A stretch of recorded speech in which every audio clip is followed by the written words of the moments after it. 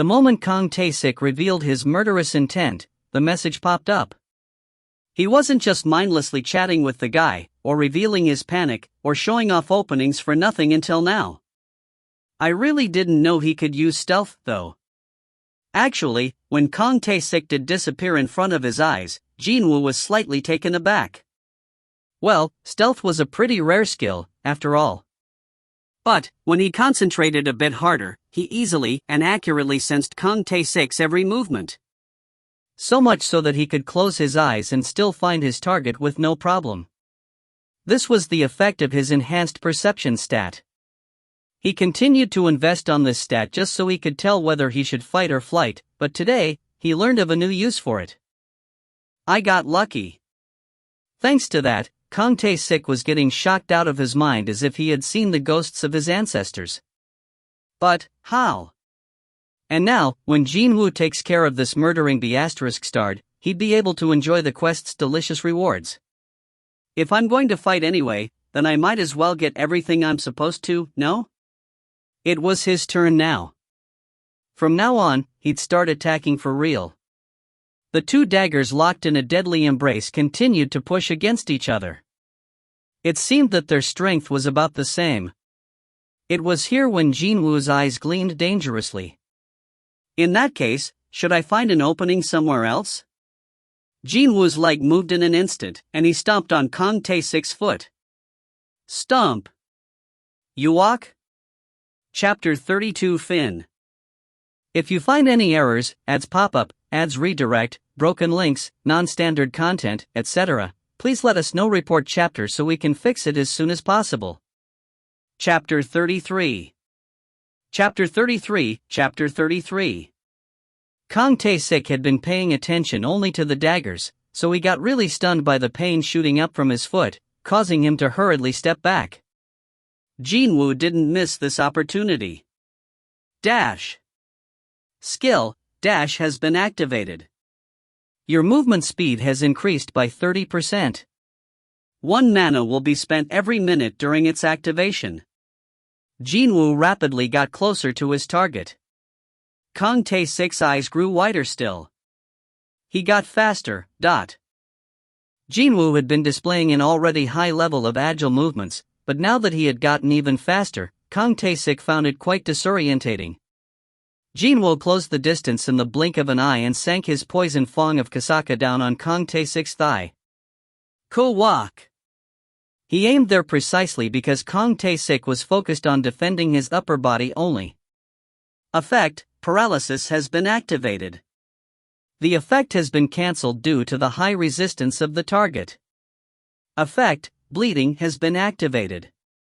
The target's stamina will decrease by 1% per second. Nice. The added effects of the Kasaka dagger kicked in as well. It was a bit regretful that the paralysis didn't work, but still, this fight had become just a tad easier now. However, Kang Tae-sik was a high-ranked hunter himself. So, his resistance was nothing to scoff about. His dagger aimed at Jin-Woo's vitals and continued to fly in.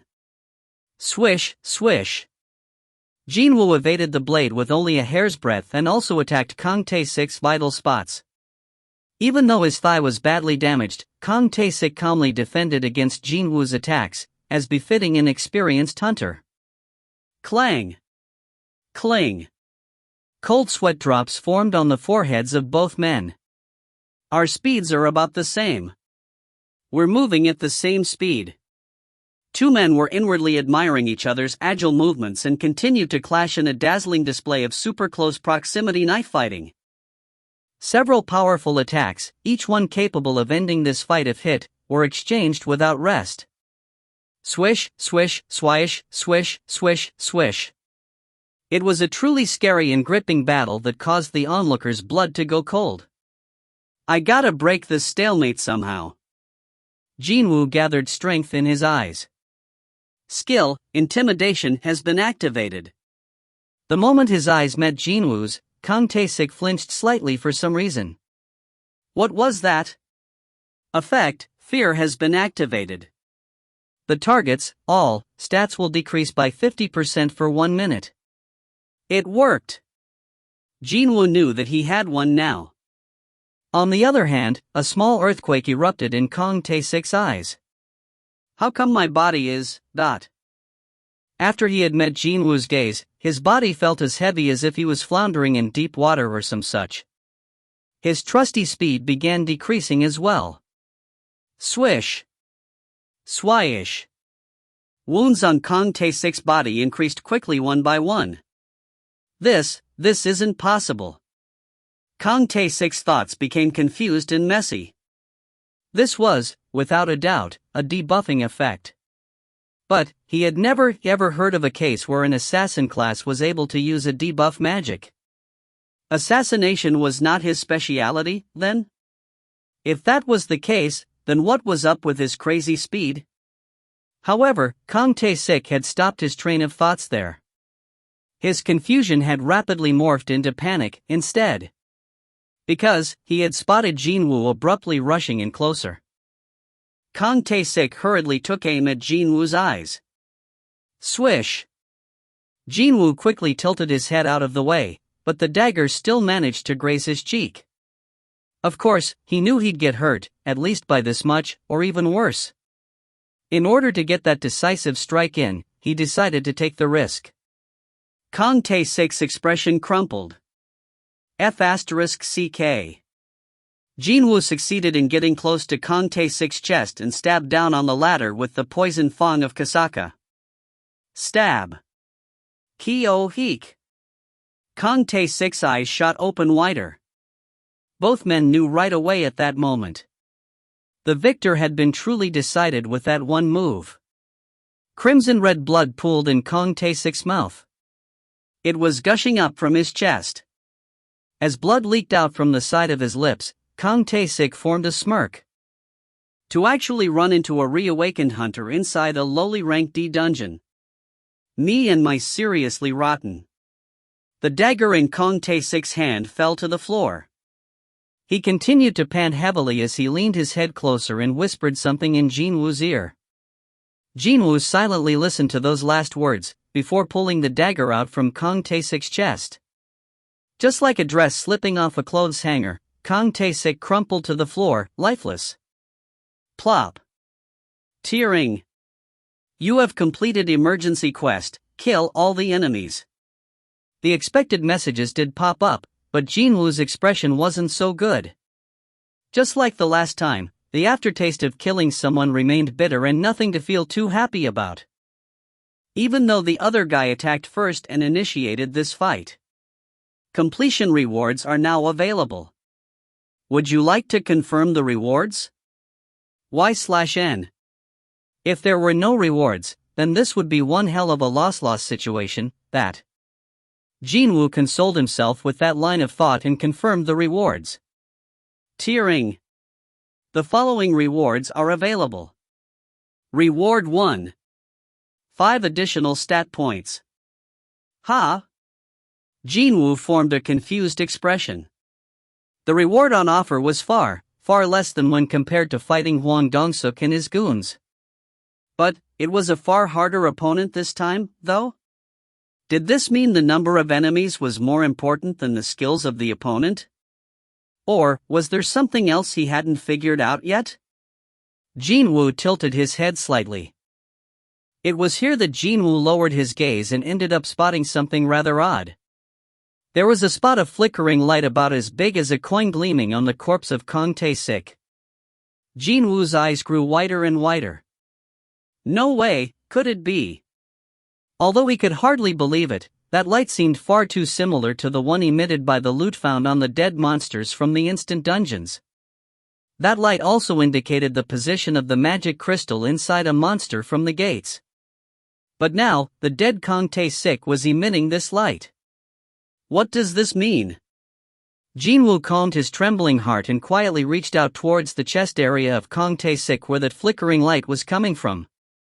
Tearing. Indeed, he wasn't seeing things just now. You've discovered rune stone, stealth. Take it? A rune stone? Are you talking about that rune stone? His heart began pounding even harder than before. The skill Kong Tae-sik used had now become a runestone and was waiting to be discovered on his body. Stealth was a rare skill that only a select few hunters could use. If this message was indeed talking about the runestones he knew, then acquire it. Suddenly, a small rock with mysterious runic letters carved on the surface appeared in his hand. Runestone, Stealth. You can absorb the skill by breaking this runestone. Absorbing skills by breaking the stone. As the description said, this rock was definitely a runestone. By breaking it, he'd be able to use stealth from now on. He had not heard of a runestone that taught one to use stealth being put up for sale until now. So, it was impossible to estimate just how much this little runestone would go for in the marketplace. It was then he heard the voices of two people coming from his rear. Mr. Song, are you alright? Mr. Jin-Woo. Jin-Woo hid the runestone inside his pocket and turned around. And he found Song Chi-yeol and Lee-Ju-wee busy gawking at him with eyes filled with disbelief. The rank E hunter Jin-Woo, who used to struggle like there's no tomorrow in a rank D dungeon, just defeated a rank B hunter Kong Tae-sik. As a non-combatant class, Lee-Ju-wee didn't know this, but the rank C Song Chi-yeol knew very well how incredibly crazy that notion was. Jin-Woo checked out his own appearance. Well, yeah, I'm okay. From a casual glance, he was totally fine. He wasn't feeling any pain, either. But, when he turned his head a bit, the blood pooling around his chin dribbled down. He reflexively touched his cheek and found that the cut he got earlier was bleeding now. Oh. Let me heal that for you. For a second or two, a blue light danced around Ju-wee's fingertips, before that little cut disappeared from the view. That was the confirmation, a rank E had successfully defeated a rank B without a single injury. For the two people here that knew Jin-Woo, rather than the fact of a rank B hunter trying to kill them, it was the fact of the youth before them defeating said hunter that shocked them the most.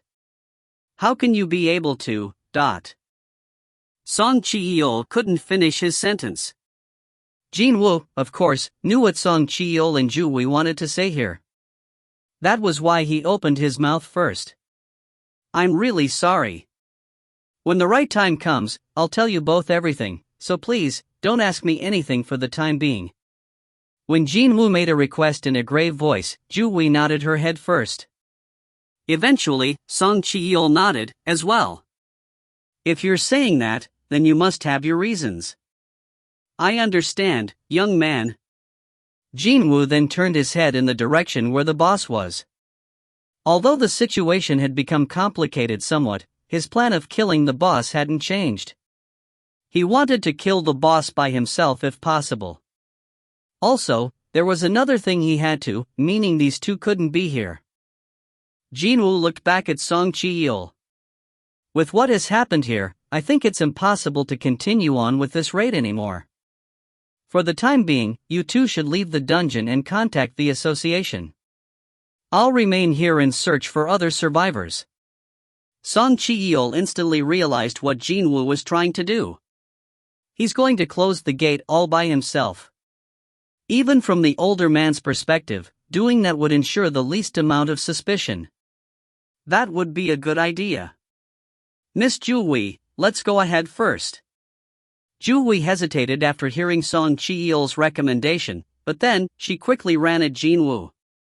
You haven't forgotten about our dinner date, right? Jin-Woo smiled gently. I haven't. I still need to ask you for my change, remember? In that case, you honor that promise, okay? I'll be waiting on the outside. Jin-Woo nodded his head, and that must have relaxed her a lot since she took a step back without saying anything else. Even as she was escaping from the dungeon, she continued to look behind her several times. Jin-Woo only let out a sigh once the shadows of the two people were gone for good. Full woo. And he really wanted to hide for as long as possible, but in the end, he got discovered. There were two eyewitnesses, so it was impossible to talk his way out of this one now. It's not like I can threaten Ju-wee or Mr. Song Ajusi either. Killing the rank B should be seen as self-defense. He had 2 eyewitnesses, so no worries there. The real issue would be with how a rank E managed to kill a rank B. I guess being a reawakened is the most plausible excuse there is, huh? He decided to go with that one, then. He'd reveal himself to be a reawakened hunter and get himself a reassignment test. No one would believe him even if he told them about the system or leveling up and all the other stuff. There was also no reason for him to reveal that information voluntarily, anyway. After he decided to go through with the reassignment test, he kind of felt relieved on one hand, and a bit wistful on the other. And here I was, hoping to do the test only after I got even stronger. But, since when did the world move as one wished? There was nothing he could do about it now. I wonder, how high will my new rank be? Since he fought on equal footing with Kang Tae-sik, was he slightly stronger than a rank B hunter at this moment? He thought that he had gotten really strong now, but as it turned out, those high-ranking hunters, starting from B all the way up to S, were indeed all freakish existences far surpassing his imaginations. Oh well, let's think about the future once I get out of here. For the time being, he had to get rid of the boss first. The dungeon that emitted magical energy waves equaling a rank D only had a bunch of rank E goblins inside.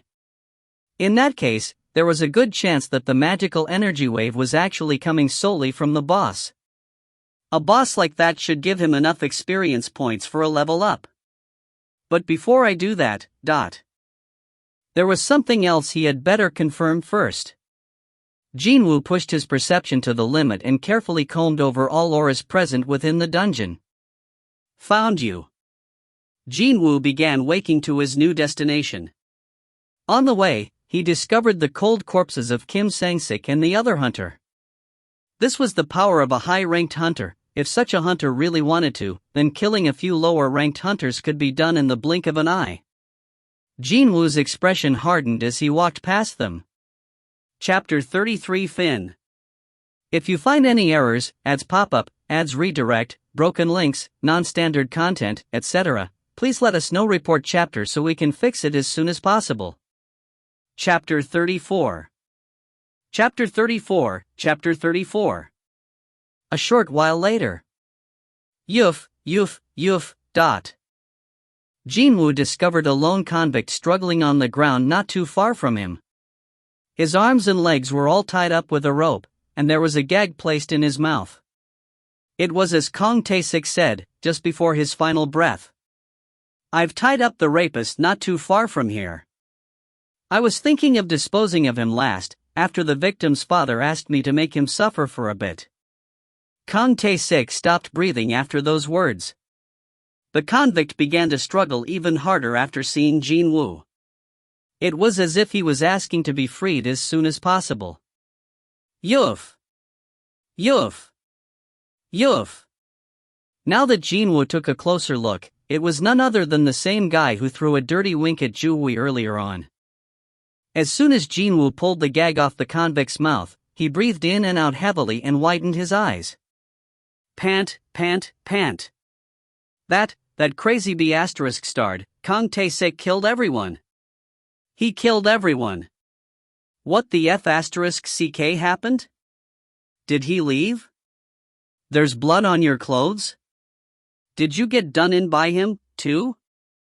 Jin-Woo didn't reply and simply raised his head to stare straight ahead. Towards where the boss was. The convict's words poured out in great urgency. Untie me first. Hurry. We gotta escape before Kang Tae-sik shows up. God d***m in it. There's some sort of magic energy flowing in the ropes and I can't tear them apart. You have some sort of a weapon with you, right? Why aren't you saying anything? Can't you hear me? When a bottom-feeder hunter from the association continued to ignore him, the convict forgot about the position he was in and began frowning in dissatisfaction. Remaining expressionless until then, Jin-Woo finally opened his mouth. The boss should be just up ahead. What?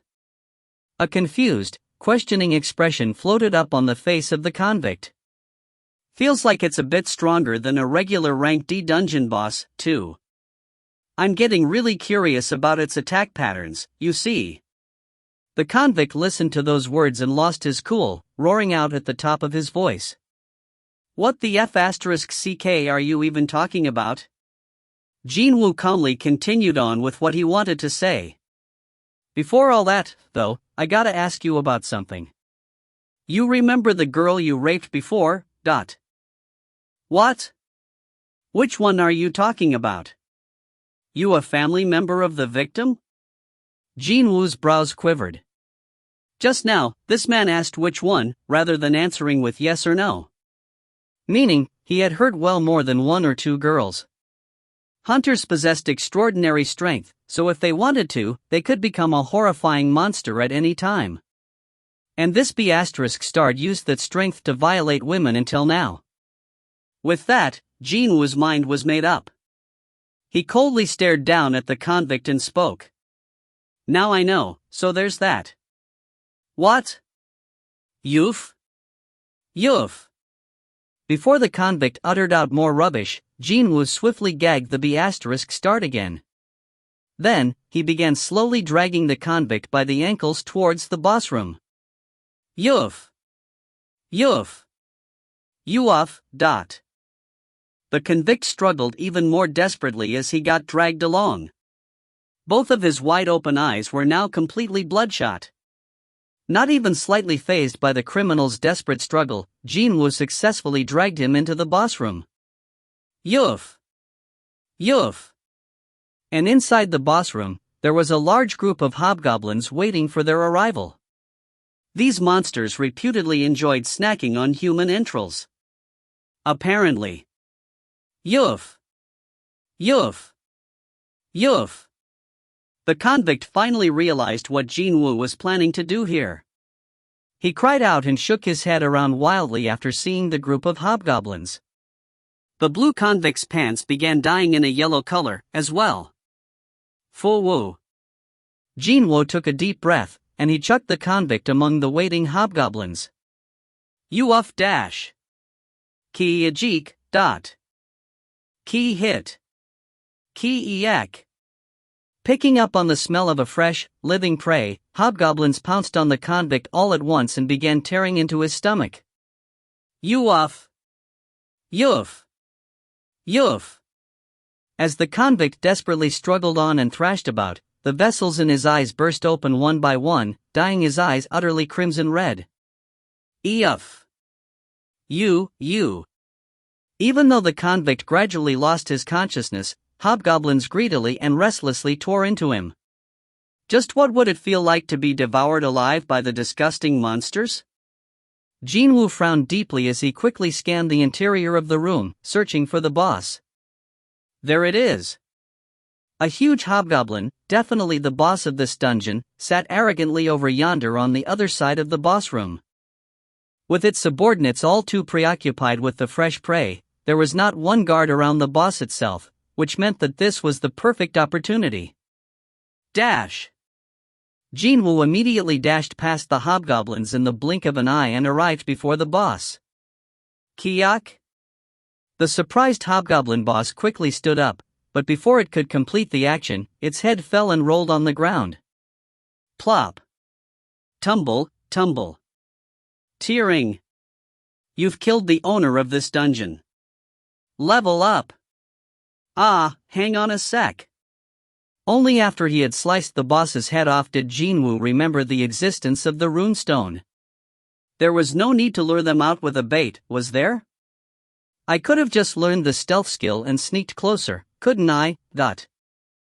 Jin-Woo shifted his gaze over to what little remained of the convict and clicked his tongue. Of course, he wasn't feeling any sympathy for the B***starred there. Well, whatever. In any case, his plan was a success. Part 5. Cogwheel. It wasn't difficult to deal with the group of confused and leaderless hobgoblins. Ki-eak. Ki-eoch. Kayak. The hobgoblins ran around trying to escape from Jin-Woo, but were all hunted down soon afterwards. Kaya-hak. When he killed the very last one, another feel-good message popped into his view. Level up. it rose up again? His expression brightened up after this rather unexpected reward of the day's labor fell into his lap.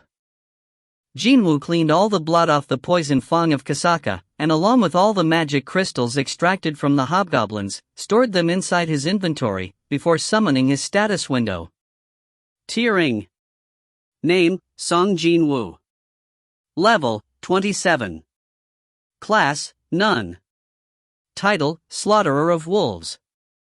HP, 5114. MP, 548. Tiredness, 0. Stats. Strength, 72.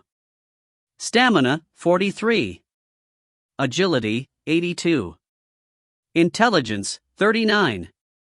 Perception, 69. Available points to distribute, 5.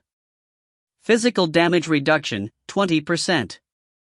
Skills. Passive skills. Unknown, LV, max.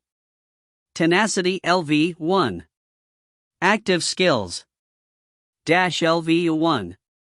Intimidation, LV, 1. Equipped items. Gatekeeper's necklace, A. Before he knew it, his level was almost near the 30 mark. Jin-Woo wasn't expecting much from this dungeon at the time of hunting down the weak goblins by the entrance. But, well, he got a level up by killing the hobgoblin boss, and then another one from hunting down every single one of the hobgoblin underlings, as well.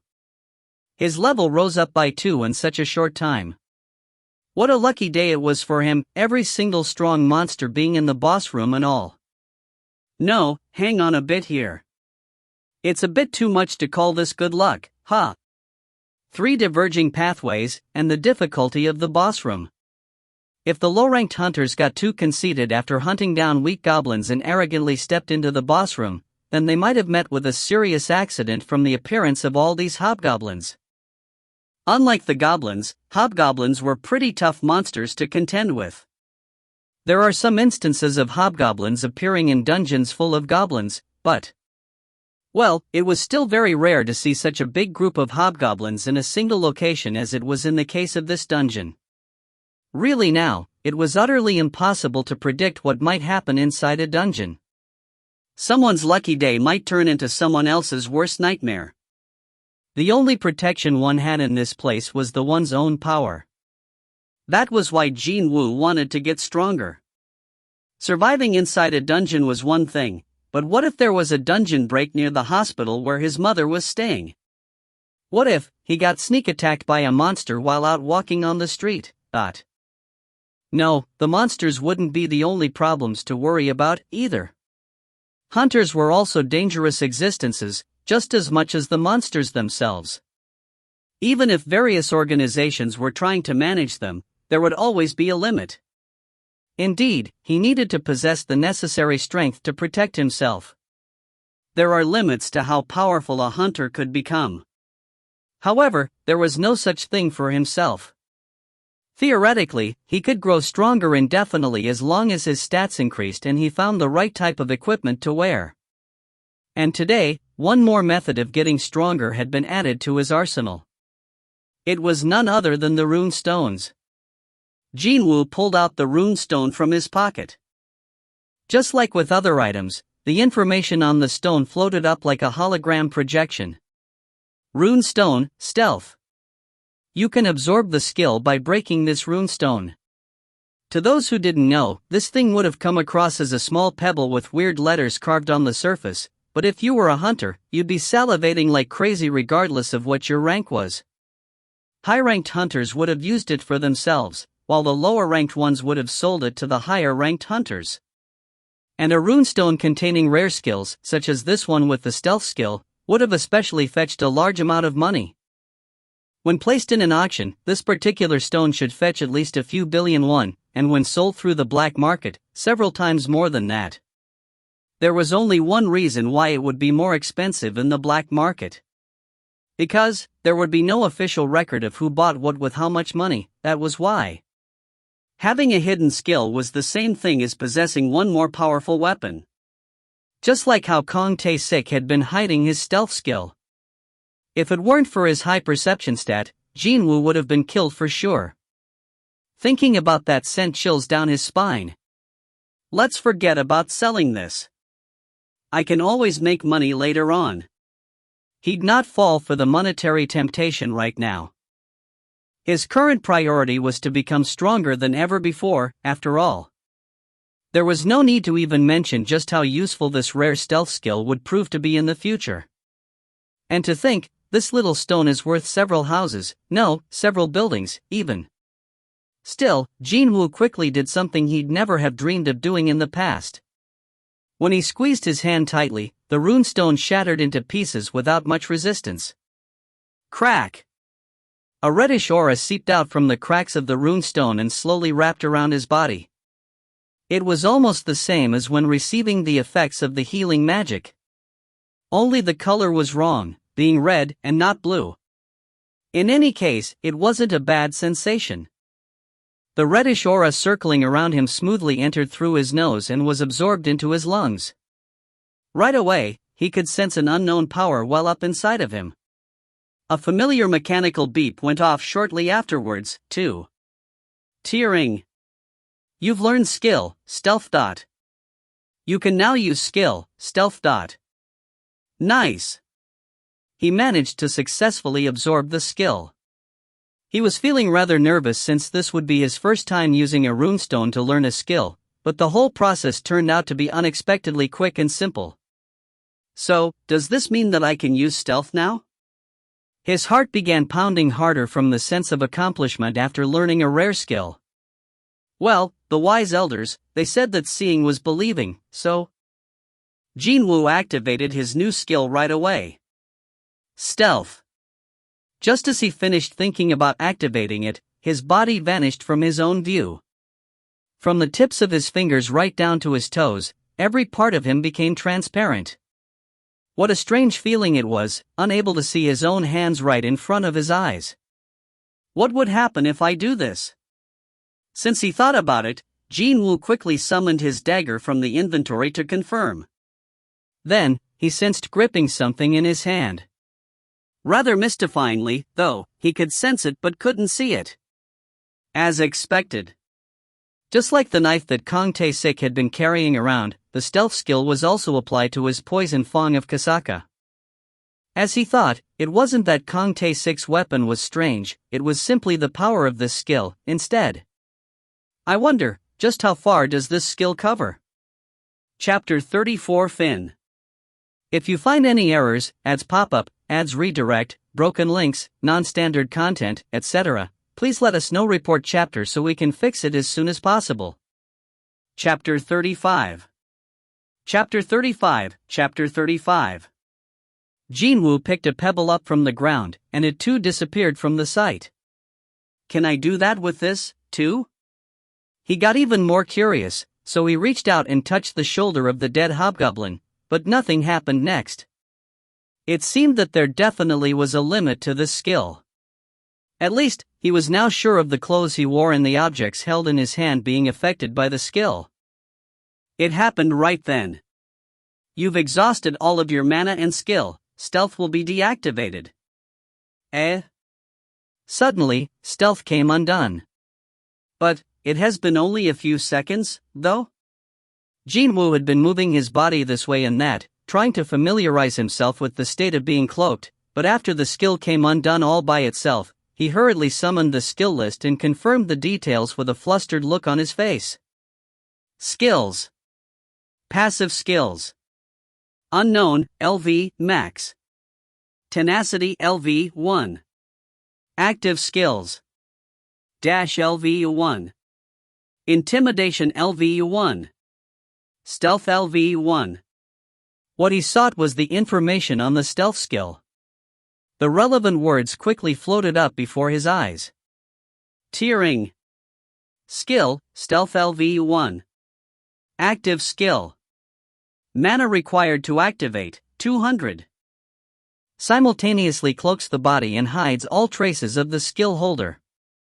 During its activation, 10 mana will be spent every second.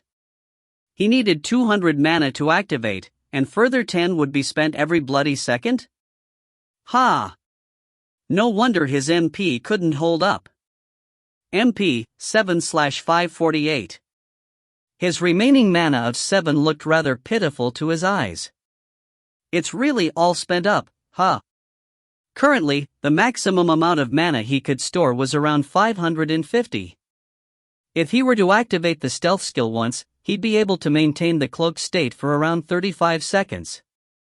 But, if he were to use other skills, then he'd not even get the full 35 seconds, either. Now that I think about it, even Kong Tae-sik cancelled his stealth pretty quickly, didn't he? He didn't do that accidentally, as it turned out.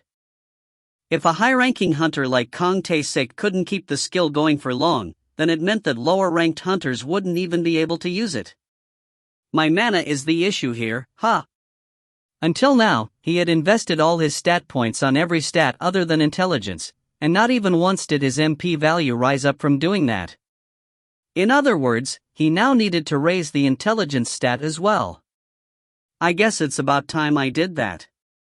Still, it kind of felt like a waste investing his hard-earned stat points on a non-combat related stat just so he could use a skill for a few seconds longer.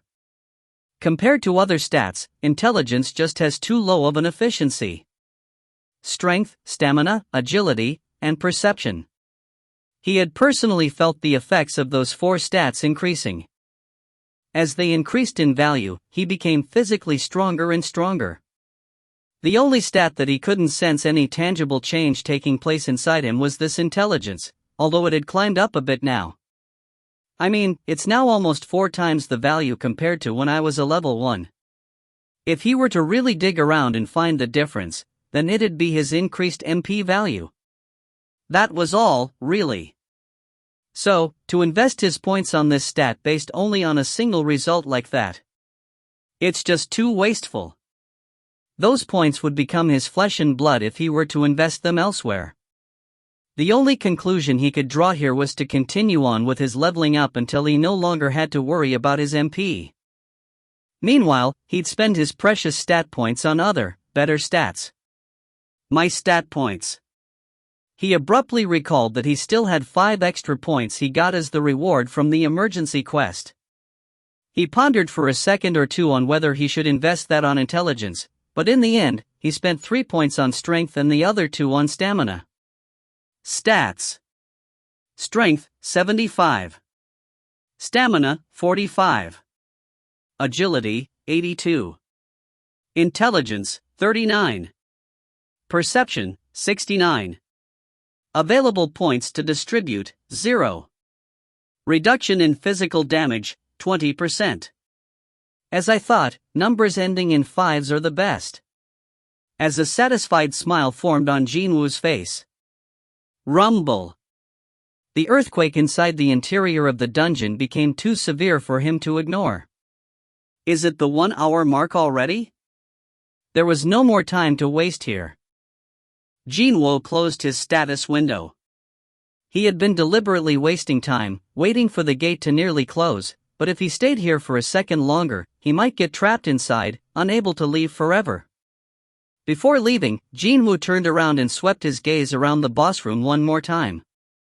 I extracted all the magic crystals, and well, it looked like he hadn't missed a thing. After confirming this fact, he rapidly disappeared down the exit. Rumble. As if to warn those still inside that the gate was about to close, the dungeon began shaking even harder than before. With excellent timing, agents from the association's investigation department arrived in front of the gate.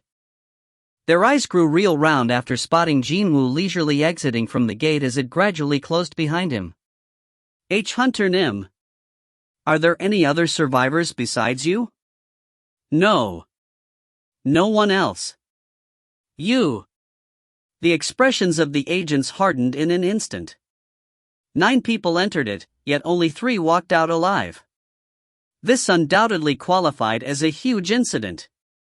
What with several similarly bad incidents occurring within a single district, it was little wonder why these association agents felt like they had stepped on an almighty pile of dog poo at this very moment. They wanted to make sure there were no other survivors, but the gate closed on them so that was no longer possible, too. This was precisely the reason why Jin-Woo waited around until the time limit was almost up, however. Well, I can't let them know that there indeed was a survivor, now can I? With this, the testimonies of the 3 survivors would have to suffice. One of the agents spoke with a complicated tone of voice. Just now, the investigation department has received a telephone call from the chairman of the Jungang Industries, wishing to hand himself over. It was here that Seong Jin-Woo entered into the conversation. The chairman of the Jungang Industries, you say? He's the father of the victim, and he allegedly has paid off the hunter Kang Tae-sik from the monitoring division to murder the convicts. Oh. The chairman had confessed to everything after he heard that Kang Tae-sik was indeed successful in killing the rapist. Although, it wasn't Kang Tae-sik but me. Cops headed there, and the association came here, it seemed. Jin-Woo listened quietly before asking a question. If that's the case, there is no problem on this side, isn't that right? At Jin-Woo's question, the agents formed troubled expressions. Yes, basically. There was a clear evidence of Kang Tae-sik's crimes, and these 3 people fought Kang Tae-sik in order to survive. Just as Jin-Woo asked, there was nothing here that could be seen as problematic. Except for one thing. One of the agents asked the part that felt the most suspicious to him. Just who delivered the final killing blow to Mr. Kang Tae-sik, who was a rank B hunter? The agents had only arrived at the scene not too long ago, and they were not briefed on the minute details of the situation yet. Oh, well. The distance from here to the association headquarters is really far, so it can't be helped, huh? It's already quite commendable that they had arrived here before the gate actually closed. They surely had to leave the HQ and drive super fast to get here in time as soon as receiving the call. Hints of fatigue were clearly visible on the faces of the agents. Just before Jin-Woo was about to speak the truth, he recalled the face of Eugene-ho. What a missed opportunity this is, but looks like I won't be helping that kid out with his raid quota after all. By making an excuse of him being a reawakened hunter, and going ahead with the reassignment test, he'd not be able to humor Eugene-ho's plan anymore. What Eugene-ho looked for was a low-ranked hunter that possessed incredible skills.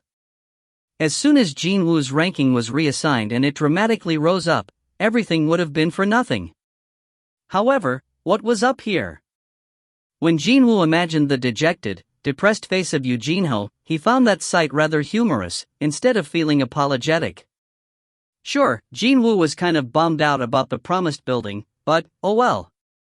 Well, naught I can do here now. Jin-Woo thought as such and was about to open his mouth, but then. It was me. His head naturally swiveled towards the source of that voice. And he saw Ijui, her wide-open eyes full of surprise, staring at Seong Jin-Woo. But, juicy. Before Jin-Woo could ask what his intentions were, Seong Jin-Woo took the initiative and walked closer to the agents. I'm the one who killed Kang Tae-sik. The questioning agent still didn't look convinced, however. Seong Jin-Woo Hunternim, are you saying that you brought down Kang Tae-sik Hunternim? His suspicions had merit. Not only was Seong Jin-Woo a rank C hunter, but he also had lost his left arm as well. On the other hand, wasn't Kang Tae-sik often referred to as a high-ranked hunter, someone who was ranked B? The power of high-ranked hunters easily exceeded one's imaginations. The accepted norm was that the difference in strength between a rank B and a rank C was far, far wider than that between a rank C and a rank D. It was here that Seong Jin-Woo began chuckling amiably. Have you all forgotten just who was behind me? Ah! Just as the gazes of everyone focused on her, Ijui's face reddened and she quickly lowered her head. Ijui was a B-ranked hunter.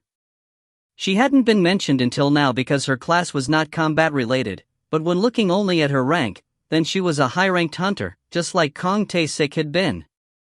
Why wouldn't a rank C hunter be able to defeat a rank B hunter, when a rank B healer was lending her aid from the side?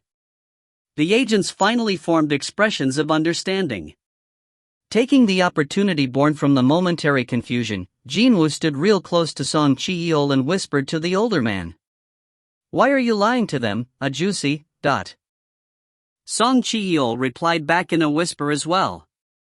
I thought that there must be a good reason why you were trying to conceal your abilities. Did I overstep my boundaries? Of course, he didn't. Thanks to him, Jin-Woo would get to avoid dealing with many inconvenient matters. This was the reason why one could never discount wisdom formed from years of experience. No, you didn't. I've received a lot of your help until now, so I'm glad to hear that I was able to help out you now, even if it's just a small thing. Meanwhile, one of the agents walked closer to the two men. Mr. Song Ji-yeol, why don't you come with us?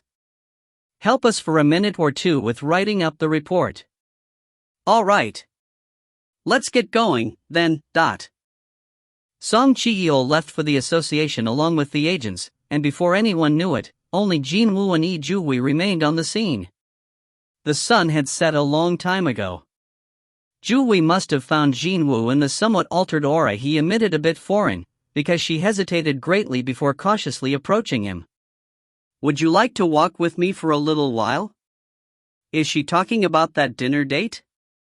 He was starving after moving around for a bit today, so he found her suggestion to his liking. Jin-Woo agreed with a welcoming expression. Okay, let's. As if they had made a promise earlier, the two young people began quietly walking side by side under the soft lights of the street lamps. Ju-hui's eyes remained fixed to her toes. Because, if she tried to raise her head, her gaze automatically drifted towards to her side. She tried very hard not to think about it, but it was of no use.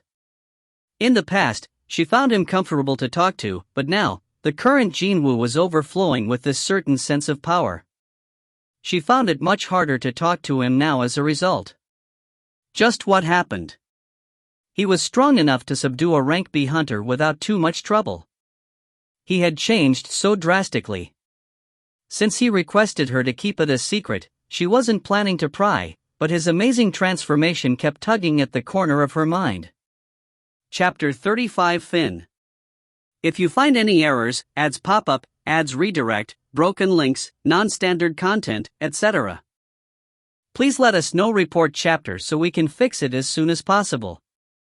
Chapter 36. Chapter 36. I wish he'd at least talk to me. Ju-hui kind of felt that Jin-Woo was being rather cold-hearted here, not saying a single word until now. In the end, Ju-hui stopped walking first and with some difficulty, broke the ice. Actually, I think it'll be impossible for me to eat anything today. Let me return this to you in the meantime. Ju-hui handed over a magic crystal to Jin-Woo. It was none other than the same crystal he entrusted to her back in the underground temple. The tips of Ju-hui's fingers were trembling as she handed over the crystal. That incident had been only a few days ago. And she had to go through another one today. Ju-hui was the type of person to get scared quite easily. He could easily figure out what she meant by being unable to eat anything. But, today isn't the only day, you know? There's no need to return this to me now. Ju-hui shook her head slowly. I'm going back home next week. He heard that she was quitting the life of a hunter, but now, it seemed that she was leaving the city altogether. Jin-Woo formed a rueful expression. Is it because of that incident back then? Well, it's not simply because of that, but perhaps she ended up recalling the events of that day. Ju-hui's complexion darkened. Jin-Woo quickly changed the topic of their conversation. Where is your family home, exactly? It's in Busan. Actually, Mr. Jin-Woo. Suddenly, Ju-hui's expression became quite serious. Why yes. Sensing that the mood had become somber, Jin-Woo quickly wiped the smile off his face and formed a serious expression as well. Ju-hui slowly, carefully combed over Jin-Woo's face. Back then, when everyone else was trembling from despair, only Jin-Woo's eyes burned fiercely with a strong resolve. Ju-hui was nearest to him, so she got to see those eyes. It was like they were shouting out to the rest of the world so they can hear his will to survive. And the faint traces of hope those eyes captured managed to save not only her, but many others as well, from that place multiple times. No one could imitate what he pulled off back there. Thump, thump. When she recalled the events of that day, her heart began beating faster and faster. No, I can't. She had no regrets over quitting the life of a hunter, since it didn't even suit her personality, to begin with. However, she couldn't help but feel really bad after realizing that it'd be tough to meet Jin-Woo ever again. Will he think of me as a weird person if I ask him about meeting each other again? It was rather unfortunate, but there were some things in this world that she couldn't really do anything about. Having any regrets over such matters would only end up tormenting her. In the end, Ju-Wei simply formed a disarming smile and lightly shook her head. Nah, it's nothing, really. If you come down to Busan one day, please give me a call. I'll buy you really good sushi. Sounds good. When Jin-Woo formed a smile, Ju-Wei smiled back at him. And so, Ju-Wei didn't get to say the words she truly wanted to say. She simply performed a short goodbye and turned around to leave. The way back home never felt this long to her before. After sending Ju-Wei home, Jin-Woo also returned to his place. An old, decrepit apartment building, visible even from a distance. His place was on the 8th floor. TL, 9th floor for all of you North American readers. As he walked past the parked cars to enter the building itself, the voice of an old man stopped him in his tracks. Young man from 902. It was coming from the old security guard at Juicy. He'd been around this place for a very long time. Jin-Woo was familiar with the older man, so he greeted without hesitation. You haven't gone home yet, Juicy? I'm on the night watch duty today. Aha. Jin-Woo lightly nodded his head. The old security guard immediately brought out a parcel from the guard post. Jin-Woo, this came for you today. Ah. Thank you so much. The sender written on the slip was the association. Oh, so it was today, eh? The day that his replacement phone from the association was supposed to arrive, that was. Jin-Woo took out his brand new phone from the box. It glittered softly under the light. He remembered hearing not too long ago that, due to the continued extreme level of interest towards everything related to hunters, the number of non-awakened people trying to get their hands on one of these phones was on the explosive rise. Never mind those who wish to buy one, just what are those idiot hunters thinking, trying to pilfer a few and selling them off? The old saying went that it's not the country that lacked money, but that there were way too many crooks, instead. Whether it was inside the association or in the military, or any place where people gathered in some numbers, corruption would always cause problems. Because of corruption, money would leak out, and the promised financial support would decrease as much as the amount of leaked money, which would make the overall situation even worse. This would eventually mean that those who were supposed to benefit from the system in a rightful manner got screwed royally in the A*S.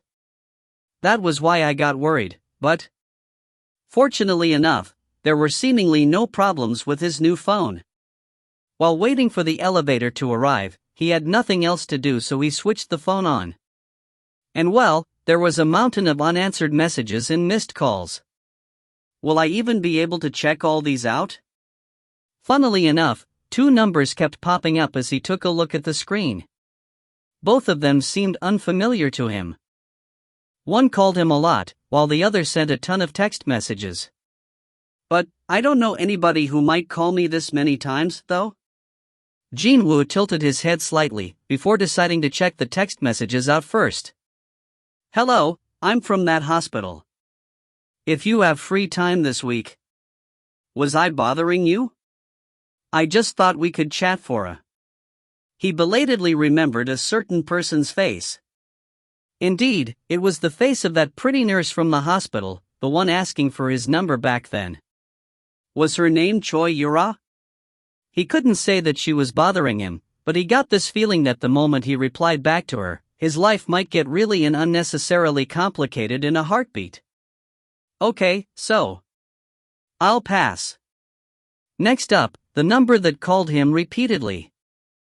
Jin-Woo pressed the call button. A fairly new and catchy pop song noisily greeted him as the ringtone.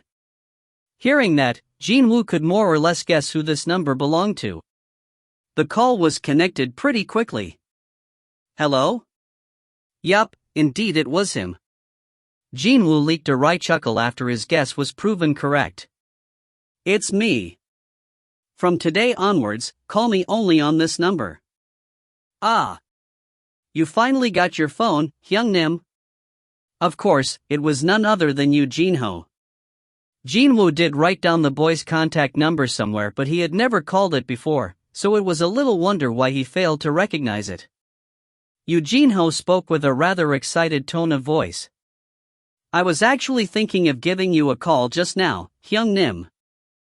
I've finished recruiting the team members, so I'll be coming around tomorrow morning to fetch you.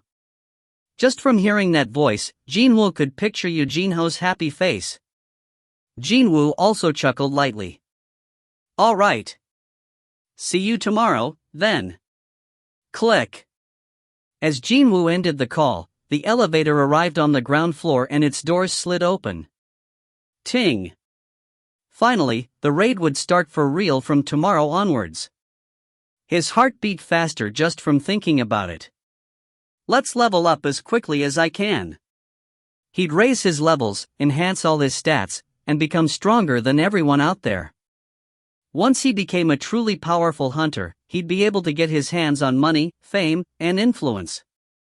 And tomorrow would be his first step towards that goal. The east of the United States. Late at night. Hwang Dong-soo was the main hunter of the guild, Scavenger, one of the top guilds in the entire USA. Not only that, but he was also an S rank as well. And just before he went to sleep, he received a phone call informing him of a shocking matter. My older brother is dead? I want you to speak slowly, and tell me everything in detail. Got that? The name of his older brother was Hwang Dong-suk. Apparently, he entered a C-ranked gate and lost his life. My older brother and his 8 teammates all died, and only 2 others escaped unhurt? And the 2 who survived were only a rank D and a bloody E? Something smelled fishy here. The older brother Hwang Dong-soo knew would never sacrifice his own life for a far weaker teammate. Also, what if that said teammate happened to be a temp? There was no need to even mention it. However, only the ranks D and E walked away alive, while his older brother and other C-ranked hunters all perished in that dungeon. There's something going here. Hwang Dong-soo's eyes became incredibly sharp. Right now, he was in a far-off foreign nation after being scouted away by one of America's top guilds, but back when he was still in Korea, his brother did everything possible to look after him and be a good brother. He might not have been a good human being, but he was a great, precious brother. I was planning to invite him here once I've secured my foothold, but now. To think, he'd meet an accident before that happened. Hwang Dong-soo bit his lower lip. Fax me all the information on the 2 surviving members. My number is TL, yup, it said fax in the raw. So, no emails in this world, then? Hwang Dong-soo ended the phone call and then called his manager next. The call got through pretty quickly. Mr. Hwang. You're calling me quite late. What's going on? Laura. What would happen if I were to kill some people in Korea? Do you really mean that? Yes. There was a bout of silence before the woman's voice continued on. The states have yet to sign an agreement to exchange hunter criminals with South Korea. Mr. Hwang, you are now an American citizen, so you'll get a hearing in a U.S. court instead. If we have a chat with the relevant government officials, then your overall sentence should be pretty light, but... Good to hear that. Looks like I'll have to make a trip to Korea for a while. Something happened there. Can you clear up my schedule for a bit? However, Mr. Hwang, if you leave so suddenly like this, the operations in the guild will grind to a halt. Can you inform me of the nature of this something? It's a personal matter. Of course, I'm not going to harm the guild in any shape or form. Tell me just how far my schedule's been booked for. You're fully booked out for the next 2 months. 2 months, is it? Fine. After that, I will need some free time, so don't schedule anything. I don't need a long time, either. Just 2 weeks. I'll only need 2 weeks to pop in and out of Korea. Understood. What should I tell the upper management? Tell them, I'm going to my brother's funeral. Also, going on a trip to cheer myself up, as well. Okay. Will do. By the way, Mr. Huang. If there is anything I can assist you with. Click. Huang Dongsu abruptly ended the call. Didn't matter whether it was some cheering up or an advice. He was not in the mood to hear either of those at the moment. It was then, the fax had arrived. Huang Dongsu took a look at the documents arriving one by one. On the white pages, photos of 2 hunters, their names, and their brief bio could be seen. The rank D hunter, Yu Jin-Ho, and a rank E, Seong Jin-Woo. Huang Dongsu alternated his gaze on the 2 men's photos and gritted his teeth in determination.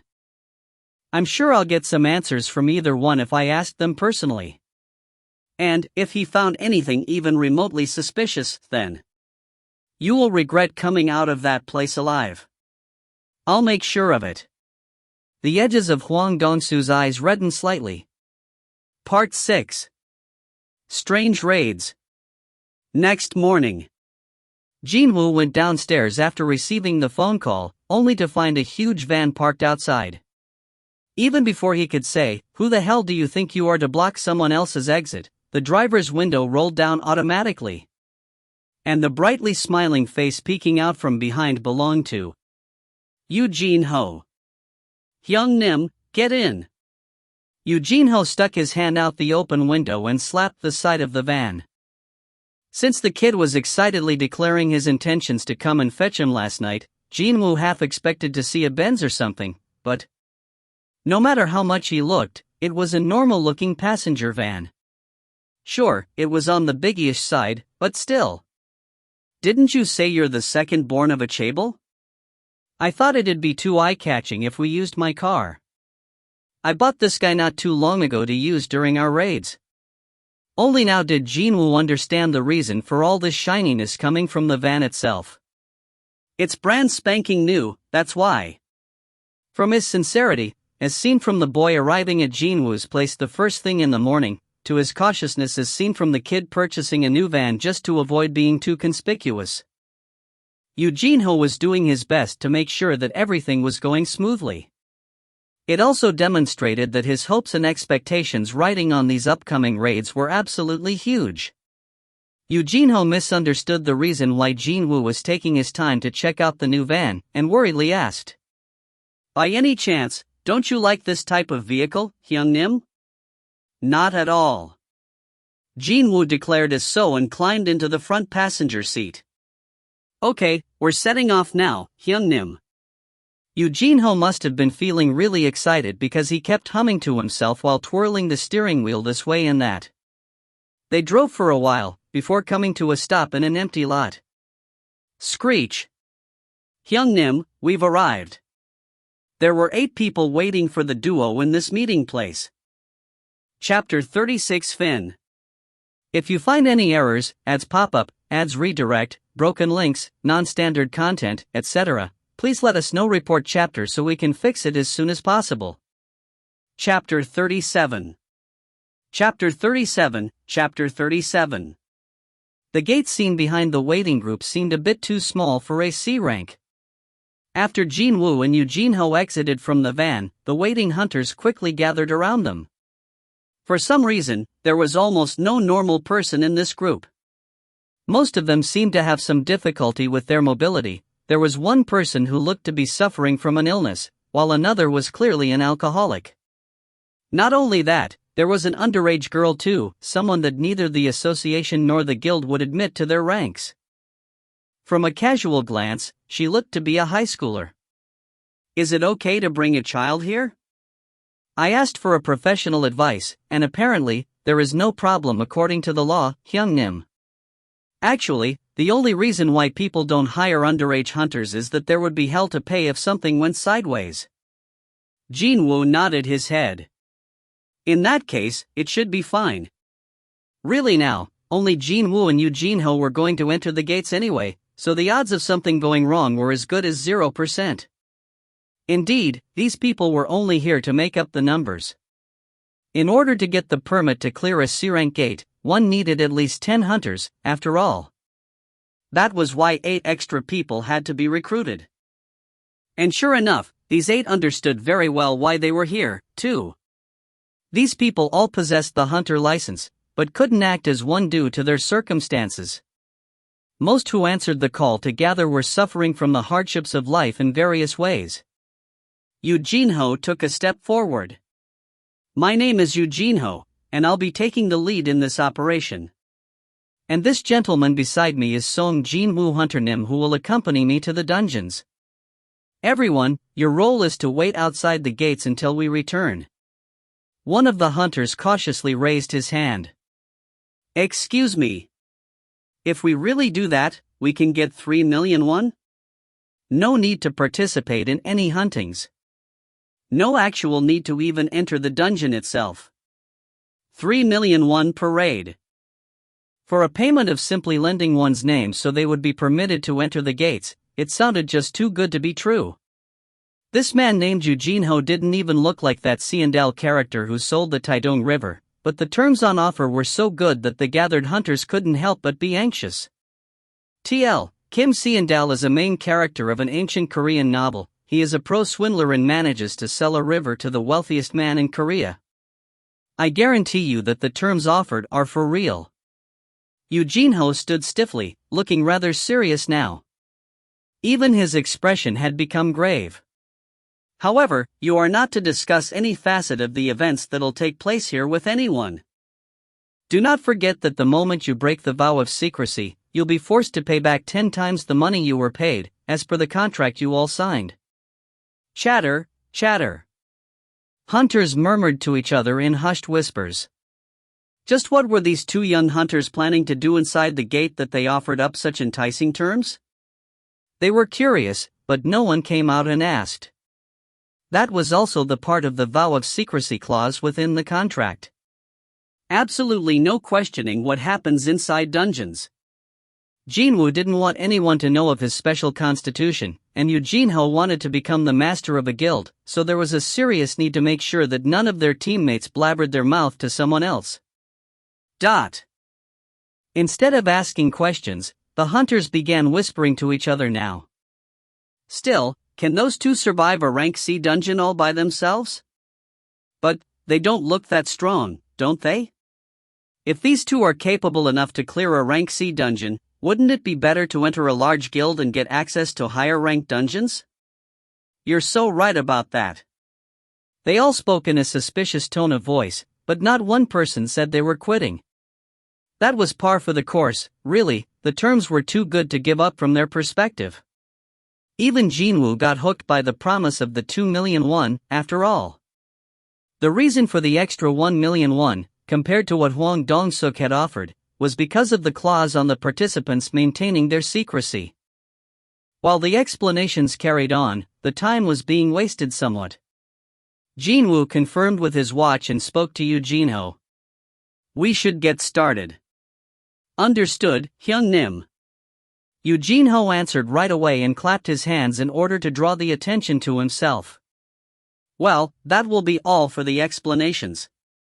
I won't force you to participate. So, is there anyone among you who'd like to quit now? Of course, no one raised their hands. Just before the duo tried to enter the gate.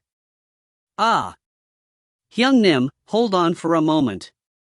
Recalling something he had completely forgotten about until now, Yoo Jin-ho hurriedly ran back to the van. He then put several things on the entirety of his body and walked back to the gate in an unsteady and difficult fashion. What is that? It's a full set of reinforced armor, crafted by a famous guild of master craftsmen in Italy. Hyung Nim, don't you think we need at least this type of equipment if we were to clear a dungeon by ourselves? Jin-Woo slowly facepalmed. Simply staring at that hunk of steel covering the kid from the tip of his toes all the way up to the crown of his head, Jin-Woo felt like his own breathing was getting all choked up and the like. "What's the matter, Hyung Nim?" Unable to watch on any longer, Jin-Woo reached out, yanked loose the long sword attached to Eugene-ho's waist, and dropped it on the ground. Eugene-ho tried to bend down in order to pick up the sword only to lose his balance, and he toppled over ungainly. Plop. Jin-Woo did his best to suppress the rising tides of anger and spoke with great difficulty. "While I'm still being civil, take them off." "Yes."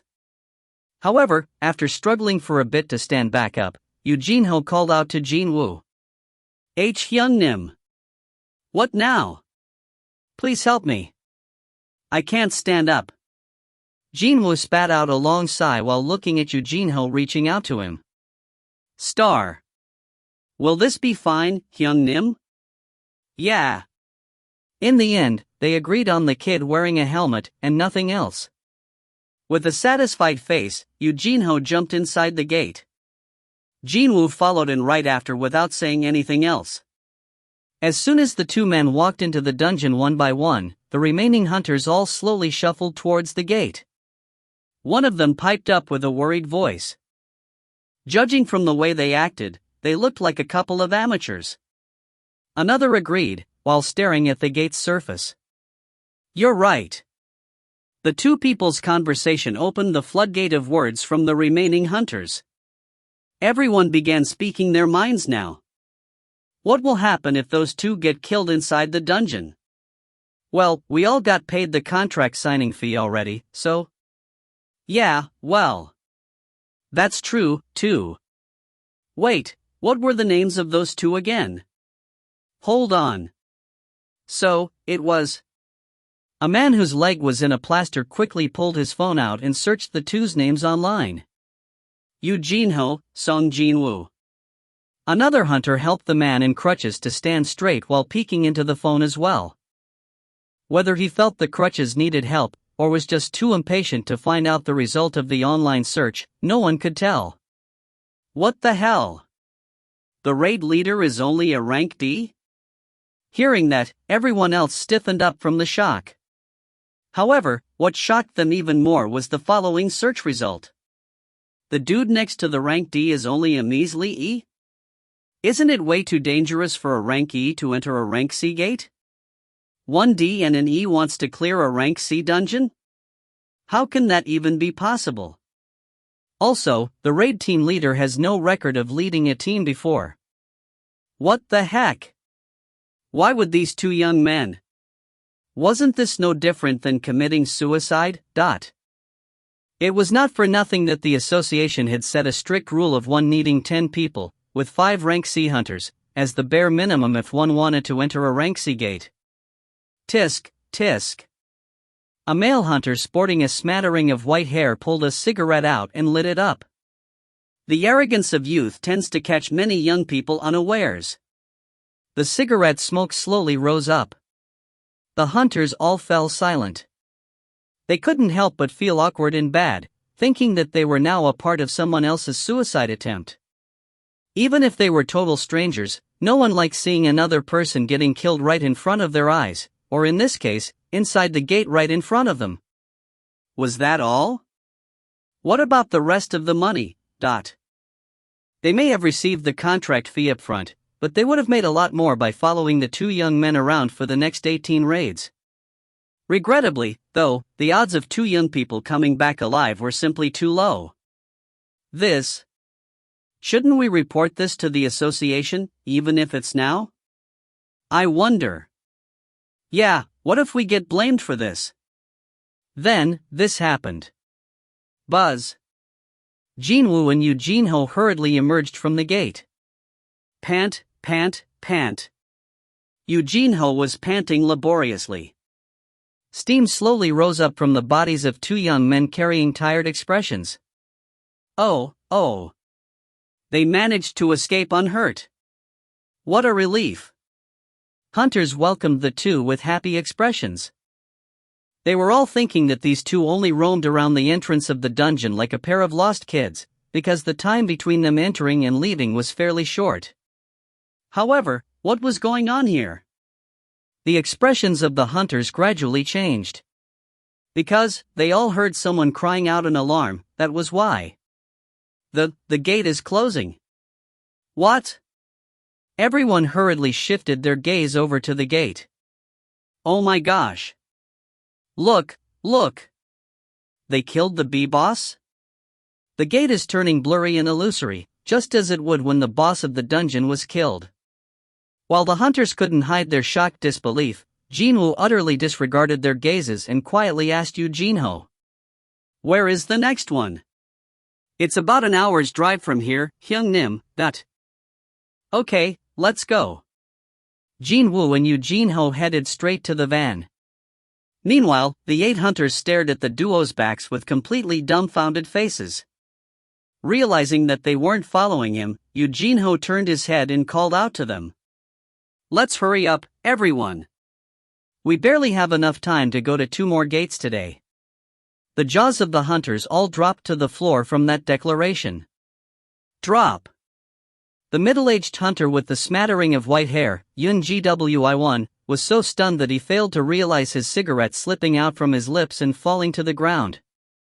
Those 2 managed to clear a rank C dungeon, and they are going for another raid, too? It wasn't only Yun Gwi1, though. Everyone present was thinking the exact same thing.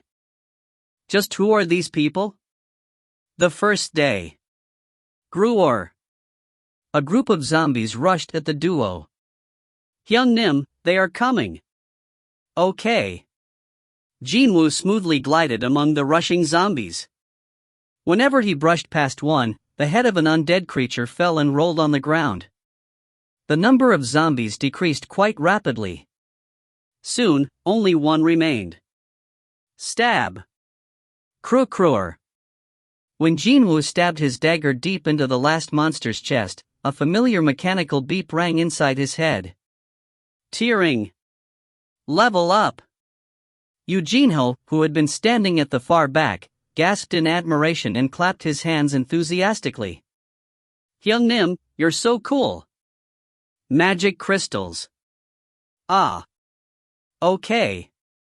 Yu Jin-Ho quickly pulled the bag out and began collecting the magic crystals. It was around at this point. The mechanical beeps didn't end with the level up message and continued on. Tearing. You've acquired skill, high-grade dagger technique LV1. Tearing. You've acquired skill, vital points targeting LV1. Tearing. Skill, dash has leveled up.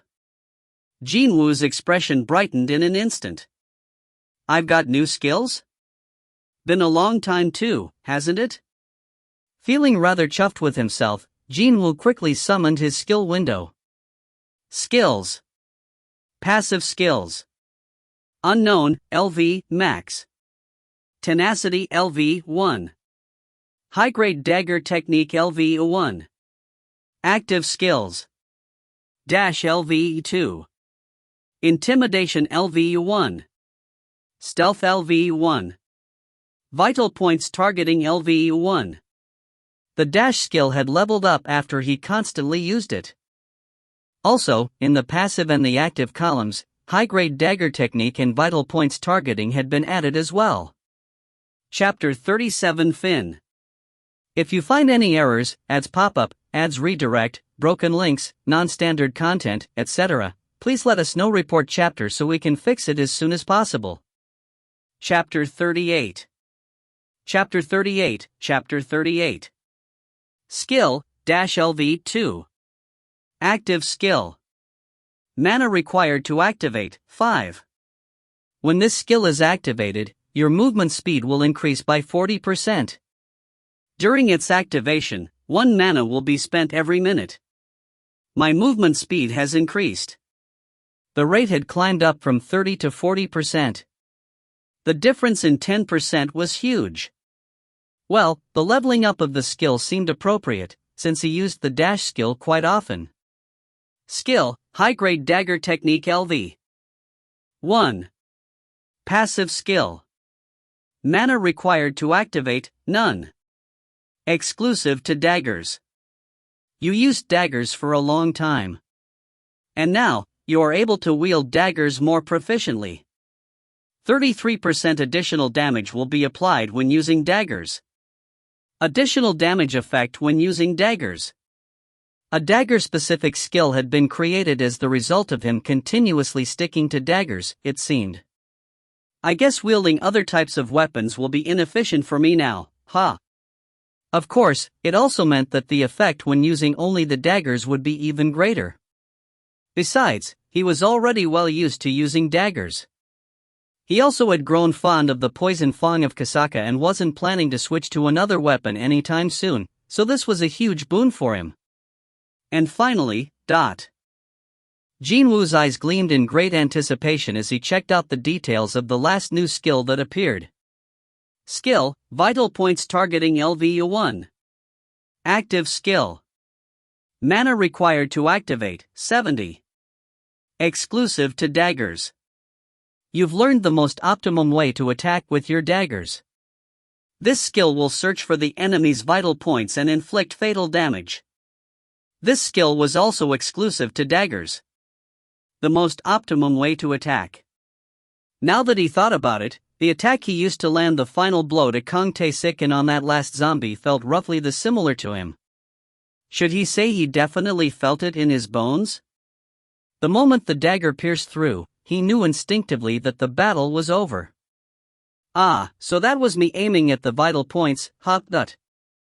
To think, something he did as an accident would become an actual skill, and he'd get to use it whenever he felt like it. His heart was now beating like crazy. To Jin-Woo, who had no other method to attack other than to swing his dagger around this way and that, this attack skill, Vital Points Targeting, was like the sweet, sweet rain falling at the end of a long drought. Very nice. He leveled up and got new skills. It had only been the first day, yet things were going really smoothly already. The second day. Level up. Level up. With the addition of an attack skill, the speed of hunting had increased rather noticeably. Level up. Jin-Ho's eyes could only grow wider and wider as he watched countless monsters fall one after the other when Jin-Woo accurately attacked their weak points. Hyun-Nim has been hiding such a mad skill until now? Just how far did the set of Hyun-Nim's mysterious skills extend to?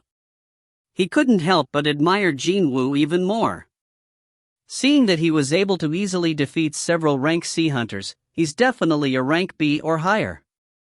He could only spectate from the sidelines, his jaw slack, since he couldn't guarantee his own fate if he unwisely tried to probe Jin-Woo for answers. However, there was a distinct disadvantage associated with the increase in the hunting speed, as it turned out. You can't use your skills because of a lack of mana. You can't use your skills because of a lack of mana. Jin-Woo frowned quite deeply. Again? In order to fill up his depleted MP, Jin-Woo summoned a vial of potion he bought from the store right away. What is that, Hyun-Nim? Jin-Ho expressed a great interest. Being next to Jin-Woo meant that Jin-Ho would get to experience many unbelievable things, of course. And now, he became way too curious about the identity of the blue liquid Jin-Woo kept drinking every now and then. What, this? Jin-Woo delayed answering and read the information on the potion first. Item, MP Potion. Rarity, E. Type, Consumable. A liquid medicine that will restore your mana. Once consumed, it will restore 500 points of MP. Can be stored in your inventory, but it can't be handed over to someone else. The explanation said that the potion couldn't be handed over to another person. What will happen if I try to give it to someone else? It was now Jin-Woo's turn to become curious. So, he handed the vial of the MP potion over to Jin-Ho. But, the potion bottle quietly disappeared from the view when placed in Jin-Ho's hand, just like when it appeared the first time. Is this magic, Hyun-Nim? So, this is why it can't be handed over, huh? He learned something new today. An item that could not be handed over would disappear when touched by someone else. If so, What would happen when no hands were involved? Jin-Woo accessed the store and purchased a new potion. However, it was not the same MP potion that he bought all the time, but a vial of HP potion containing reddish liquid. As soon as he completed the transaction, the potion automatically appeared in Jin-Woo's hand. Hyung Nim. That's amazing. The liquid's color changed to red. Jin-Ho was thinking that the MP potion disappearing and being replaced by an HP potion was some kind of a fancy magic trick. Actually, there was a good reason why Jin-Woo changed the type of potion. Let's find out if these potions have an effect on other people. Jin-Woo told Jin-Ho's to lower his posture. Open your mouth and look up. L like this, Hyung Nim? Alright. Stay in that position and don't move. Jin-Woo tilted the vial of HP potion. The reddish liquid slid down Jin-Ho's mouth. Gulp. Suddenly, Jin-Ho opened his eyes wider. What's going on, Hyung Nim? Why do I feel reinvigorated again? After playing the role of the luggage carrier for a long time, Jin-Ho had been looking rather fatigued, but now, his complexion improved in the blink of an eye. Jin-Woo smiled in satisfaction. So, giving it away in this manner works. He got to learn something else just as good again. He should be able to heal a nearby injured person, even if there were no healers present. This would certainly help him out a good deal in the future, no doubt. Just tell me if you're feeling tired, okay? I can spare a ton of this drink, you see. Of course, Jin-Woo wasn't doing this out of charity. If the porter got too tired and his movement speed decreased, then that would mean the overall hunting speed would decrease as well, so basically, he'd be the one losing out in the end. His actions were born out of such a chain of thoughts, but Jin-Ho didn't know that. Hyung Nim. Let's go. Jin-Ho became very moved after being subjected to Jin-Woo caring about him. Not to mention, he was awed by Jin-Woo's amazing abilities too. Wiping away his tears, Jin-Ho hurriedly chased after the departing back of Jin-Woo. The third day. Oh, right. Take this, Hyung Nim. Jin-Ho rummaged through the equipment bag and then presented a bank balance book with a stamp sealed in together. What's this, Dot? It's the money from selling the magic crystals we got during the last 2 days, Hyung Nim. Jin-Woo got slightly irritated by the fact that Jin-Ho had forgotten this and only decided to give it to him inside a dungeon full of dangerous monsters, but that irritation disappeared almost right away. Korean 1600000000? TL, around $535,500. When he took a look at the amount written on the book, Jin-Woo found quite a substantial amount staring back at him. Are you giving me every cent from the sales of the magic crystals? Jin-Ho nodded his head. Yes, Hyung Nim. I'm not doing these raids because I need the money, and besides, you've killed all of the monsters anyways. So, how can I ask you for a share like a shameless fool here, Jin-Ho's eyes were sparkling like a little kid waiting to be praised. Oh, really? Would you look at this kid now? Jin-Woo sensed the change in Jin-Ho's attitude after they spent the last couple of days together. Not too long ago, the feeling of the kid forcing himself to come even though he was *T scared was pretty strong, but now, he was acting more like a little brother who couldn't stop worshipping a cool older brother or something. He's got a pretty adorable side to him, no? Jin-Woo smirked. Can I really have it, then? Do I, the one and only Jin-Ho, look like someone who'd go back on his word, Hyung Nim? Jin-Woo smiled brightly and patted the bank balance book. Okay, thanks. I'm really grateful for this. No, thank you instead, Hyung Nim, Jin-Ho bent his back 90 degrees right away. This was one confusing sight where it was pretty difficult to tell just who was giving who money here. At the same time, outside the dungeon, the waiting teammates also had developed a routine of sorts to while away the time. As soon as the raid leader Jin-Ho and his assistant, Seong Jin-Woo entered the gate, the remaining hunters gathered around, placed a couple of picnic clothes on the ground, and proceeded to do their own things.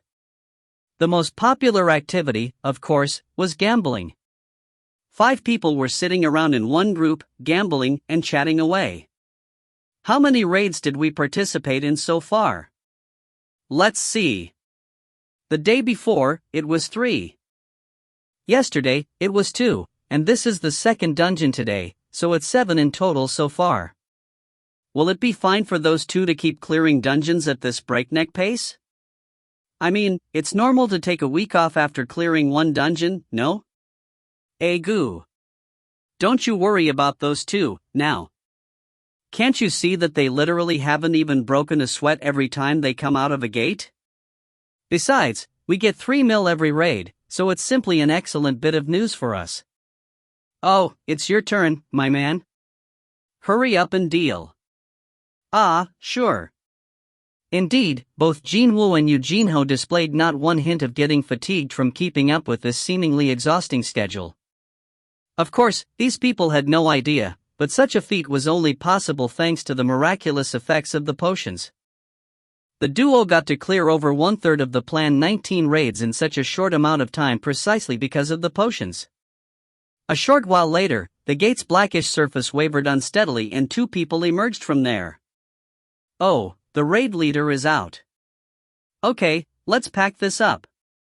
Hunters began getting ready to leave without being ordered to. Hey, there. Take care of that luggage over there. Wake that person up. Please make sure we aren't forgetting anything here. Hunters moved in perfect sync. Even the sleeping hunter woke up and quickly finished getting ready to move to the new location. Okay, let's get going. Everyone was getting more or less used to this rather insane manner of clearing dungeons. Inside the offices of the White Tiger Guild, located in the same district, the chief of the 2nd Division, On Sungmin, found himself shouting at the top of his voice early in the morning. Mr. Hyun, what are you trying to do here? Tomorrow's the day for the new recruits to start training, yet how could you have failed to book a single gate until now? Answer me, Mr. Vice Chief. The Vice Chief Hyun Ki-cheol lowered his head in embarrassment. My apologies, Chief. The thing is, there is a raid team that quickly bids for every gate rank C opening up in our jurisdiction. What? Well then, why don't you just get them back with higher bids? Does our guild lack funds or personnel? Just what's the problem here? I tried to do as you said, but. Aha! How dare you answer back as if you did something nice? From the thunderous roar of On Sungmin, the entirety of the 2nd Division had fallen into silence. It sure had been a long time since On Sungmin blew his top to this extent. Just what kind of a place was the White Tiger Guild? It was called one of the top 5 guilds in South Korea. For that reason alone, every single employee working within its halls was, without exception, excellent individuals. The Vice Chief Hyun Ki-cheol too was a talented, sharp individual who performed his role well and admirably, having never committed a single error ever since he was hired by the guild. But to think, he failed to book a single gate when the new recruits were supposed to begin their training soon. This no doubt qualified as a big error. The 2nd Division that On Sungmin was in charge of did the roles of recruiting new hunters and training them, while the 1st Division took care of managing the schedules of the guild's main hunters. Please. Take a look at this first, Chief. The near-tearful Hyun Ki-cheol pushed forward a notebook PC to his superior officer. What the hell? On Sungmin was about to explode once more, only for his jaw to drop to the floor after checking out a certain number appearing on the notebook screen. T250 million won? There is a crazy B***starred who spent 250 million won on a single rank C gate? Chapter 38 Fin. If you find any errors, ads pop up, ads redirect, broken links, non-standard content, etc., please let us know. Report chapter so we can fix it as soon as possible. Chapter 39. Chapter 39. On Sungmin became utterly speechless. The best anyone could hope for, in terms of financial return from a gate rank C, was only around 200 million won. Paying 250 million won was, simply put, being a hopeless moron who paid way too much. Originally, the bidding price of this gate was only around 70 million. But, when I raised the bid to 100 million, these B** stars suddenly upped it all the way to 250 million, chief. The upper limit for a single C-rank gate set by the White Tiger Guild was 100 million won.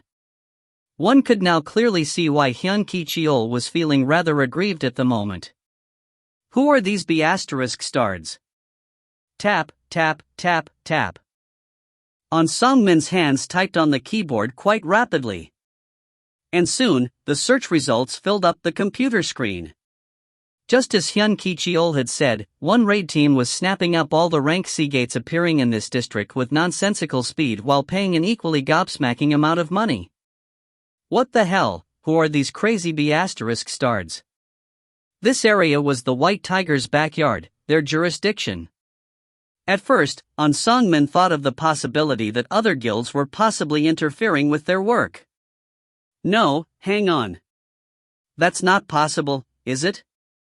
There was no large guild stupid enough to start something with White Tiger openly in this fashion. Even if it was one of the 5 top guilds in South Korea, it would have to risk getting destroyed in return by clashing against the White Tiger. So, it's not a guild, then. In that case, who and why? An Song-min swallowed his saliva and accessed the information on this strange raid team and its members. The leader's name was apparently Yoo Jin-ho. First time I hear that name. It was An Song-min's job to scout new recruits for the guild. That was why he had remembered the names of freelancer hunters who had at least displayed a modicum of excellence in the past. However, this Yoo Jin-ho really was someone he didn't know. Okay, I'll come back to you later. He then proceeded to slowly scroll down the list of the team's members, hoping to spot any familiar names on it. And then, there was one. One name kind of stood out. Seong Jin-Woo? Seong Jin-Woo. Where have I heard this name before? An Song-min did his best to dig through his memory, until he finally recalled the incident of the dual dungeon from 2 months ago that had been the topic of a rather lively discussion among those who went there. Indeed, it was none other than the White Tiger Guild that went to assist the association during that event. Hey, Ki-cheol, do you remember that dual dungeon incident 2 months ago? The one where our hunters had to go and take a look? Yes, Chief. I remember. When we got there, we couldn't find any monsters and there was only one survivor. What was the name of that survivor? You remember it? Hyun Ki-cheol possessed a pretty solid brain. No, it wasn't to the extent of other people praising him as a genius, but as far as his ability to remember things was concerned, he was really rather exceptional. There wasn't even any real need to go through a search process here. Because Hyun Ki-cheol replied right away. It's Seong Jin-Woo, a rank E hunter. I knew it. He wasn't sure of it, but well, he was proven right once more. An Song-min instinctively realized it, there was something fishy going on here. Not once did his instincts that activated only in these sorts of situations let him down. Never. An Song-min shouted out an order to the rest of the employees in the 2nd division. Everyone, stop what you're doing, and get me every single data and information on the hunters Yoo Jin-ho, ranked D, and Seong Jin-Woo, ranked E. Right now. The responses from these excellent employees, when facing a dangerous situation regarding their own survival, simply exceeded one's imaginations. It wasn't for nothing that they were called the elites of all elites. Reports came in one after the other, fast. As it turned out, Yoo Jin-ho didn't possess any particularly noteworthy background that required an immediate attention. Disregarding the fact that he was the second son of Yujin Construction's owner, he could be described as ordinary, even. However, Seong Jin-Woo was quite a different story altogether. Since that dual dungeon incident, he's been involved in 3 more incidents, and he walked away from all of them unscathed? When An Song-min spoke in a questioning tone of voice, Hyun Ki-cheol quickly followed up. Not only that, he's a rank E hunter too, chief. The first time Seong Jin-Woo and Yoo Jin-ho met was when the latter went for his very first raid. Only the two of them walked away alive. And now, these two had formed a raid team and were going around like a pair of madmen, clearing 2-3 dungeons in a single day. This definitely stinks. What could they possibly be doing in the dungeons? I wonder. Hold on. I remember now. There was a rumor about a really influential owner of a big company busy wooing S-ranked hunters in private doing the rounds, wasn't there? Yes, there was a rumor like that. And that Yoo Jin-ho was the son of a really influential owner of a company. Indeed, Yoo Myung-won, Yoo Jin-ho's father, showed some movements of wanting to create a guild of his own. It was one of the most tightly guarded secrets only a few in the world of hunters were privileged enough to know. If that was the case, then what Yoo Jin-ho was doing right now wouldn't be completely unrelated to that. Could it be? A single puzzle piece fell to its place inside An Song-min's head. If his guess was right, then it made sense.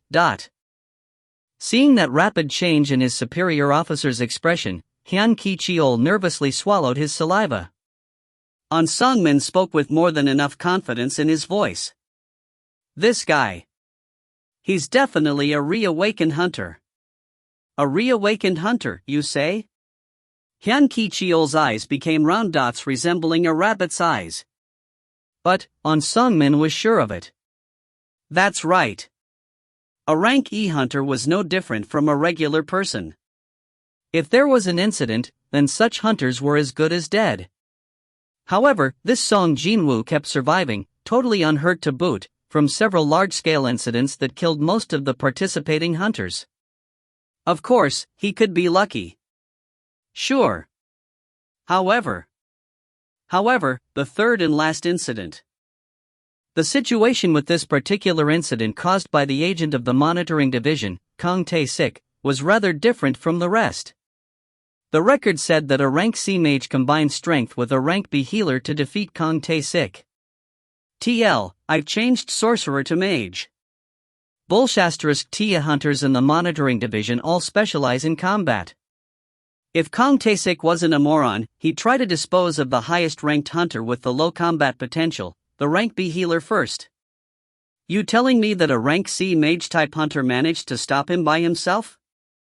The thing was, the mage type hunters were weak against close combat type hunters, even more so against the assassin types.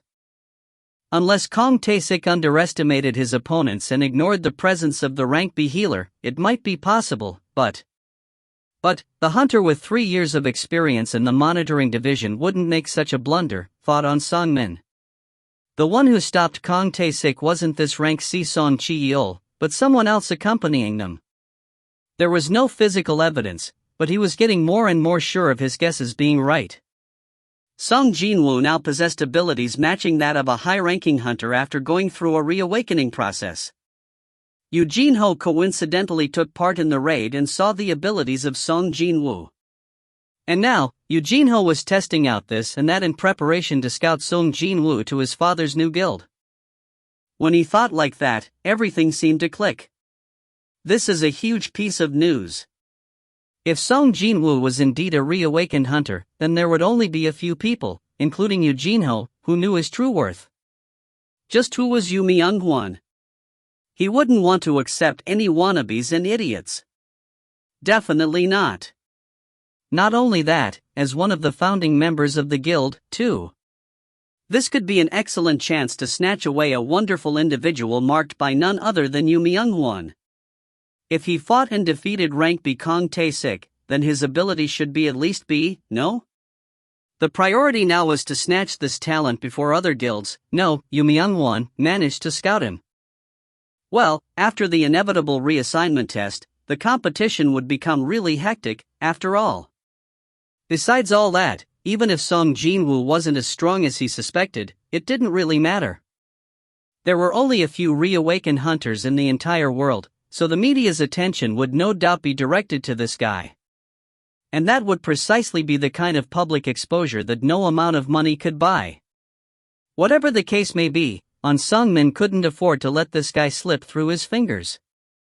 I wouldn't be able to do anything if he already signed a contract with you, Myung-won, though. However, the odds of that was low. The proof was all those tests taking place in the C-rank dungeons. There is a good chance that they haven't decided on anything yet, which meant the White Tiger Guild had a real shot here as well. I shouldn't be wasting time here. An Sung-min picked up his coat hanging on the back of his chair and quickly put it on. Kichiola, let's go. He also didn't forget to mobilize his right-hand man, of course. An Sung-min was strict with Hyun Ki-cheol all the time simply because the former believed that no one was more suitable to take over from him than his current deputy. Meanwhile, Hyun Ki-cheol's eyes opened wider. Pardon me? Where are we going, Chief? What do you mean, where? We're going to scout a new talent, that's what.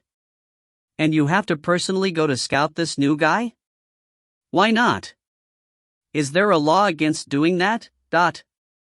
An Sung-min retorted and hurriedly left the office, causing Hyun Ki-cheol to tilt his head this way and that, but still, he chased after the senior officer. Now this is so strange. It had been over 2 years since he became the vice chief, yet it was his first time seeing An Sung-min personally go out on a job. Part 7. Premonition of a huge jackpot. The dungeons Eugene-ho's team booked for the day were 2. And the distance between the 2 gates was fairly substantial. In order to confirm their suspicions with their own eyes, An Sung-min and Hyun Ki-cheol separated and went to different gates each. They constantly called each other and waited for Eugene-ho's team to show up. It's still pretty chilly out, isn't it?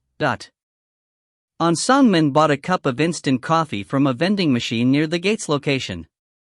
It had already been 1 solid hour of waiting for Eugene-ho's team to show up. For some reason, though, he was feeling more expectant than bored right now. Been a long time, but his heart was beating fast in pure anticipation. If my guesses are right, then that man will be a huge scoop that has appeared in a really long time. Not only that, a very special scoop, too. An Sung-min became a division chief at a really young age. All thanks to his instincts, actually. His instincts played a crucial role in the White Tiger becoming the large guild of today. And that instinct was telling him this right now. That there was a real chance that this Seong Jin-Woo would lift the White Tiger Guild up even higher than ever before. Other people would say that I've lost my mind. Well, Seong Jin-Woo was still officially a rankie, after all. However, things visible to one's eyes didn't tell the whole story.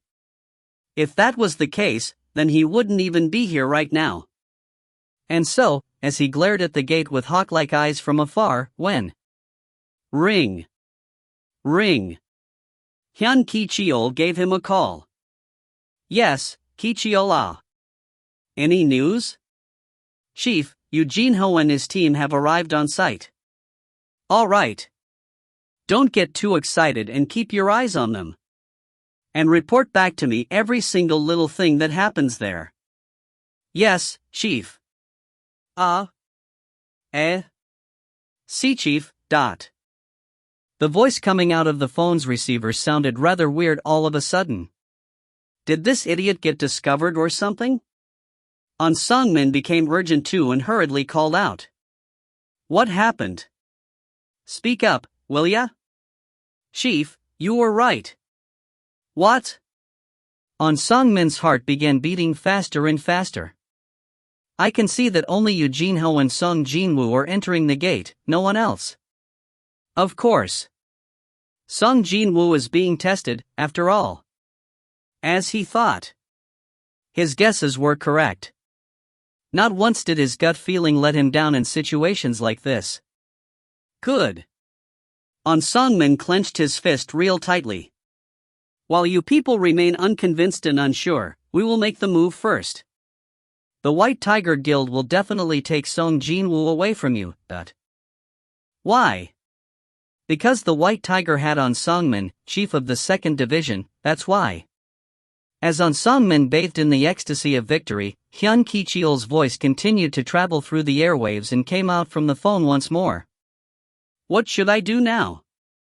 Should I go over to you, Chief? No. Remain there and observe for a while longer. Pardon?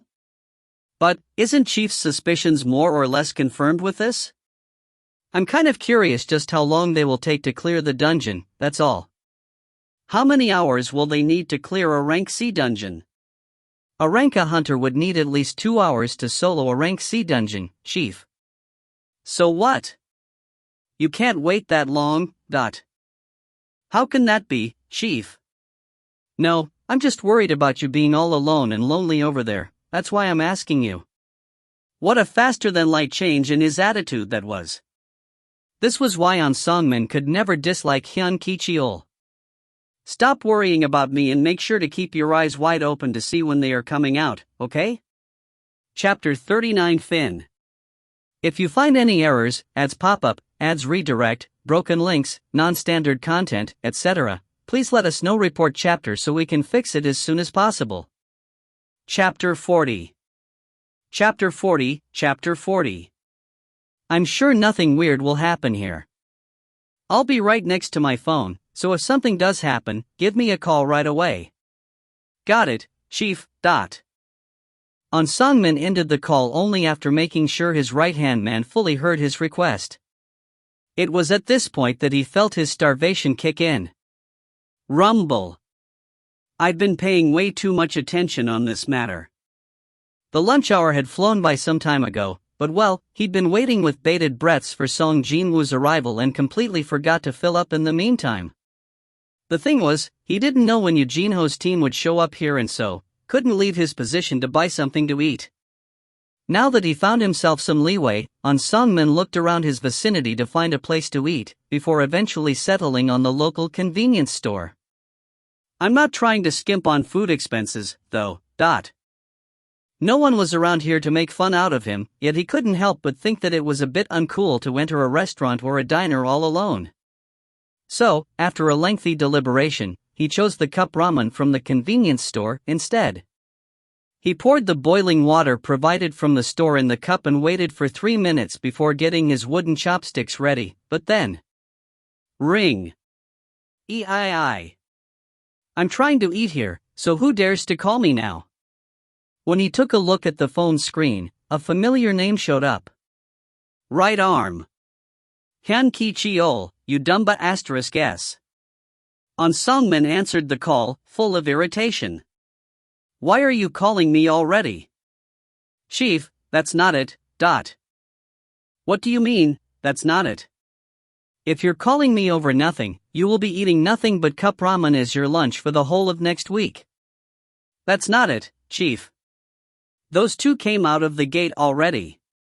Just like a paused frame of a movie, An Sang-min's hand froze in the midair, just before it could deliver chopsticks full of noodles to his mouth. What did you say?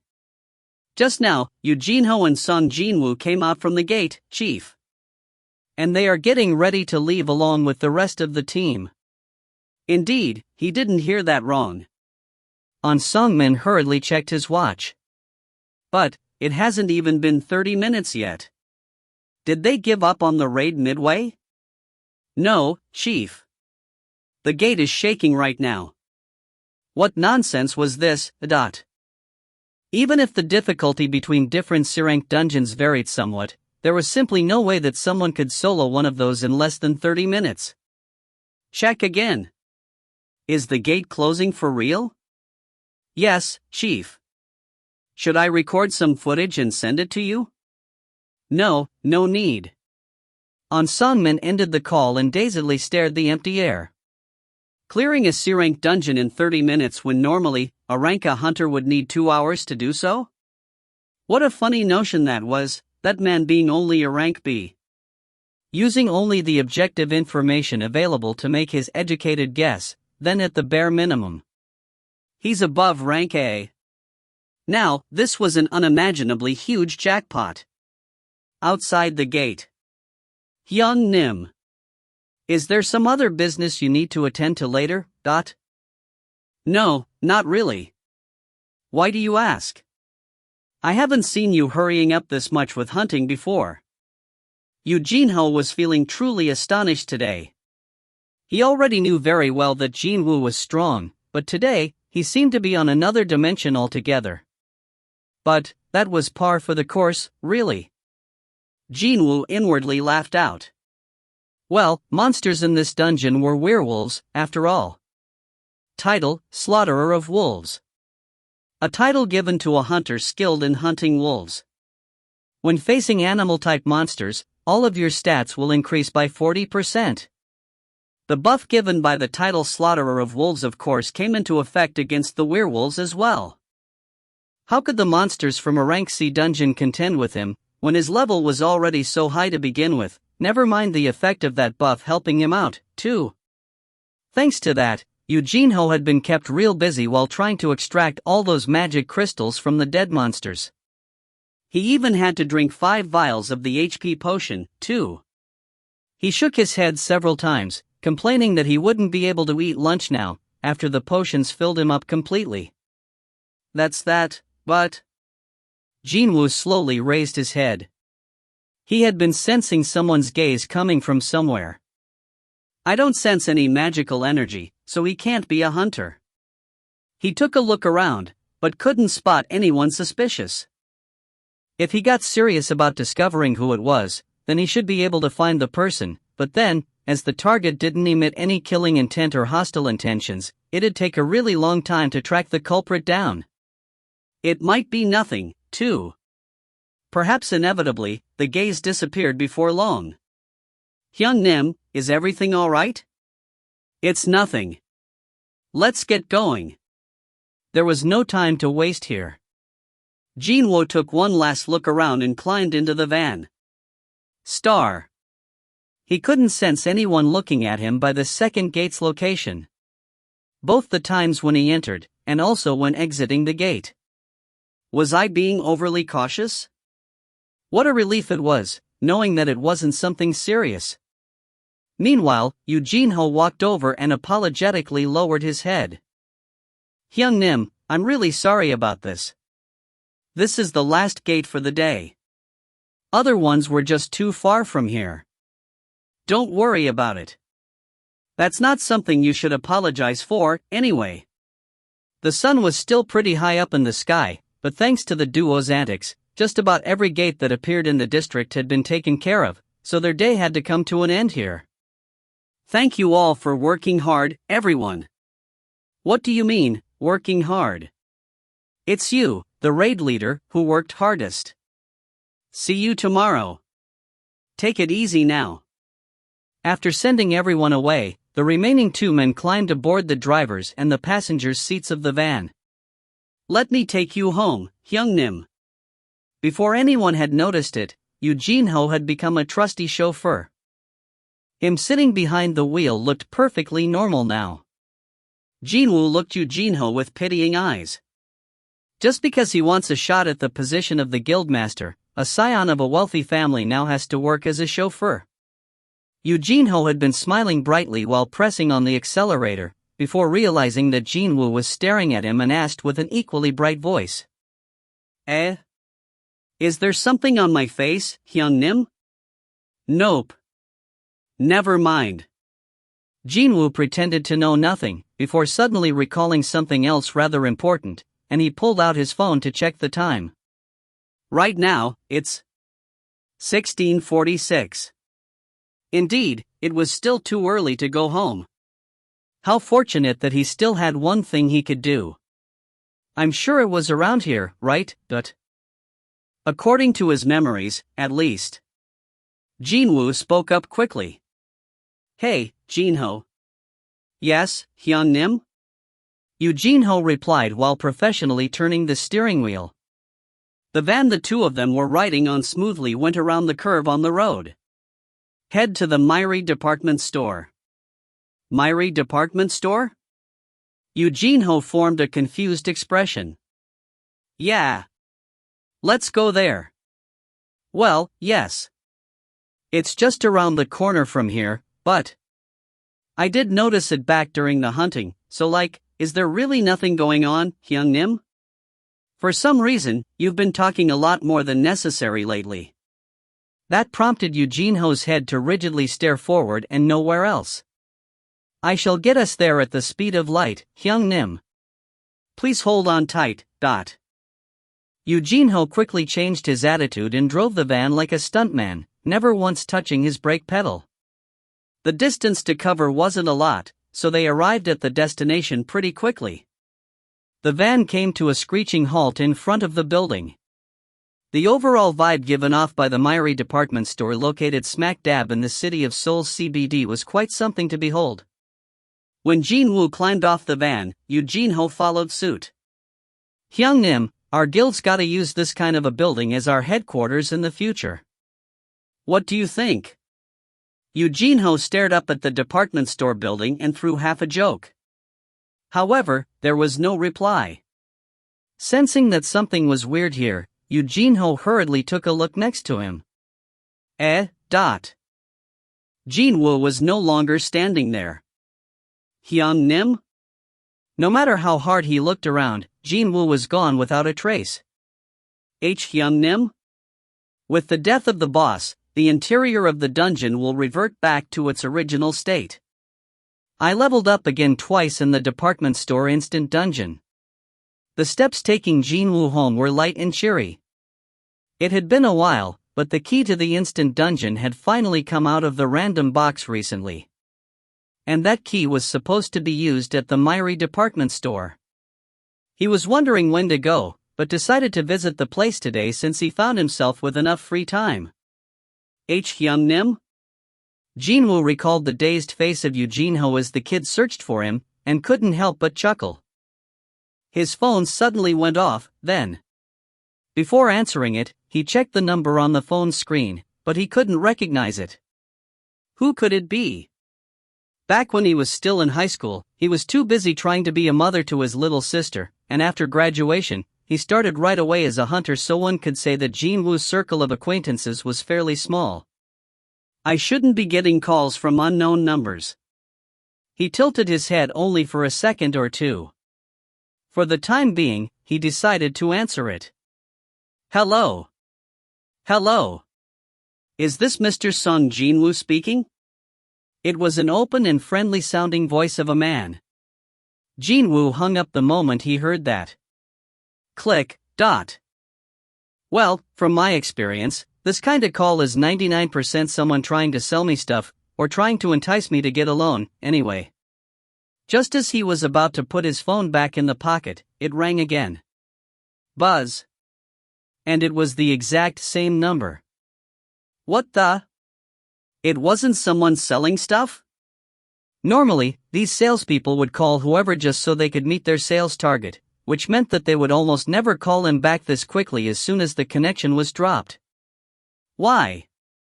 They were quick-witted enough to realize that this would be a waste of time, that's why. Which means, the guy on the other side really has some kind of business with me. So, he answered the call properly this time. Hello, this is Seong Jin-Woo. Ah, so it was the right number. I thought I called the wrong one because the call got cut off so quickly. Ah ha ha. Jin-Woo deliberated for the whole of 2 seconds on whether to apologize or not, with an excuse of him thinking that the call was about selling insurance or some such, because the man's voice sounded a bit. But, in the end, he decided not to. It feels like me apologizing now would only make it worse. A short bout of silence later, the salesman, no, the man with a salesman's voice, made his belated introduction. Ah, where are my manners? My bad for the late introduction. My name is On Songmin, and I work for the White Tiger Guild. Jin-Woo's steps came to an abrupt halt. Why is the White Tiger calling me? He couldn't think of a reason why such a big guild as the White Tiger would call him out of the blue. The only thing he could think of, though, was that this guild assisted him back in that dual dungeon incident, but I'm sure they aren't calling me to investigate the day's matters after so much time has passed by already. Well, he couldn't stand not knowing, so before On Songmin had the chance to continue, Jin-Woo asked first. Why is the White Tiger Guild giving me a call?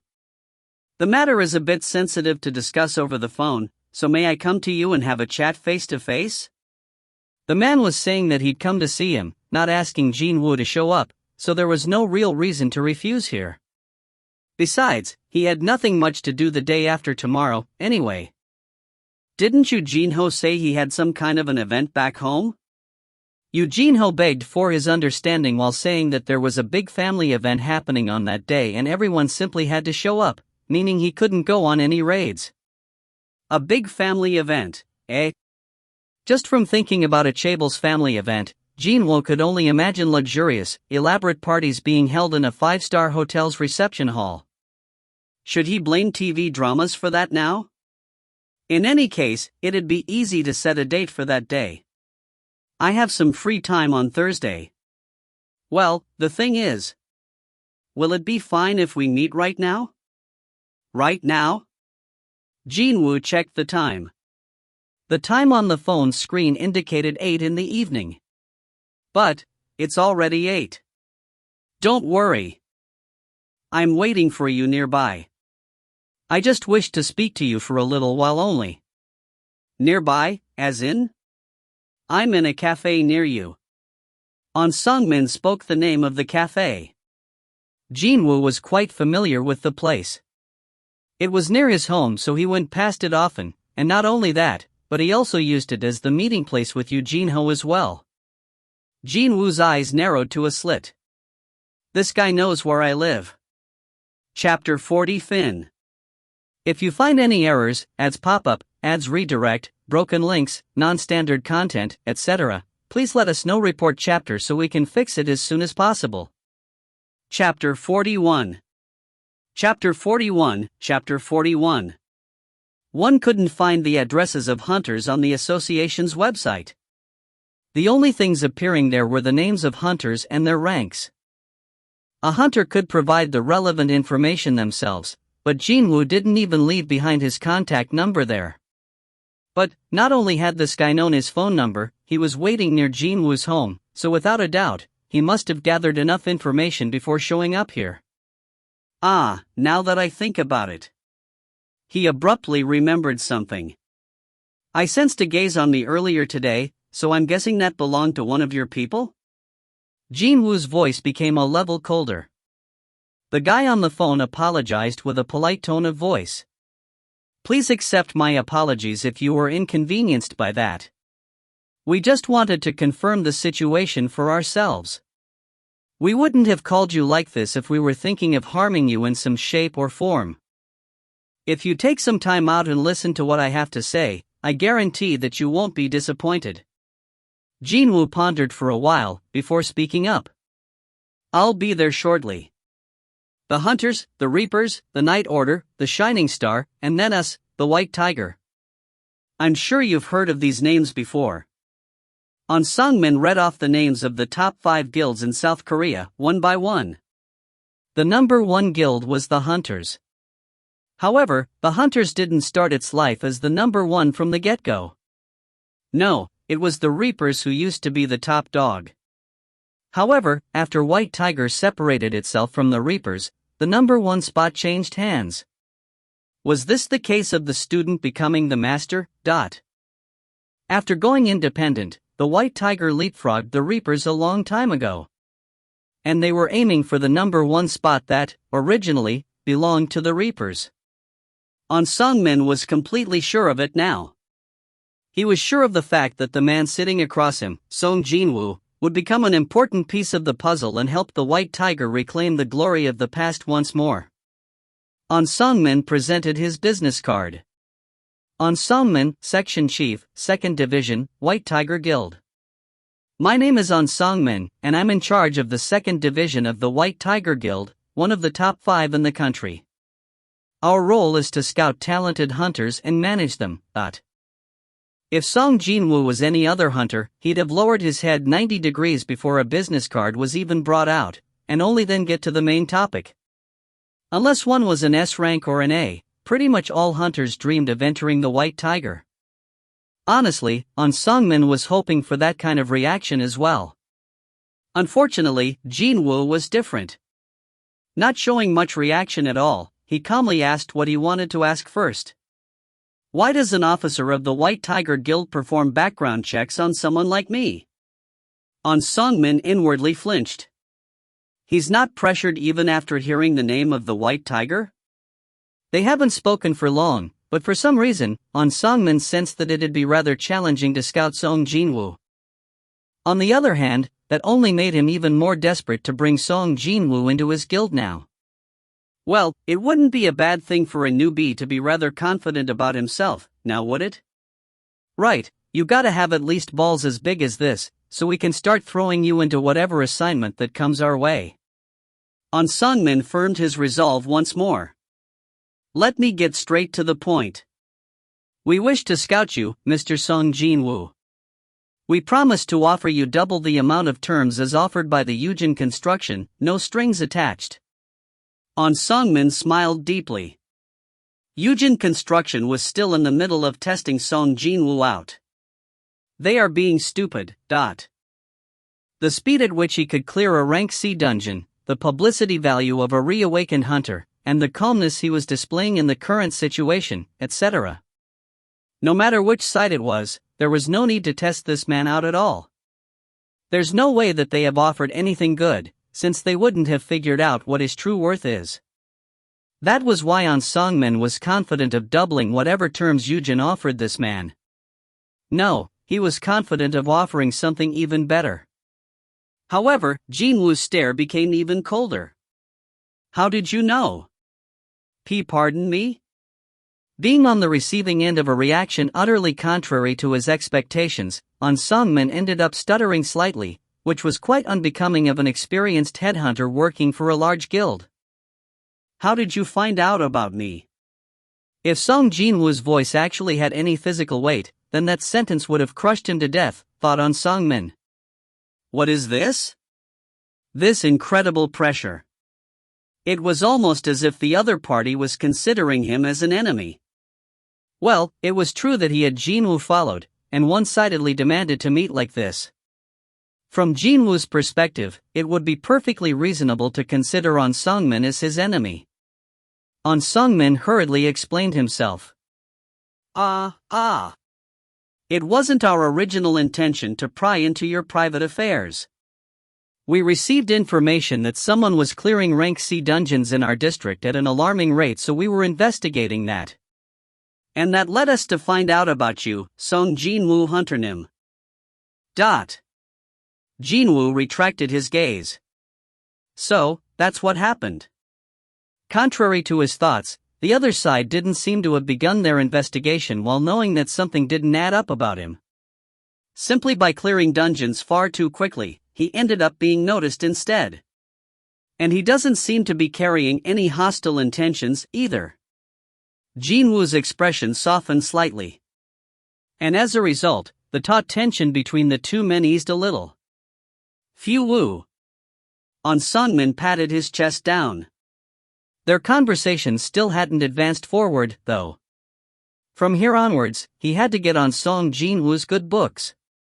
And nothing's better than the sharing of privileged information to get on someone's good books, On Seong-min was the specialist when it came to scouting after all. He quickly wiped the flustered expression off his face and formed a smile instead. Although it is a top secret, we know that the chairman Yu Myung-hwan is planning to establish a guild of his own. Jin-Woo neither denied it or confirmed it. So, On Seong-min continued on.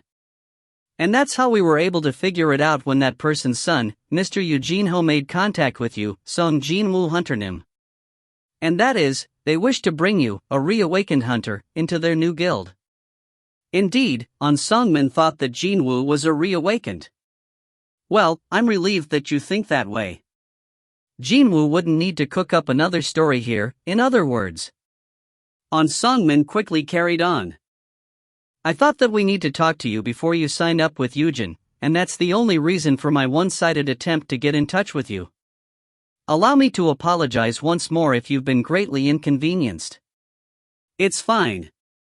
Unless the other party approached him with evil intentions, there was no reason for Jin-Woo to get angry, especially when On Seong-min was apologizing this earnestly. Besides, what's more important here is that Indeed, how should he go about dealing with this now? While Jin-Woo pondered on what he should do here, Song-min took the initiative and asked him a question. Have you finished negotiating with Yujin Construction already? He must have thought like this, because Jin-Woo was hesitating slightly with his replies. Jin-Woo shook his head. Song-min's expression immediately reverted from one that displayed a hint of anxiety, to a blooming smile. Yes. That means he's still a free agent. This was the perfect chance to catch the talented hunter who could solo a rank C dungeon in 30 minutes. To be more specific, a rank D hunter also accompanied him, but to someone who possessed abilities exceeding a rank B, such a person would no longer provide any help but would only serve as a luggage carrier, instead. If Seong Jin-Woo enters the White Tiger, and is ranked A after his reassignment test, then an even bigger smile threatened to break out of his face, so Song-min was having a hard time trying to regulate his expressions. Meanwhile, Jin-Woo was slowly scratching his chin. This guy, why does it feel like he's counting his chickens way before they hatch? Well, truthfully speaking, a guild like White Tiger was not a bad choice. Not only was it one of the top 5, but it also possessed enough potential to aim for the number 1 spot. However, Jin-Woo wasn't planning to enter a guild anytime soon. Because, the higher my level is, the better the treatment I'd get. Also, even though it might be a story in the distant future, or maybe even something completely improbable, but just like how I've been clearing the rank C dungeons, what if I can clear rank B in a dungeon solo? The profit earned from high-ranked dungeons exceeded one's imaginations. They were the sole reason why large guilds could grow powerful enough to rival many large corporations now. Expensive magic crystals, corpses of the monsters, rare materials from the dungeons themselves, and even things like rune stones and other artifacts, too. An astronomical amount of money changed hands every day. He could potentially hog them all for himself, so was there a reason for him to share them with a guild? As long as this level up thing doesn't stop, it's not an impossible dream. So, at this point in time, entering a guild was way too premature. The corners of Jin-Woo's lips slowly arched up. Song-min thought that was a sign of an incoming positive answer, and smiled along as well. Have you made up your mind? You promised to double the amount offered, yes? Yes, that's correct. If you find my offer not to your liking, then I'm prepared to offer you more. In that case, how much is the building the White Tiger calls home? Song-min's face froze for a second there. Is he questioning the financial muscle of the White Tiger? But there was no need to get worked up here. Indeed, this was a great opportunity to advertise his guild. There was nothing to hide, and absolutely no reason why he couldn't talk, either. This was for the better, he thought. The estimated price is around 50 billion won. Also, although there are different businesses using the building aside from us, it still belongs to the White Tiger Guild. TL, around $45 million. Song-min proudly spoke. In the beginning, the guild was renting some space in that building. But once they stabilized and found their footing, they simply bought it outright. It took only 1 year to do so, too. It was one of the easiest ways to learn just how much large guilds made in a year. If the other side wanted, Song-min was willing to disclose the annual profit and the overall revenue, too. But then, after hearing a single sentence uttered by Jin-Woo, he became completely speechless. Can you hand over that building to me, then? I beg your pardon? Song-min's eyes opened up real wide. He doubted his own hearing, so he asked back. See, can you explain what you mean by that? Jin-Woo calmly explained himself. You see, Yujin has promised to hand over a building worth around 30 billion won. If the White Tiger's building is indeed around 50 billion, well, it's not exactly the double the price, but I can overlook such things. 30 billion? Song-min couldn't close his slack jaw. Seong Jin-Woo's career spanned 4 years. However, most of those were spent as a rank E. And it hadn't been long since he got noticed by someone. In other words, he must have gone through his reawakening process not too long ago. Yet, just how incredible was his ability that someone like Yu Myung-won, famous for his wily business smarts, promised the huge amount of 30 billion won? Not only that, even before Seong Jin-Woo had gone through with the reassignment test, too? Wait. Could he be lying here, because I won't be able to confirm if this is true or not? An Sung-min narrowed his eyes, feeling suspicious. As if he had read An Sung-min's thoughts, Jin-Woo pulled out his phone and quickly dialed a number. Ring. Ring. Click. Yes, Hyun-nim? It was in the evenings and the interior of the cafe was quiet. Still, Jin-Woo put the phone on speaker and raised the volume to the maximum. Hey, Jin-ho. I wanted to ask you about something. Please ask anything, Hyun-nim. Jin-ho? Was this you, Jin-ho? An Sung-min nervously swallowed his saliva. Could he be thinking of telling you, Jin-ho, what we've been discussing just now? Too bad, An Sung-min's expectation was a bit off the mark. Jin-Woo spoke about something else. That building you wanted to give to me, how much did you say it was? Chapter 41 Fin. If you find any errors, ads pop up, ads redirect, broken links, non-standard content, etc., please let us know. Report chapter so we can fix it as soon as possible. Chapter 42. Chapter 42. Chapter 42. Well, the appraised value is around 30 billion won. But, once it's finished and our guild starts occupying it, the value should rise up even higher, Hyun-nim. Ah, right. If you need those signed documents, should I fax them to you? Hold on. Jin-Woo covered the mouthpiece of the phone with his hand and asked An Sung-min. If you still can't believe it, why don't you speak to him personally? An Sung-min wiped the cold sweat forming on his forehead and shook his head. Hey, Jin-ho? It's fine. Thanks. I'm hanging up now. Okay, Hyun-nim. See you later. After ending the call, Jin-Woo noticed that the look on An Sung-min's face had changed completely now. Indeed, An Sung-min's eyes were trembling non-stop. Even before their guild is established, Yujin has promised 30 billion as the contract signing fee? And then, the second son of Chairman Yu Myung-won continues to use honorifics, too? An Sung-min was now deeply mired in uncertainty and confusion. That is... I should say that such a big amount is, well, beyond my ability to. If you just give me some time, I can speak to the higher-ups in the guild and then. Jin-Woo abruptly cut him off. In that case, our discussion ends here, An Sung-min became speechless. His head drooped slightly, as his head was quickly filled with the reason for this failure. In the end, we simply didn't have enough information. Being too hasty brought about this failure. After he picked up on the scent of this huge jackpot, he got too excited and forgot to move in a more cautious and prepared manner.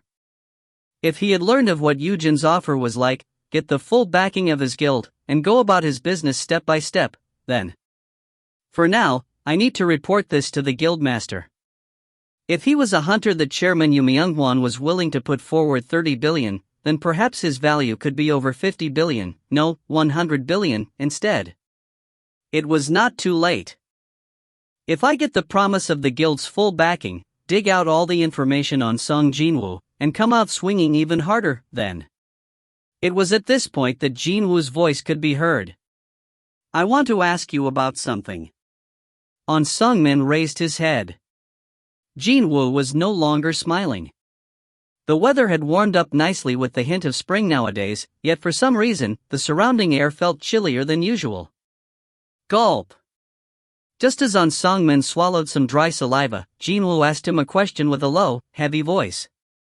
How many people know about me? It's only me for the time being. I was too anxious to scout you, so I didn't even stop to report to my superiors yet. Actually, there was one more person. Hyun Ki-cheol, his subordinate but also his right-hand man.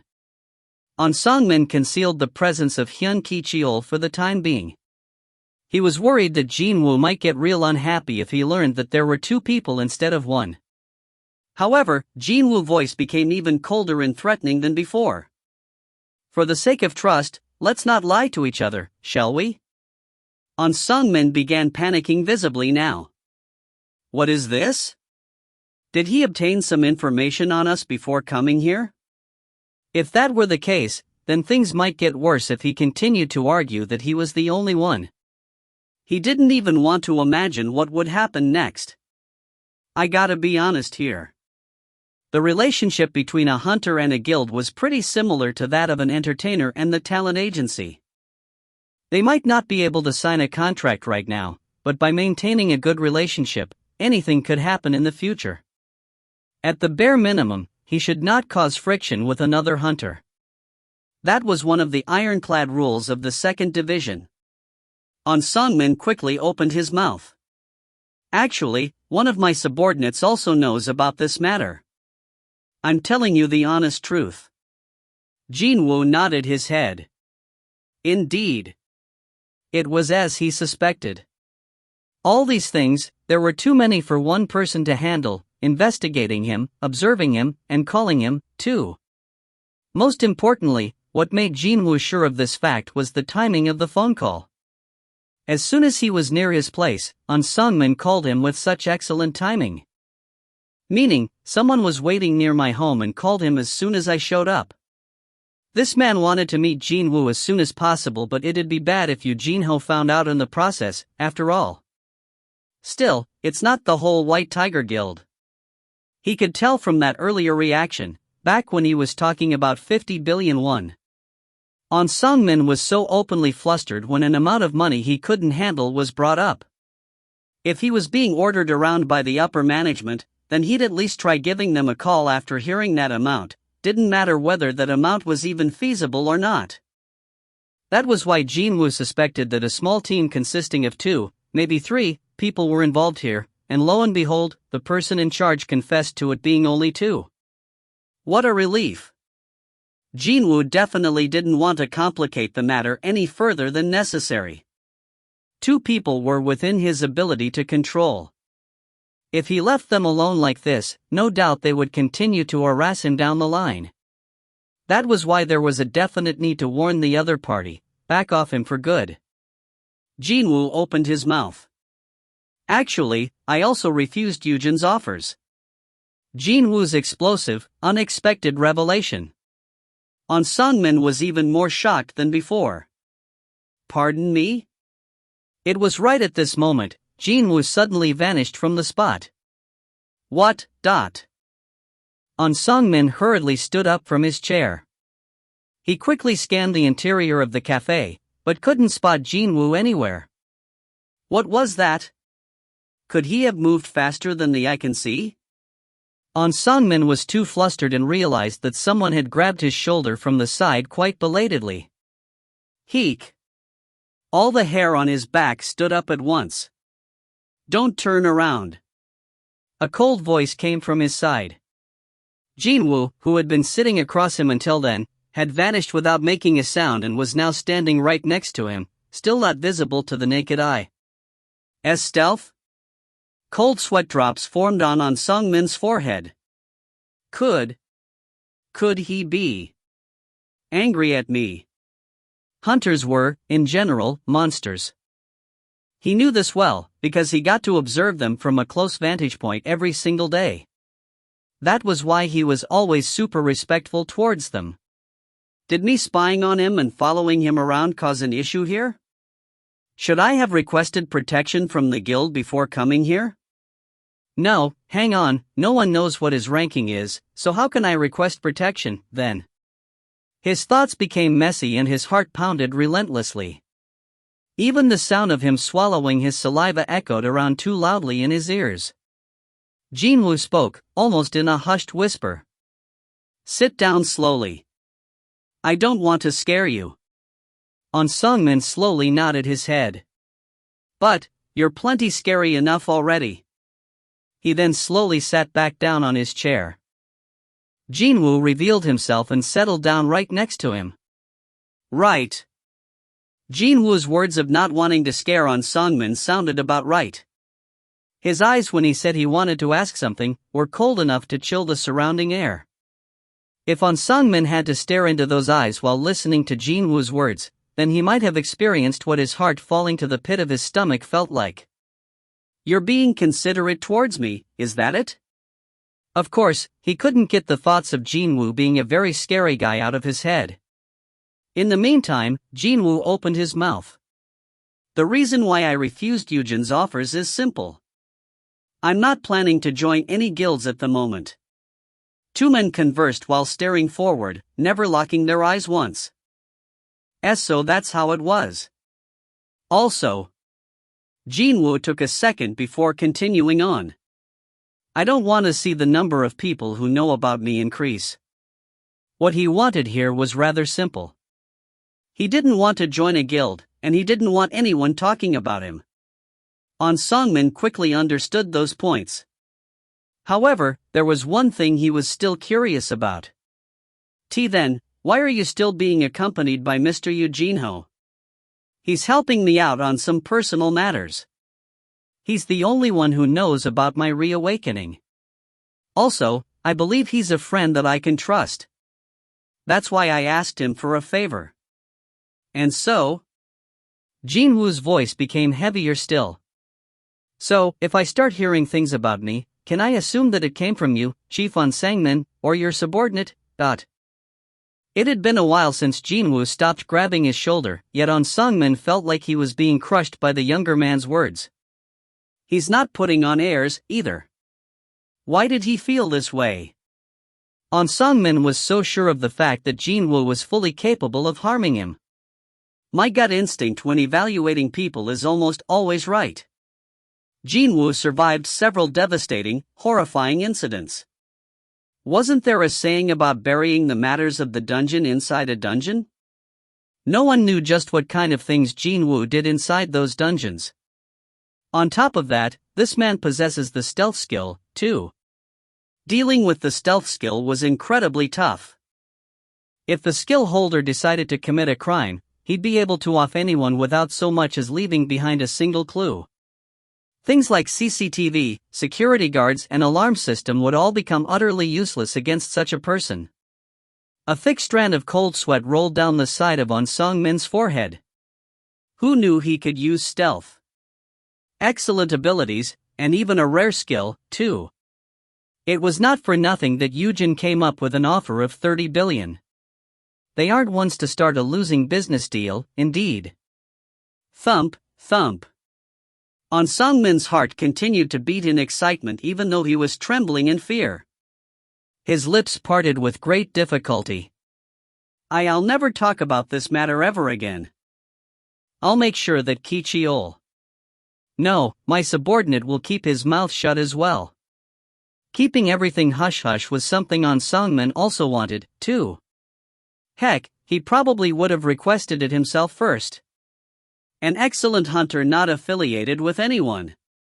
There was no reason to increase the competition by spreading the rumor around, nor did On Songmin want to share the glory and recognition by telling other people either. Honestly, though, the biggest reason being I'm too scared of him and don't want him as my enemy. I'll trust you, Chief On. With those words, the presence beside On Songmin disappeared completely. He quickly took a look around. It was as if On Songmin fell out of a different dimension, since the atmosphere inside the cafe was rather serene. On Songmin remained speechless. He could only pat his pounding chest down. It was here that Hyun Ki-cheol ran into the cafe. He'd been staring at the two men through the window from the outside, and as soon as Jin-Woo completely disappeared from the view, hurriedly entered the cafe to check up on his superior officer. Chief. On Songmin's complexion was poor. Hyun Ki-cheol asked, his voice full of worry. What happened? Did it not work out with Seong Jin-Woo? On Songmin's trembling hands managed to pull out a cigarette. While sliding it between his lips, he made his reply. Hey, Ki-cheol. I think We just ran into a far bigger jackpot than our initial estimates. He definitely had to scout that man. That was the only line of thought in his head. Thankfully, there was still a chance. It was then Hyun Ki-cheol lightly grasped on Sungmin's wrist. Pardon me, Chief. On Sungmin raised his head just before he could light the cigarette up. Yeah? Hyun Ki-cheol took a look around, then cautiously whispered. This is a no-smoking zone. On Sungmin slowly crushed the cigarette. You dumba *s. As soon as he got home, Jin-Woo summoned his status window. Tearing. Name, Seong Jin-Woo. Level, 39. Class, None. Title, Slaughterer of Wolves. HP, 7,220. MP, 683. Tiredness, 0. Stats.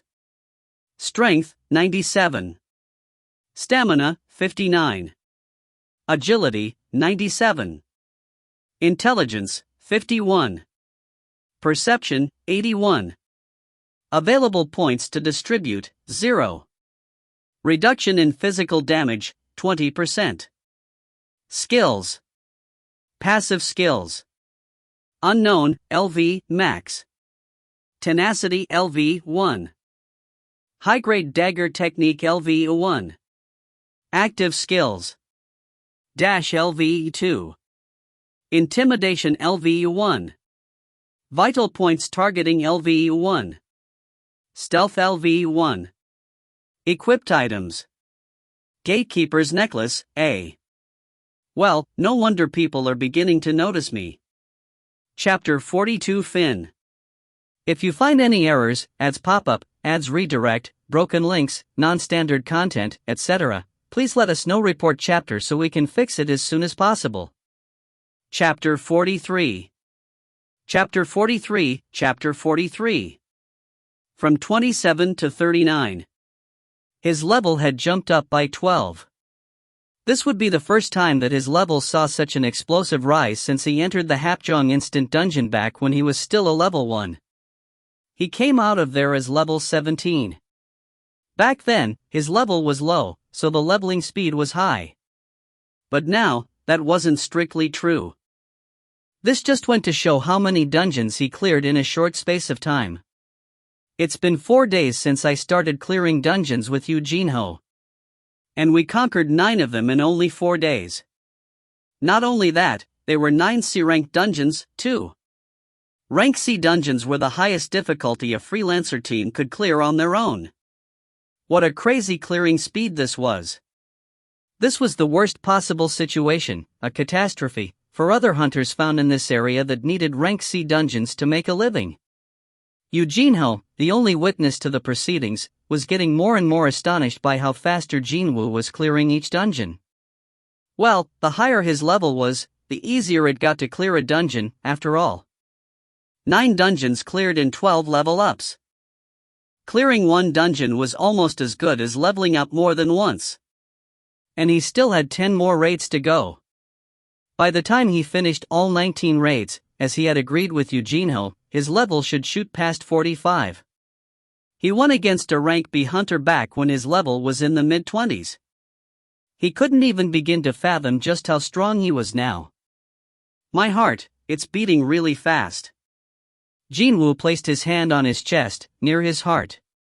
He sensed it pounding real fast in excitement. Thump, thump. The sensation of getting stronger every day was one heck of an enjoyable ride. He would have never imagined such a thing happening to him in the past. Things like entering the gates and clearing the dungeons would be this much fun. Well, I can sense myself getting stronger all the time, after all. As his level went up. As his stat values rose up. He could directly feel how much he had changed through hunting monsters. Hunting monsters, is it? He felt like a real hunter now. The word hunting no longer sounded like a foreign concept to him. Wasn't there a certain saying that when something like finding the next place to hunt is just as important to a hunter as the moment he hunts? TL, again, hunter with a lowercase h. It's the literal hunter, not monster hunting hunters. His next goal was already set. The demonic castle dungeon. He was a level 21 back then, wasn't he? He had grown by nearly 20 levels since the day he first set foot in that mysterious tower-like dungeon. He thought that perhaps now, he was ready to tackle that place once more. However, just from recalling that gatekeeper monster, Cerberus, he grew very cautious about taking another step in that place. What if some crazy monsters that I can't handle jump out in droves as soon as I enter? Goosebumps broke out all over his skin. If he could get away from there using the stealth skill, that would be great, but still, he had to consider the possibility of failing to do so. Even if he got lucky 10 times, just a single mistake could cost him his life. That was the life of a hunter. So, he needed to be sure. He needed to be sure of being strong enough to handle a group of monsters as strong as Cerberus. Cerberus's name was in red letters, right? He now knew that the difficulty of killing a monster was reflected in the color of its name. With the exception of the demonic castle, he had yet to run into a monster with a red name. The instant dungeons he'd been to with the random box keys were all populated with low-ranked monsters most of the time. It was the same story with the Myri department store, too. But, what was going on here? What is this? When he thought that he hadn't encountered a single monster with a red name besides the one in the demonic castle, he kind of felt like he overlooked something just now. It was as if he had forgotten something crucial. Does this mean I have run into other red name monsters besides the Cerberus? But, how could that be? He fought the Cerberus when he was level 21 and nearly died. So, if he fought another one before that, then he should have been pushed to the brink of death, too. Ah! A loud gasp leaked out from his mouth. Indeed, there was one event where he did run into red name monsters and almost died. The penalty quest. The centipedes he saw back in that nameless desert all had red names. Poison Fang Giant Desert Centipede. It had been a while ago, and he ran into them rather unexpectedly, so his mind was not really thinking of them as monsters at this point.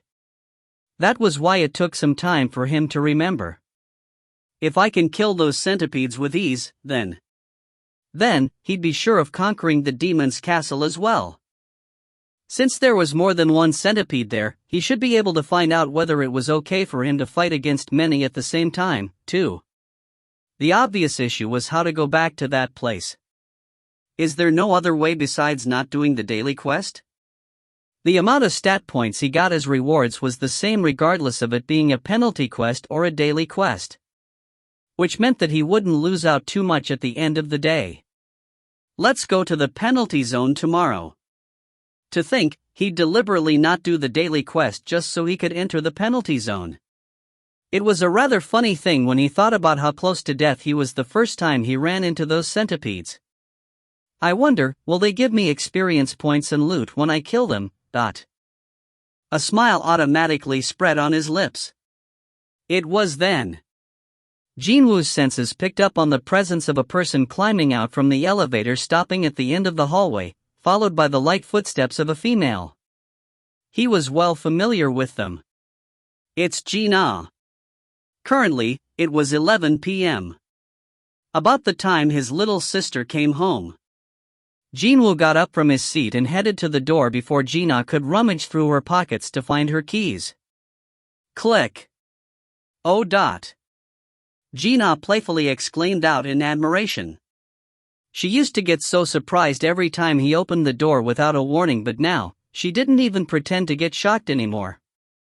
Well, a human was supposed to be a very adaptable creature, and here was the irrefutable proof. I'm home. Welcome back. Gina greeted him with a bright smile and trotted to her room. Jin-Woo closed the door and locked it, before turning around to hear. Appa. Gina peeked her head out from the doorway to her room. Do you have free time this week? What's up? My homeroom teacher is doing one of those parent-teacher meeting things. If you can't make it, Well, it's fine too. Gina looked kind of anxious, as if her homeroom teacher had asked her nicely or some such. The parent-teacher meeting, huh? Gina was already a high school senior, meaning that school life should be getting pretty hectic right now. Jin-Woo had half a mind to come up with an excuse and say he didn't have time to go, but what an unfortunate timing this was. There was this one day where he had nothing scheduled. D*MNU, Eugene-ho. Utterly useless. Jin-Woo deliberated for a while, before answering her. Thursday. Really? Thanks, Appa. Gina's expression brightened up in an instant. She looked as if she'd run to him for a bear hug, so Jin-Woo hurriedly waved his hands around. Che. Gina glared cutely at him and closed the door behind her. Soon, a soft groan escaped from Jin-Woo's mouth.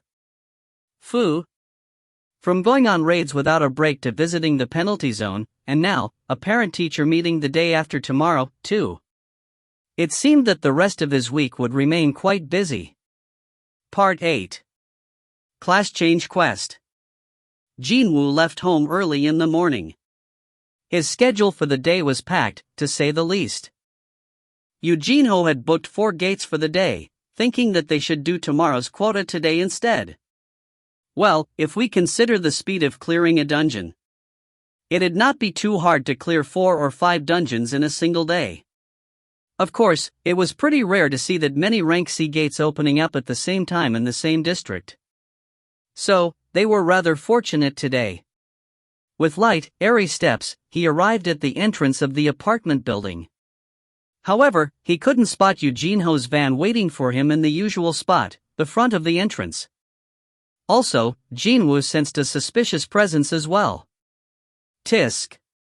He might have dismissed it offhand were it not for the events of the night before. So, he wasn't going to overlook this. And I clearly warned him, too. Jin-Woo immediately discovered a man in a business suit hiding around the corner of the building. The man was busy looking into his watch and didn't seem to have sensed Jin-Woo's approach. Jin-Woo addressed the man right in front of his nose. Excuse me. The man flinched grandly and jumped up really high. Seo-sung Jin-Woo Hunternim. He looked like he'd seen a ghost or something.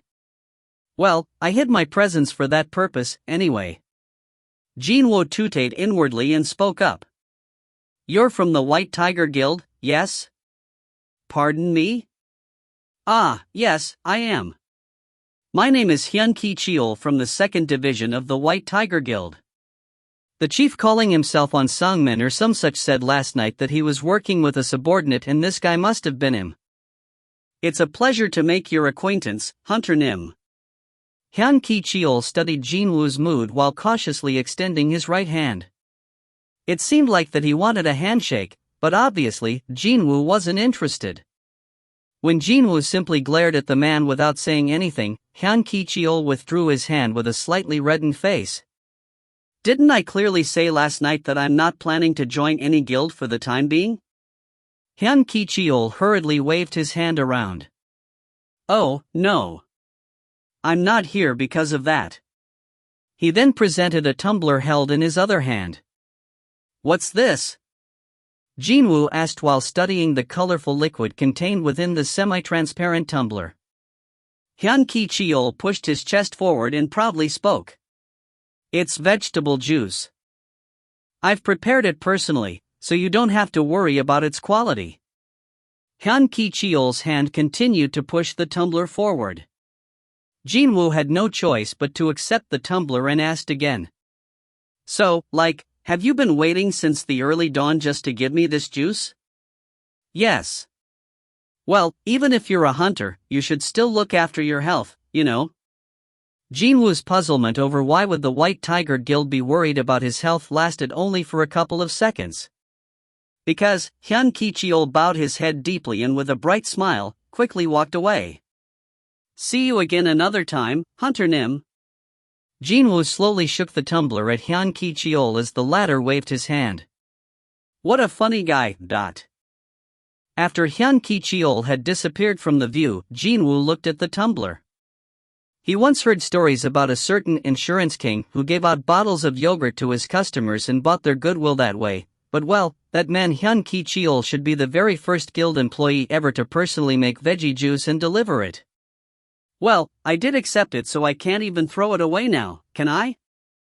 That man wouldn't have been stupid enough to try it, but if he did pour some kind of poison in the juice, Jin-Woo's detox buff should take care of that, so no worries there. Should he at least give it a go and have a taste, then? Slurp. He used a straw stuck in the tumbler and took a long sip, before his eyes opened wider. Hey, it's tasty. It was here that he heard a familiar voice calling out to him. Hyung Nim. He turned around to see Eugene-ho walking towards him. Eugene-ho still had that bright face as usual, but he was also pointing in the direction where Hyun Ki-cheol disappeared to with his chin. Hyung Nim, who was that just now? He'd been standing here for a while, you know? Jin-Woo's reply was pretty simple. An insurance salesman. Aha. Being a positive-minded guy, Eugene-ho accepted that explanation right away. Jin-Woo looked around the vicinity and asked, "Where's your van?" If he saw Hyun Ki-cheol standing here, that meant Eugene-ho had arrived quite a while ago, too. But strangely enough, the kid's favorite van was nowhere to be seen. I parked it way over there, Hyung Nim. But, why? Well, you know there's been a series of unsolved homicides taking place around these parts, yes? I'm not from around here and people were beginning to suspect me and stuff, so... Jin-Woo nodded his head. Those murders were brought up frequently on the local news lately. The victims were mostly young women. There had been 2 murders this month already. And then, there was an unknown black van parked right out in front of the apartment building. Of course, the residents would become fearful and anxious. Slurp, slurp. It was here that the veggie juice was finally finished. Jin-Woo lightly shook around the empty tumbler before walking towards where the van was supposedly parked. Let's go. Okay, Hyung Nim. Lizard men came out in this dungeon. As their name indicated, they were literally bipedal lizards. They walked on 2 legs, wielded weapons, and even resorted to flinging around magic attacks, too. The number of lizard man mages was low, though. However, they were rather cumbersome to deal with in return. For instance, 2 balls of flames erupted near the tips of the lizardman mage's hands. Magic? When Jin-Woo tried to get closer, the 2 lizardmen protecting the mage stabbed their spears at him. Indeed, what quick reflexes befitting reptiles.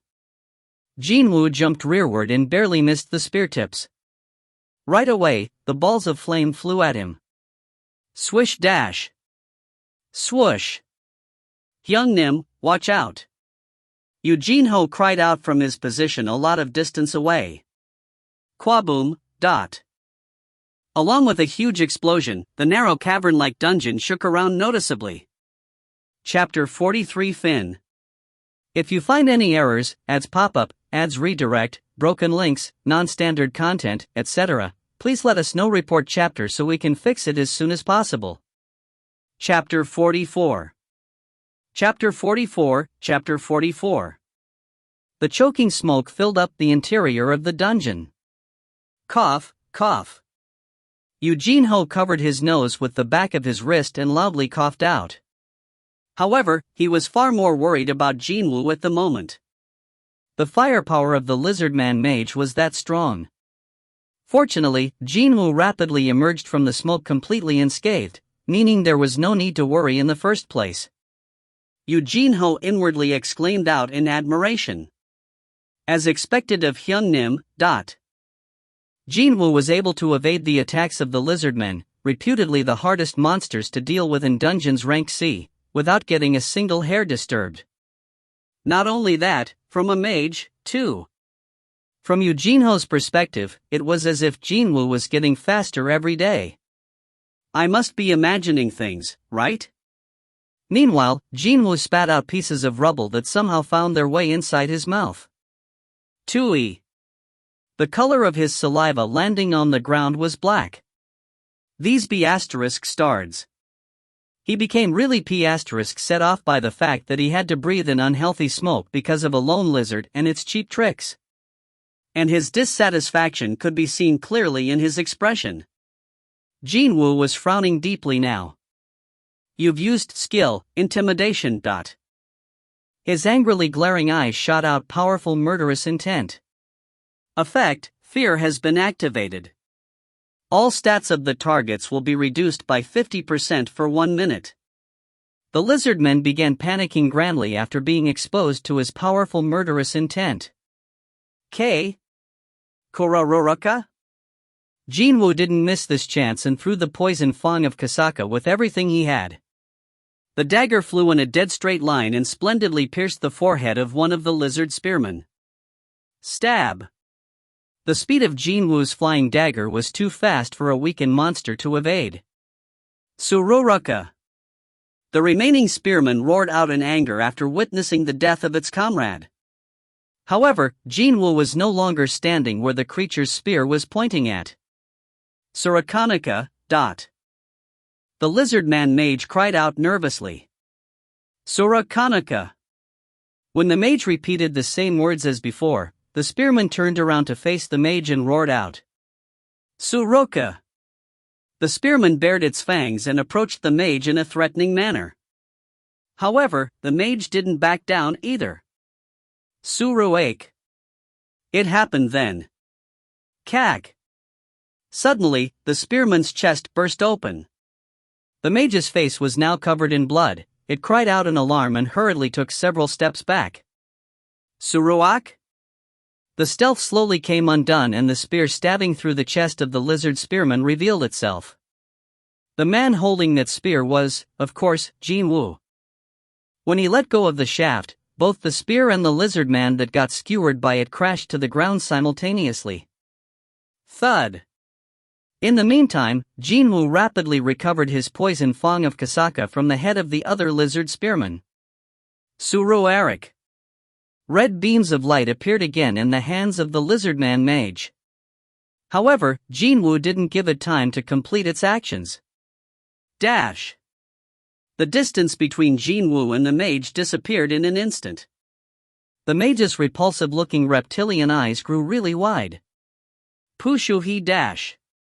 Jin-Woo ducked and avoided the flames erupting out from the mage, slid to the monster's rear, and stabbed his dagger near the target's spinal area. Vital points targeting. Stab. The mage cried out in pain. Kayahahak. But, when Jin-Woo stabbed again, the following scream wasn't as lengthy as the previous one. Stab. Kak. The lizardman mage spat out a mouthful of blood and collapsed forward. Plop. Jin-Woo inwardly punched the air. No matter who judged it, that was an excellent victory for sure. Very nice.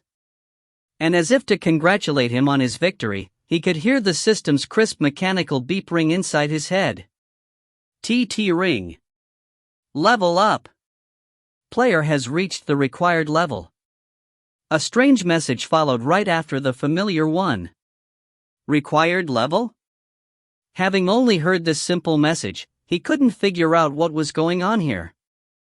But by the time the following mechanical beep rang, Jin-Woo ended up expending a huge amount of willpower just to calm his heart that beat so hard to the point of causing him pain.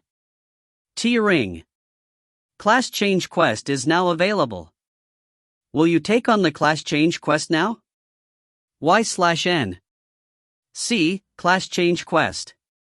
He was so focused on raising his levels and his stats that he had been forgetting all about a certain column in his status window. Name, Seong Jin-Woo. Level, 40. Class, None. Indeed, that was the third column in his status window, the class. And now, he was given an opportunity to replace the none with another word. He'd be given a class. In most video games, a character would receive many benefits after getting a class. It'd be no different with the system, since it operated almost the same as a game. Thump, thump. His heart was beating harder and faster now. When he realized that he'd be one step closer to the goal of being strong after going through with this quest, he simply could not calm himself down anymore. Will you take on the class change quest now? Y/N. Yes and no continued to flicker in front of his eyes. Of course, I would. What kind of an idiot would refuse such an opportunity? Jin-Woo was about to choose yes and take on the quest to change his class. However, he stopped almost instinctively. No. Hang on a sec. Who knew just what kind of a quest might show up here?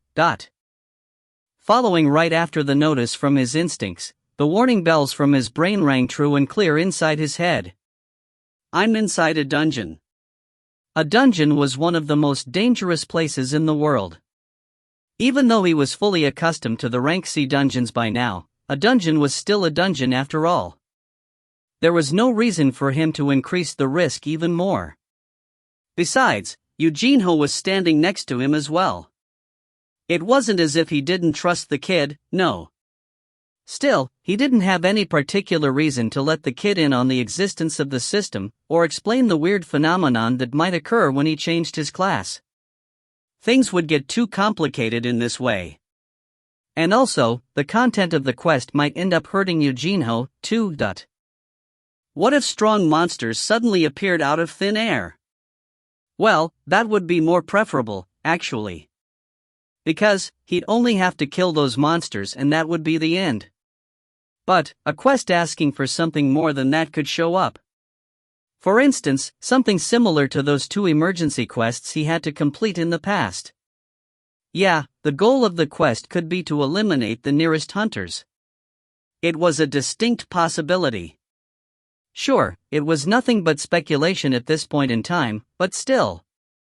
Still possessing an excellent sense of timing, Eugene-ho walked over and called out to him. Hyung Nim. The magic the lizard man mage flung about must have landed pretty close to him, because he was covered from top to bottom in dust. Just how did you do that? Disappearing and reappearing again? Did you have a skill like that before? Eugene-ho's eyes sparkled brightly as he spoke. He looked really pumped up, too. He must have found the rare skill stealth really mystifying or some such. Well, I find your appearance far more mystifying, kid. Instead of a reply, Jin-Woo pulled out a handkerchief from his inventory. He got this as a reward from the daily quest. Hyung Nim? Jin-Woo used that cloth to mercilessly rub Eugene-ho's face. Woof! Foo huff! The previously white handkerchief was now dyed jet black. Eugene-ho took a look at the fabric and only then realized what the state of his face was like. He embarrassedly retreated to a corner and carefully wiped his face clean. Hey, Jin-ho. Yes, Hyun Nim? Something urgent just came up. Eugene-ho quickly raised his head. Are you planning to leave now? After we finish up here. Okay, understood. Then, I'll cancel our bookings for the remaining gates. Eugene-ho couldn't show it in front of Jin-Woo, but he was feeling rather pained about the 3 gates that had been booked by him. My funds are running out quickly, too. Eugene-ho didn't have any method to earn money, so the allowances he got were basically everything he had. He was doing this without his father's knowledge, so the amount of cash he could shift around was limited. If he had to cancel the bookings, then he wouldn't get refunds on the booking fees he paid in advance. It was the same as him throwing money away. So, how could he not feel pained about this? Also, because of this unusual method of clearing gates, he ended up spending more than usual for today's raids. But now, he had to throw away his investment, just like that. Eugene-ho's shoulders couldn't help but droop real low, almost instinctively. However, Jin-Woo replied with an unmoved expression. Why are you canceling our bookings and wasting money like that? Eugene-ho tilted his head. Pardon? If we don't enter a gate within 2 days of booking it, our permit will be automatically rescinded, Hyung Nim. Of course, Jin-Woo already knew something like that. Leave them to me. I'll sort them out. Did Jin-Woo think of a good way to resolve this? Jin-Ho was curious, but at the same time, he felt relieved as well. Inside the headquarters of the White Tiger Guild. Chiffon. Just what on earth were you thinking? A loud roar reverberated within the offices of the 2nd Division. The owner of that roar was Baek Yun-ho. He was none other than the master of the White Tiger Guild, and its CEO as well. It could never be a good thing if a CEO-level character made his way down to the lower floors to make his ire known to his staff members. How can any of this make sense? How can there be no gates to train our new recruits? Don't you realize that you've delayed the training schedule by 4 days already? All the employees within the 2nd Division lowered their heads. They all looked anxious, wondering if they would also end up in the crosshair. Chiffon Songmin too lowered his head as Baek Yun-ho continued to point and shout at him. Songmin wasn't dumb or inexperienced enough to P*SS off his superior officer even further by replying to every little thing being said, in the way Hyun Ki-cheol would have done. In cases like this, keeping his mouth shut was for the best. Whether the boss man knew Songmin's thoughts or not. Baek Yun-ho angrily shook around the report from the 2nd Division that showed up on his desk this morning. You're using this as an excuse? The other team paid far higher bids so we can't book a single gate? Are you saying our guild lacks enough funds? Or is the other party being supported by a bloody billionaire or something? Songmin's lips twitched real hard just then, but he endured like a champ and didn't say anything. He made a promise to Jin-Woo, after all. If I open my mouth now, I'd end up blabbering about Jin-Ho and Seong Jin-Woo. Not knowing the pained inner thoughts of Songmin, Baek Yun-ho continued to roar at the top of his lungs, loud enough to shake the entire office. I don't care whether it's 100 million, 200, just book the D*MN gates. Do you understand me? It happened, then. Suddenly, Songmin's phone began ringing loudly. I'm sorry I couldn't answer you earlier, I was meeting a friend, shy. When he sneaked a glance at his phone to confirm who the caller was, Songmin's eyes grew real wide. Sir, I need to answer this call. The 2nd Division's main role was to recruit new talents, and nothing was more important to them than good timing. And, Songmin was the chief of that 2nd Division. Even if Songmin had made a big blunder, no matter how angry Baek Yun-ho got, stopping him from answering that call was not a smart thing to do. What are you doing, Chiffon? Answer it quickly. Baek Yun-ho consented to it with an unhappy voice. Songmin bowed his head slightly, asking Baek Yun-ho for his understanding, and he quickly answered the call. Hello, Songmin from the White Tiger Guild speaking. While Songmin was answering the call, Baek Yun-ho crossed his arms and waited for it to end. Yes. I understand. If you're waiting for us by the ground floor cafe, I shall go there right away. Yes, see you then. Songmin ended the call and quickly spoke up. Sir, looks like I'll have to go downstairs for a moment. Songmin was the ace of the 2nd Division. If such a man was getting ready to rush downstairs with only one phone call, even when he was facing his boss's fury. By any chance, was that call related to scouting someone? Yes, sir. Seeing that confident, assured face of Songmin, Baek Yun-ho realized that something major was going on here. Chiffon is personally trying to scout this person? Which could only mean that the other guy was someone extraordinary, right? Baek Yun-ho's angrily crumpled visage reverted back to a smiling one in an instant.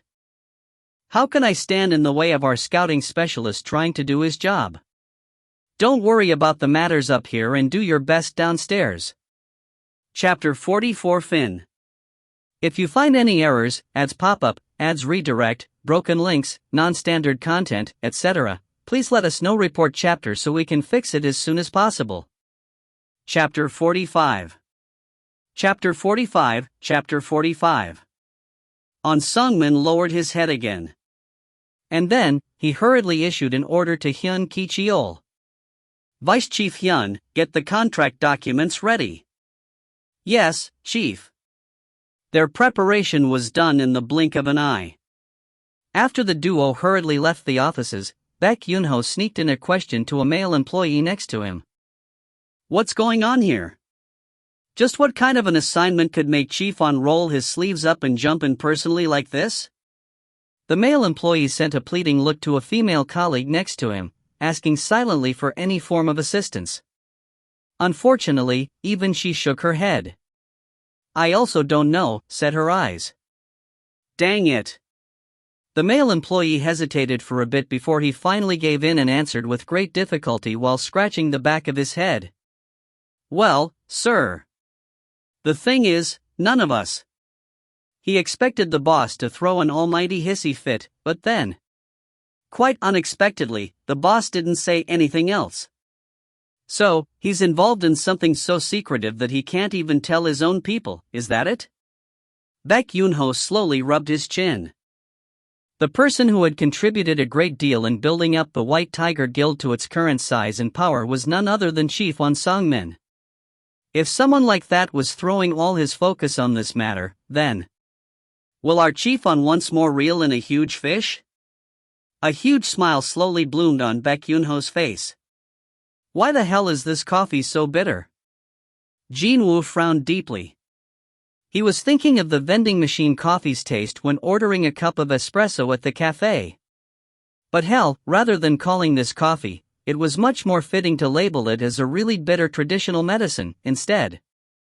And it cost way too much for what it was. Man, 6,000 Korean wons can buy me several canned coffee, you know, He began wondering just how many sticks of sugar he needed to pour into this bitter B***start in order to make it taste about the same as the canned coffee. But then, cling. The door to the cafe opened, and the duo of On Sung-min and Hyun Ki-cheol rushed inside. Over here. Jin-Woo raised his hand. On Sung-min and Hyun Ki-cheol quickly took a sweeping look around the cafe, and when they discovered Jin-Woo, their complexions brightened in an instant. Their expressions resembled that of Hungbu sawing the gourd brought by the swallow. TL, Hungbu is the main character of an old Korean novel, Hungbu and Nulbu. There is a dedicated page in Wikipedia for this folktale if you're interested. We honestly didn't expect to see you again so soon, On Sung-min greeted like so and sat opposite to Jin-Woo, while Hyun Ki-cheol made a quick greeting with a nod and settled down next to his superior officer. Jin-Woo also nodded his head lightly as his greeting. The old saying went make hay while the sun still shines. So, On Sung-min pulled out the contract as soon as settling down. For the terms we can offer you, we can negotiate. His ardent desire to get the contract signed quickly was quite easy to see. Unfortunately for him, Jin-Woo cut him off rather decisively.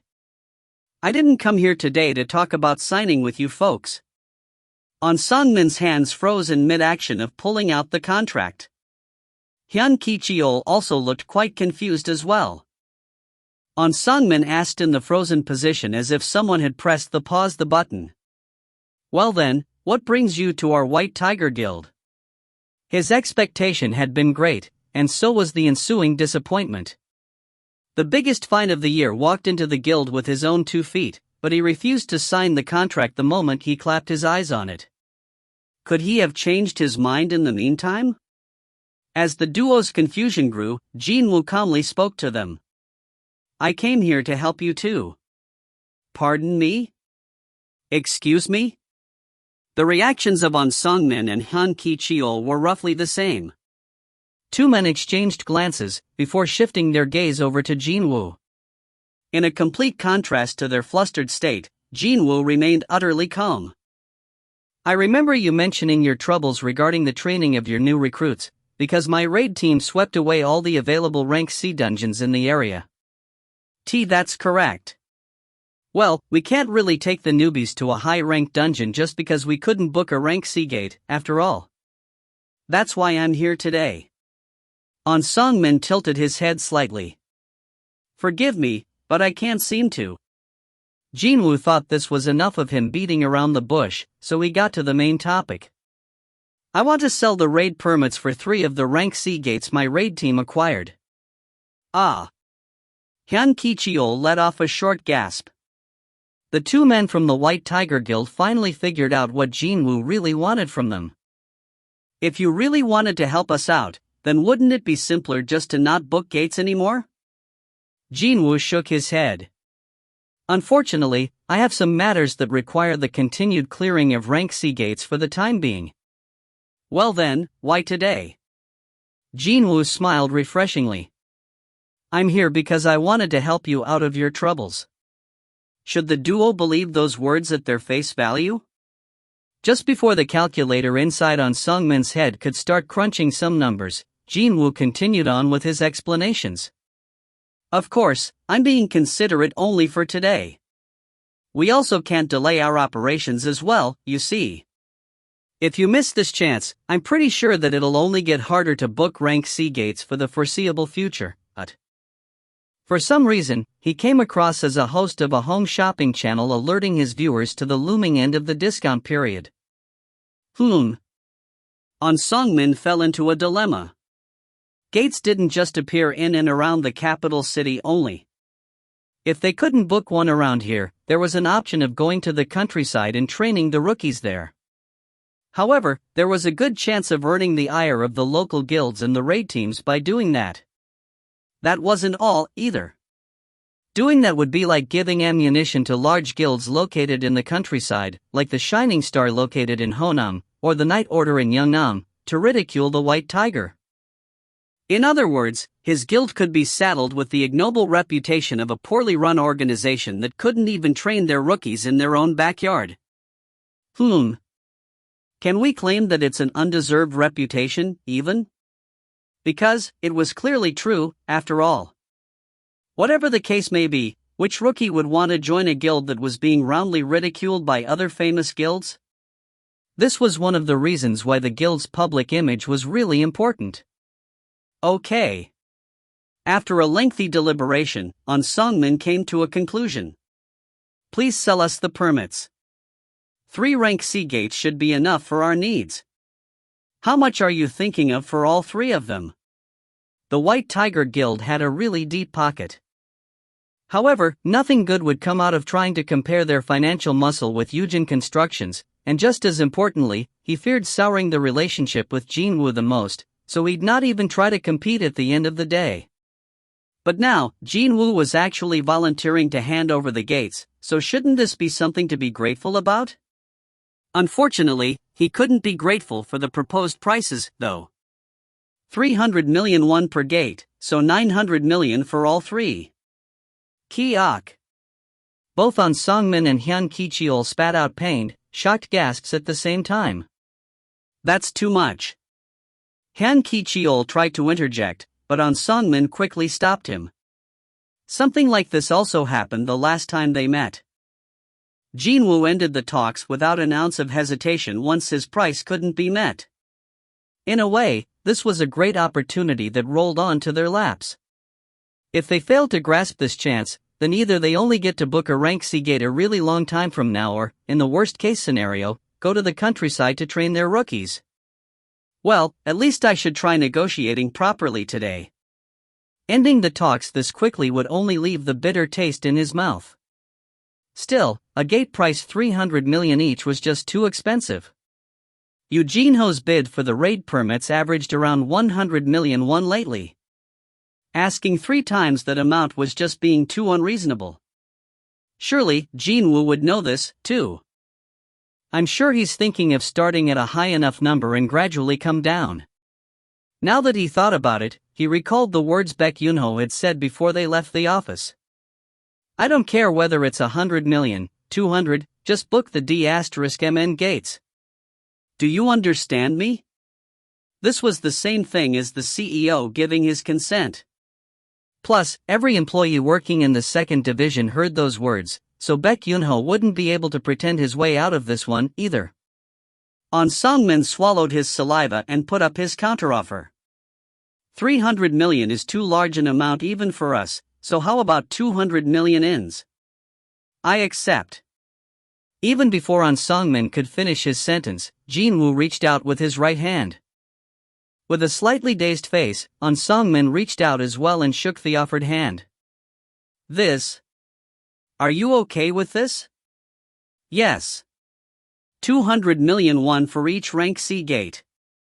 Please deposit the money into this bank account. It kind of felt like the situation got resolved way too fast, but well, from An Song-min's perspective, this should count as a fortunate thing indeed. An Song-min lightly shook Jin-Woo's hand and bowed his head as well. I'm grateful for this. Thank you. You're being too kind. Jin-Woo also formed a bright smile. An Song-min inwardly thought that he'd be able to breathe a little bit easier now. For the time being, he was able to resolve the situation with training the new recruits, and his relationship with Jin-Woo had improved ever so slightly as well. Trust is the foundation of all negotiations and dealings, after all. Indeed. Just like this, their relationship would evolve for the better bit by bit. Sooner or later, he'd be able to reel in his catch. No one would spit at a smiling face, and no one would pretend to not notice when someone gave you a present. An Song-min inwardly clenched his fist. Meanwhile, Jin-Woo stood up from his seat first. Now that's been sorted, I should get going. I'll see you around. Oh, and here. Jin-Woo handed over a shopping bag containing an empty tumbler to its original owner. Thanks for the drink. I really enjoyed it. I'm happy to hear that you liked it, Mr. Song.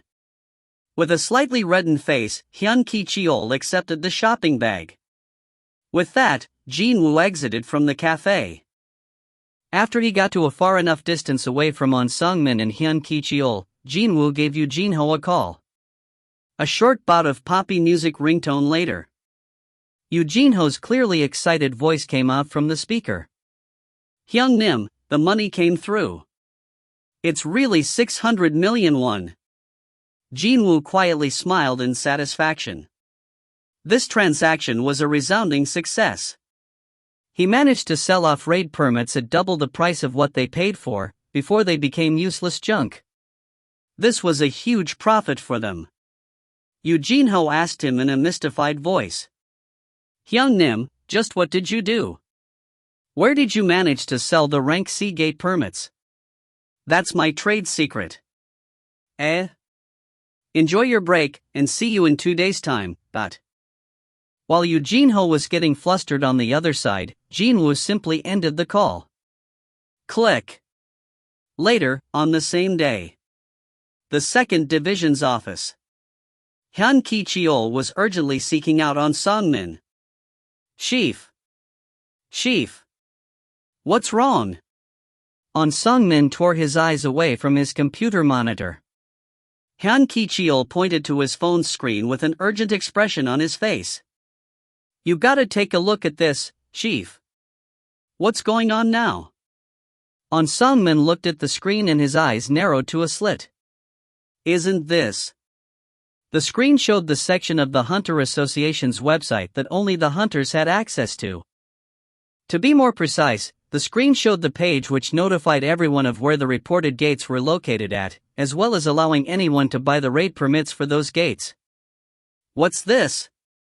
Why are there so many rank C dungeons in our district? Not only that, each one is going for less than 10 million won at the moment, as well. No way. An Song-min realized that something was terribly awry here. Yoo Jin-ho's team hasn't booked a single gate for tomorrow.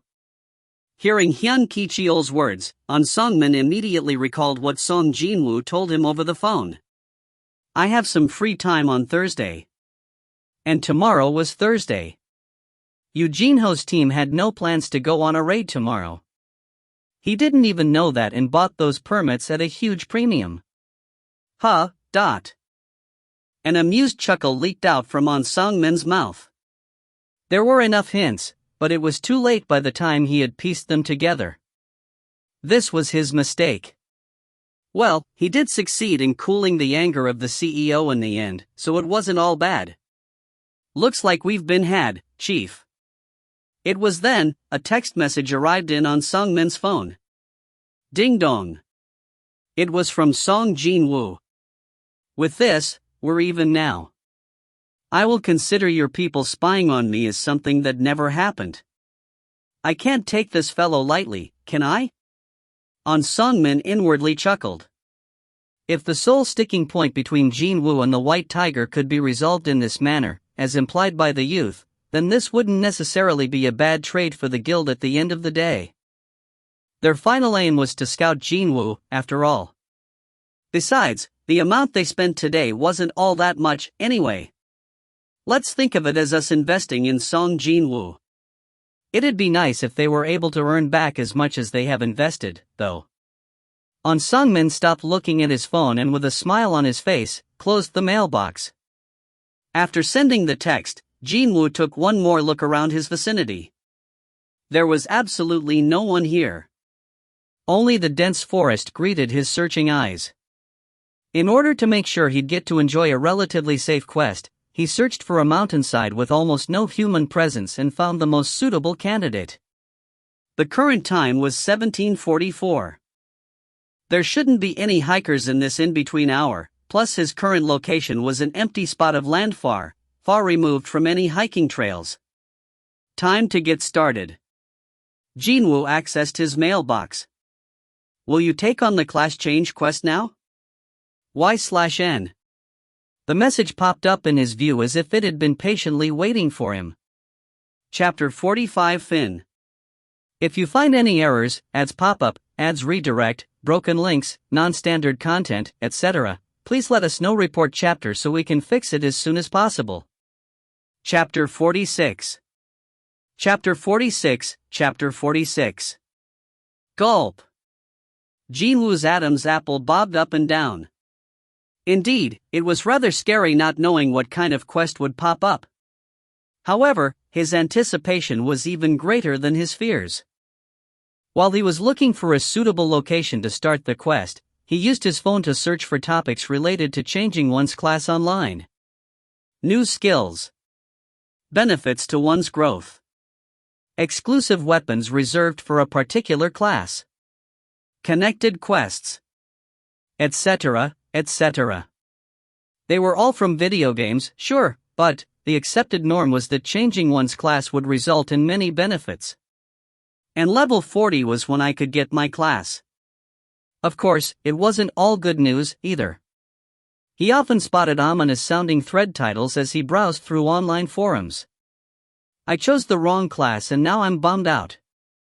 Only if I knew, I'd have gone with a different class, F*King Hell. A moment of bad decisions later, I'm quitting my dearest game and returning to the normal society. Should I erase this character and start all over again?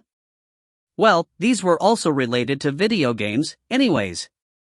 He certainly had far less to worry about here since he only used daggers as his main weapon until now. All the skills he had acquired leaned towards the profession of assassin. Right, I've got dagger techniques and stealth as my skills. Not only that, he invested mainly in raising the stats of strength and agility, so it was kind of hard to imagine getting another class other than assassin. As his thoughts arrived here, Jin-Woo summoned the poison Fong of Kasaka from his inventory. Shush. This feeling of the hilt falling so perfectly in his hand. Yeah, this for me is the most comfortable. He nodded his head like a wise old sage. While gripping the dagger tightly, Jin-Woo shifted his gaze towards the message floating in the air. Well, then. Now that he was all done with getting ready for any unexpected events, he firmed his resolve and answered the message. Will you take on the class change quest now? Y/N. Yes, I'm taking it on. The moment he thought of taking on the quest, another message popped into his view. T-Ring. You're now partaking in the class change quest. A new dungeon will be generated for this quest. Generating a new dungeon? Before he had the chance to interpret what that message was saying, a change took place before him really fast. Warning dash. A black hole formed right in front of his eyes. That was merely the beginning, too. Warning, Wawang. The black hole the size of a bean expanded to the size of a coin, then to that of a volleyball, and eventually, it grew large enough for a person to walk through. Isn't this? Jin-Woo's eyes grew wider. He was expecting to see a new message with the contents of the quest pop up in front of his eyes, but this. What appeared before him was, without a doubt, a gate. To think, a gate would show up here. This one didn't seem any different from the others he was familiar with. Only that, it was a bit smaller than usual. The system sent him a new message as if to urge him on. Please enter the dungeon through the gate. I need to calm down. Jin-Woo quickly collected himself. Right. If he thought about it, there wasn't much of a difference whether he used a key or a gate to enter a dungeon. Indeed, he was simply taken aback just now by the sight of a gate forming artificially like this. Also, this would be his first time seeing a gate form. He always just walked into one that was already there, so. When the chain of his thoughts stopped there, a new question popped into his mind. Hang on, can other hunters enter this gate as well?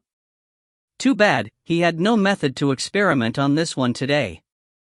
Well, there were no hunters nearby that he could call for assistance, nor did he have anyone who would rush over here because he gave them a call. He momentarily recalled Eugenio's face, but slowly shook his head. How will I take care of the aftermath if I called him and something bad happens? It was then.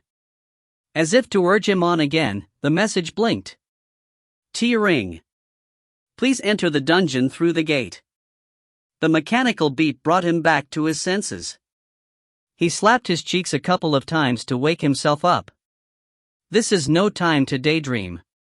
If he succeeded, then a new class and all the rewards that followed would be his. And if he failed, then he couldn't even tell what might happen to him. So, he needed to focus here. Fu-woo. After taking a deep breath, Jin-Woo held the poison fang of Kasaka in reverse grip and entered the gate. You have entered the dungeon. Eh? He entered in a state of taut tension, but to his surprise, there was nothing here. He was greeted by the sight of an ordinary cave-like dungeon. Isn't this exactly the same as the others? He heard that high-ranking dungeons were often linked to other worlds, so he was kind of worried about such a thing happening to him, but thankfully, he was spared from that. Instead, a strange message popped up into his view. T-ring. The current location forbids the usage of potions as well as the functions of the store, and your physical state will not recover even if you level up. Jin-Woo confirmed that there was no presence of monsters nearby and put away his dagger. Then, his head began tilting this way and that. This isn't going to be easy, is it? Maybe because his class change was up for grabs, there were quite a few restrictions here to contend with. The most important one was that he couldn't replenish his spent energy or stamina, and couldn't heal himself using potions or level ups. The damage will stack, in other words. If he got injured, then that would spell his doom. Since he couldn't heal himself, he had no choice but to be thorough and cautious with every action he took. Meaning, I gotta keep my wits about me. Jin-Woo closed the message. And as he'd do every time when entering a dungeon, he confirmed the presence of the exit.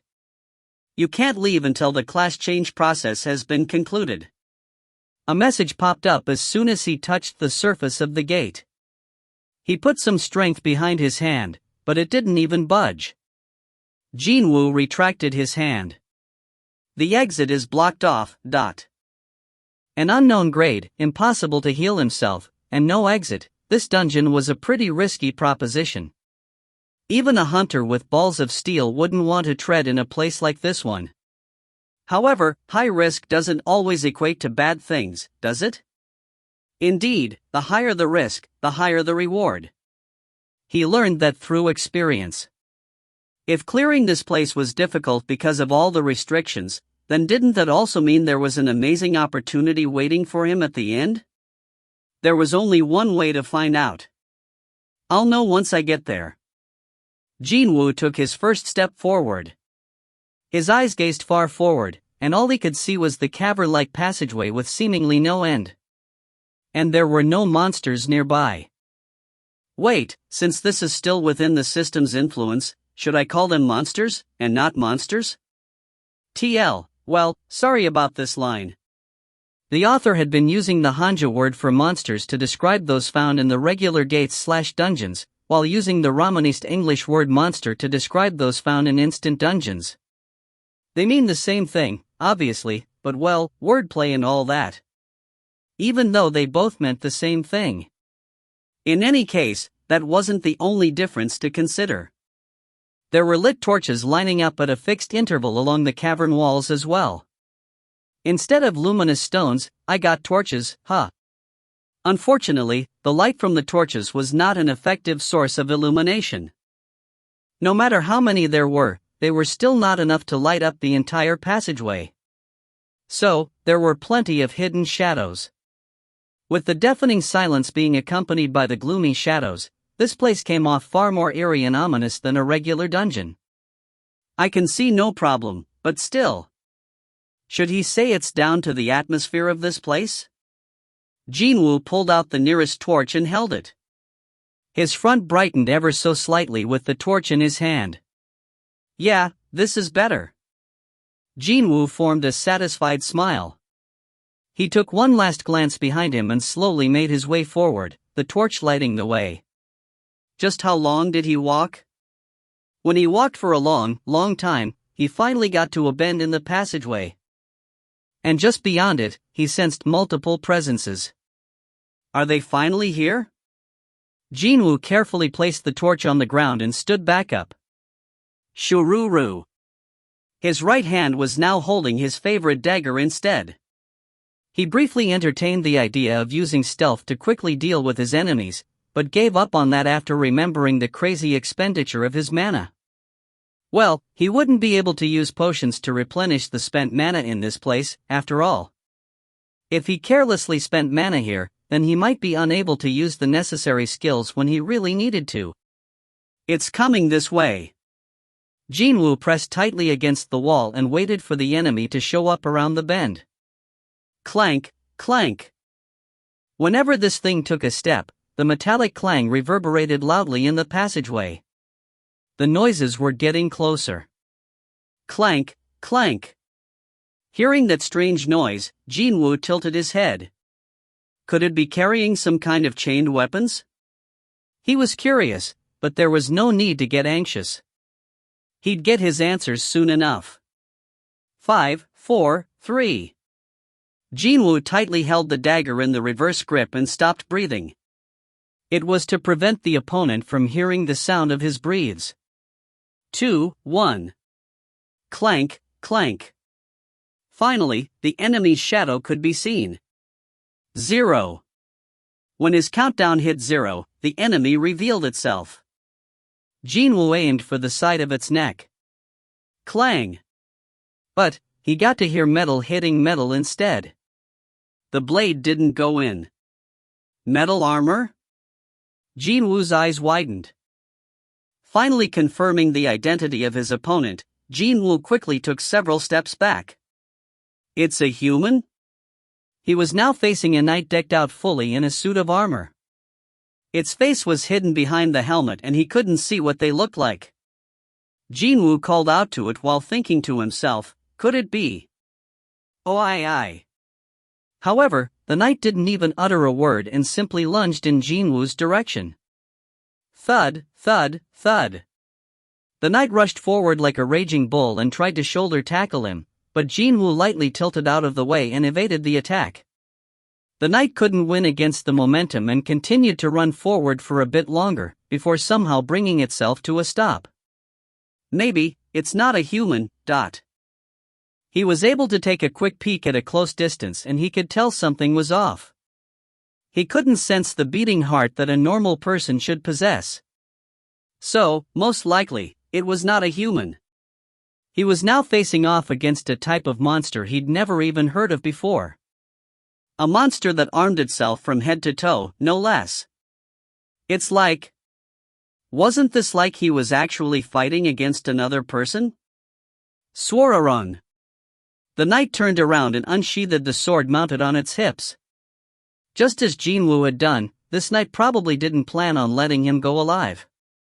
After sensing its intense hostility, Jin-Woo's glare became a level sharper. Dash. Your movement speed has increased by 40%. The first one to strike wins. Before the enemy made its move, Jin-Woo dashed in first. Swish. Jin-Woo evaded the hurried swing of the knight's longsword and stabbed his dagger at various points in its armor. Clang. Clang. Unfortunately, he couldn't damage it. The armor's too thick. Not only was it thick, the surface was smooth as well, so when he landed a straight blow, the blade didn't go in but simply slid off to the side. It was at this point that the knight swung its sword in a huge arc. Swish. Jin-Woo ducked lower and evaded it. The blade swung past Jin-Woo's head by a hair's breadth. A big move like this would inevitably expose a big opening. Another chance had come by. Jin-Woo lunged in closer to the knight and gathered his strength in his dagger-holding arm. Vital points targeting. Crack. The tip of the dagger penetrated past the armor. Did it work? However, it must have not suffered any damage, since it swung its sword down vertically with great force, not caring at all about the dagger stuck to its side. Swish. Jin-Woo rapidly threw himself back. Clang. The blade slammed into the ground and sparks flew everywhere. Jin-Woo took several steps back and corrected his posture. His dagger remained stuck to the knight's side. TSK. Jin-Woo clicked his tongue. It's not really that strong, is it? That was his earnest assessment. Probably because of all that heavy armor, its movement was dull, and its attack pattern was also rather simple, too. Only that, its defense against bladed weapons was truly exceptional. Jin-Woo rolled up his sleeves. Well, I've already fought against an enemy with thick armor that blades can't penetrate. His relaxed demeanor came from previous experience. The boss monster, Poison Fang Blue Kasaka, that broke a steel sword infused with magical energy in one hit, he had experienced killing such a snake before. Compared to the Kasaka, that thing is nothing. A thin smile slowly formed on Jin-Woo's lips, since that was a pretty good memory to recall. Thud, thud, thud. The knight stupidly charged in again, perhaps trusting the protection provided by its armor. I knew it. It's a really simple creature. Jin-Woo easily evaded the knight's attack aimed at his shoulder, slid to its back, and caught it in a headlock. Crack. Since its neck area was also protected by armor, it had not choked to death, but crack, crumple. Jin-Woo's arm muscles expanded and veins bulged. Jin-Woo wasn't planning to choke the knight, to begin with. He gritted his teeth, his eyes shooting up wide open. And when that happened, crack! Along with a pretty sickening noise, the helmet was ripped off. This was the moment when his strength stat exceeding 100 points had begun shining ever so brightly. I did it! The knight lifelessly knelt down on the ground once its head was separated from the body. Thud! You defeated the knight. A simple but concise message announcing the end of the battle popped up. A flickering light indicating the presence of loot came from somewhere on the armor, but Jin-Woo's attention was elsewhere. What the heck? There's nothing inside? The helmet he held in his hands was totally empty. He quickly checked inside the armor to make sure, but it was the same story, empty. Does that mean I was fighting against a suit of armor that was moving by itself? Just as he arrived at his conclusion, two more knights rushed into view from around the bend. It seemed that they had belatedly sensed the unfolding battle. Clank, clank. The knights discovered Jin-Woo, and as if they had made a prior arrangement, they unsheathed their longswords in unison. Jin-Woo tossed the empty helmet away and loosened the muscles on his neck and shoulders. He now knew how to fight these things. So, this is the real beginning, huh? Thud, thud, thud, thud. Jin-Woo's lips formed a slight grin as he stared at the knights rushing towards him. His first step in clearing this dungeon proved to be on the right track. Chapter 46 Fin. If you find any errors, ads pop up, ads redirect, broken links, non-standard content, etc. Please let us know. Report chapter so we can fix it as soon as possible. Chapter 47. Chapter 47. Chapter 47. Was it because of all the restrictions? The loot drop rate turned out to be rather excellent. Jin-Woo only defeated 3 knights, yet 2 of them dropped an item each. As far as percentages go, that was 66.6%. It was an unimaginably high drop rate compared to other instant dungeons. Especially considering the fact that, when all he got after clearing a floor of an instant dungeon several times in a row would be a few Japtum and stuff he had no use for other than to sell them off at the store. Item, Superior Knight's Breastplate has been found. Take it?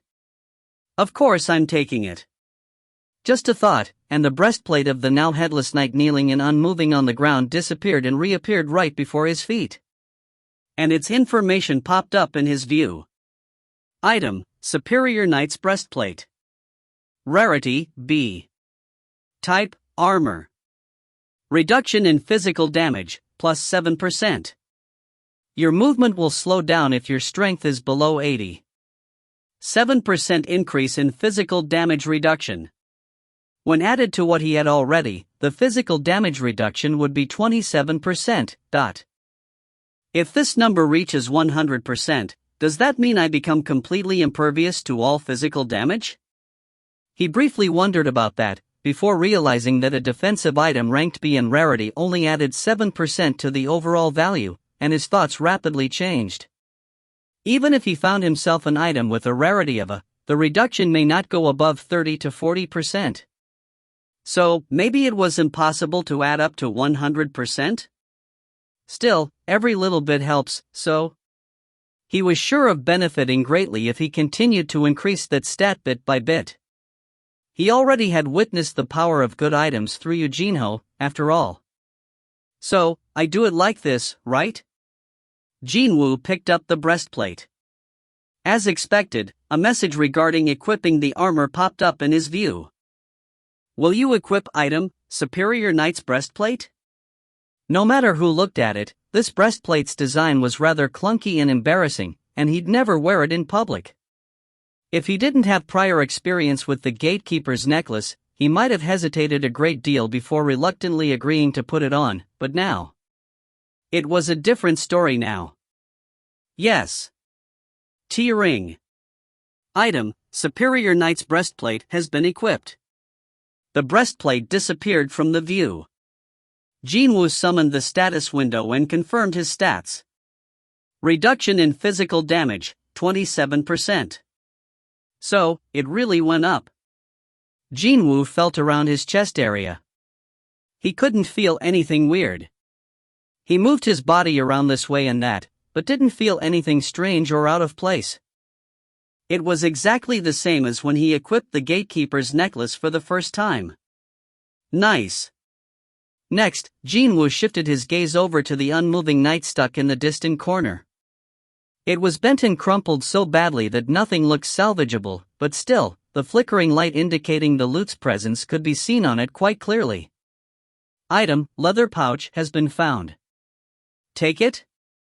Of course, he was the one responsible for that, but even he had to concede that he had gone a bit overboard there. He fought barehanded and well, it was really hard to control his strength, that was why.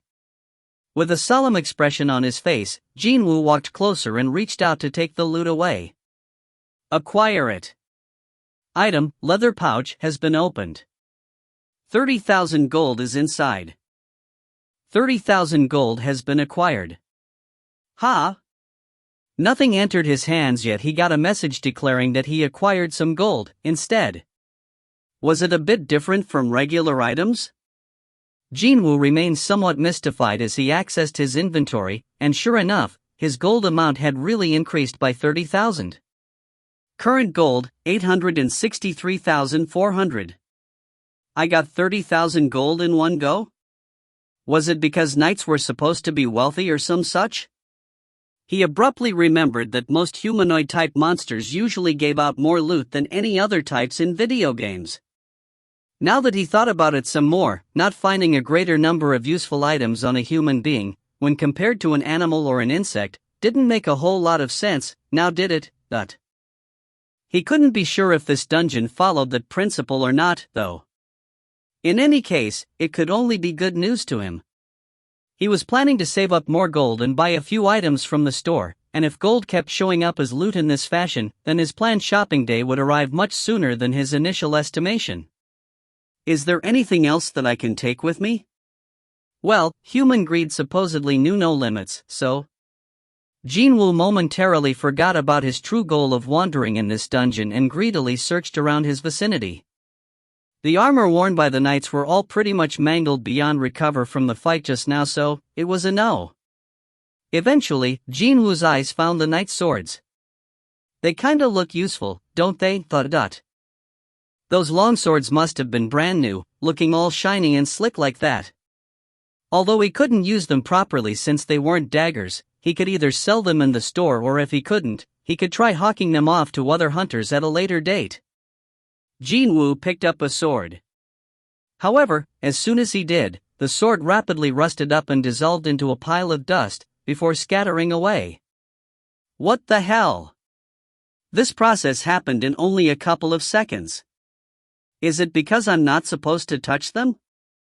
What a regrettable thing this was, but naught he could do about it now.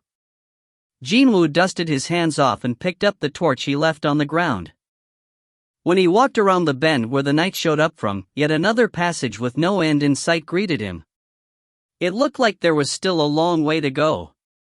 These battles felt like he was revisiting schoolwork. The notion sounded funny, but that's what Jin-Woo ended up thinking, totally out of the blue. During the past 2 hours of hunting inside the dungeon, he met 4 different types of monsters. Knights, mages, assassins, and archers. Is it stealth this time? An assassin type suddenly vanished from his senses. Jin-Woo didn't panic and extended his perception to its fullest. And soon enough, picked up on the presence sneaking up on him from behind. Swish, dot. Jin-Woo powerfully smacked away the assassin's dagger with his trusty poison fang of Kasaka, and seizing the opening created as the monster was pushed back, stabbed forward in a deadly and accurate attack of his own. The poison fang accurately landed in the middle of the target's chest. Stab. You defeated the assassin. Level up. The assassin received a fatal wound and turned into a wisp of black smoke before disappearing from his view with nary a scream. Plop. And where it once stood, only the leather clothes it used to wear remained. Why are they all humanoid-type monsters, anyway? Every time he killed them, he felt as if. Jin-Woo slowly shook his head.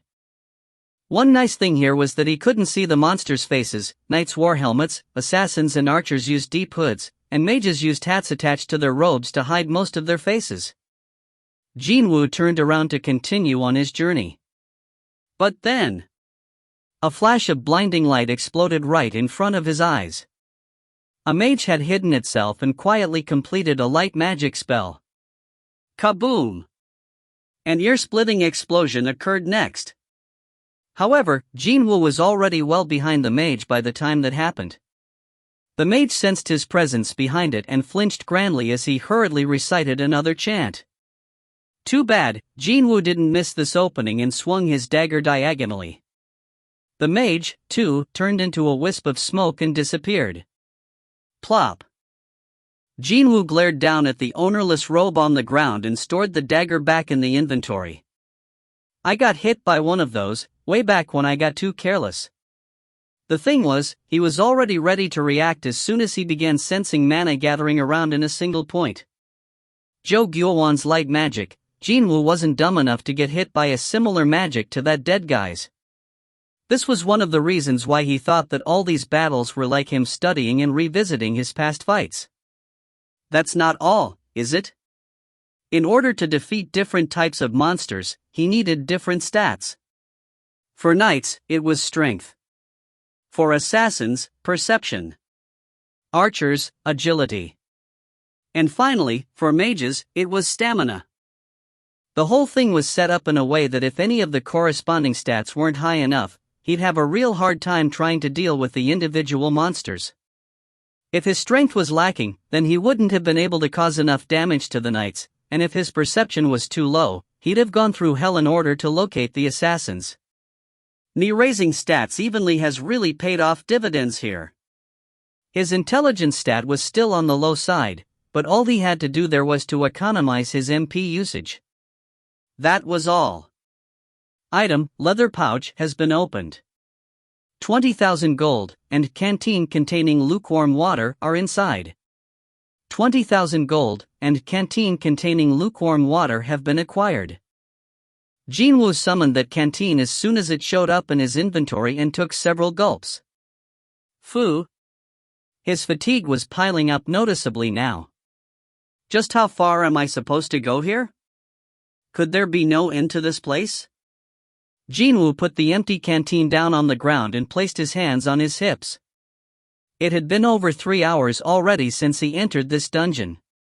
Both his body and mind were getting fatigued now. Should I take a short break? Jin-Woo sat down and leaned against the cave wall. Status window. T-ring. Tiredness, 66. The tiredness stat had sneaked up to a dangerous level. Above 70, his body and mind would start to get negatively affected. He needed to take a short nap and decrease that stat right away. Jin-Woo leaned his head against the wall. Sleepiness came over him almost instantly. He was so tired that, even when in an environment as dangerous as this place, he didn't need a lot of effort to fall asleep. However, swish dash. He heard the sharp whistle of air parting ways. Time slowed down, and Jin-Woo accurately snatched the flying arrow with his hand. Grab! Jin-Woo's eyes opened up. He saw an archer knocking another arrow from some distance away. So, it's still too early to fall asleep, is it?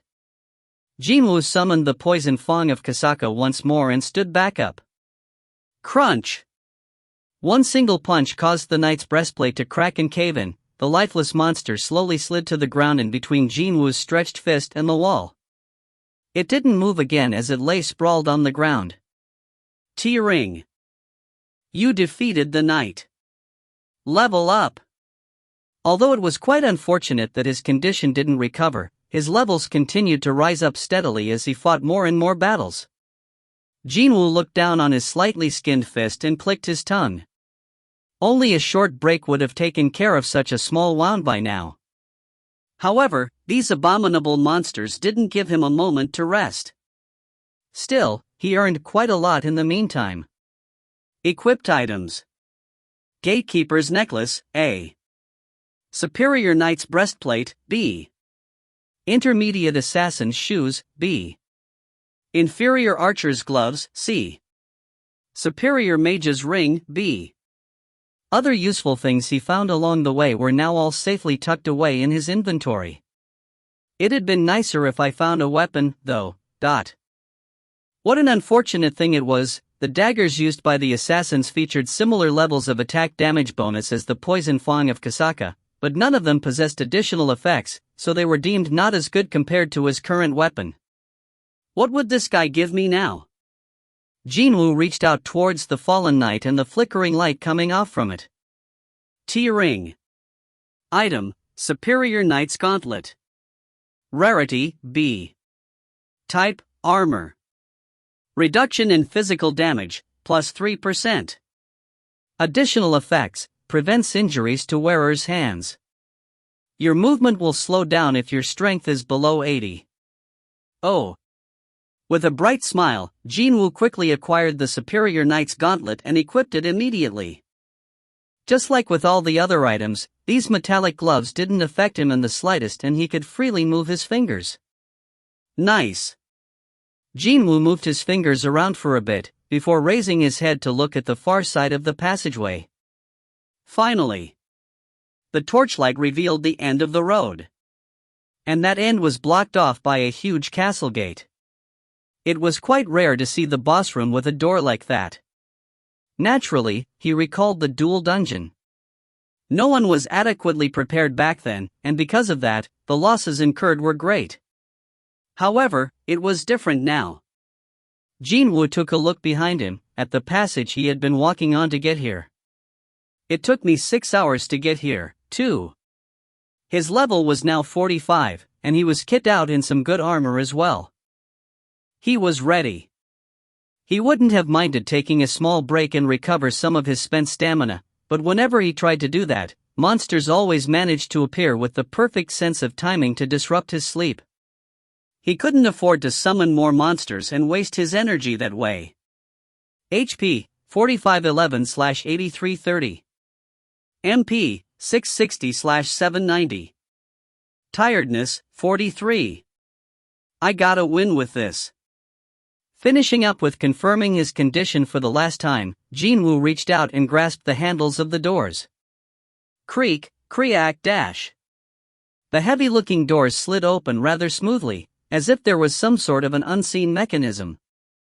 Chapter 47 Fin. If you find any errors, ads pop up, ads redirect, broken links, non-standard content, etc., please let us know. Report chapter so we can fix it as soon as possible.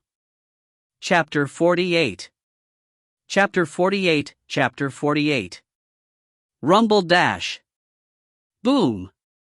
The door to the boss room finally opened. The interior was completely shrouded in darkness. Even with Jin-Woo's eyesight, greatly enhanced by his perception stat, he found it hard to see 1 inch in front of him. All he could see clearly was the ground beneath his feet. The floor was covered in stone tiles. The ash-colored tiles, laid with no visible gaps in between, gave off this feeling of heaviness and barren chill. As soon as he set foot on this floor, whoosh! Countless torches lining up the walls lit up all at once and illuminated the interior. As I thought, it's almost the same as back in that underground temple, but Jin-Woo maintained his vigilance. He scanned his vicinity and cautiously stepped forward. Several giant stone pillars stood erect to his left and right. At the far end of this room, he could see a tall throne. It's as if this place reminded him of the king's audience chamber from a fantasy movie. Of course, the scale was noticeably larger, though. A few steps later, the door issued a loud bang and closed shut behind him. Slam! Jin-Woo glanced back, but he didn't panic. He already expected something like that to happen. Jin-Woo resumed his careful march forward. I can sense a powerful presence. He kind of got this really strong gut feeling that, in order to conclude his class quest, he had to arrive before that throne. Just as important, his gut feelings on matters such as this one were on the money, most of the time. It was then. From the gap between stone pillars, which couldn't have been more than 10 steps, a doll walked out from its hiding spot and stood before him, blocking his path forward. The thing stopped its walk and turned around to face him. Gulp! Jin-Woo swallowed his dry saliva. He only had to take one look at the creature's red name floating just above its head to know that the boss had finally made its entrance. The captain of the knights, Ygritte the Crimson. It was a knight wearing a suit of blood-red armor. The way it was kitted out from head to toe in metal armor was similar to other knights he fought so far, but quite unlike those that looked dull and slow, this thing looked incredibly agile. What caught his eyes next was its helm.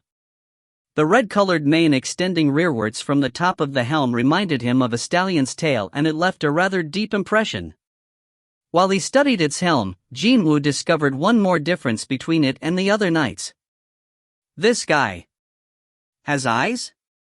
But, were they eyes, or irises? Whatever the case may be, the pair of silvery lights oozed out from where one's eyes should be. They felt so cold and uncaring, utterly mechanical and lifeless. Those cold eyes were now fixed on him. The hair on the back of his neck stood up. So, the aura of the really powerful enemy was coming from this guy, huh? The goal of the class quest could be to defeat this knight, for all he knew. If that was the case, he needed to be doubly cautious. Jin-Woo observed the movements of this Ygritte while slowly raising his clenched fists. My dagger won't work on it anyway. What was needed in defeating a knight was blunt force. He needed strength to overwhelm him. Ygritte quietly observed Jin-Woo for a while, before it abruptly took off its red cape. Plop! The cape fell to the floor. What's it doing? The B*****'''''''''''''''''''''''''''''''''''''''''''''''''''''''''''''''''' starred strange actions didn't end there. It proceeded to take off the long sword on its hips, and the 2 daggers hidden behind its back, and dropped them all to the ground. Not only that, it showed them to him, before dropping them one at a time. Clang, clang. The interior of the boss room had been quiet until then. The loud clangs of the metal hitting the stone tiles reverberated noisily throughout this vast chamber. Ygritte finished discarding all of its weapons, and as if to imitate Jin-Woo, clenched its fists and got into a fighting stance. Jin-Woo's eyes grew wider. Could this be ****** be thinking of? Was this thing going to fight him barehanded because he was also barehanded? Jin-Woo bit his lower lip. It's looking down on me. The monster's provocation that really wasn't one only served to rapidly cool his head. The hotter his emotions boiled, the colder his head got. On the contrary to his heart beating faster and faster, Jin-Woo's eyes became sharper and calculating. Come. Perhaps reading his mind, Ygritte made a beeline towards him. Tap, tap, tap, tap.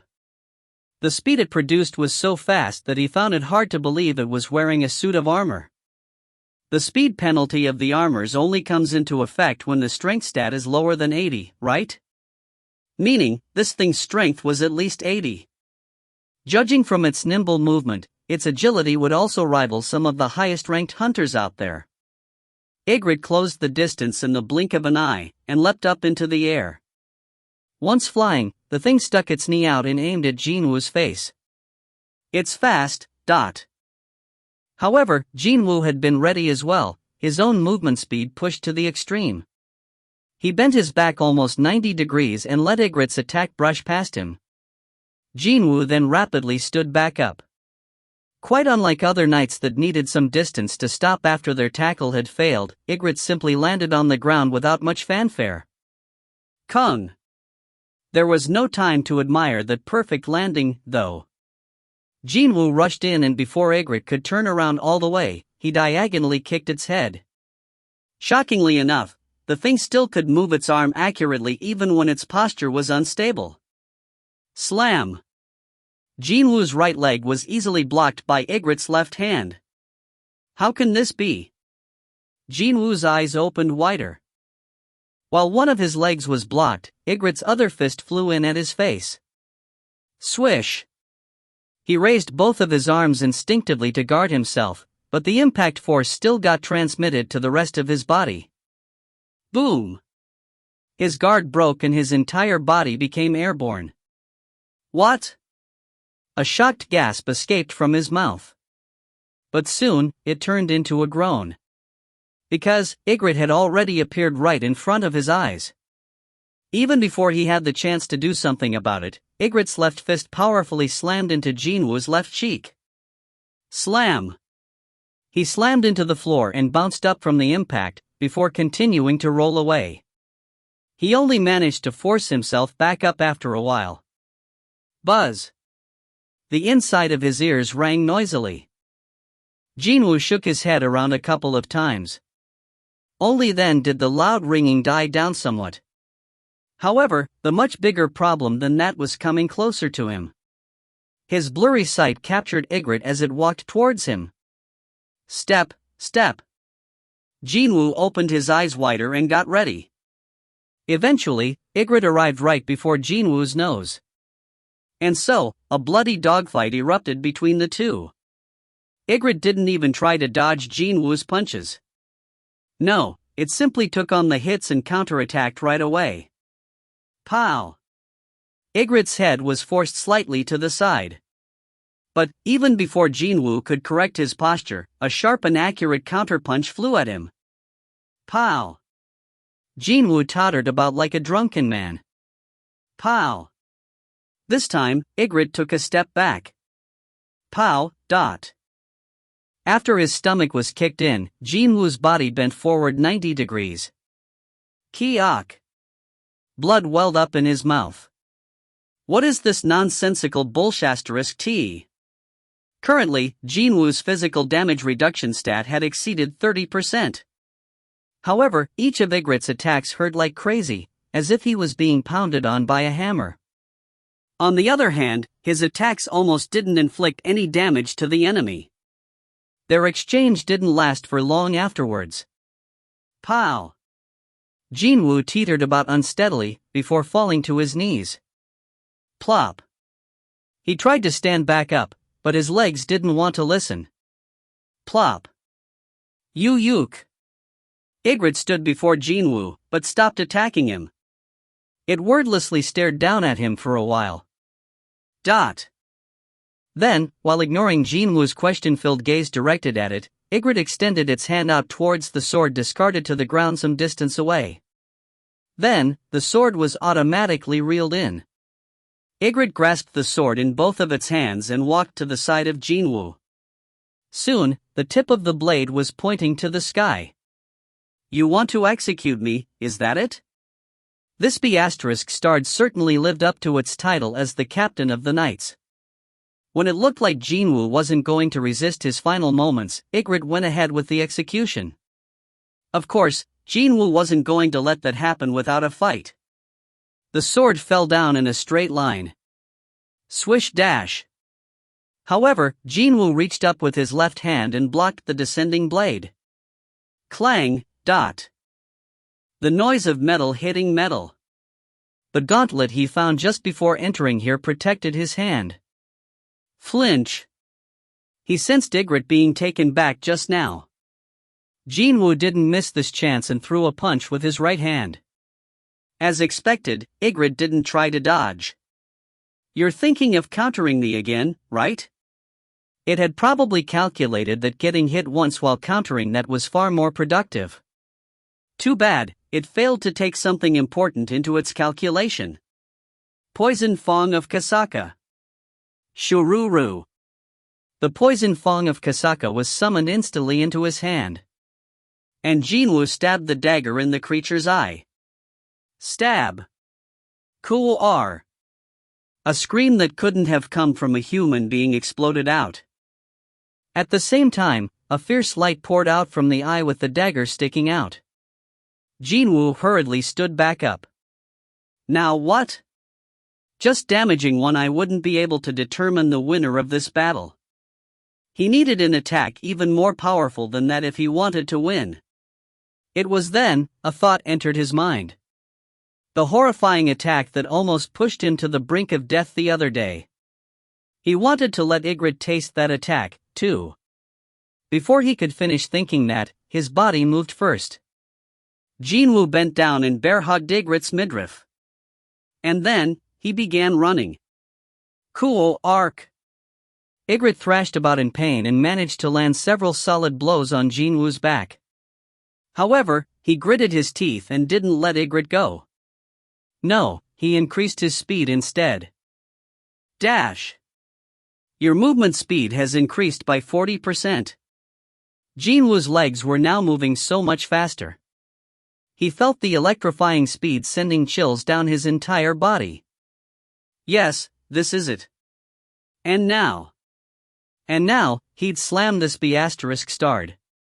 While gripping the midriff of Ygritte even harder, he dashed towards the nearest wall with every ounce of energy he had.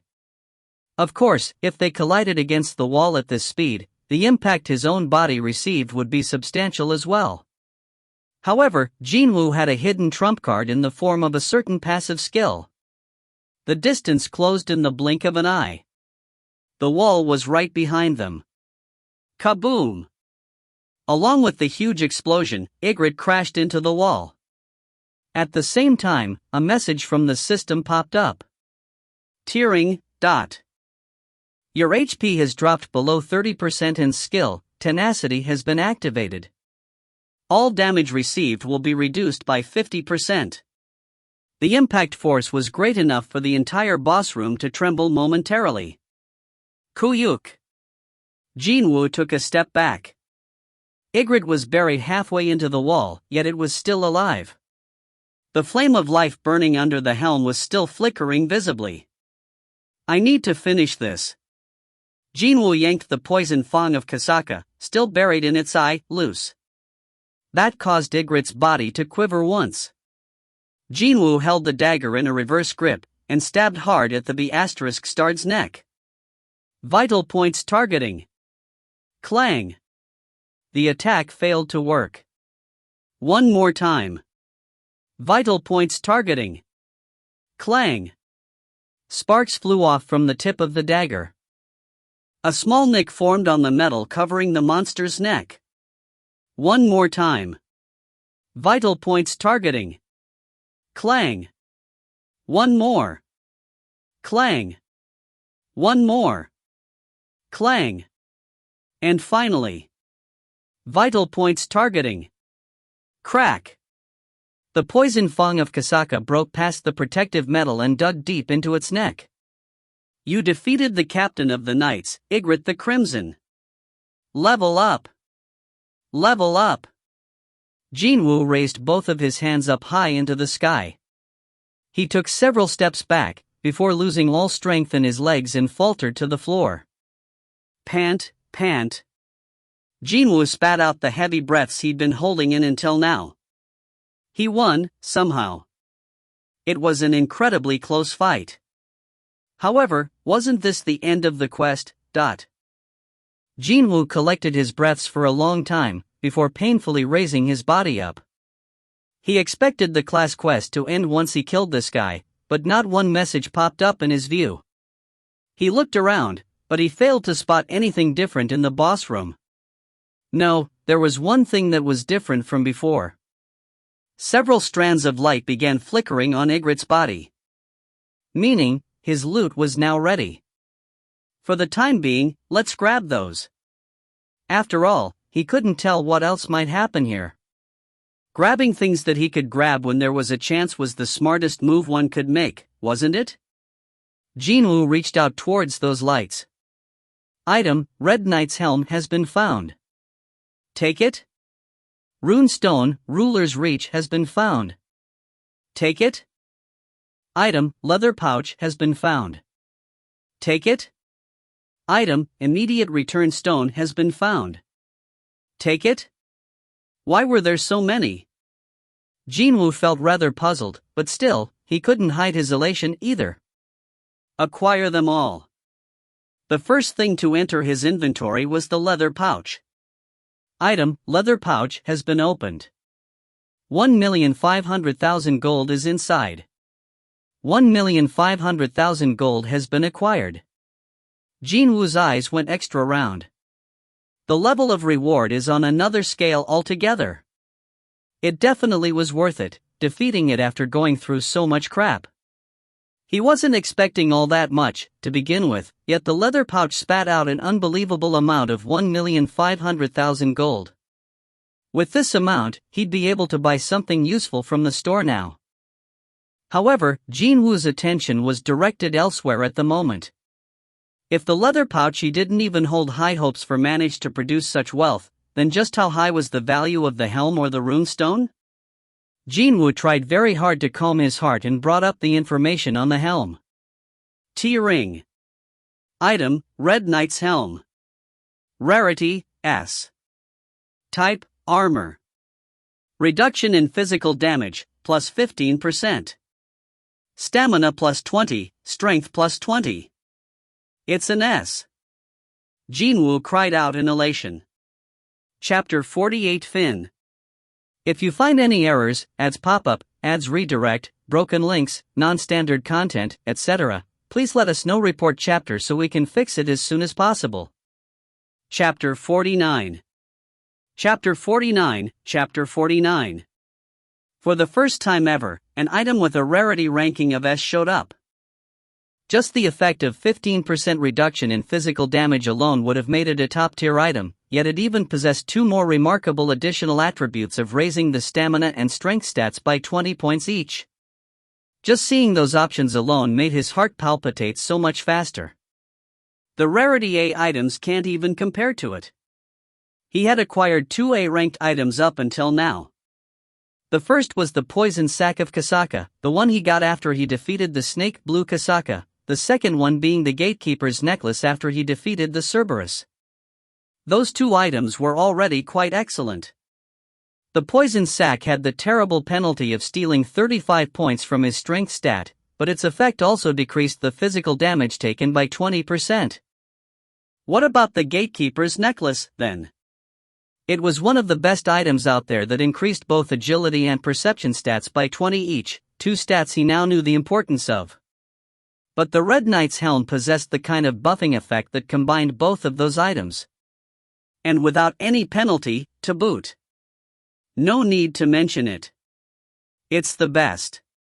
He was fully aware of the fact that he was standing in the middle of the dungeon's boss room, yet the smile on his face didn't want to go away. And if he were to add in one more unnecessary point here, he even liked the helm's design. It's a bit of a pity to hide this thing, though. The crimson helm that immediately reminded all onlookers of the flowing blood, and the mane connected to the helm itself, made him feel like he was holding an artistic masterpiece. It was only for a brief moment, but he even felt compelled to put on the full set of this armor if it existed somewhere. However, what a waste! Ygritte's other armor pieces weren't considered to be loot, as there were no lights coming off from them. Only the helm could be taken away. Jin-Woo forced back a rueful smile and cautiously put on the helm. Poof! Just as always, the helm disappeared from the view immediately. Although he couldn't show off his new look, his stats had gained a huge boost thanks to his new headwear. Stats: Strength, 128, plus 20. Stamina, 87, plus 20. Agility, 107. Intelligence, 66. Perception, 89. Reduction in physical damage, 46%, plus 15%. The numbers appearing in brackets were the increases in his stats from the helm itself. Not only the strength and stamina stats, but the hard-to-increase damage reduction stat all enjoyed massive boosts. He was completely and utterly satisfied now. Having confirmed the increase with his own two eyes, his heart began beating even faster. No. Jin-Woo quickly shook his head. The quest isn't over yet, so let's calm down. Besides, he still had other items to sort out, too. With the trace of excitement still lingering in his mind, Jin-Woo shifted his gaze to the other two items. Rune Stone, Ruler's Reach. Item, Immediate Return Stone. 2 pieces of stones. Out of the 2 walnut-sized stones, the first one to grab his curious gaze was the Immediate Return Stone.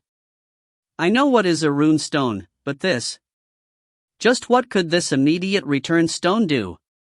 His curiosity got resolved pretty quickly, however. The information on the Immediate Return Stone floated up right away. T-Ring. Item, Immediate Return Stone. Rarity? Type, Consumable. An item exclusive to this class change quest. When destroyed, you'll be transported outside the dungeon immediately. However, once the class change quest has been concluded, it will automatically be destroyed. Can't be stored in the inventory. The way to use it was similar to a rune stone. However, to think that its effect wasn't about absorbing a new skill, but to escape from this dungeon. Hang on a sec. The class change quest isn't over yet? If that were the case, then this particular item should have been destroyed already. Since it hadn't, that could only mean. For some reason, he felt a creeping chill slowly caress his spine. What an odd sensation that was. He had received one of the best items out there that could help him make his escape from this dungeon, yet why was he getting this incredibly bad premonition right now? If this stone could be used in regular dungeons, and not only inside the system-generated ones, then just about everyone alive would try to buy this thing. Seriously, this stone would be the same as having a surefire way to save their lives, so no one should be foolish enough to pinch pennies when trying to get their hands on one. It was the same with Jin-Woo, too. Just this item alone should decrease the burden of this quest by a great deal. If I so choose, he'd be able to escape at any time. However, the ominous feeling taking root in the corner of his mind didn't want to go away, no matter what. And, sure enough, the warning beep from the system went off in his head as if it was waiting for this moment. T-ring. Player has acquired the immediate return stone.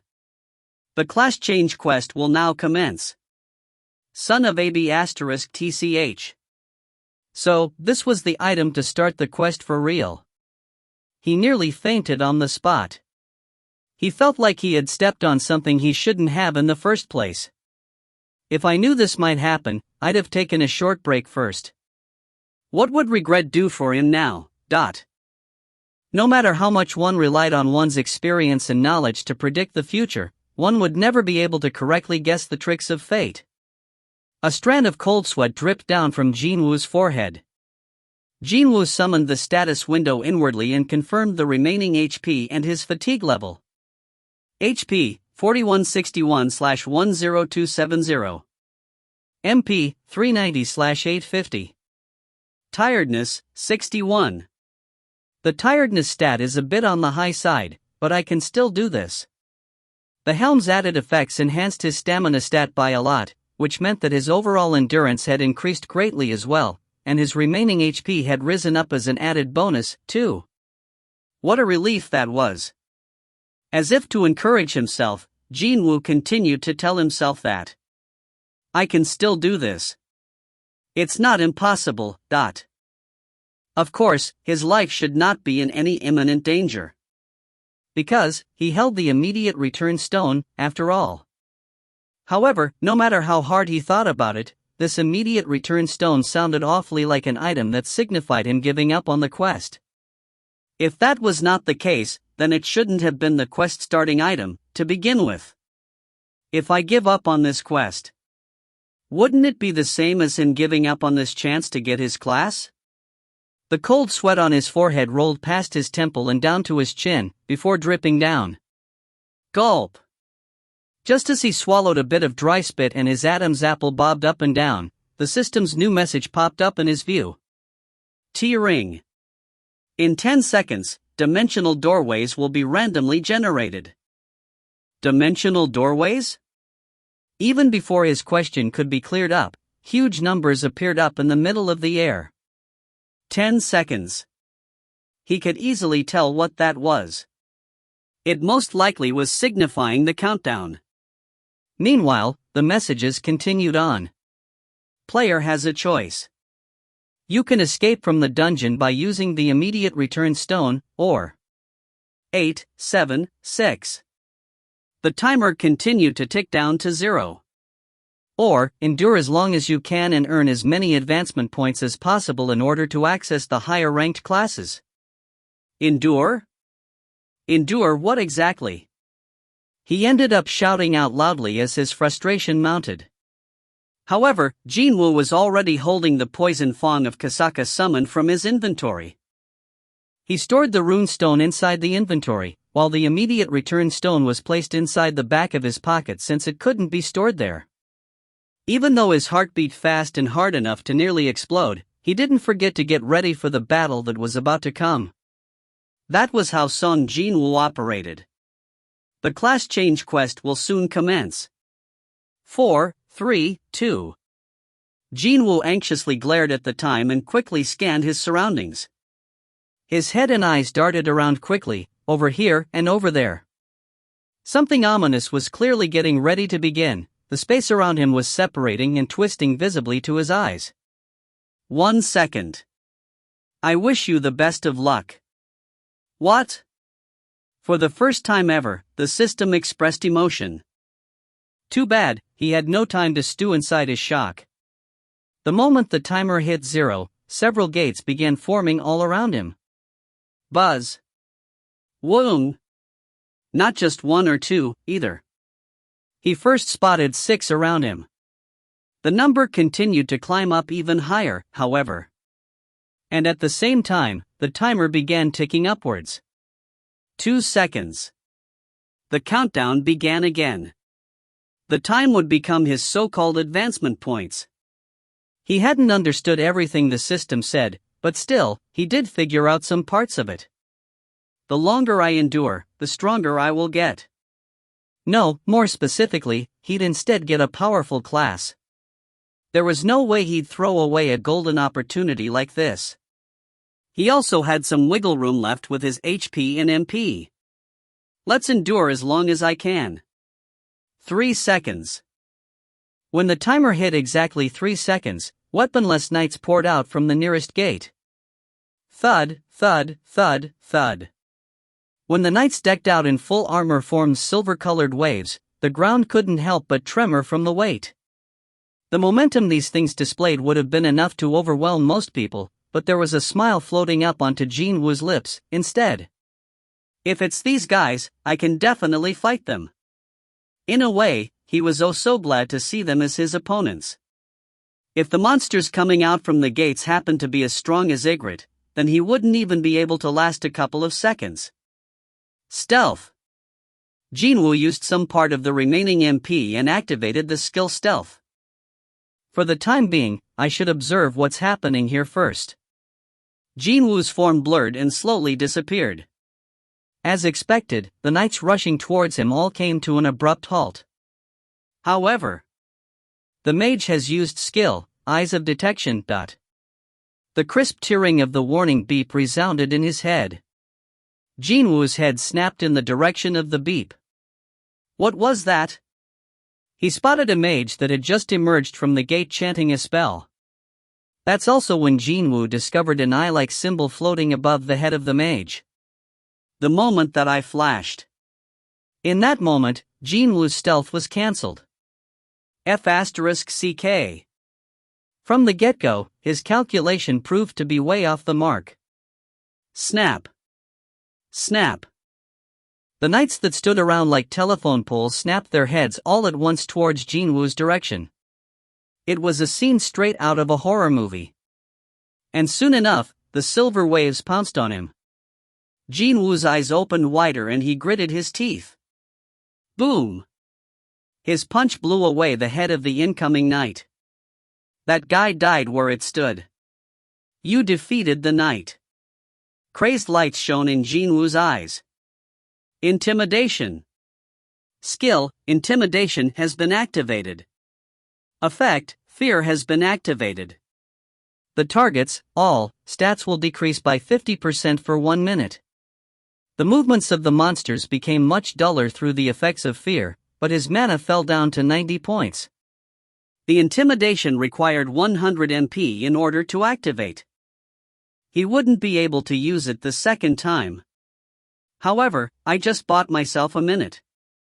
Intending to use this precious minute to the best of his abilities as the monsters were noticeably weakened, Jin-Woo began wailing on them with everything he had. Boom! Crack! Kaboom! Slam! With a terrifying momentum, he proceeded to utterly dismantle the knights. Boom! Slam! Crack! Too bad, the speed of him defeating knights was far inferior to the rate of the replacement knights popping out from the gates. Rumble! Even in the midst of the maddened battle, Jin-Woo sneaked a glance at the timer. 3 minutes and 19 seconds. It had only been 3 minutes and 19 seconds. If that was converted into points, how much would he get? Wouldn't it be fine for him to leave this place now? However, he didn't have any leeway to dwell on that matter. Even while he was thinking to himself, knights were continuously pouring out from the gates like unstoppable waves. He managed to destroy countless knights, yet he simply couldn't deal with so many of them. Yu-Yu-Wa dash? In the end, Jin-Woo was buried in the sea of knights. Passive skill, Tenacity has been activated. Passive skill, Tenacity has been activated. His HP was in a freefall now and eventually, it hit rock bottom. HP, 1036/10270. The time is 5 minutes and 8 seconds. 5 minutes and 8 seconds. He had endured enough, hadn't he? Let's get out of here. Now completely entrapped among the knights, Jin-Woo flailed about helplessly in this silver prison and dug through his back pocket. However, drop. The immediate return stone slipped out from his grasp and fell to the floor. And the roundish stone hit the soul of one of the knights and rolled away far from him. And oh. Jin-Woo hurriedly reached out towards the stone, but the knights blocked him. Soon, knights piled up on top of him, too. It became almost impossible to breathe in an instant. Passive skill, tenacity has been activated. Passive skill, tenacity has been activated. His consciousness began to blur. Pow, pow. He continuously got struck by the knights while trapped below them, and as his mind began to grow dimmer, he thought he heard a snarky cackle coming from somewhere. You have brought this upon yourself, remember that. Why did you risk it all when there was a safe path for you to follow? Isn't it already a huge break for a rank E hunter to become a C, or even a B? Well, in the end, this was as far as you could go. Shut up. Remember, you killed yourself today. Shut the hell up. Qua-boom. The knights surrounding and pressing down on Jin-Woo were suddenly all blown away. Even though he somehow managed to crawl out from death, his eyes were burning with life. As a matter of fact, his eyes were burning with a stubborn will and sheer malice. I won't let it end like this. He earned this opportunity after going through so much. So, how could he let it end like this? Never. Because he was stuck at the very bottom for so long, he yearned to be on top more than anyone else. He knew the sorrow of the weak better than anyone. He tried everything to survive, and when he did survive, others kept pointing fingers at him. How will a rank E be of any help here? The association is being way too much. They should have dispatched someone who could actually lend a bit of help, but that guy is. A few. That be asterisk starred, maybe he keeps surviving by hiding behind his colleagues every time?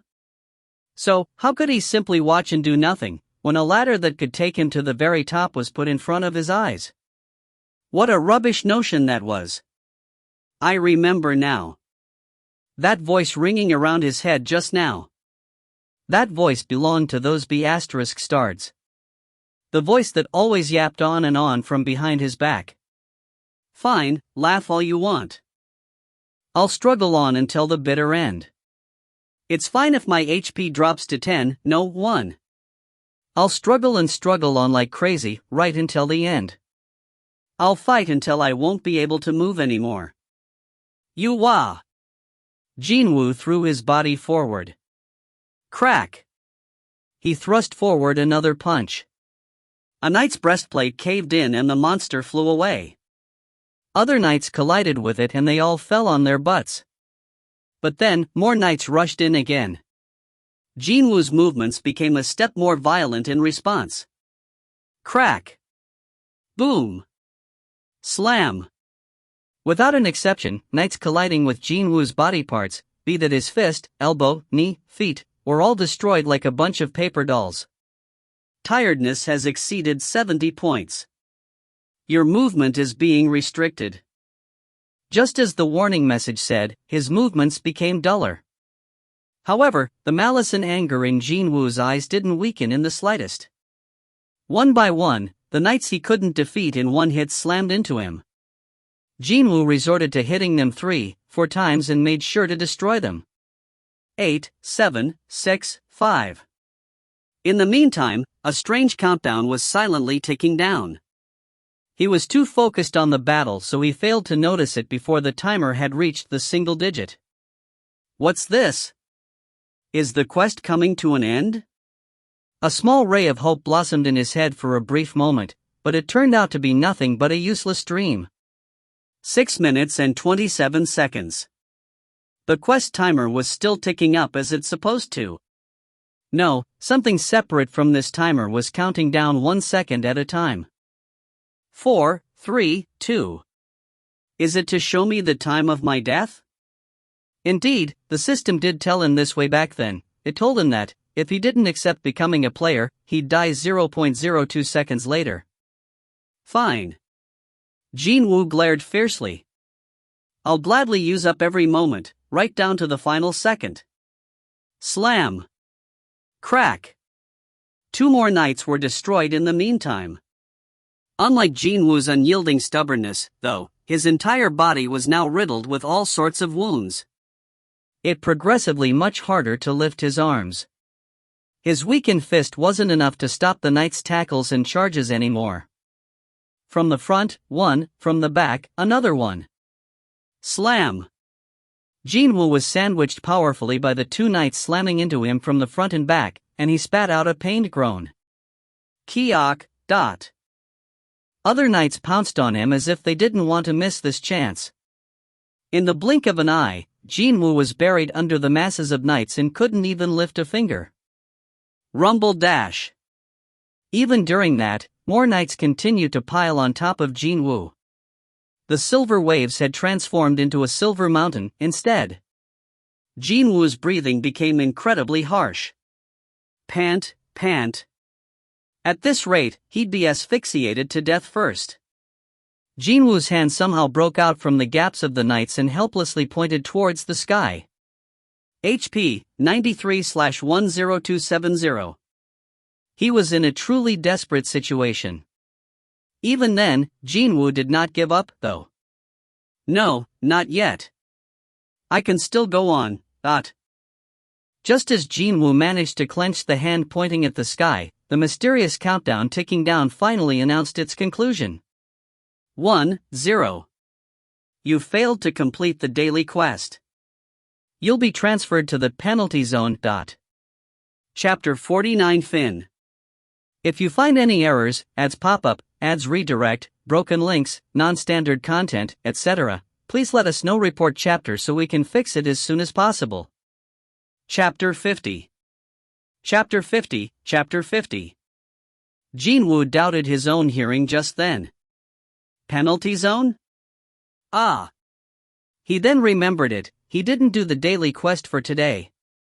He was planning on confirming the results of his constant leveling up, and to help him decide whether he was ready to tackle the demon's castle or not. Who could have guessed that things might unfold in this manner? Rumble dash. Just like back in the hospital, everything began to violently shake. Plop. Plop. The knights piling on top of Jin-Woo turned into figures of sand one by one. The world surrounding him was changing. Ha! Ha ha ha! Jin-Woo soundlessly laughed to himself. For some reason, the words the system spoke to him before the beginning of the quest circled around inside his head. I wish you the best of luck. Was it trying to imply that the quest itself was unimaginably hard, to the point that he needed luck to complete it? Or was it implying that it'd cheer him on, as he resorted to borrowing the power of luck and earn a ton of advancement points that way? Luck, coincidence, whatever it was called, he didn't care. No matter what it was, his chance had come. The important thing was how he'd go about utilizing that. Rumble dash. The tremor was getting worse. Rather than wasting time trying to stabilize himself, Jin-Woo entrusted his body to the tremor and closed his eyes. Let's not get agitated here. When he did that, he felt airborne and weightless, and all sound vanished from his hearing. When he reopened his eyes, he found himself in the middle of the endless sea of sand. Jin-Woo plopped down, face first. Kurhio-iyak. Pant, pant, pant. His fingers dug into the desert sand as the held-up breaths exploded out of his mouth. Fresh air entered and flowed into every corner of his body via his lungs. Finally. I feel alive. The sense of relief wrapped Jin-Woo up tightly, as he rolled onto his back. He could see the black sky above with nothing in it. The endless expanse of the pitch-black ceiling was the only thing his eyes could capture. This place looked exactly the same as the penalty zone from his memories. Wait, I shouldn't be wasting time like this. He had forgotten that this place was not a safe zone either, since he just made a miraculous escape from a comparably far worse area. But Jin-Woo couldn't be **ed into standing up anytime soon, so while lying on his back, he summoned the status window. HP 104/10270. MP 202/850. Tiredness, 91. He was wondering why it was so difficult to move his body, but as it turned out, the D*MN tiredness stat was over 90. This is probably my first time that stat has gone past 90, right? He really didn't want to even lift a finger here. His health was one thing, but he figured that lowering his fatigue took priority. Store. T-ring. 2 words, buy and sell, popped up in the air. Although the layout of this store imparted not one hint of sincerity, no matter how kind he looked at it, he found it such a welcoming sight right now. He picked out the most expensive healing potion on sale. As soon as he confirmed the purchase. Shururu. A glass bottle containing red liquid appeared on his wide-open palm. Jin-Woo laboriously popped the cork open and poured the potion down his mouth. Gulp, gulp. The red liquid traveled down his throat and entered deep into his body. Your fatigue is recovering. Your fatigue is recovering. Your fatigue is recovering. Maybe because it was the most expensive potion, just one bottle was enough to lower the tiredness value at a visible rate. However, for some reason, his HP value didn't change at all. HP 106/10270. MP 204/850. Tiredness 0. Even after he finished the whole bottle, his HP didn't recover. It was such a noticeable contrast to his tiredness stat hitting 0. Why is it doing this? Only after he completely drained the bottle did he finally get to understand the reason for this anomaly. T-ring. When your remaining HP is less than 10%, it is impossible to heal yourself with healing potions. What a simple reason, that his remaining HP was too low. Of course, Even healing magic had its limitations. It was not a foreign concept to him. Just as a healer's ranking determined the scope of their healing capabilities, potions too couldn't heal past a certain limit. And that limit is 10%, ha! He learned something important today. He might have landed in really hot water during a critical moment by believing potions could solve everything. This was why experiencing it firsthand was important. Well, there was an old saying, wasn't there? Things that couldn't kill him would make him stronger? That perfectly illustrated the usefulness of personal experience. And thankfully, Jin-Woo possessed experience regarding the penalty zone. I'm sure they should pop up right about now. And just as he expected, he sensed the presence of lifeforms beneath the surface. Jin-Woo tightly shrunk his body for a second, before springing up to his feet. His entire body felt as light as feather. His strength had returned in full, thanks to the potion. Standing straight on his feet, Jin-Woo turned around and took a look. Just as he expected, the spot he was lying on a second ago began caving in and a crater formed there. Back then, I thought I'd die if I slipped and fell in there. But now, he had so much leeway that he was actually spectating on the whole process with some leisure. At the very bottom of the sandy crater, the ground began to boil and tremble about, before. Push-we-I-dash. The sand exploded up like a pillar and the huge centipede revealed itself. Keek, dot. Everything matched up to his memories so far. And I found this thing so terrifying to look at back then, too. But now, he couldn't help feeling like he was looking at some video footage being played in slow motion. Jin-Woo raised his eyes a bit higher. And he got to clearly confirm those red letters floating above the centipede's head. Poison Fang Giant Desert Centipede. Its name was in red letters, the same color as the Cerberus from the demon's castle. It was then, the quest message appeared before his eyes. Tearing. Penalty quest, survival. Goal, please survive until the end of the time limit. Time limit, 4 hours. Remaining time, 4 hours 0 minutes 0 seconds. Confirming the details of the message, Jin-Woo clenched his fist tightly. I can buy myself time with this. Since he hadn't used the immediate return stone to escape from the dungeon, he still had a shot here. I'm pretty sure that, as soon as the penalty quest is over, I will be sent back to that place. What if time spent inside the penalty zone was acknowledged as the time he endured during the quest? His advancement points tally would be enormous. He couldn't even imagine just what kind of an impact that would have. However, when he thought back to how the system affected him every day, he was sure of this becoming something absolutely huge. 4 hours. He couldn't even endure 10 minutes and try to use the immediate return stone, yet simply by transferring into the penalty zone, he now got himself 4 hours for free. There was one issue he still had to resolve first, however. And that would be whether he could get out of this place unscathed with only 100 or so HP remaining.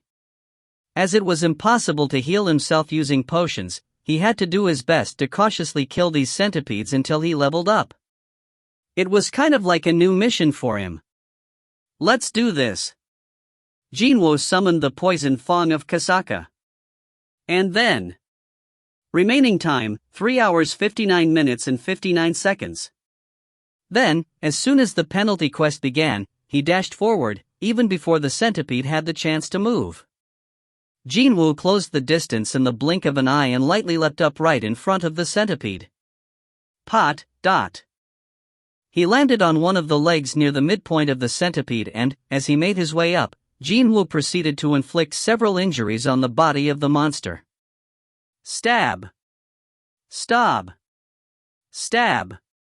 On all the spots the reverse-gripped poison Fang of Kasaka brushed past, flesh split open and bodily fluid poured out. Ki-heek. The centipede roared out and thrashed about as if each wound inflicted was too painful to bear. Dash.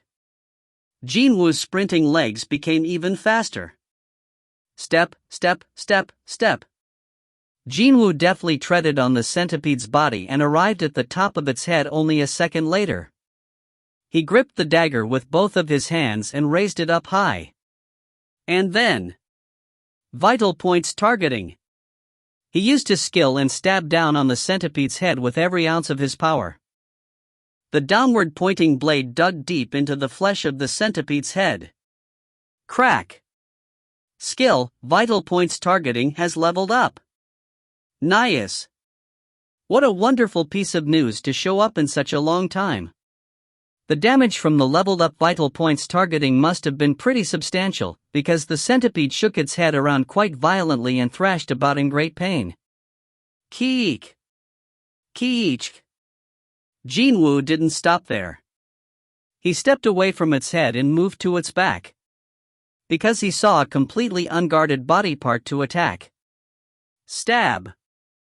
Jin-Woo stabbed the dagger deep into the monster's back flesh, and by using gravity, he fell to the ground while holding onto his weapon. SFX for centipede's back splitting up. The power from the strength stat exceeding 120 points, as well as the helping hand of gravity added on top as he fell from the height of a 5-story building, caused the centipede's back to split open quite splendidly. Tap. Jin-Woo landed on the ground without any trouble. Ki-heek. Ki-ia. The centipede spewed out its bodily fluids everywhere. Its giant body thrashed and quivered before it slowly crashed on the ground. Boom! The huge body of the centipede landed and kicked up the dust cloud. T-ring. You defeated the Poison Fang giant desert centipede. Jin-Woo dusted himself off while checking out the remaining time. Remaining time, 3 hours 59 minutes and 42 seconds. I spent 17 seconds. He didn't even need 20 seconds to kill a single centipede. It was a complete contrast to when he was fighting the Cerberus, ostensibly on the same level as this centipede. He had become unbelievably strong now. Well, yeah. I've leveled up so many times since then, and just how many items did I get my hands on, in the meantime? It was a rather obvious conclusion. He now felt confident of hunting other centipedes down without getting hurt if these monsters posed such a little threat. Now then. My problem would be the number of monsters in this place that I can hunt to reach my next level. That would be the only way to raise his odds of his victory when he got thrown back into the class quest. If he went back without having recovered his HP, only a dog's death would be waiting for him there. It was at this point when more sand pillars began erupting out from the ground. Pushui dash. Pushui. It seemed that quite a lot of centipedes rushed over here after picking up on the scent of the blood from its dead kin. Ki-ik. Ki-huk dash. Almost immediately, Jin-Woo's expression brightened. Just how many are here? Seeing all those centipedes poking their heads out from the sandy surface, Jin-Woo could no longer suppress the wide smile from blooming on his face. Level up! Level up! Level up! Level up! As the result of wrestling around with these centipedes for the past 4 hours, his level rose up 4 times and now it sat at 51. Before he knew it, the penalty quest was coming to an end. Penalty quest, survival. Goal, please survive until the end of the time limit. Time limit, 4 hours. Remaining time, 0 hours 3 minutes 19 seconds. Soon, he'd have to go back. Jin-Woo took a sweeping look around him. The corpses of centipedes filled up his view everywhere he looked. Thanks to them, he got to recover his HP back to full. It's a bit of waste that these things don't give any loot or gold. Well, it'd be strange that loot would come out when he was supposed to get punished in this place. He stopped worrying about that and got ready, instead. Store. Current gold, 3,115,629. Humanoid-type monsters dropped the gold-containing leather pouch really often, and also, Ygritte also gave him 1.5 million gold in one go. So, he now had enough funds to spend. Jin-Woo spent all that gold to buy one single weapon. As a matter of fact, there was this one dagger that caught his eye. Item, Night Killer. Rarity, B. Type, dagger. Attack, plus 75. A sharp and sturdy dagger designed to cut through the armor worn by the knights. The edges of the blade are shaped like the teeth of a saw blade, thus it won't slide off the armor's surface easily. Effect killing knights, plus 25% additional damage when attacking heavily armored opponents. It was a specially crafted weapon to deal with armor-wearing enemies. And it cost 2.8 million gold. He had to spend almost every gold he had in reserve to buy this weapon, but he didn't have any leeway to shed a tear over it. It's not like I can take the gold with me to the grave, anyway. He didn't hesitate and bought the dagger. You have purchased Night Killer. You have purchased bandages. Along with the Night Killer, Jin-Woo also bought a roll of bandages. He held the dagger with a rather scary-looking sawblade-like cutting edge in his right hand, and wrapped them both tightly with the bandage. Swish! Swish! When he swung the Night Killer around a couple of times, it felt like the dagger had become a part of his limb now. At a bare minimum, I shouldn't drop it accidentally. He thought about tying the poison fang of Kasaka to his left hand too, but he decided not to. It'd be too cumbersome when he couldn't use both of hands. He figured that at least one of his hands still retaining its mobility would make his life more flexible. While he was putting away the leftover bandage into inventory, he spotted the rune stone from Ygritte. Ah! There was this thing, too. Rune stone, ruler's reach. You can absorb the skill by breaking this rune stone. Right now, he needed to grasp at everything, even if that was a piece of straw. Whether that was an item or a skill, he needed to obtain whatever that could become his combat strength. Jin-Woo didn't hesitate and broke the rune stone. You've acquired skill, ruler's reach. Skill, ruler's reach LVU1. Active skill. Required mana to activate, none. Even without touching, you can physically influence an object. Ah! As soon as he read that description, he recalled a certain scene. It was when Ygritte extended its hand towards its long sword that was discarded on the floor, far away. So, this is the skill that made the sword move back then. A skill that could move objects around from a distance with nothing but his will. On top of that, he didn't even have to spend any mana, either. If I'm able to move any object I see just like the description says, then this would be one hell of a skill to possess. Jin-Woo immediately tried to experiment with the skill on the corpse of the centipede next to him. Your proficiency is too low and the target can't be moved. Your proficiency is too low and the target can't be moved. If he wanted to move something heavy, then it was likely that his proficiency with the skill had to be much higher. How about this, then, Jin-Woo dropped the poison fang of Kasaka to the floor. And he extended his hand towards the dagger. Then, the dagger quickly rose up. Grab! Oh! Jin-Woo snatched the poison fang's hilt and stared at it with totally mystified eyes. Nice! This will come in handy. And with that, he was as prepared as he could get. When he raised his head to confirm, the required time was almost up. Remaining time, 4 seconds. When the timer changed from 4 to 3, a new message from the system popped up in his view. T-Ring. Penalty quest will conclude shortly. And another message followed after that one. T-Ring. As you have tried to hunt inside the penalty zone, the difficulty of the next penalty quest will be adjusted to a higher level. The difficulty would be adjusted higher. Meaning, it'd make the hunting so much harder that the penalty quest would actually serve its purpose as proper punishment again. But, then again, would there be the next time? Jin-Woo anxiously swallowed his saliva. From here onwards, it's back to the class change quest. Inside that boss room, hundreds of monsters were waiting for his return. Or, the number could be even higher now. If he was being kind here, he was returning to that place, but truthfully, it was more like him being thrown back in there. HP, MP, tiredness, equipment, and even a new skill. And his renewed resolve.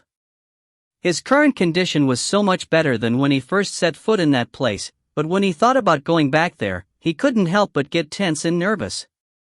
Thump, thump, thump. His heart beat so hard that it actually hurt. Jin-Woo closed his eyes. He tried to maintain his calm. Soon, the familiar mechanical beep went off in his head. T-Ring. Penalty quest has concluded. This is my last chance. When Jin-Woo opened his eyes again, his vision was filled with the silver-colored knights all snapping their heads in his direction at once. However, they weren't important right now. Right away, Jin-Woo narrowed his eyes and searched for something. I gotta find the mages first. Chapter 50 Fin. If you find any errors, ads pop up, ads redirect, broken links, non-standard content, etc., please let us know. Report chapter so we can fix it as soon as possible. Chapter 51. Chapter 51. Chapter 51. The reason for searching for the mages was quite simple. If my thoughts are correct. And that was to confirm whether the supposition he made back in the penalty zone was correct or not. Meanwhile, the knights all began rushing violently towards him. Jin-Woo calmly jumped and stepped on the shoulder of the knight closest to him, and leapt up into the air. That allowed him to take in the interior of the boss room in one go. Where are the mages? Found one. Not too far from him, he spotted a lone mage. As I thought. What he witnessed back then was right. Indeed, he didn't see wrong. Back then, when he was being squeezed tight by the group of knights and only his arm could flail about helplessly, Jin-Woo spotted something through the narrow gaps he couldn't quite understand at the time. And that was a mage continuously chanting a spell. A mage busy chanting a spell, at a casual glance, that wouldn't be something out of place. However, Jin-Woo still felt a strong sense of discord from that. If that's the case, then how come? How come he saw not one single spell flying at him? Every attack he received came from the knights.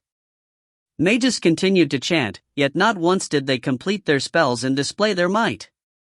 No, there was that one time. Back when one of them used something called Eyes of Detection and undid his stealth.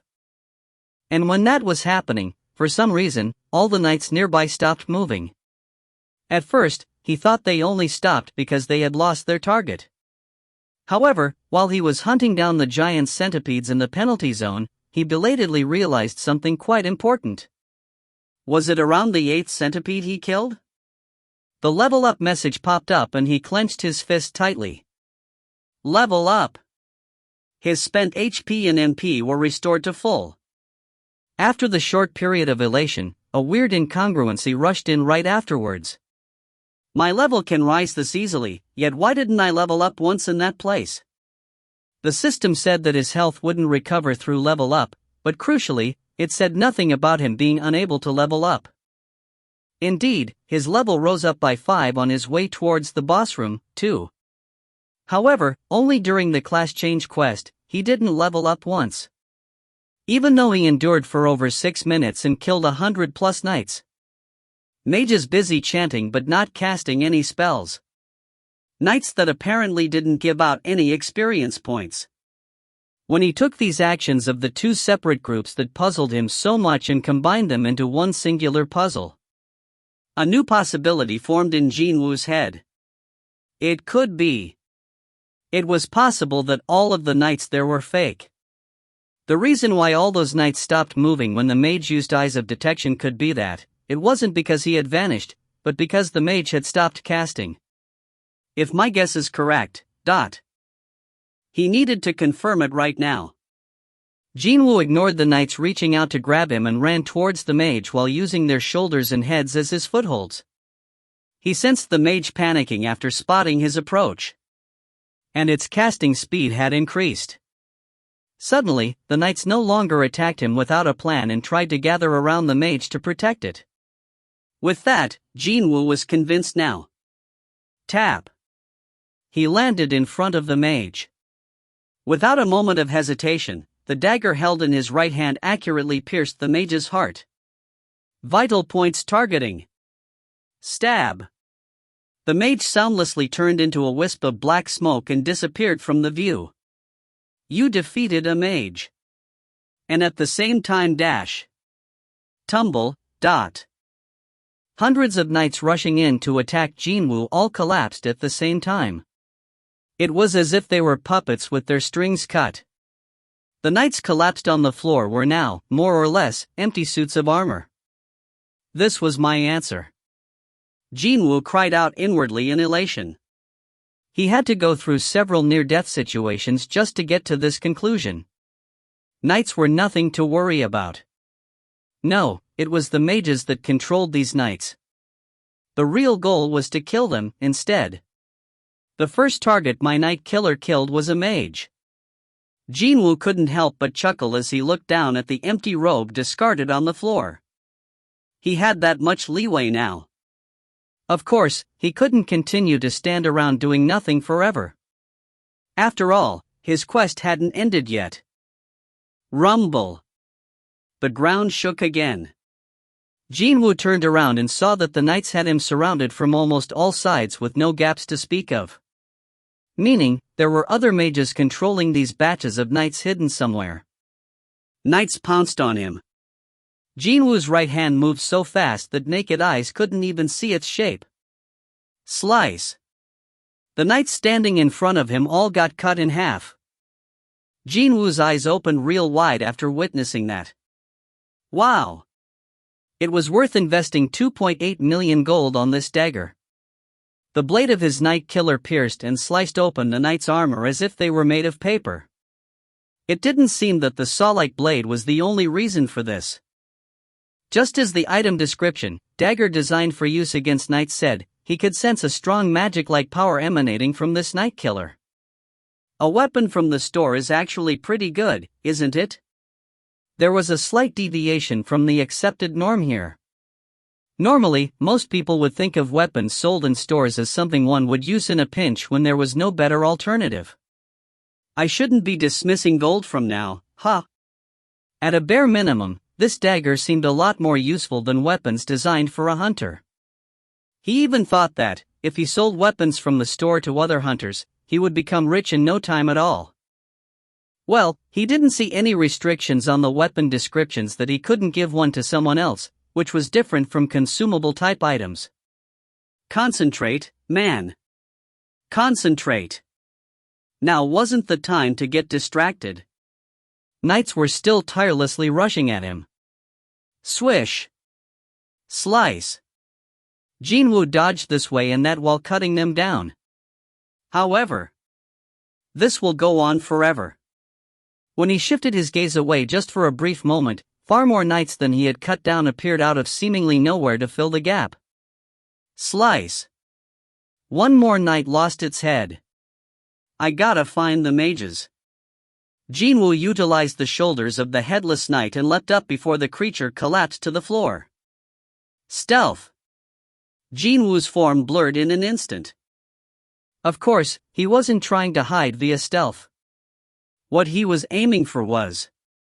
The mage has used skill, eyes of detection. The mage has used skill, eyes of detection. The mage has used skill, eyes of detection. The ear-piercing mechanical beeps rang out from several directions.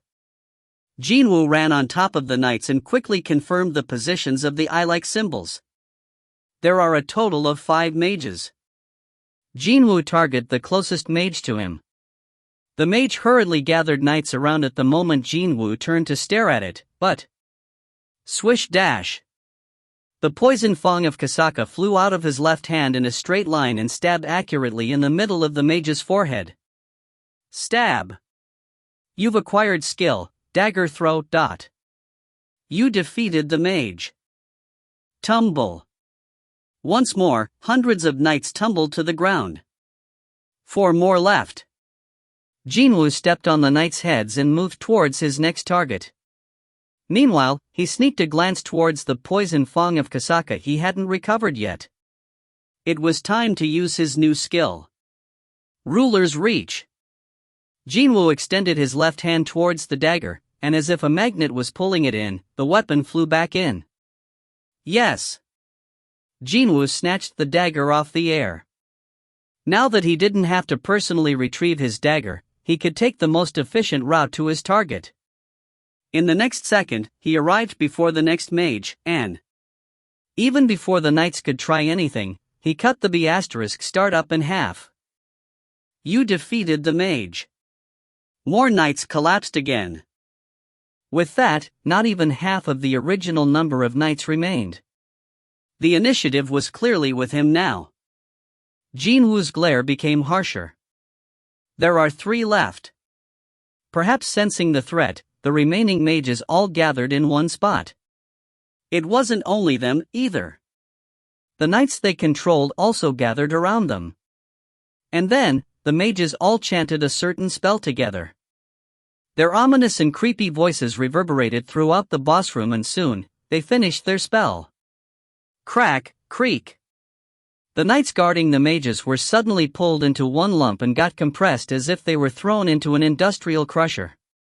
And then, they were reborn as one huge metal golem which began glaring at Jin-Woo right away. Whoa dash! Wow, this is no joke, huh? Jin-Woo leaked out a gasp of pure admiration after sensing the overwhelming pressure emitted from this giant monster. However, he wasn't scared by its appearance at all. Perhaps because he had encountered several life or death situations already, he was feeling expectant rather than nervous. Thud, thud, thud. Whenever the large golem took steps, the ground shook. What a fearsome presence it possessed. Swoosh dash. Jin-Woo ducked lower and dodged the golem's fist. Kaboom! The stone pillar behind Jin-Woo shattered into pieces after its metallic fist grazed it. Well, that is pretty serious power. Jin-Woo grinned slyly. If he hadn't yet figured out what was going on here, he would have been racking his brain trying to figure out how to deal with this monster. However, there was no need for him to worry about that now. No need at all. Cool. Just as the golem locked its hands together and raised them high to smash down. Jin-Woo didn't back away, but used his skill, dash, and pounced forward. And then, he slid on the floor. In the blink of an eye, he had slid in between the legs of the golem and shot right past it. While the lumbering golem was hastily turning around, Jin-Woo had already arrived before the three completely defenseless mages, still busy chanting their spell. The shoulders of the panicking mages grandly shuddered. Checkmate! A smile of contentment formed on Jin-Woo's face. The old saying went something like, by being together, you'd be safe, and that separating from one another would mean death. Too bad for them, that was not the case this time around. It was far easier to kill them off because they had gathered in one place. Jin-Woo freely swung his daggers about, and you defeated the mage. You defeated the mage. You defeated the mage. The remaining three mages also became smoke and joined their already departed comrades. And the golem that was trying to hurriedly grab Jin-Woo shattered into pieces of armor and scattered all over the place. Jin-Woo didn't let his guard down, however. Is this the end? Or, is there something more? He remained alert and ready just in case something else might happen, but then, the familiar beep went off in his head. T-ring. Jin-Woo swallowed his saliva. Perhaps to laugh at his unnecessary worries, the system announced the end of the quest, instead. The class change quest has been concluded as all monsters inside the examination chamber have been defeated. Your class will be determined shortly. Depending on the amount of advancement points accumulated, it will be possible to change your class to a high-ranking one.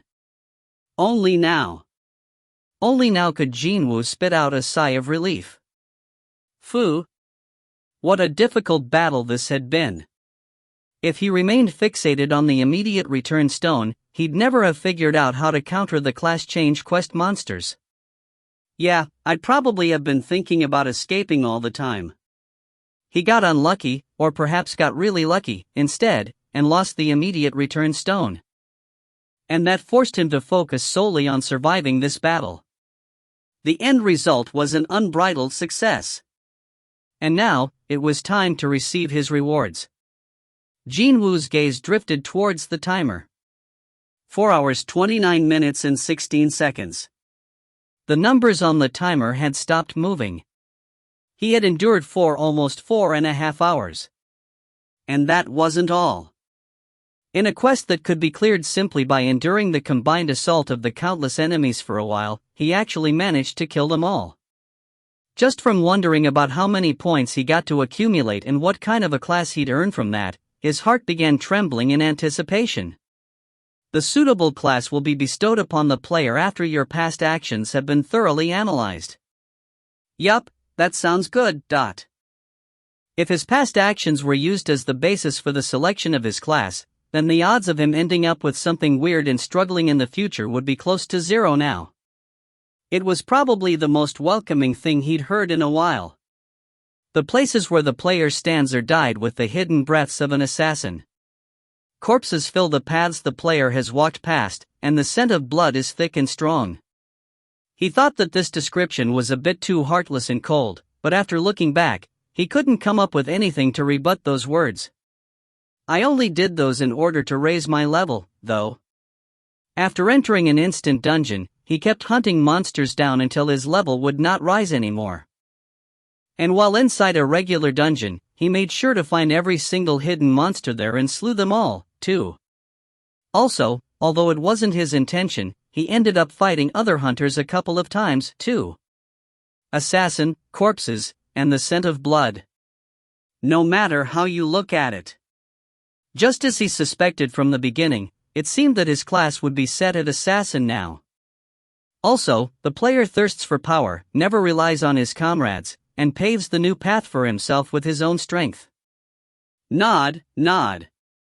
Jin-Woo nodded his head in agreement with the system's assessment. Well, it's not like I had any trustworthy comrades, to begin with. However, he couldn't understand why those points were being addressed during the selection of his class.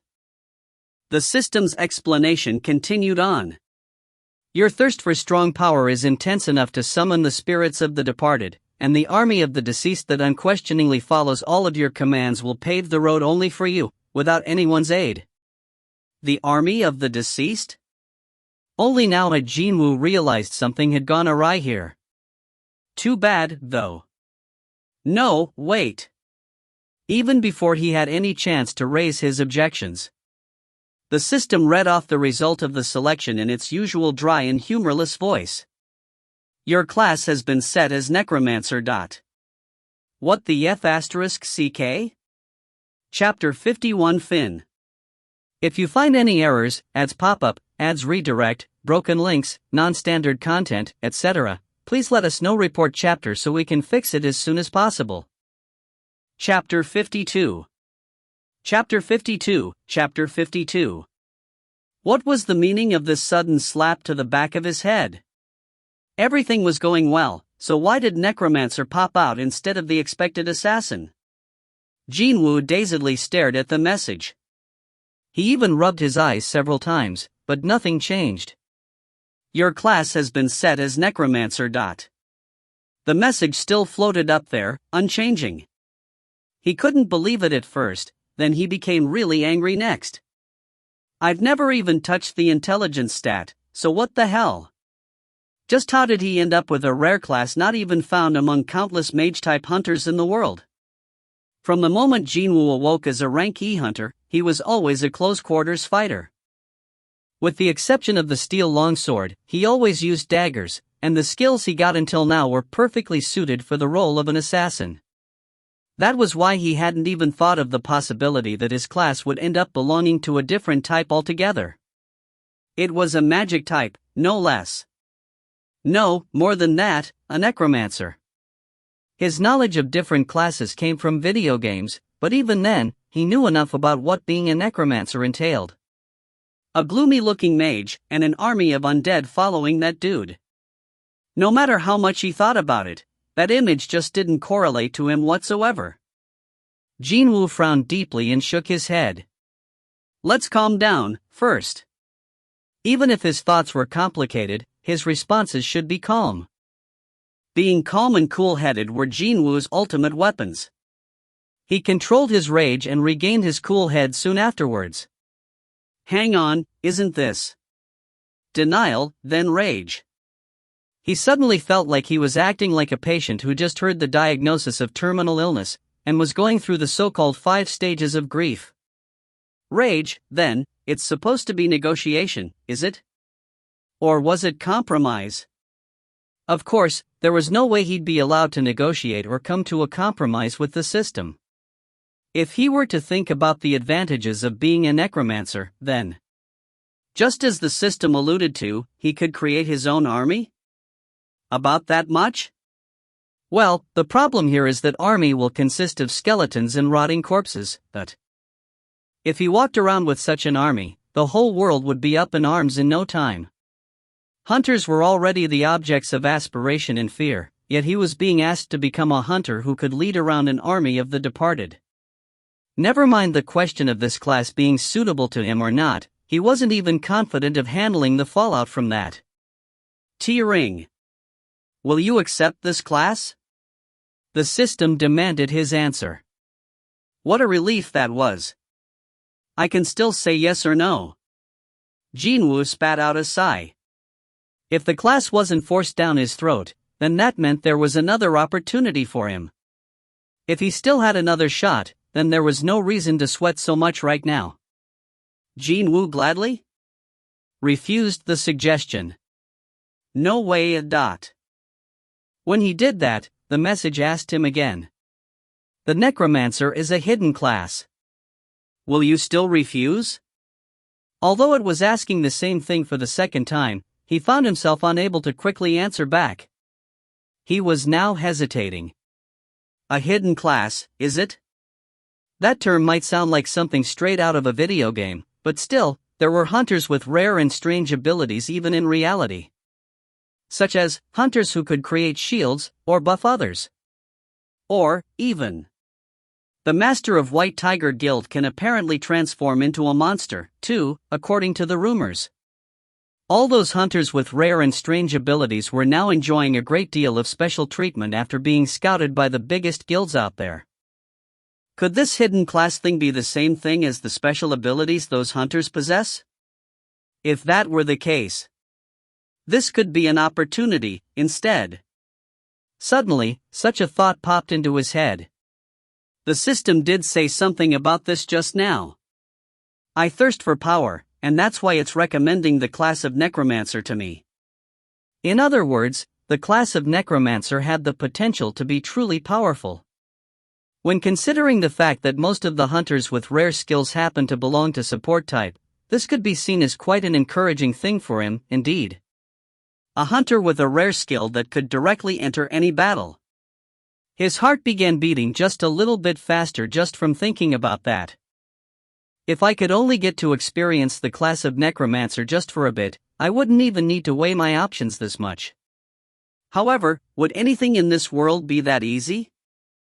There was no way the matters of this world would revolve according to his wishes, and worse still, he had never heard of anyone possessing an ability similar to that of a necromancer.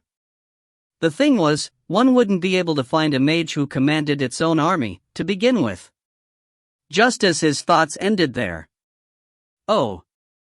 Jin-Woo took a sweeping look at all the broken remnants of the knights strewn about this place. Those mages. One could say that those mages in the class change quest were using roughly the same ability as a necromancer. These knights were their army, in other words. For sure. It was certainly very difficult to fight all those knights who attacked him with complete disregard for their own lives. If he failed to figure out how to fight them until the end, or if the mages possessed very high close-quarters combat abilities, then the one lying on the floor right now would be me instead of these scrap metal bits. Jin-Woo stopped looking at the knights and raised his head. A certain look of determination flashed by in his eyes. I already possessed the close-quarters combat ability. Meaning, he was different from those mages.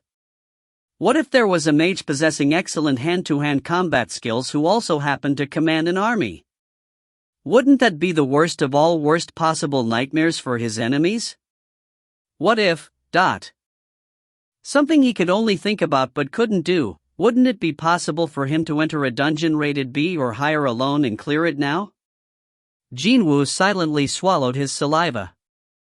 If he were allowed to continue raising his stat values after becoming a necromancer, then obviously, the army under his command would also grow even more powerful than before. He couldn't even begin to imagine the effect of that. It'll no longer be only me leveling up.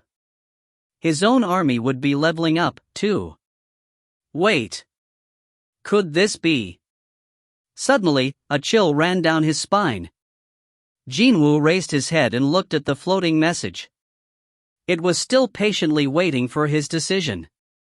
The necromancer is a hidden class. Will you still refuse? Unlike how it was usually, the system wasn't urging him on. Jin-Woo couldn't help question its motives in his mind. Is this what you wanted from me? Of course, no replies came to him. After a lengthy deliberation, Jin-Woo made up his mind. If it was giving him power, then he'd accept it with open arms. He no longer hesitated. Will you accept this class? I will. As if it was waiting, the system immediately displayed the following messages. T-Ring. Your class has been set. You will now be given the opportunity to change to a higher-ranked version of this class through the amount of advancement points accumulated. Calculations have begun. Tallying up your advancement points. While that was going on, Jin-Woo unwrapped the bandages from his right hand. He'd been holding the dagger so tightly that his palm had swollen up rather painfully. Well, I'm gonna get blisters now. He lightly clicked his tongue.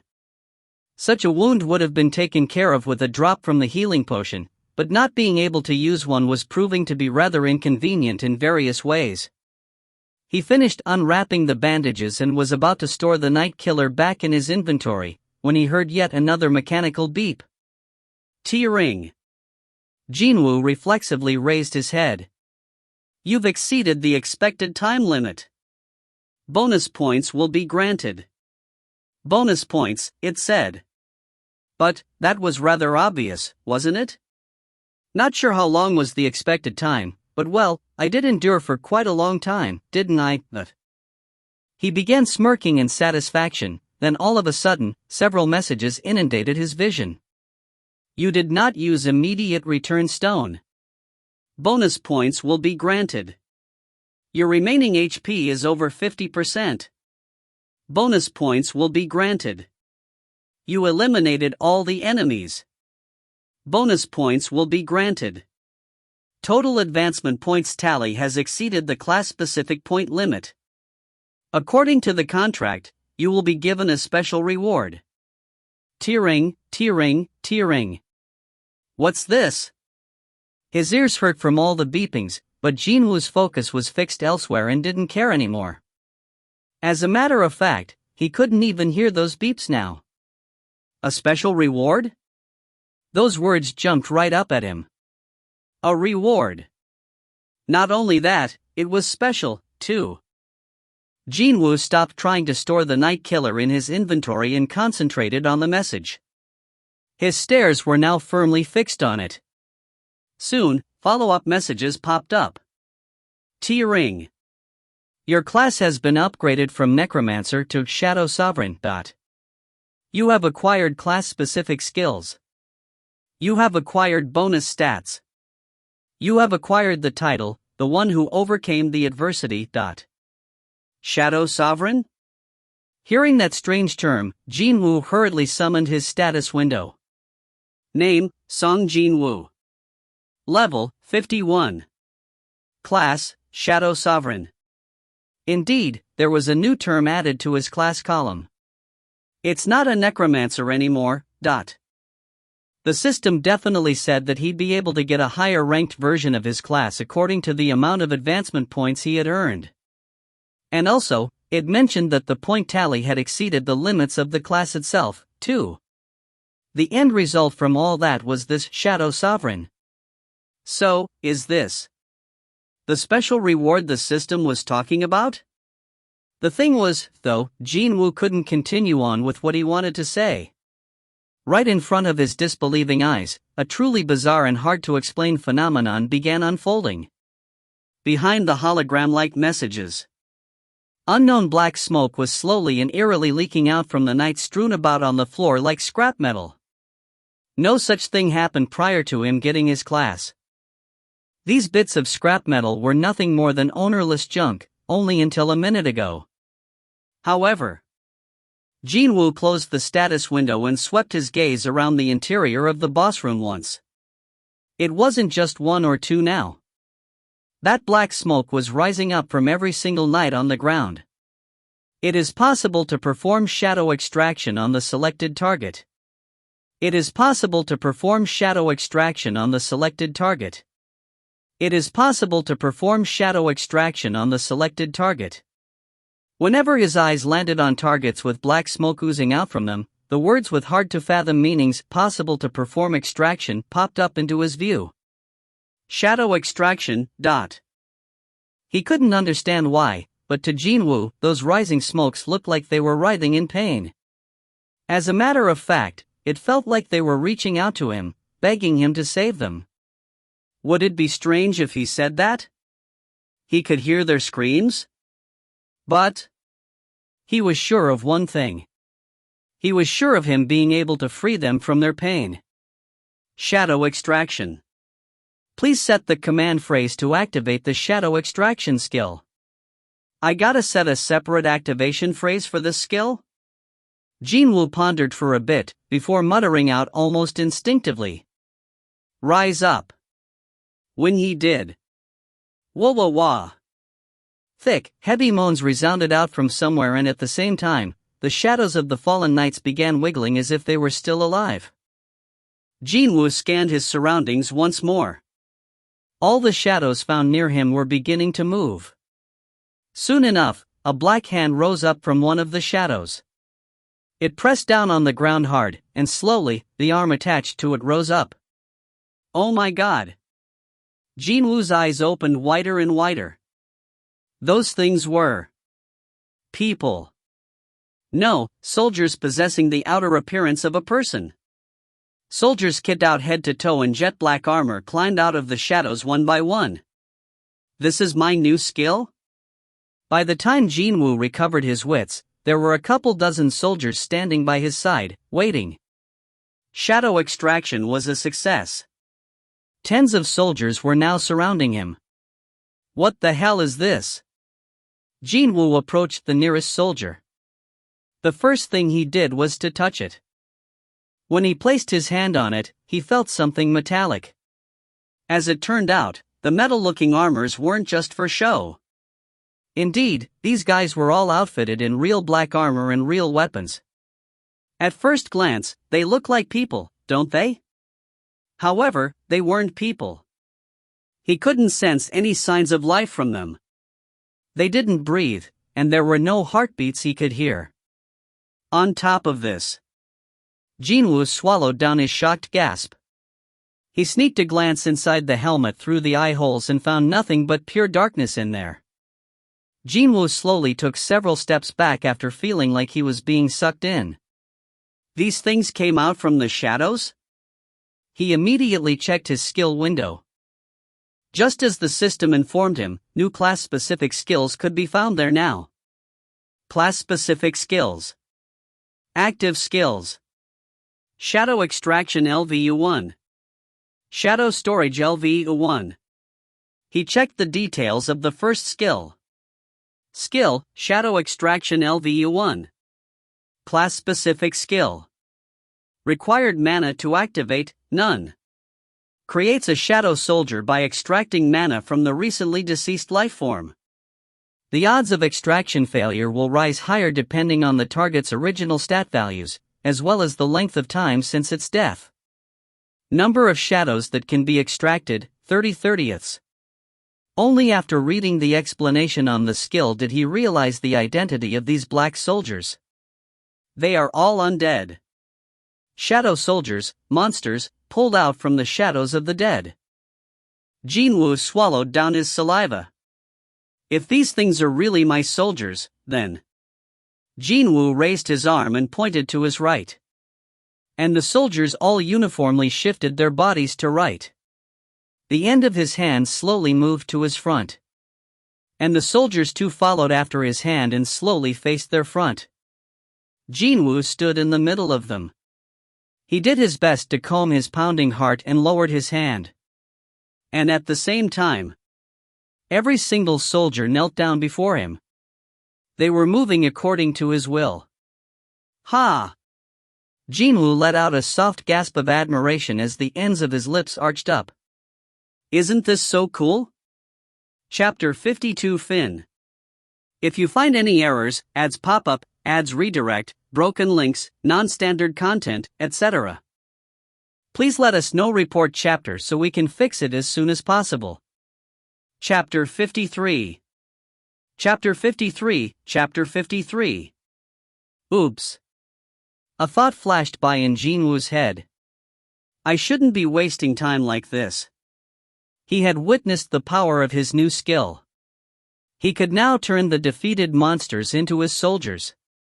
If that was the case, then wasn't there a monster nearby that he just had to turn into his lackey right away?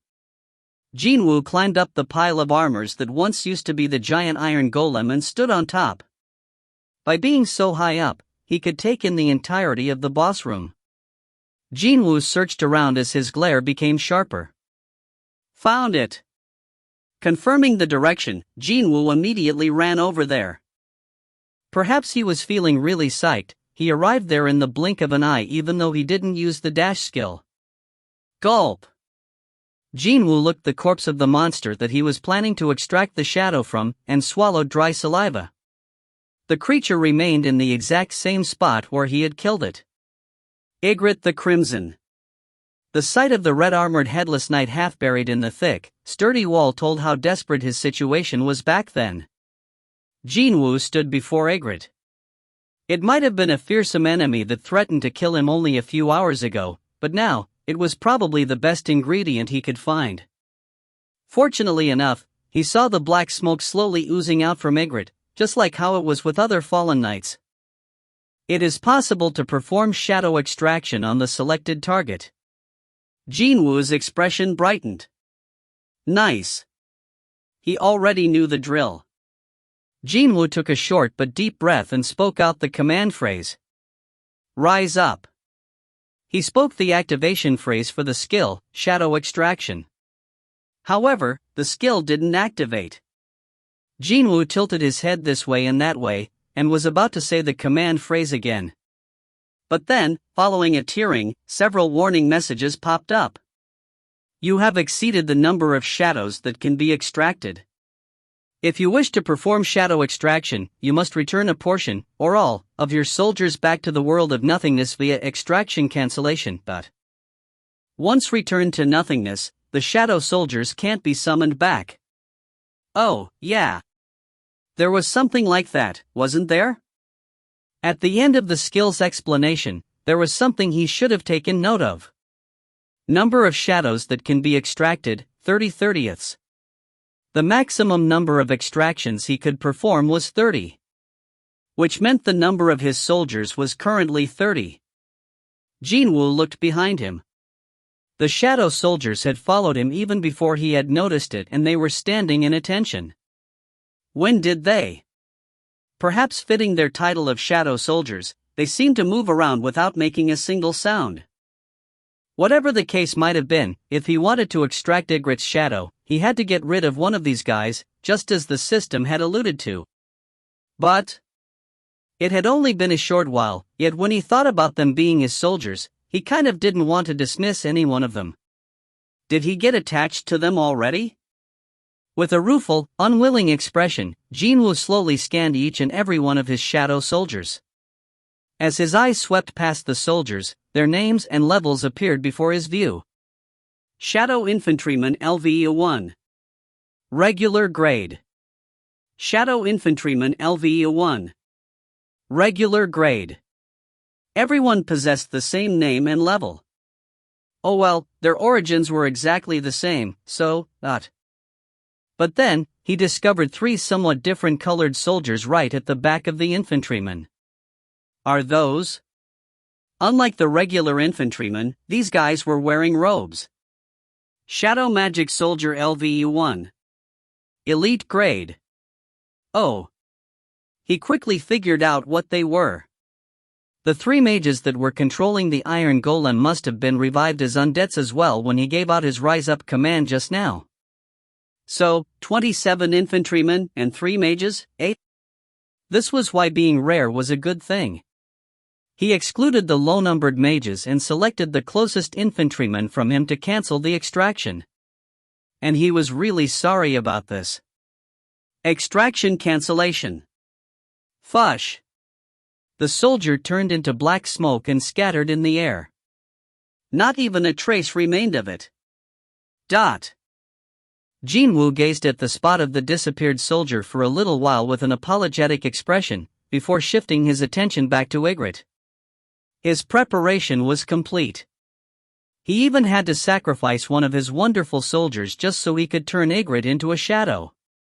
So, he simply had to see some results here. Time to act while the sun still shone. Jin-Woo tried the extraction right away. Rise up. When he did that, the shadow cast beneath Ygritte began to wiggle as if it came to life. It was the same reaction as when he extracted the shadows from the knights just now. Okay, good. Jin-Woo clenched his fists tightly. He had a good feeling about this. Shadow extraction has commenced. Attempting to extract. What would Ygritte look like after its extraction? Jin-Woo's hands became slick with the sweat of anticipation. Unfortunately. Ting. A mechanical beep akin to a metal plate breaking in half rang inside his head. Shadow extraction has failed. What? 2 more attempts remaining. Phew. Hearing that he still had more chances remaining, Jin-Woo spat out a long sigh of relief. Hang on, now that I think about it. The skill's explanation definitely said that the odds of extraction failure would rise up depending on the target's stat values. But having experienced it personally, he couldn't help but be dumbfounded. It felt like he got slapped in the back of his head, this taste of his first failure. Not only that, there was a restriction on the number of attempts he could try, too. So, I have 2 more attempts remaining. If he failed in both attempts, then did that mean Ygritte's shadow would disappear into that nothingness, just as the sacrificed infantryman did? Imagining the worst possible scenario, he felt dizzy for a second. Jin-Woo quickly shook his head to clear his mind. Let's stop thinking negatively about this. Indeed, only positive thoughts. Didn't someone say that if you believed earnestly enough, the universe would find a way to help you out? While stewing inside anxiety and anticipation, Jin-Woo attempted the extraction for the second time. Rise up. Too bad, his expectation was shot down grandly once more. Ting. Shadow extraction has failed. 1 more attempt remaining. This guy gave him so much trouble while it was still alive, and even in death, it was managing to give him some serious headaches. And here he was, hoping against hope. Now that he had failed twice in a row, his vision seemed to have blurred, everything looking a bit bleak. Phew. Jin-Woo deeply inhaled and exhaled his breath. There were no more attempts remaining after this. He had only 1 more shot left. Jin-Woo closed his eyes and reorganized his thoughts. Well, it could be nothing more than percentages and odds, but it was possible that his desire to possess Ygritte's shadow wasn't earnest or strong enough. Jin-Woo slowly reopened his eyes. He sensed the black smoke rising up from Ygritte reaching out to him, pleading with him to save it. Jin-Woo became a lot more serious than before. And he reached out with his right hand as if to grab that pleading hand of the smoke. Rise up. He didn't do it deliberately, he himself didn't quite realize it then, but Jin-Woo's voice sounded much heavier and graver than ever before, and it reverberated throughout the boss room. It was then.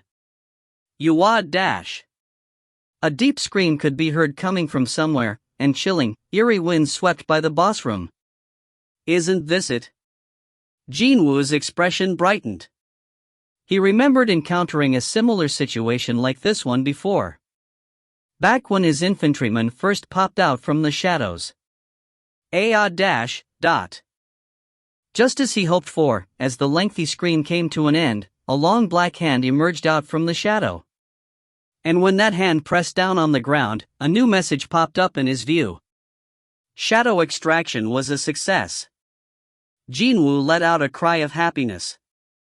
Yes. He tightly clenched his fists.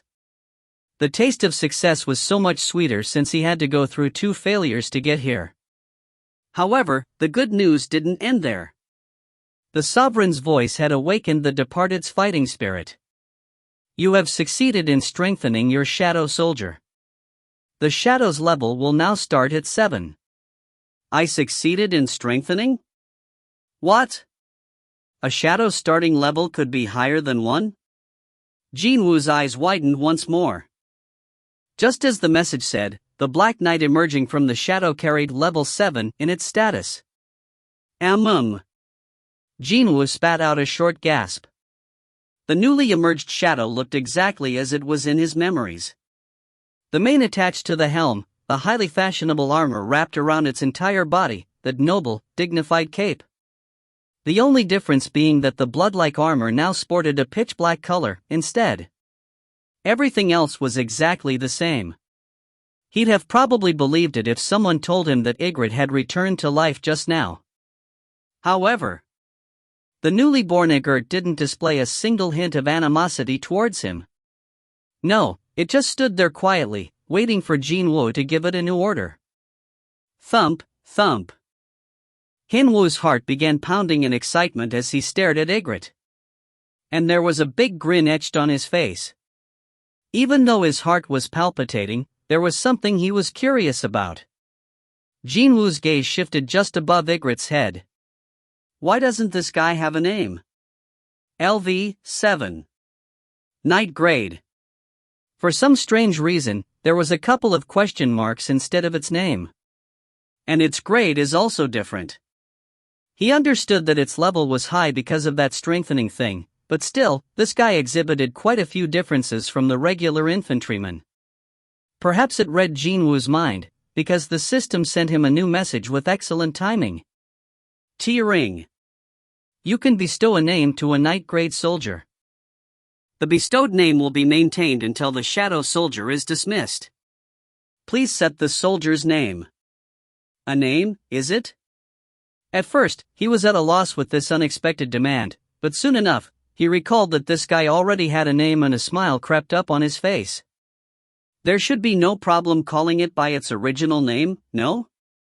Please set the soldier's name.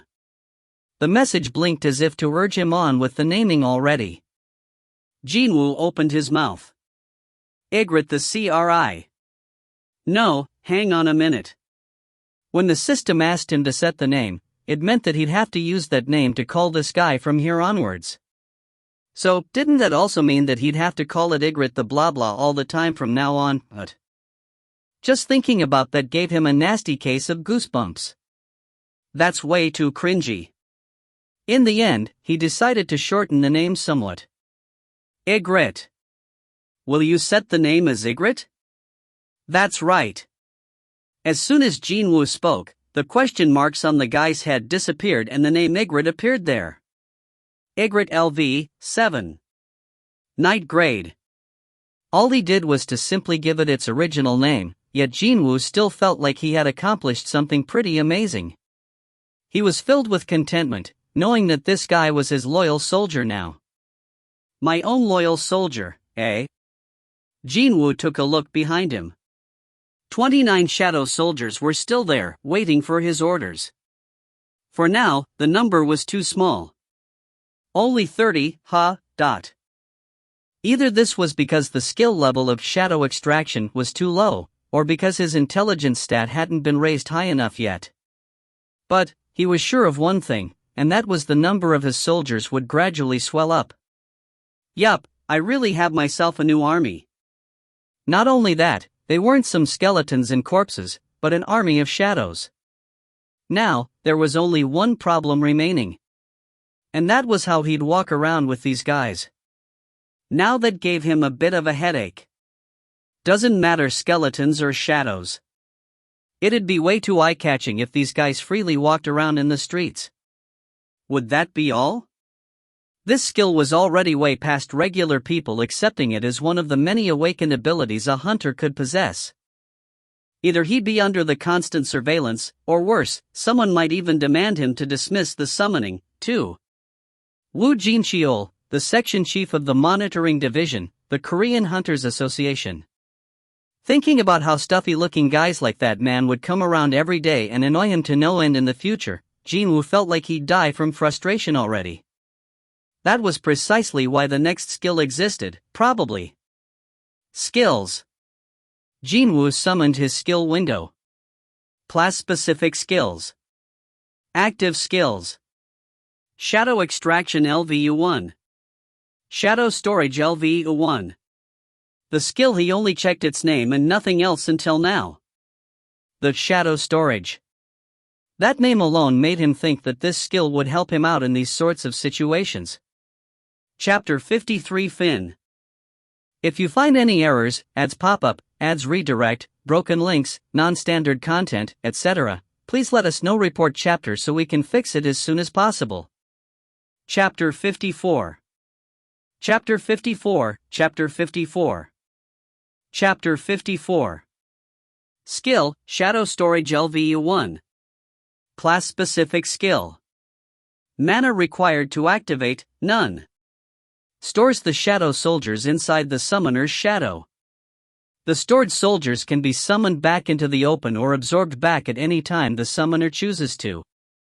Number of stored shadow soldiers, 0/20. I knew it. Jin-Woo nodded his head. Since the skill's name had the word storage in it, he expected it to have something to do with storing away the soldiers. Unfortunately, there was a part that proved to be completely out of his expectations. How come the number is, ... The number of soldiers he could store was noticeably lower than those he could create. Indeed, he could create 30, yet he could only store 20. Meaning, he had to unsummon 10 more. Now this sucks. Just which finger out of the 10 in your hands wouldn't hurt when you bite them? Just discarding one made his heart bleed, but now, he had to discard 10? Jin-Woo stared at the soldiers with a rather lonely expression on his face. Obviously, the night-grade Ygritte was excluded.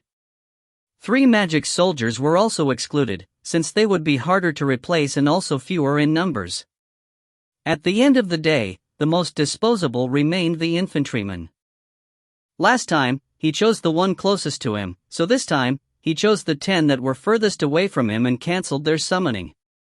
Sorry. He prayed for their happiness in the afterlife, and then... poof. In the blink, those 10 soldiers turned into dust and disappeared from this world. Thankfully, his heart didn't ache as badly as the first time. Did the wise old they mean this by saying that the first time was always the hardest? In any case, Jin-Woo took one last look at the soldiers and activated the shadow storage. When he did that, all the shadow soldiers, including Ygritte, all returned to being shadows, as if they were melting like an ice cube caught in extremely high temperatures. Those shadows all gathered beneath his feet next. So, this is that absorbing into my shadow thing. It was as the label said, the shadows were absorbed into Jin-Woo's shadow. It happened so quickly, too. All of his soldiers disappeared without a trace in less than a blink of an eye. I'm the one who did it, yet I can hardly believe it myself. Utterly amazed now, Jin-Woo continued to stare at his own shadow. It was then. As if it was waiting for this, the mechanical beeps resounded out one after the other. T-ring. You have experimented with all the class-specific skills. Class change has been now concluded. Exit gate will now be generated. So, it's finally over, huh? What a long and difficult road this was. Jin-Woo scanned the interior of the boss room, his eyes full of reminiscence. The evidence of fierce battle could be seen everywhere. Broken down knights, walls with cracks on them, a shattered stone pillar. And the iron golem responsible for shattering that very pillar, now nothing more than a scrap heap. However, as the compensation for his struggles, he was now walking away with so much profit. A new class and skills, several other important things besides those, as well as powerful new allies. A wide grin naturally floated up on his lips. Without hesitation, Jin-Woo turned around. The gate connecting to the outside world was quietly waiting for him as if to congratulate him on his successful adventure. When he took a step outside, the surroundings changed in an instant. And he was back in the empty lot of the local mountainside. It was none other than the very spot where he initiated his class change quest. The time indicated was 5 in the morning. It was already time for the sunrise. Oops. Jin-Woo clicked his tongue while confirming the time. If I knew the quest would end up taking this long to complete, I should have left a message for Gina earlier. What a relief then, that he'd often come home late from raids taking longer than expected, back when he was working for the association. Jin-Woo took one last look behind him. But the gate he exited from just now was already gone without a trace. When looking at the spot where the gate used to be, it kind of felt like he had woken up from a long dream. Was it a dream? No, that wasn't possible. Jin-Woo scanned his immediate vicinity. The soldiers decked out in pitch-black armors, as soon as he thought about them, they rapidly emerged from his shadow. At first, he simply thought of them as nothing more than monsters. The shadow soldiers.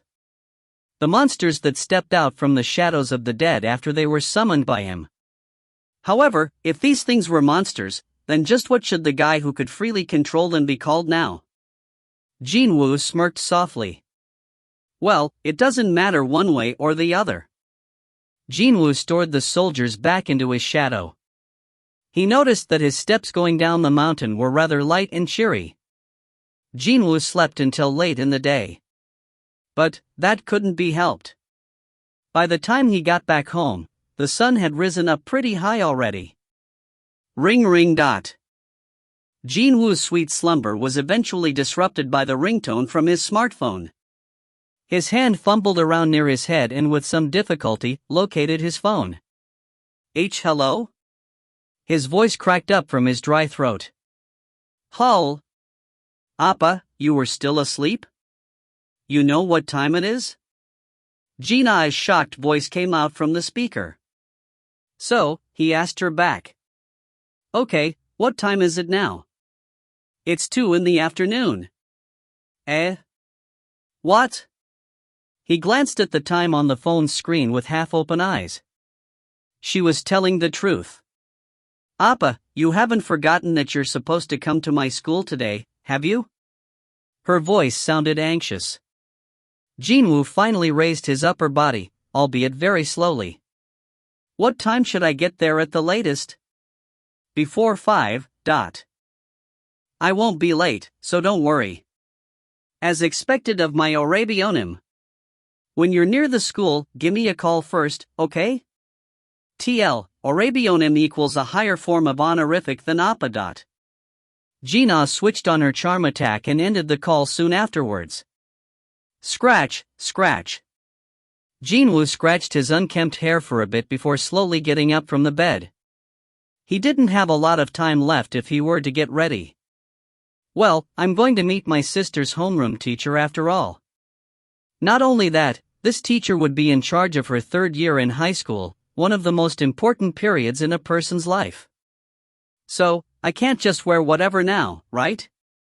He opened the closet and rummaged through the clothes in there. However, he was greeted by a rather dusty, moldy odor. Of course, it was not something pleasant to smell at all. Jin-Woo's frown deepened. He continued to dig around, but all he could find was an old business suit he wore once during his own high school graduation. Will it even fit me now? He was hoping against hoping, but well, as expected, the clothes were too snug and he couldn't even move his arms. Yup, my body has grown much bigger lately. Putting on the old clothes painted a stark picture of his current reality. The suit was nearly bursting at the seams, literally. What should he do now? Jin-Woo was pondering what to do, but then he spotted the bankbook that Eugene-ho gave him a day before. It was for the account filled with the proceeds from selling off all those magic crystals. He alternated his gaze between his nearly torn clothes and the bankbook with its new stamp still sealed together, before a smile formed on his lips. Been a while, but should I go on a shopping spree, then? Before that, though, there was the small thing he had to confirm first. Actually, it was a bit bigger than that, but still. Jin-Woo took off the old business suit and while sitting on the edge of the bed, summoned his status window. Stats. With that, a long board full of letters and numbers appeared before his eyes. T-ring. Name, Seong Jin-Woo. Level, 51. Class, Shadow Sovereign. Title, Slaughterer of Wolves, Extra 1. HP, 11,035. MP, 1022. Tiredness, 0. Stats. Strength, 132. Stamina, 91. Agility, 111. Intelligence, 70. Perception, 93. Available points to distribute, 10. Reduction in physical damage, 46%. Skills. Passive skills. Unknown, LV, Max. Tenacity, LV, 1. High-grade dagger technique, LV, 1. Active skills. Dash, LV, 2. Intimidation, LV, 1. Vital points targeting, LV, 2. Dagger throw, LV, 1. Stealth, LV, 1. Class-specific skills. Active skills. Shadow extraction, LV, 1. Shadow storage, LV, 1. Equipped items. Red Knight's helm, S. Gatekeeper's necklace, A. Superior Knight's breastplate, B. Superior Knight's gauntlet, B. Superior Mage's ring, B. Intermediate Assassin's shoes, C. TL note, the author forgot to put ruler's reach in the skills column. I left it as is. Ha! Jin-Woo could only chuckle wryly as his status window seemed to go on forever and ever. It was only a short while ago that there was nothing on this section over here. Indeed, there had been a time like that once.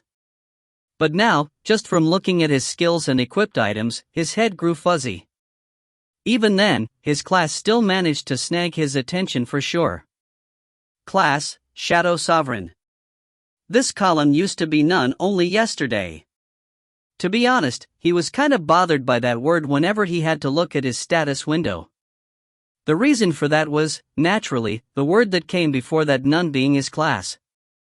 If a hunter was not participating in a raid, he'd be no different than a jobless bum. That's what most others would think, anyway.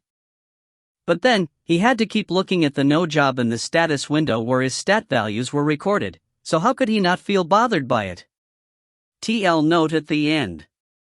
They said that once you got shocked by a turtle, you'd keep getting frightened by the pot lids. Whenever he took a look at his class column in the past, he couldn't help but feel a bit frustrated. He knew that it didn't really mean his job status, but he still felt quite bothered by it. However, from today onwards, he didn't have to mind such things anymore. Ha ha ha. Jin-Woo chuckled out uncontrollably. Yup, this must be what they call an inferiority complex, isn't it? If he made lots of money like other hunters, he wouldn't have really cared about what others thought of his life outside of raiding dungeons. But he couldn't do that. He couldn't confidently reveal his status as a hunter to anyone. Because he was a measly rank E who could barely protect his own life, that was why. I'm a rank E hunter. Whenever he said those words, anyone with some knowledge of hunters would always say that he was doing something very difficult for everyone's sakes, but they would start mocking him when his back was turned. That was why he ended up minding it even more than necessary. But now, he was the possessor of a really cool job, no, a really special trait. His job still remained as a hunter, of course. If he were to describe it, then, well, it'd be more correct to say that he now possessed a special trait of Shadow Sovereign. Although this wasn't the career path I was looking for, but he had no regrets. No, rather than regrets, he was completely and utterly satisfied by how things had turned out. If this wasn't his room, he'd have summoned Ygritte and the other soldiers right away. He really wanted to confirm the combat capabilities of his summons with his own eyes. What if these guys were able to display 100% of their combat prowess while they were still alive? I'm sure that won't be the case, though.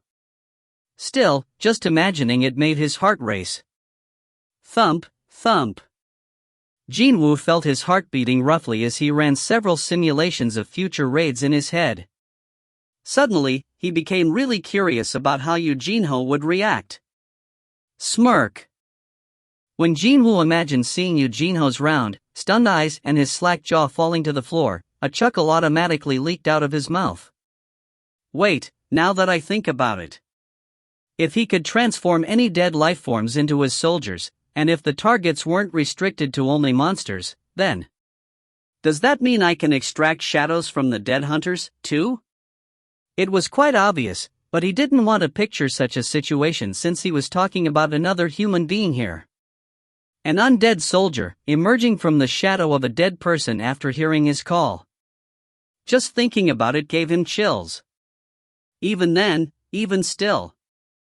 What if I extract the shadow of an A or an S rank hunter? The combat potential of the resulting shadow soldier would simply be out of this world. Even if a shadow soldier could only exhibit 50% of its original strength, it'd be eminently possible to solo high-rank dungeons, as long as he had his shadows to back him up. His beating heart picked up its pace really quick. Thump, thump, thump. Still, Jin-Woo shook his head. Even if that's the case, turning a person into an undead is a bit. Now that was something only a villain would do. His combat potential might improve that way, but he didn't want to go that far. Unless a really evil B** star showed up that was worthy of such a treatment, he'd definitely not go down that route. However, it's not like opportunities to fight other dirty hunters would come around every day, right? And, even if he did find that elusive opportunity, there would be many hurdles to overcome first. Well, a human wasn't a monster, to begin with, after all. Indeed. For the time being, he had to be satisfied with the current soldiers. Besides, I have Egret and he used to be a boss, so that's something. The level 7 Night Grade Shadow Soldier. Just how good would its abilities be? Jin-Woo couldn't wait for the next raid. Chapter 54 Fin. If you find any errors, ads pop up, ads redirect, broken links, non-standard content, etc., please let us know. Report chapter so we can fix it as soon as possible. Chapter 55. Chapter 55. Chapter 55. Jin-Woo lowered his gaze slightly while feeling rather pleased with himself, then he spotted something else in the status window. Title, Slaughterer of Wolves, Extra 1. There was another one? Oh. Now that he thought about it, he did earn a new title as well during the class change quest, didn't he? Jin-Woo checked out the hidden title's description. Title, The One Who Overcame the Adversity. A title only given to those who have splendidly overcome their adversity. Your stat values will rise as your HP decreases. 1% of lost HP equals 1% gain in stats. Hell yeah! It was a truly wonderful buff where his stats would rise up as his HP was decreased. The title Slaughterer of Wolves was a wonderful title as well that would give him a 40% stats increase against any and all beast-type monsters. However, because there was a strict activation condition attached to it, he often had to do without receiving the stat buff. It's the same thing as not having a title if I'm not fighting against beast-type monsters. But now, he had gotten a new title with a wonderful effect. After reading the description, he thought that this title's effect would match up quite nicely with his passive, Tenacity. Without wasting any more time, Jin-Woo changed his title. Title, The One Who Overcame the Adversity, Extra 1. The title he didn't set would be hidden, and if he needed it, he could swap them at any time, too. Next up, it's my stats. The rewards he got for exceeding the point limits of his class yesterday were 3. 1. His class changed to a higher grade version. 2. A new title. Finally, bonus stat points. Stats. Strength, 132. Stamina, 91. Agility, 111. Intelligence, 70. Perception, 93. Available points to distribute, 10. Reduction in physical damage, 46%. He still had 10 points yet to be allocated. If it was in the past, he'd have spent them all in agility or perception, but things were different now. Jin-Woo dumped all 10 points in intelligence, instead. Even then, his intelligence value only reached 80. T-Ring. Stats. Strength, 132. Stamina, 91. Agility, 111. Intelligence, 80. Perception, 93. Available points to distribute, 0. Reduction in physical damage, 46%. Compared to strength or agility, it simply fell way behind. As a matter of fact, it even fell behind stamina, the stat he decided to put on the back burner while raising his agility first. It was clear proof that he had been looking down on the intelligence stat until now. Well, I never guessed that I'd somehow end up using magic, so it's understandable. For the time being, he decided to invest every single bonus stat point he earned into intelligence. He wasn't planning to change how he fought in the meantime, though. I mean, the new skills I got are assassination-type skills, after all. A new skill he acquired during the fierce battle, the dagger throw. He didn't even have to take a gander at the skill description to know that it was a dagger-exclusive skill. Skill, Dagger Throw LV1. Active skill. Required mana to activate, 30. Exclusive to daggers. Causes damage by throwing your dagger. The higher the level, the greater the damage inflicted, as well as the accuracy. Yup. I knew it. He had been fighting his battles as a close-quarter melee fighter. He wouldn't change his current fighting style, just because he got himself a new class and a couple of new skills related to that. So, he was planning to use the shadow skills as his backup, while the dagger would remain as his primary means of attack. Well, at least until I managed to raise my intelligence stat to a somewhat more useful level, that is. Excellent combat abilities. And soldiers able to support him from behind. The plan he formed in his head as he got his new class hadn't changed. But, if there is one difference from my initial expectations, then that would be his soldiers potentially being a lot more useful than he thought. Who could have guessed that he was able to turn boss-level monsters into his underlings? Still, he felt that it'd be a bit of waste not to utilize his proficiency with daggers and the skills related to that if he were to rely solely on his shadows to fight. Also, he bought the Night Killer only a few hours ago, too. If I knew I'd end up as a mage type, maybe I should have bought a magic staff or something. Of course, if he did that, he wouldn't have cleared the quest and ended up being buried under the knights, instead. Jin-Woo closed the status window. With that done, he pretty much had confirmed every change that occurred to him. Wait a sec. What's the time now? While he was doing his thing, 20 minutes had flown by. Jin-Woo scratched the side of his head. I guess I should hurry up, huh? The corners of Jin-Woo's lips arched up. The power of his enhanced stats didn't prove to be effective only when fighting against monsters. When he concentrated, time slowed down. To be more precise, it was Jin-Woo who had gotten quicker, however. He opened the door and left his room. He entered the bathroom and took a quick shower. He swiftly wiped the water off of him. He put on whatever clothing he could find and stood before the mirror. All this, and he only needed 3 minutes. He could have moved faster, but he figured that this old, decrepit apartment would fall apart if he did. My hair hasn't completely dried out yet, but... The end result was him saving over 20 minutes, so there was no need to rush now. Time to leave, then. Jin-Woo was about to step out of his room, but discovered something and stopped in his tracks. He found the key for the apartment. It was sitting on top of his desk. In the past, he'd have felt a bit lazy and unwilling, but still turned back to grab the key. However, he simply extended his hand instead of walking over there.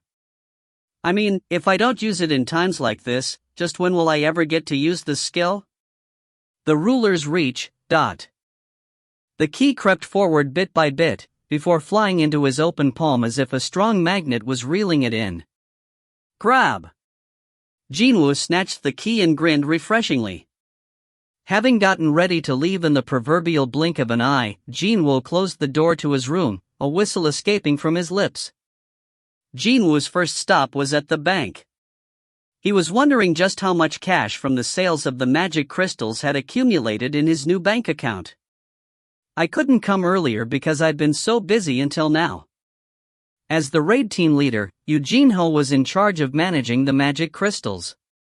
From what he told Jin-Woo, that kid had been selling all the magic crystals at the end of each day and deposited every single cent into this account. He didn't mention in detail how much the money would be, though. That Jin-Ho. He reports to me every little thing that happens, but he doesn't really mention much about money issues. Was it because he wasn't really interested all that much? Perhaps because he grew up lacking nothing, Eugene-ho's interests were quite far removed from the matters involving money. No, they tended to be along the lines of celebrity gossip, stories of raids, songs or movies he liked, those kinds of things. Even if it was nominally a conversation, it'd be Eugene-ho who yapped on and on all by himself, though. And Jin-Woo would simply listen quietly on the side and provide appropriate responses every now and then. Ah, now that I think about it, ... A chatterbox guy like him also didn't say anything about his family situation until now. Now that was pretty strange. Jin-Woo combed through his memories starting from when they met for the first time, but he couldn't remember a single instance of him mentioning his family. While thinking that it was pretty bizarre, he had arrived at the bank.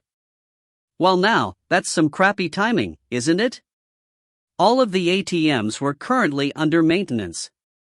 He was left with little choice, so Jin-Woo walked inside the bank branch. He got his number in the queue, waited for his turn, before eventually sitting down in front of a bank teller. "Hello there."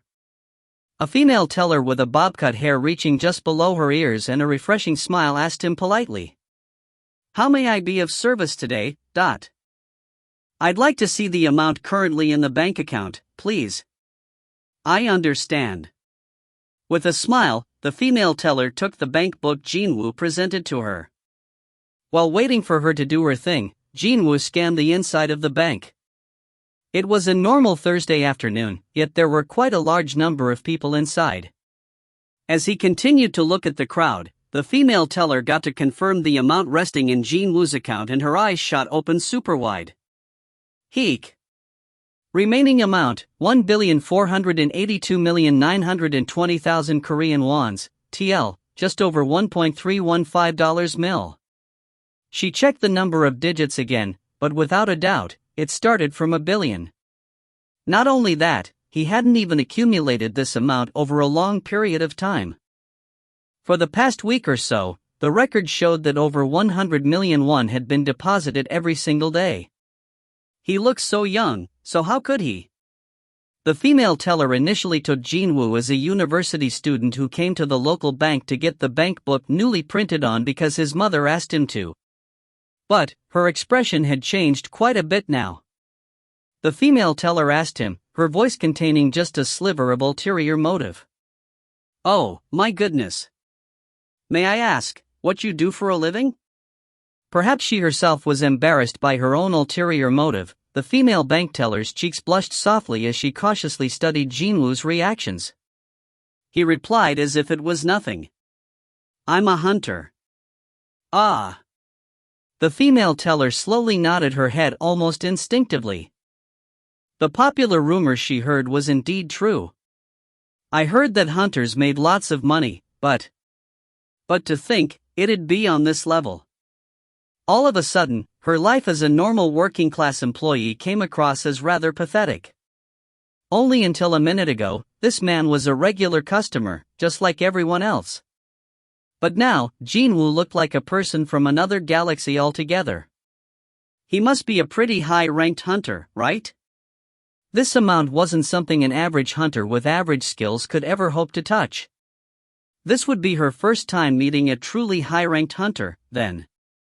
The unexpectedness of this situation caused her heart to palpitate just a bit faster. Thump, thump. Her heart was indeed beating a bit quicker now. A young customer possessing well over $1 billion in cash would certainly be a VIP in the eyes of the bank. And well, that customer was a hunter, so he should be treated as a VVIP instead. And so, in order to ensure that this VVIP wouldn't slip through the bank's fingers, the female employee began advertising several of the bank's financial products. "Our bank has launched brand new products and services especially catered for VIP customers such as yourself." Her smile was no longer the business one, but a real one, too. The female bank teller's gaze was now firmly fixed on Jin-Woo. Oh, my. Seeing his current appearance, the one where he must have thrown on some clothes lying around, and that slightly disheveled hair, her heart began beating faster than ever before. She realized that he must have been a very busy man who managed to find some free time to stop by the bank today. This product has proven really popular with our customers lately, so how about taking a closer look at the benefits it offers, sir? Too bad for her, Jin-Woo refused right away. "No, thank you. I'm fine." "Ah. Is that so?" The female bank teller's voice was thickly laden with regrets over missed chances. Sensing that this chat might get drawn out if he said something wrong here, Jin-Woo quickly took the bank book and stood up from the seat. "Thank you for your help. Have a nice day." He made his quick getaway from the bank as the hot stares from the female bank teller continued to bear down on his back. as soon as the bank's door closed behind him. Phew. Jin-Woo spat out a sigh of relief. He picked up on the change in the bank teller's expression the moment he revealed his job as a hunter. Attentions of strangers, and their interests. It would probably be something normal for other hunters, but it was still something new to Jin-Woo. Well, I better get used to it now. The attention on him would get even worse than this, once he's gone through with the reassignment test and gets a super high rank. He heard that there were quite a few reporters and fans following around particular hunters as well. He raised his head slightly and saw a large electronic billboard displaying a cold drink advert featuring a famous hunter, attached to the side of a skyscraper. Before Gates appeared in the world, one would have found top sports stars or popular idols occupying that position. That's right. This was the age where a hunter would be at the receiving end of more attention and adulation than a celebrity. Even Jin-Woo wouldn't be an exception now. The only person who didn't like hunters nowadays were probably employees of various insurance companies. Besides all that, only after he made his escape from the bank did he get to confirm the amount in the account. And his eyes grew real wide afterwards. 1.48 billion. The total amount of money he earned after participating in 9 raids was almost 1.5 billion won. Meaning, each rank C dungeon netted him almost 160 million won. He got around 180 million from the dungeon he raided with Hwang Dong-suk and company. So, the average amount per rank C gate he got was somewhere between 150 and 200 million each raid. Yup, that's why that bank teller was so shocked, wasn't it? Chapter 55 Fin. If you find any errors, ads pop up, ads redirect, broken links, non-standard content, etc., please let us know. Report chapter so we can fix it as soon as possible. Chapter 56. Chapter 56. Chapter 56. Now that he was done confirming his financial status, Jin-Woo splurged on a nice-looking business suit at a department store. He still found himself with more than enough free time, so he stopped by a hair salon nearby and got a much-needed haircut as well. He had transformed into someone completely different compared to when leaving the apartment. This is why having money is way better than not having any. And they said that good clothes would become one's wings, too. Jin-Woo stopped by the front of a shop's window on the street and checked out his reflection for a bit, before shrugging his shoulders. His preparation was as perfect as it could get. I'm sure I won't leave behind a bad first impression. He adjusted his clothes for a bit, before confirming the time through his phone. It said 16:20. I'm supposed to get there before 5, right? If he got going now, he should arrive on time. Taxi. Jin-Woo grabbed a taxi and arrived in front of Gina's school, with enough time to spare. And as luck would have it, he spotted Gina standing by the school's front gate. Seong Jin-Woo. Discovering her older brother belatedly, she gasped out in pure shock. Appa? Gina's eyes became extra round like a rabbit's as she asked cautiously. Are you really Mr. Seong Jin-Woo? Can't you recognize your own brother? Gina swept her gaze all over Jin-Woo with a stunned expression still etched on her face, her voice naturally rising higher. It's because you've changed so much, you know. What, so you wanted me to show up in my tracksuit and slippers when meeting your new homeroom teacher? Wow. Gina still couldn't close her slack jaw. Hey, your chin might fall off at this rate. Anyways, I'm going ahead. Okay. Since his sister didn't show any sign of guiding the way, Jin-Woo simply took the lead. 5 years ago, Jin-Woo too was a student in this very school. He already knew its layout like the back of his hand. Now normally, if teachers wanted to speak to the parents, then the meeting place would either be the staff room or at the counseling office. But today's matter involved Gina's future career path, so he should head to the counseling office. And so, Jin-Woo's steps quickened. Oh Appa! Wait for me! Gina hurriedly ran after her older brother. Hello there, Teacher Nim. Yes? Oh, hello to you too. While on his way, Jin-Woo greeted several teachers he ran into. All of them stopped in their tracks without exception, and took a look behind them, at the departing back of Jin-Woo. Who was that? Is he a graduate from this school? But, there's no way I'd have forgotten about such an eye-catching student like that. Is he a new teacher? It wasn't only the teachers who were looking at him, though. Wow, he's good-looking, isn't he?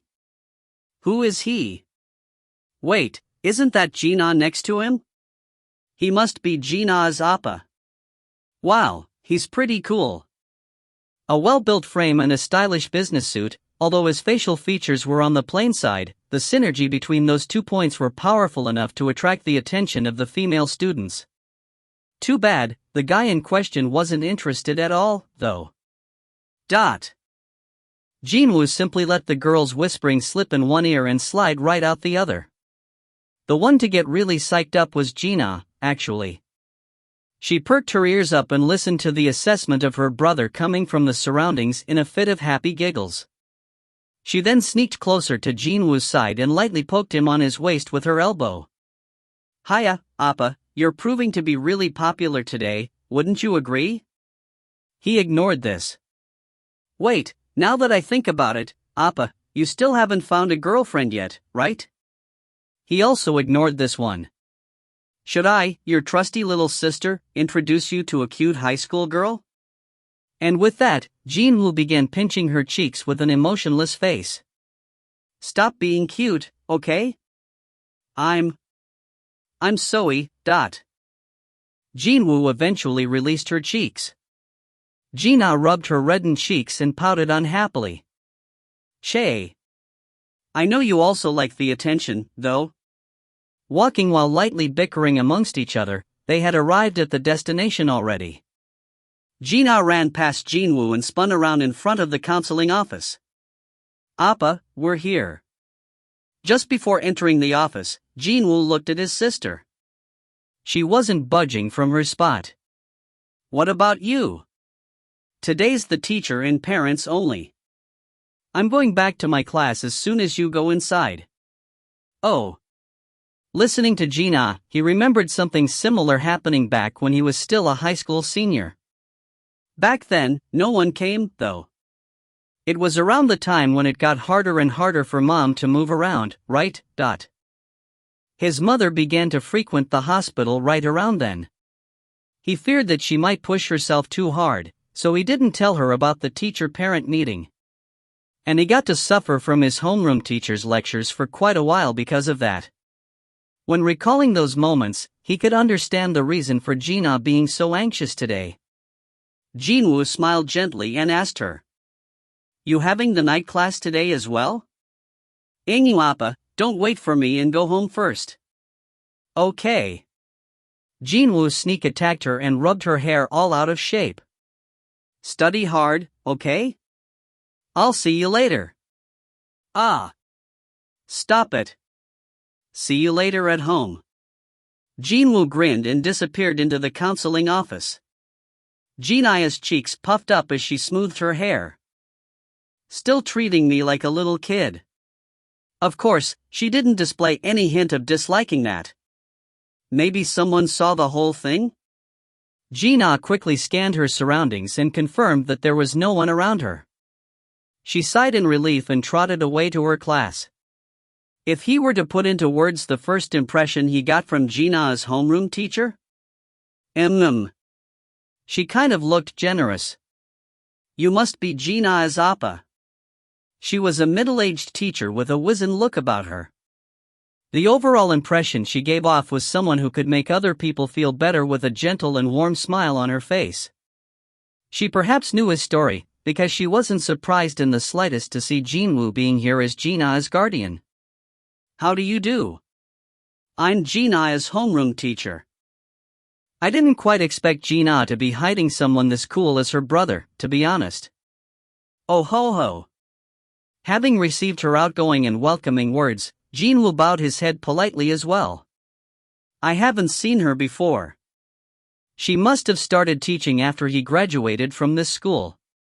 Didn't someone say that a person's impression would be decided upon the first meeting? After sharing their greetings, he did feel a bit more relaxed.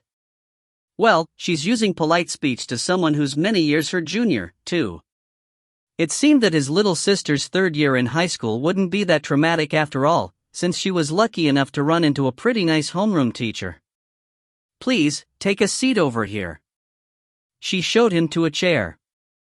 Jin-Woo settled down on the opposite side to Gina's homeroom teacher across a large desk. We can rest easy about Gina now. They conversed for a while with typical topics that a homeroom teacher and parents would normally share, the atmosphere remaining cordial and rather cheery throughout the chat. Since Gina was a model student, there was no reason for either Jin-Woo or the teacher to raise their voices at each other. Are you aware that Gina has set her sights on entering a medical school? Yes, I am. The lady teacher began reading the prepared information. Her scores in the mock test are excellent. And her regular grades are very good as well, so she should get in without too much problem. Still, please make sure that you don't pressure her too much at home, Jin-Woo silently nodded his head. From the teacher's excited face, one could easily spy her high expectations of Gina's future. The thing was, the homeroom teachers tasked with looking after high school seniors were also under a tremendous level of stress as well. Since it involved the rest of these third-year students' lives, how could they not get stressed out? That's why I heard that most try to avoid being a senior class's homeroom teacher, though. Jin-Woo also heard that there were plenty of cases where male teachers simply dumped the responsibilities to their female counterparts. When considering that, then he could say that Gina's homeroom teacher was full of drive and passion for her students. As Gina's guardian, Jin-Woo could only be grateful for that. Because drive and passion would mean she'd hold great interest in the future of her students. Maybe 15 minutes had passed by? The meeting was coming to a smooth end.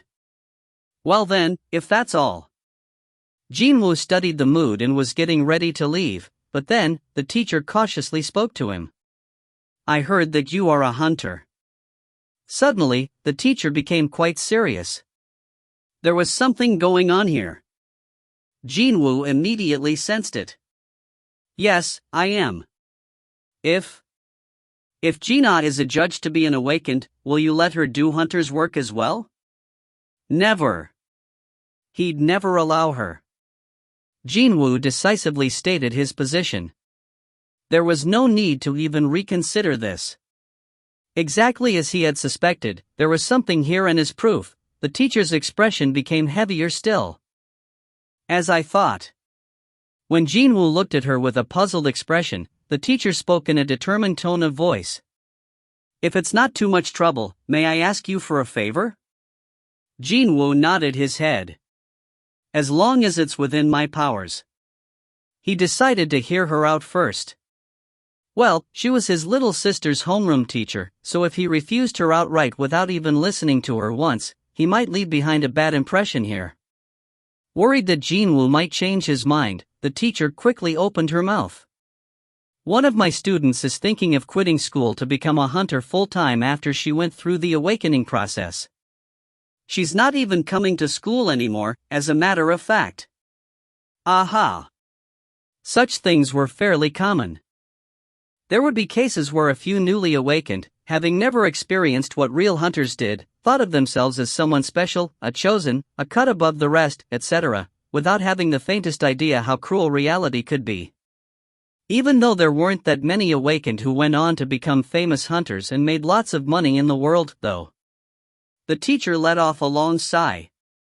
If she continues to miss school this way, then the management won't have any choice but to act, you see? Even if she wishes to become a hunter, wouldn't it be better if she at least graduated from a high school first? Jin-Woo nodded his head in agreement. At his positive response, the teacher's complexion brightened just a bit. Can you help me persuade that child so she gets to graduate safe and sound? The teacher did her best to smile. Jin-Woo was curious about one thing here. That student, what was her awakened rank? From what I hear, it's the lowest rank. In other words, a rank E. She won't get to live long, then. Jin-Woo inwardly clicked his tongue. That was the rank where one had to be especially careful about entering a dungeon. If one entered with an overly hyped mindset and without much preparation to boot, then one would become a cripple or dead almost without an exception. Such a thing happening to a kid around the same age as his little sister was a sad thing. Unfortunately, at the end of the day, that choice was that girl's to make. No one could say otherwise. It was a rather lamentable thing indeed, but he didn't feel like taking time out of his busy schedule to interfere in someone else's life choices. Besides, I'm not confident about persuading her, too. Surely, most of what he would say wouldn't come across as nice things to hear, after all. Jin-Woo was thinking of refusing the teacher and leaving. However, Gina would recognize the child, because her name is. When the girl's name came out from the teacher's mouth, Jin-Woo realized that he couldn't easily get up from his spot now. Jin-Woo confirmed the girl's name one more time. Teacher Nim. What was the name of the student again? It's. By any chance, you know who she is? TL, the girl's name is omitted in the raw. Dot. Yup, the Republic of Korea was indeed a tiny place. Ha! Jin-Woo became rather speechless. At the same time, the private residence of Yu Myung-hwan, the owner of Yujin Construction.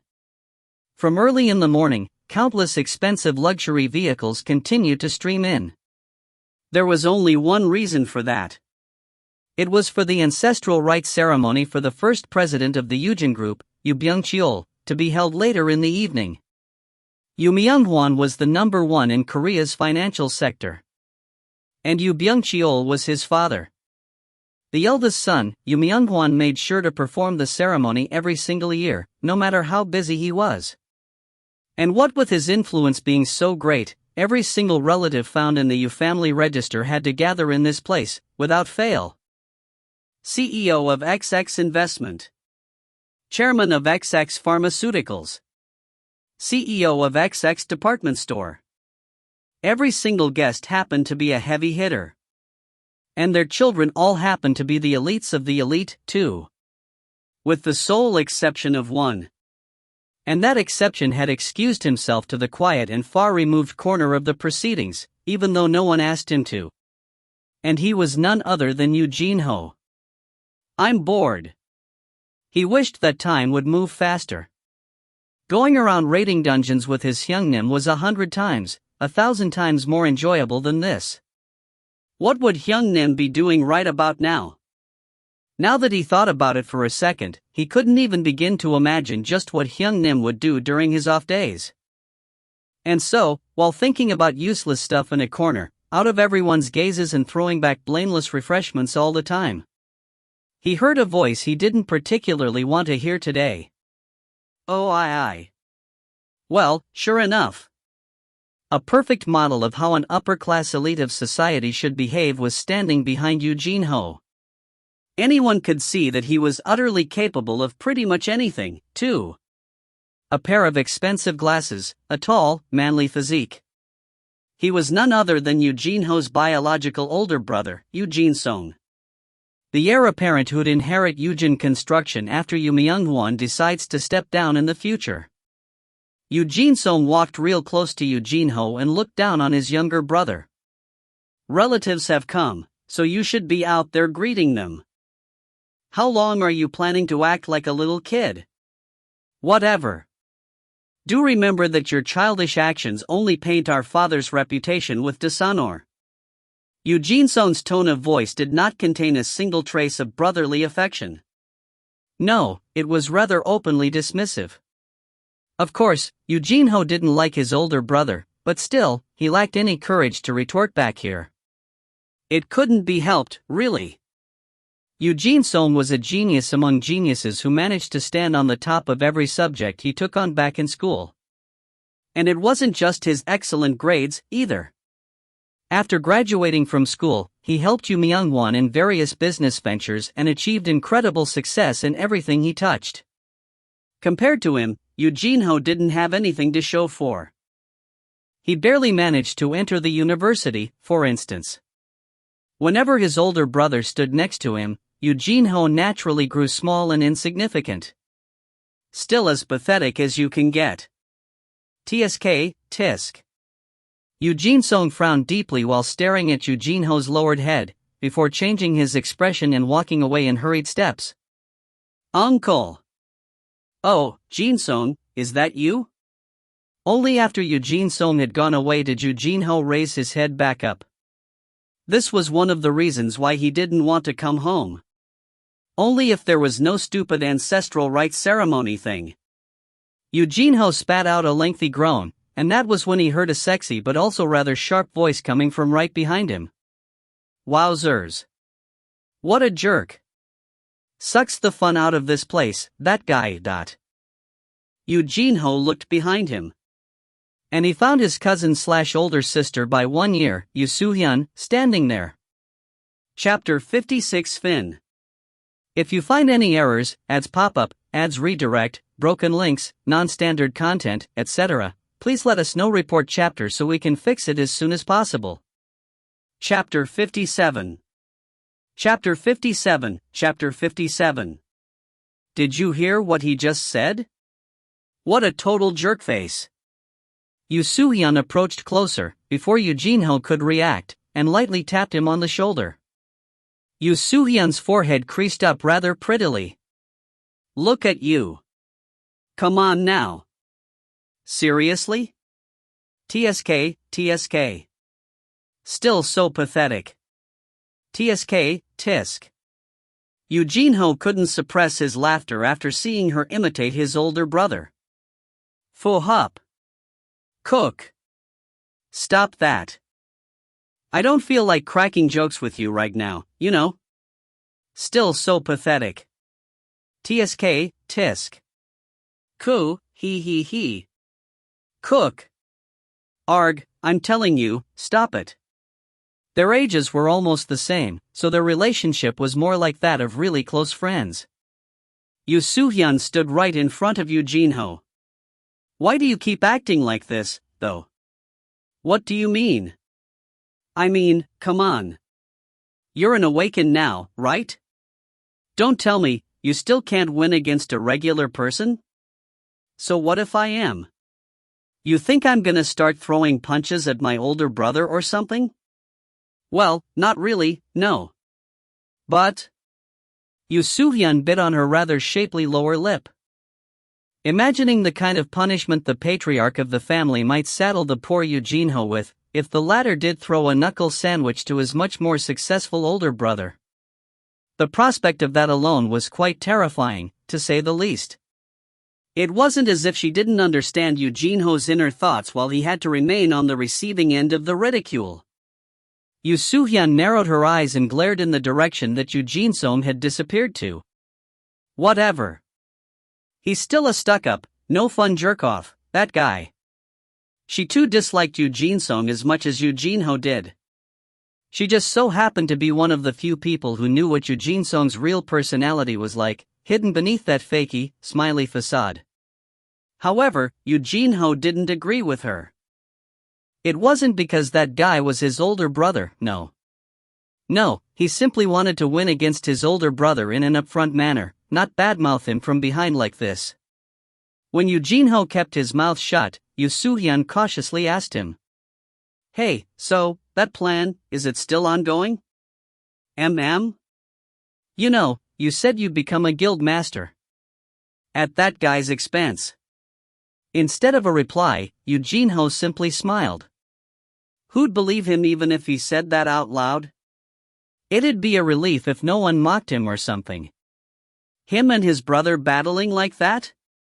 However, now that he held the huge ace called Hyung-nim, the odds of his victory had risen up by quite a lot. If I managed to get the master license, it'd be possible to duke it out with his older brother, then. He might even win. Yoo Soo-hyun saw the determination burning in Yoo Jin-ho's eyes and spoke in no uncertain terms while placing her hands on her hips. I'd rather kill myself instead of working for that man. So, you do everything you can, okay? 'Cause I don't want to fight your old man over this. Thanks. This was how Yoo Soo-hyun would usually cheer him on. She was actually a Ranka hunter who started her career as a famous child actor. Even with her background of being a lady or a chaebol was not taken into account, many guilds still tried their darndest to scout her because of her rank and fame. For some reason, though, she had refused all of their offers and continued to act as a model every now and then. However, a new offer that she couldn't really refuse had arrived at her doorstep recently. And that was to become one of the founding members of the soon-to-launch Yujin Guild. It was a direct order from the chairman himself, Yoo Myung-hwan. She couldn't outright ignore the orders of the family patriarch, but she also didn't want to work for Yoo Jin-sung either. Yoo Soo-hyun herself had a lot to worry about now. Although the kid was not all that trustworthy, she had little choice but to place her faith in Yoo Jin-ho. BRRRR. BRRR. Hearing the sound of a phone vibrating coming from Yoo Jin-ho's pocket, Yoo Soo-hyun asked him, "Aren't you going to answer that?" Oh. He was daydreaming about something else just then. He hurriedly pulled his phone out after it had been ringing for a while. The number appearing on the phone screen was a familiar one. Hyun Nim. Yoo Jin-ho's expression brightened up immediately after realizing who it was. "Hello, Hyun Nim." He answered the call with an energetic voice. "Yes? Yes, Hyun Nim. No, I can be there, no problem. Yes. I'll be there shortly, Hyun Nim." Yoo Jin-ho ended the call there. Yoo Soo-hyun displayed her interest after sensing Yoo Jin-ho's moods doing a 180. What the heck? Who was that? Too bad for her, this was absolutely not the time for him to stand around leisurely explaining the situation to her. After all, didn't Hyun Nim ask him for a favor just now? And with the desire to escape from this place added on top, his mind could only think about leaving as soon as possible, even if it was only a second faster. Let's talk later. Watching Yoo Jin-ho hurriedly run away, Yoo Soo-hyun's head tilted from side to side. And why is he so pumped up like that now? Every time he participated in a family meeting of some sort, Yoo Jin-ho always walked around with slumped shoulders, but it was a different story today. How odd. Yoo Soo-hyun told herself to definitely interrogate the kid later. While that was happening, Yoo Jin-ho was searching for his father. It'd soon be dinner time. And Yoo Jin-ho couldn't be excused from the family gathering without his father's approval, especially when every single family member and relatives were present. Yoo Jin-ho scanned his surroundings. And eventually, spotted his father over in the distance, conversing with some people. He had a countenance of a tiger. His personality was just as strict, him never cracking a smile with matters he thought were insignificant. For someone like Yoo Jin-ho, his father was a very difficult person to talk to. And I haven't even started yet. Yet, he was already getting nervous. But, he needed to be courageous here. Yeah, well. I made a promise. Yoo Jin-ho took a couple of deep breaths and slowly walked to where his father was. He almost turned around several times on his way, though. However, he held the urges back. And finally, Yoo Jin-ho managed to arrive before his father, Yoo Myung-hwan. Father.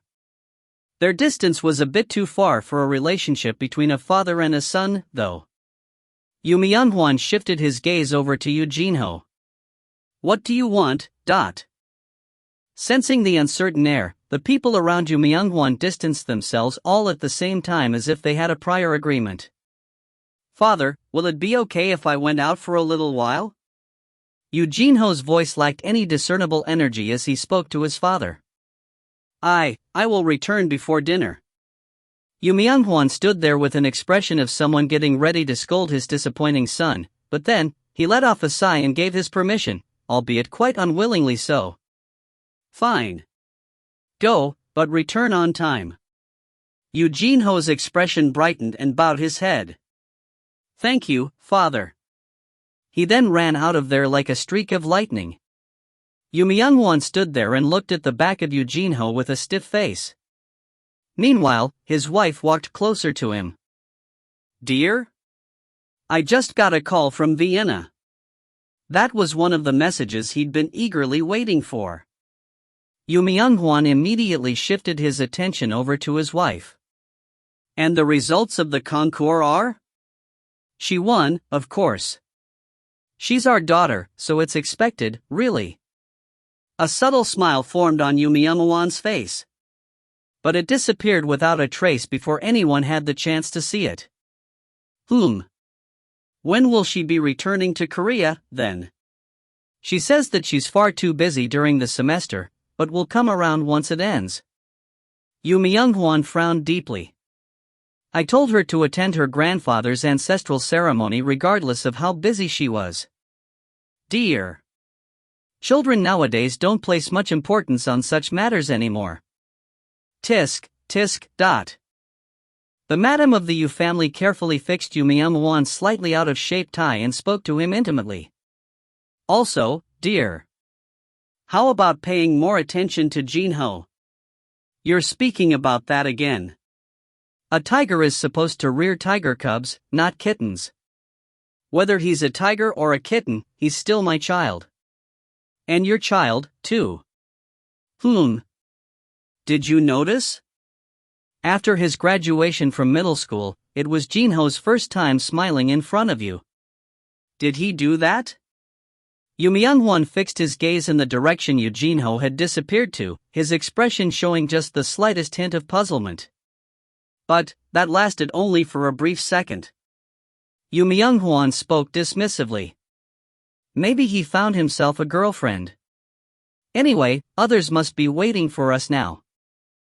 Let us go back inside. Inside the Hunter Association's HQ, located in Seoul's Gyeonggu. One of the association's employees was checking various equipment located within the building and came to a sudden stop in front of a miniature magic energy measuring equipment. What the hell? What's wrong with this guy?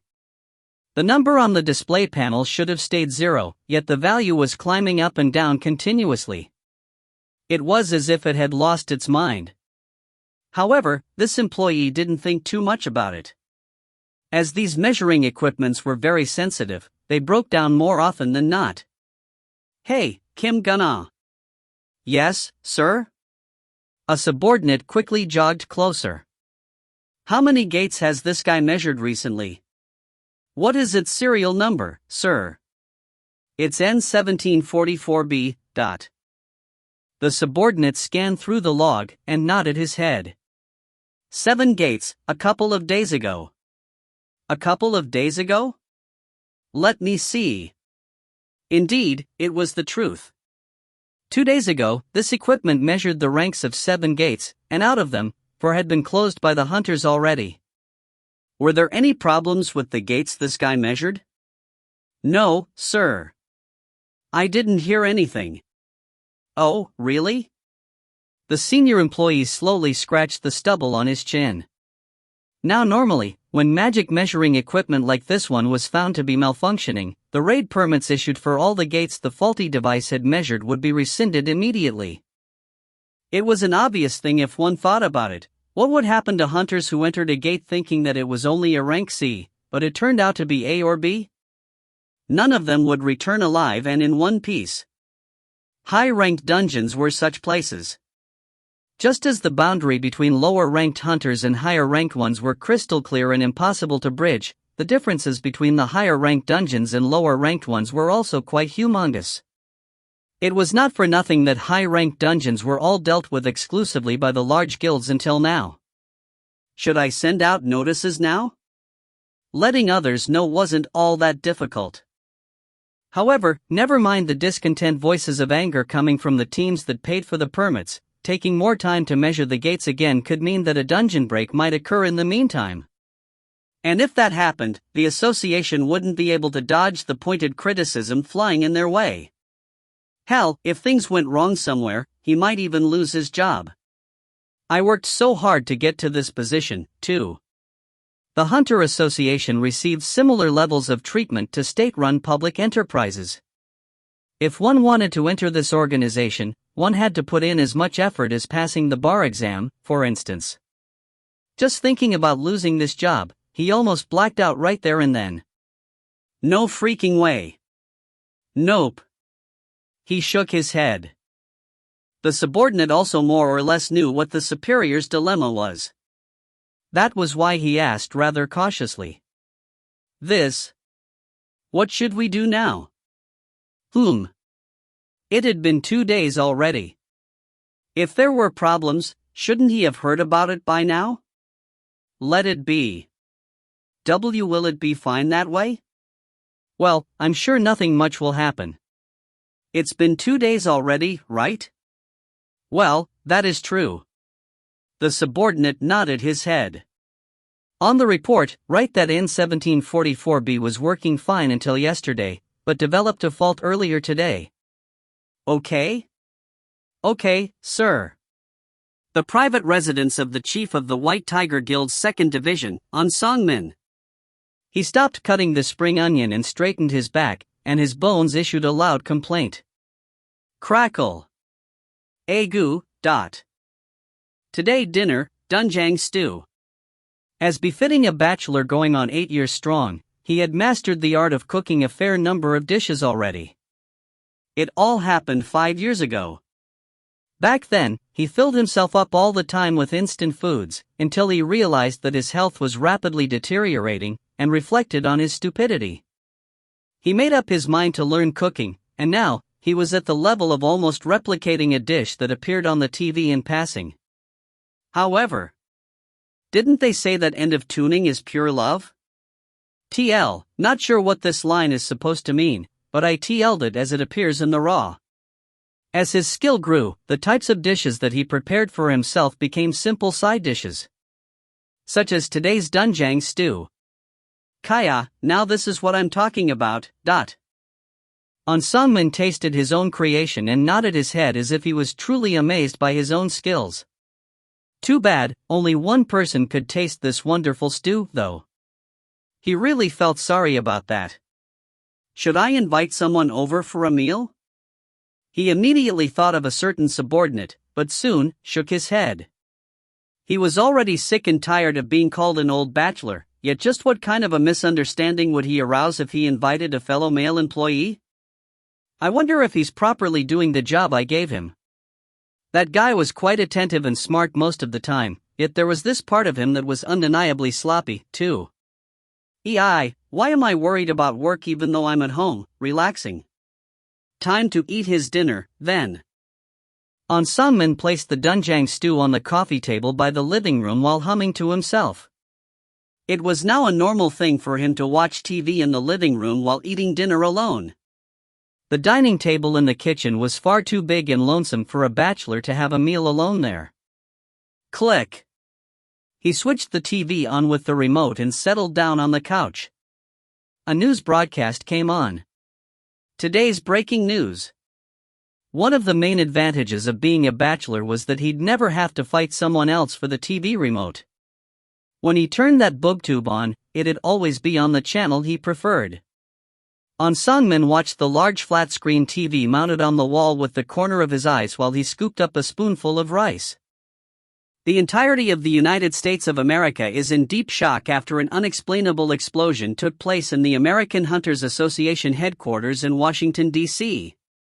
A rumor is rising among some experts that the explosion was due to a new rising talent causing irreparable friction among S-ranked hunters. Aha! What is this world coming to, huh? Really now? On Songmin clicked his tongue with a rueful expression, but still didn't forget to carefully choose the side dish that would signal the beginning of his dinner. Well, there weren't that many side dishes to choose from, anyway.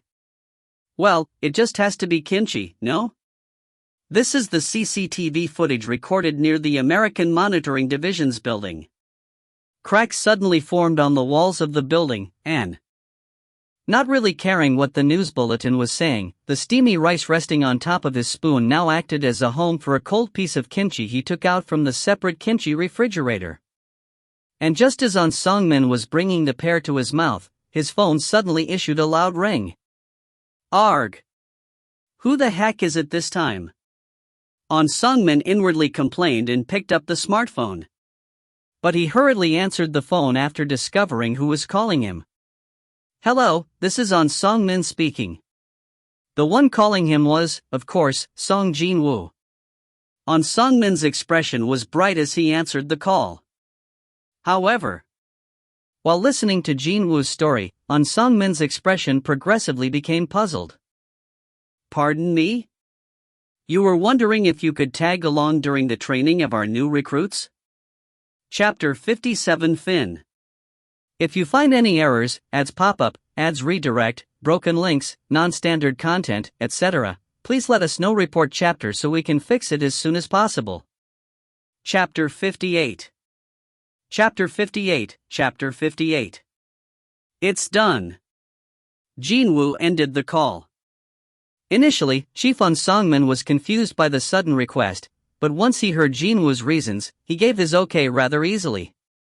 And now, Jin-Woo would be able to check out White Tiger's method of training their new recruits. And I also managed to borrow the van, too. Even though the kid was busy, Yoo Jin-ho still showed up. Jin-Woo couldn't help but think that the kid should be praised wholeheartedly. Yoo Jin-ho came running even though he was tied up with something, and didn't even forget to greet him properly, too. And so, the preparations were complete. Right now, Jin-Woo was standing in front of the apartment building that the problematic female student lived in. It's really close to my own place, isn't it? It only took 2 minutes of walking to get here. It was the proverbial stone's throw away. He took a look around his vicinity. And he was still in the familiar district, too tiny and cramped, with lots of old apartment buildings standing close to one another. Meaning, this girl's family's circumstances weren't that good, just how his used to be not too long ago. He could understand where she was coming from, now that she was nominally a hunter. Well, Jin-Woo was also like that once upon a time. Too bad, those people die the quickest.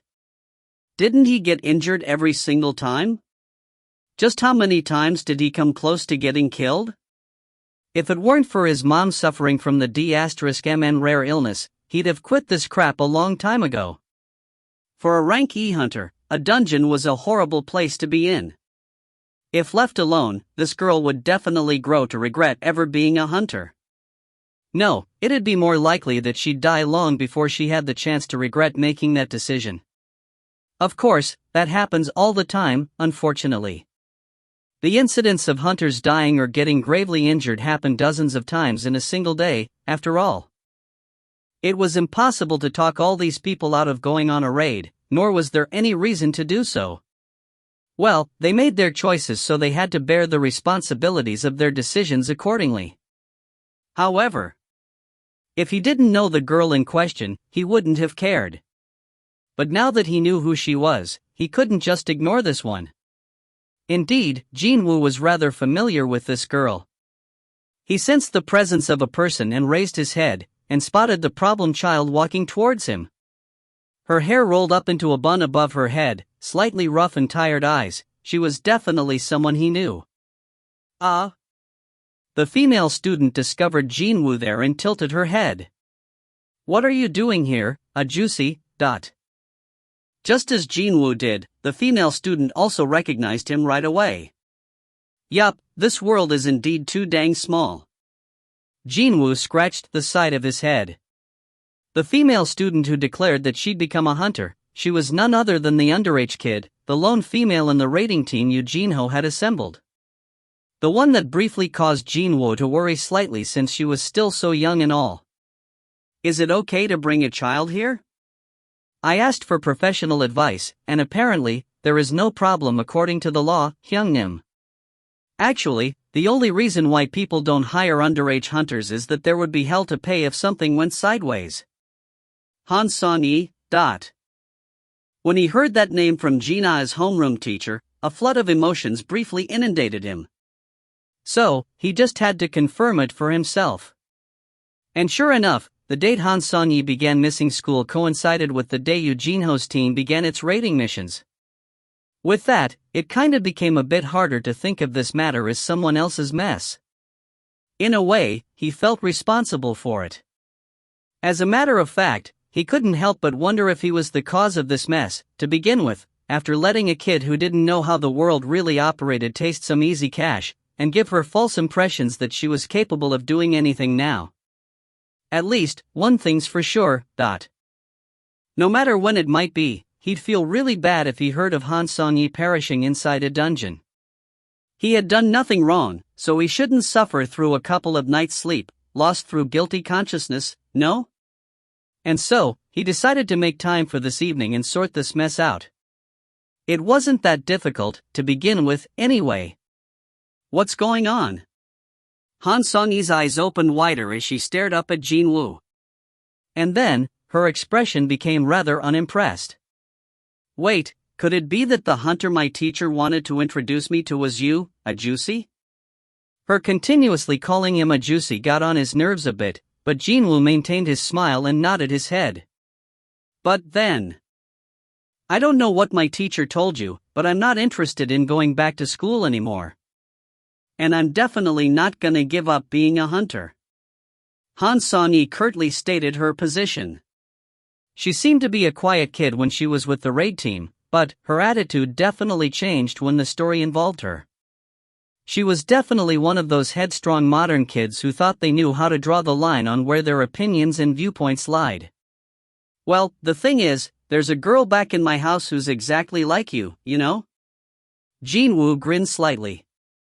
Han Song-yi thought that she had managed to come across tough and intimidating, but seeing that Jin-Woo's response was completely out of her expectations, she began to get flustered somewhat.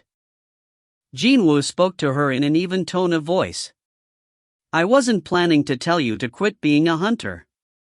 Han Song-yi's eyes widened further. I'm sorry? Kids like her would always act completely opposite to what you tell them to do. So, he wasn't even planning to talk her out of it. No, all he had to was to show her what the reality was like, just once. That's what happened to me, anyway. He realized the truth after participating in his first raid. And that was, reality was far crueler and heartless than his imagination had been. Han Song-yi did her very best to hide her fluster and asked him. Then, what brings you here? Jin-Woo took a step closer. Han Song-yi flinched noticeably and was about to retreat a step back, but upon realizing that such an action would make her look weak, she forcibly stopped her body from moving. Jin-Woo now stood before Han Song-yi. Although he didn't mean to, and no one would understand the meaning behind it, an ominous smile still found its way to Jin-Woo's lips. I'm here to mold you into a better hunter. There was no need to persuade her to accompany him to a dungeon. She said, okay, I'm coming. As soon as he told her that she now had an indelible opportunity to witness how the White Tiger Guild conducted its new recruit training exercise. She didn't even suspect that Jin-Woo had any ulterior motives. As they walked to the van, Han Song-yi asked him how he knew her teacher, and he simply showed her the photo of him and Gina stored on the phone. Juicy, you were Gina's appa? For a while now, a certain word was really getting on his nerves, but since everything was going according to his plan, he endured it and let it slide. Get in.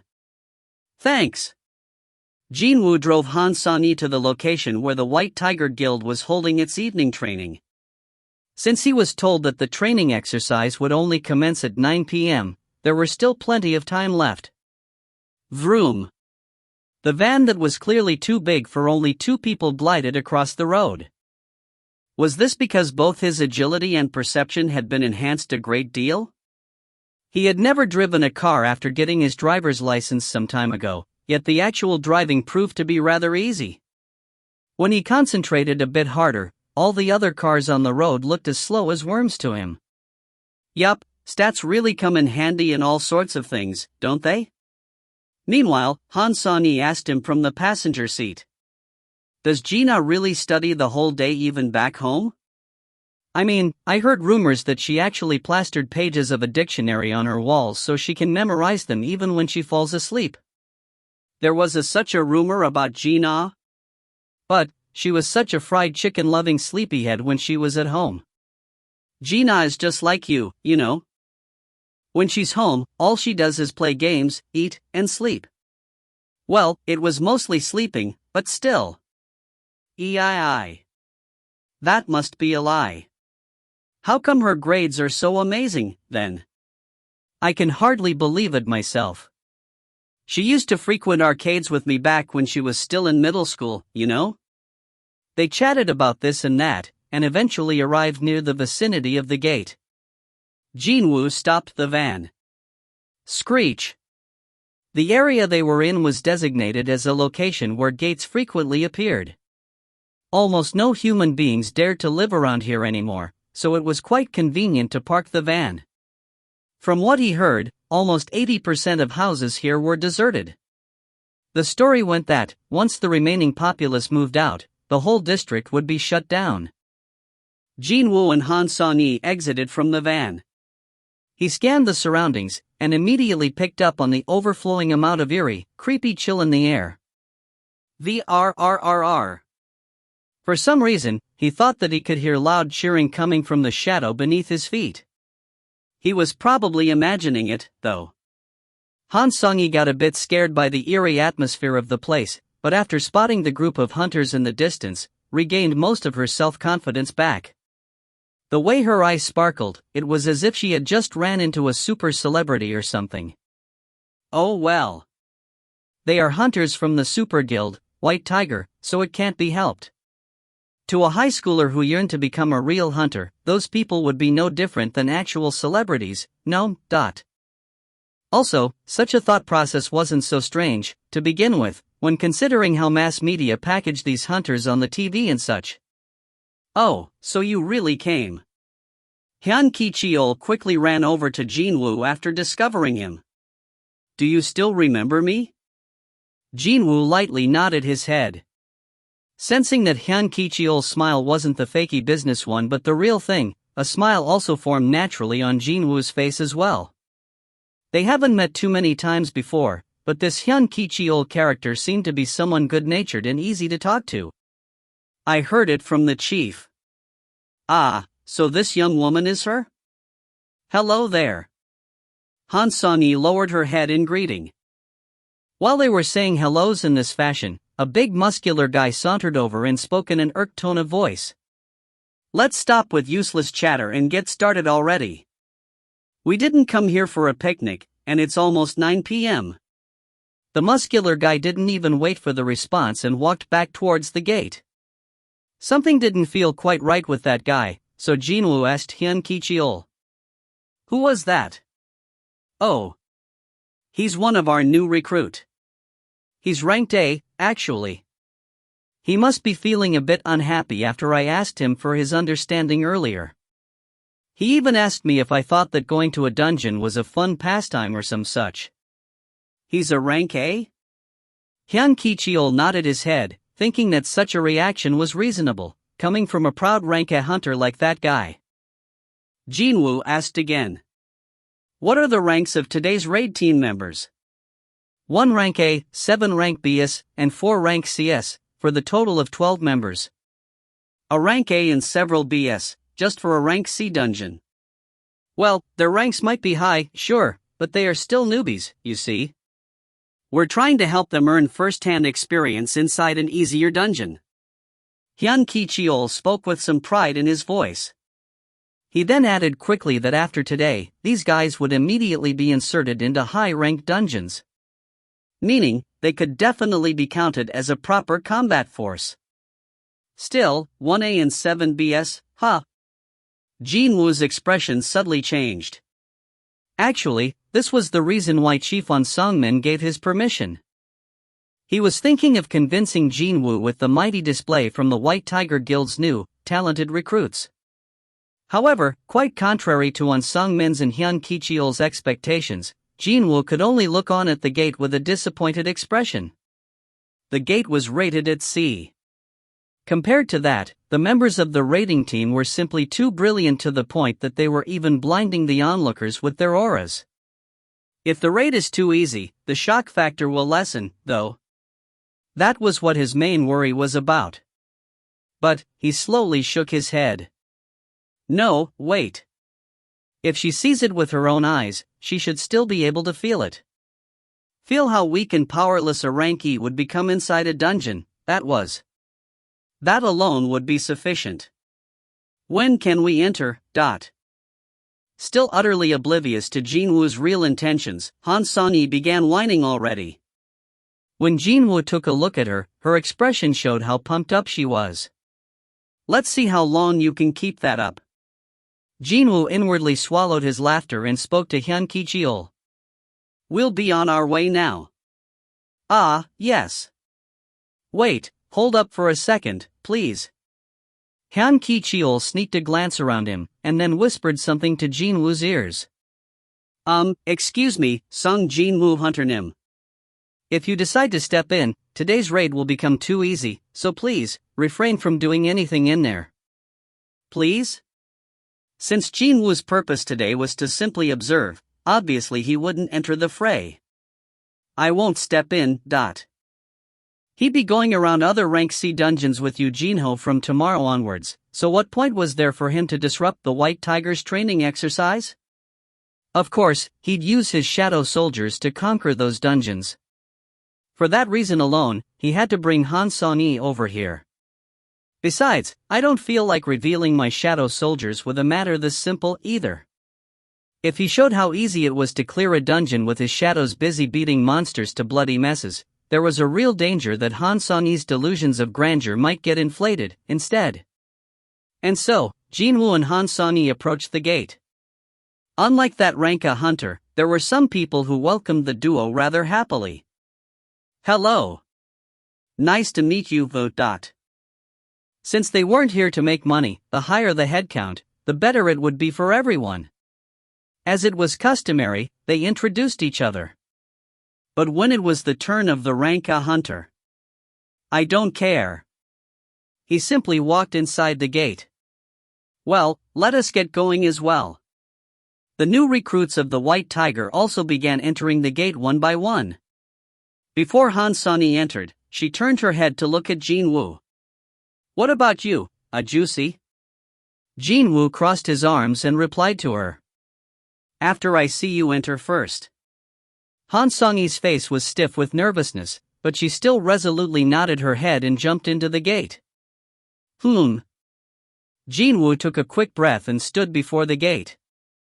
He sensed someone looking at him, so turned around to confirm, only to spot Hyun Ki-cheol over yonder, waving at him and cheering him on.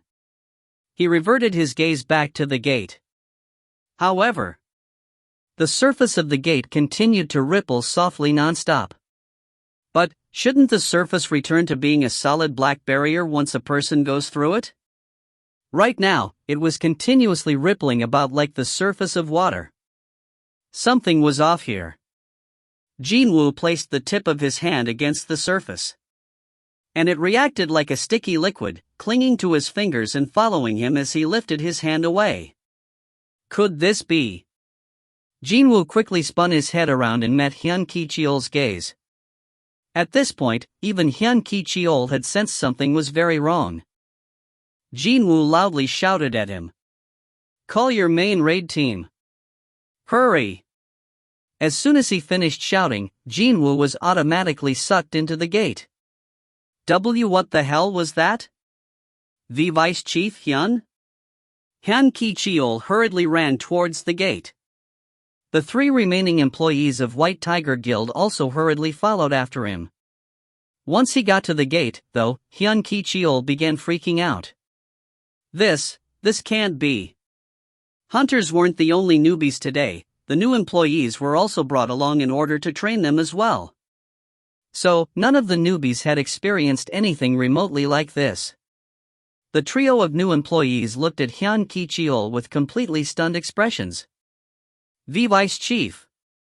The gate's surface. It's changing to a red color. As if a drop of blood had fallen in it, the surface of the once black gate was now slowly changing to the crimson red color. Hyun Ki-cheol ignored the confused employees and hurriedly called someone. Click. Ki-cheol. Chief. It's the red gate. The gate our people just walked into changed to a red gate. What? On Song Min's voice became urgent, shocked. What are you talking about? How can a rank C change to a F*King red gate? Hyun Ki-cheol raised his head and stared at the gate, now dyed completely in the color of blood. The ripples on the surface had stopped now, too. Hyun Ki-cheol nervously swallowed his dried saliva. I don't know how, but it's definitely a red gate, Chief. What? Chapter 58 Fin. If you find any errors, ads pop up, ads redirect, broken links, non-standard content, etc., please let us know. Report chapter so we can fix it as soon as possible. Chapter 59. Chapter 59. Chapter 59. A red gate? Just what on earth is going on here? The CEO of the White Tiger Guild, Baek Yoon-ho, ran straight to the gate's location as soon as he received the urgent call. The complexion of Hyun Ki-cheol could only be described as ashen. Well, sir. I'm going to see for myself first. Baek Yoon-ho walked past the guild employees who looked like they were in the middle of a funeral. It really is a red gate. Baek Yoon-ho's own complexion hardened instantly after checking out the gate's color. What was a red gate? It was a terrifying phenomenon where the dungeon beyond it would actually connect to a whole new world, not some underground cavern. And in order to escape from it, either you had to kill the boss of the area, or wait for the dungeon break to occur. In other words, once you stepped inside, it'd be the end. Once the gate changed its color to red, all external influences would be completely cut off. Escaping from it, and trying to enter it, both of these activities were now impossible. Baek Yoon-ho pressed his hand against the gate's surface. As he thought, it was hard, impossible to enter. God d*mn it. From here onwards, there was no way to lend aid to those trapped inside. Baek Yoon-ho asked Hyun Ki-cheol. I thought this was supposed to be a rank C gate? Sir, it was a rank C. Did you call the association to confirm it? Yes, sir. However, the association is insisting that it's still a rank C gate. Those goddamn sons of B-cheese. Baek Yoon-ho angrily cussed out. A red gate would only occur when the dungeon itself was ranked very high, to begin with. There was a whole new world on the other side of the gate, yet the leaking magical energy only equaled that of a rank C dungeon? That crap wouldn't fly anywhere. Even from a casual glance, he could tell this thing should have been ranked B, at the bare minimum. If unlucky, rank A. Or worse, something even higher than that. However, the only reason why the association still had the audacity to insist they were not wrong?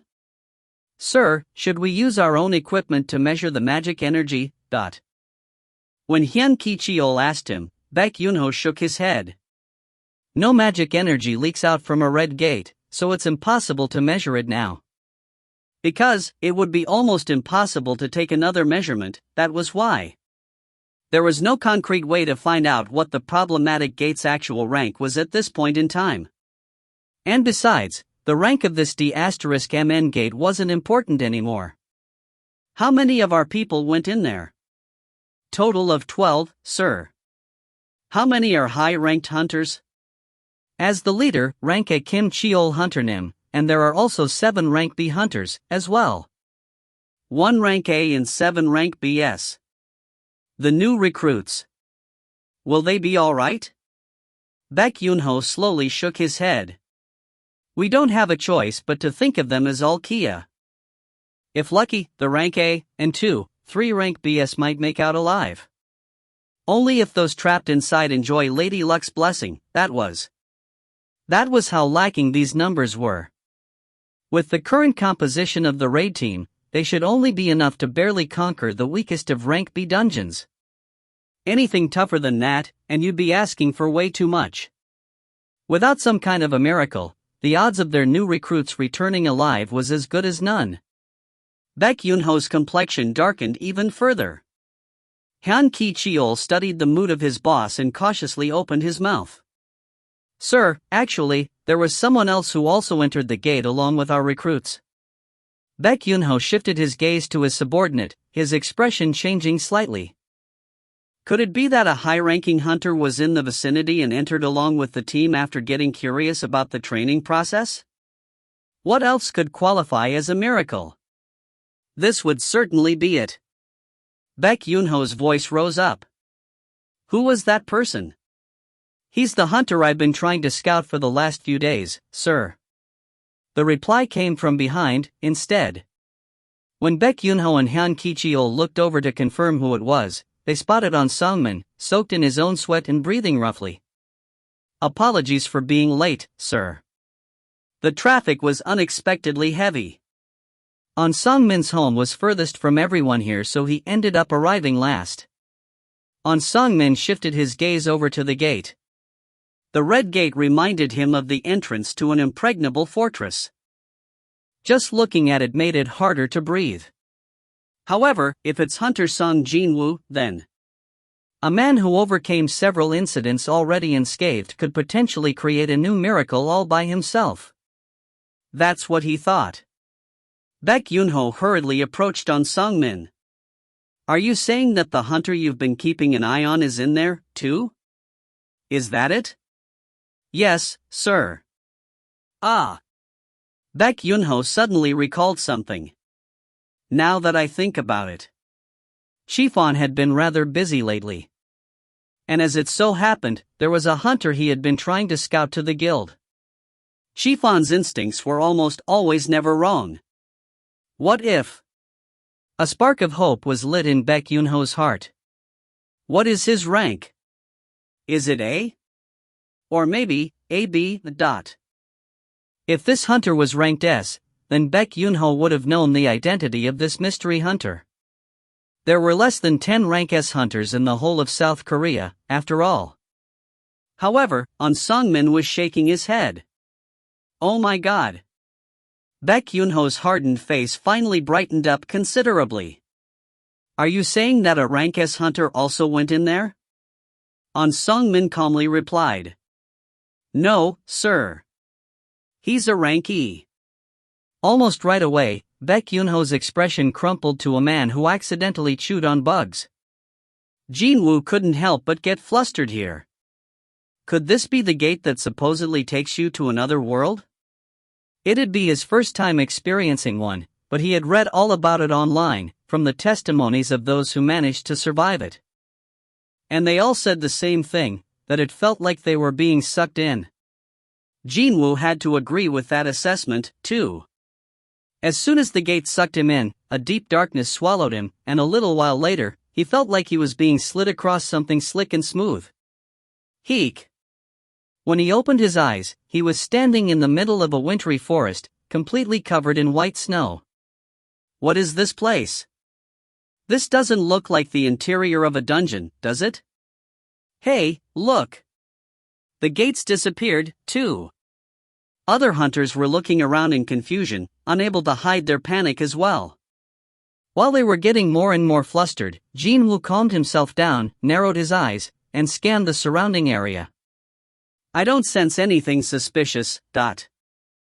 Thanks to the system repeatedly sending him to weird places, Jin-Woo had gotten used to being in an unexpected foreign environment, which also meant that he could gain his calmness quickly. The first thing that entered his view was a huge tree. Not just one, but countless coniferous trees, the kind never seen before on Korean soil, were shooting up straight to the sky with nary a visible gap in between them. As he scanned his surroundings, his eyes ran into someone else's. And it was the rank A hunter Kim Cheol, who was also cautiously scanning the vicinity like him.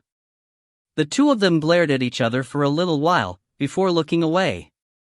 Han Song-yi had approached him and began tugging at his clothes in the meantime. Excuse me, something bad happened just now, right? She looked really scared. Her previous self-confidence was nowhere to be found. But then, Jin-Woo's hand suddenly shot out towards Han Song-yi's face. Han Song-yi's eyes opened super wide. Grab! The arrow caught in Jin-Woo's hand trembled continuously as if it lamented missing its target. And that would be the middle of Han Soni's forehead. Ah. Finally realizing what just happened, her face paled in an instant. However, the expected scream came from somewhere else. Kaiawak. Yuwak. Plop. A male hunter fell to the snowy ground with blood bubbling out of his mouth, an arrow lodged deep in his temple. The snowy ground was soon dyed in his blood. Hunters began gasping out in shock. 2 arrows flew in at the same time, one aimed at Han Soni, while the other one hit its mark.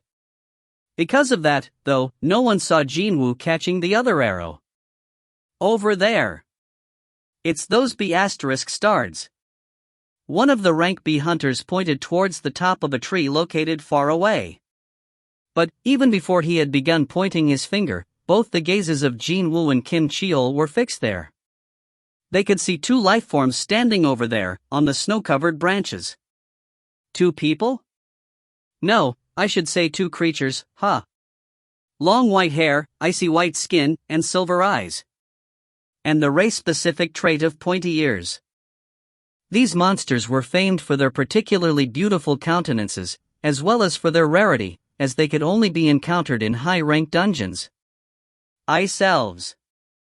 Also known as white phantoms. TL, the author used pun here.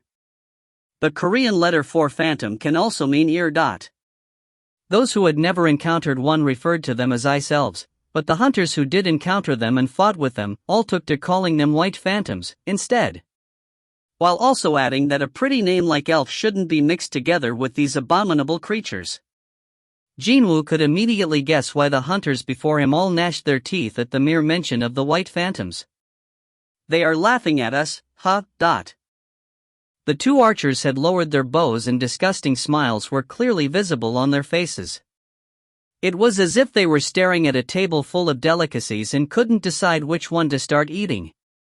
And you decided on this, Jin-Woo's eyes narrowed to a slit. 1 arrow to the far left. And another one to the far right. That was no coincidence. The hunter with an arrow stuck in his head was a 30-something who had gone through the awakening process only recently. With the exception of Han Song-yi, he'd be the weakest of the group. As for the other arrow, it was aimed at Han Song-yi. Indeed, the arrows were meant for the 2 weakest members of the team. If it weren't for the system, I'd be the one with an arrow stuck in my head, instead, The cheap tactic of the white phantoms certainly managed to bring out Jin-Woo's ire. He raised the caught arrow so the creatures could see, and broke it in half. Crack! Perhaps taking that as a challenge, the white phantom who shot that arrow pointed at Jin-Woo and drew a line under his chin. Seeing that, Jin-Woo simply smirked. However, his eyes were definitely not laughing. I'll kill you with my own hands. Receiving the trivial provocation of the monster, Jin-Woo simply glared coldly as his reply. Soon, the pair of white phantoms disappeared below the tree. Looks like this is their way of welcoming us. Finally, Kim Cheol opened his mouth. The lone rank A of the group opened his mouth, prompting everyone to focus their gazes on him as if they had made an agreement prior to coming here.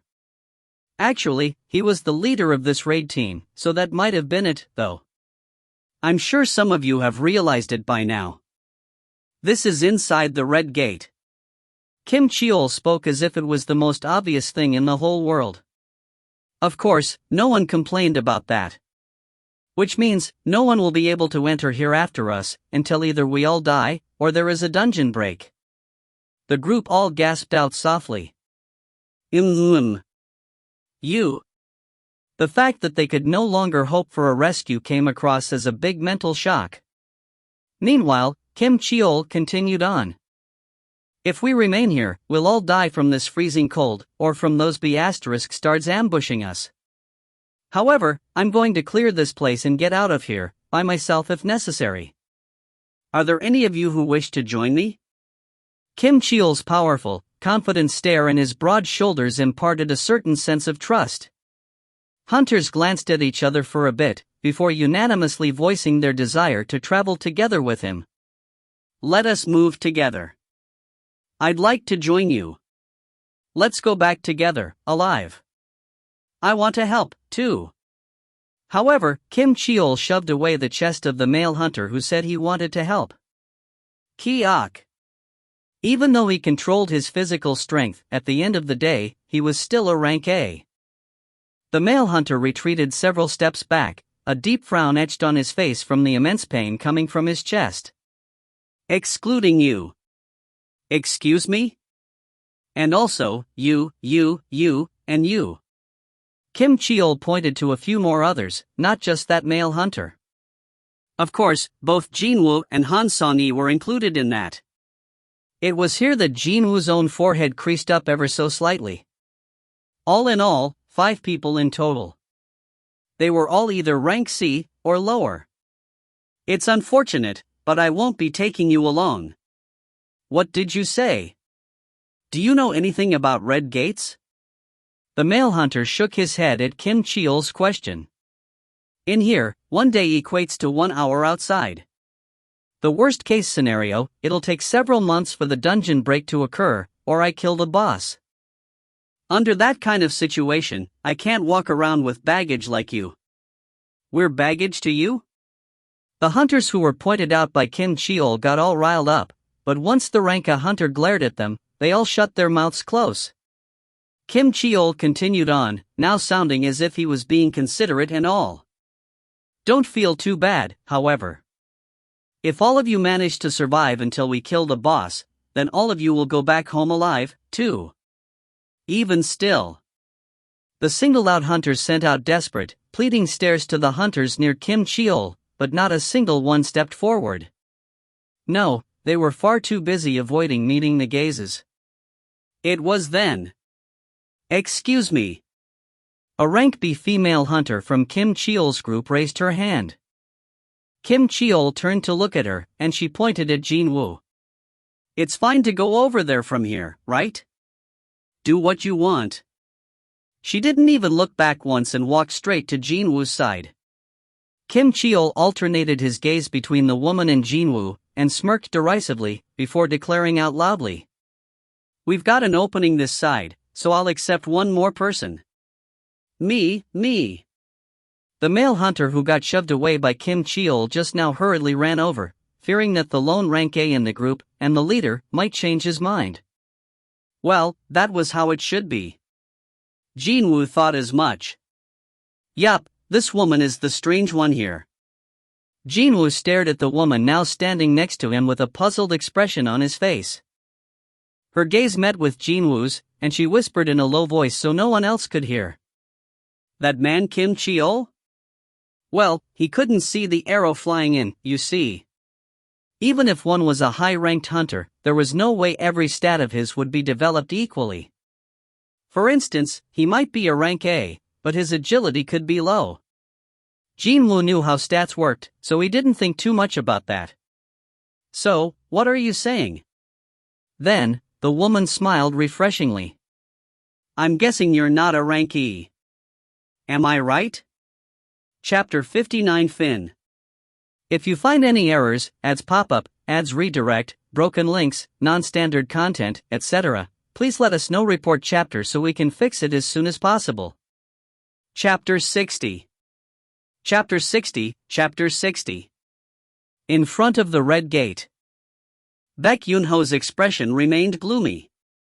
An Song-min provided a short summary on who Seong Jin-Woo was, but his anxiety level hadn't decreased by one bit. "In the end, that's all speculation, isn't it?" "Yes, sir."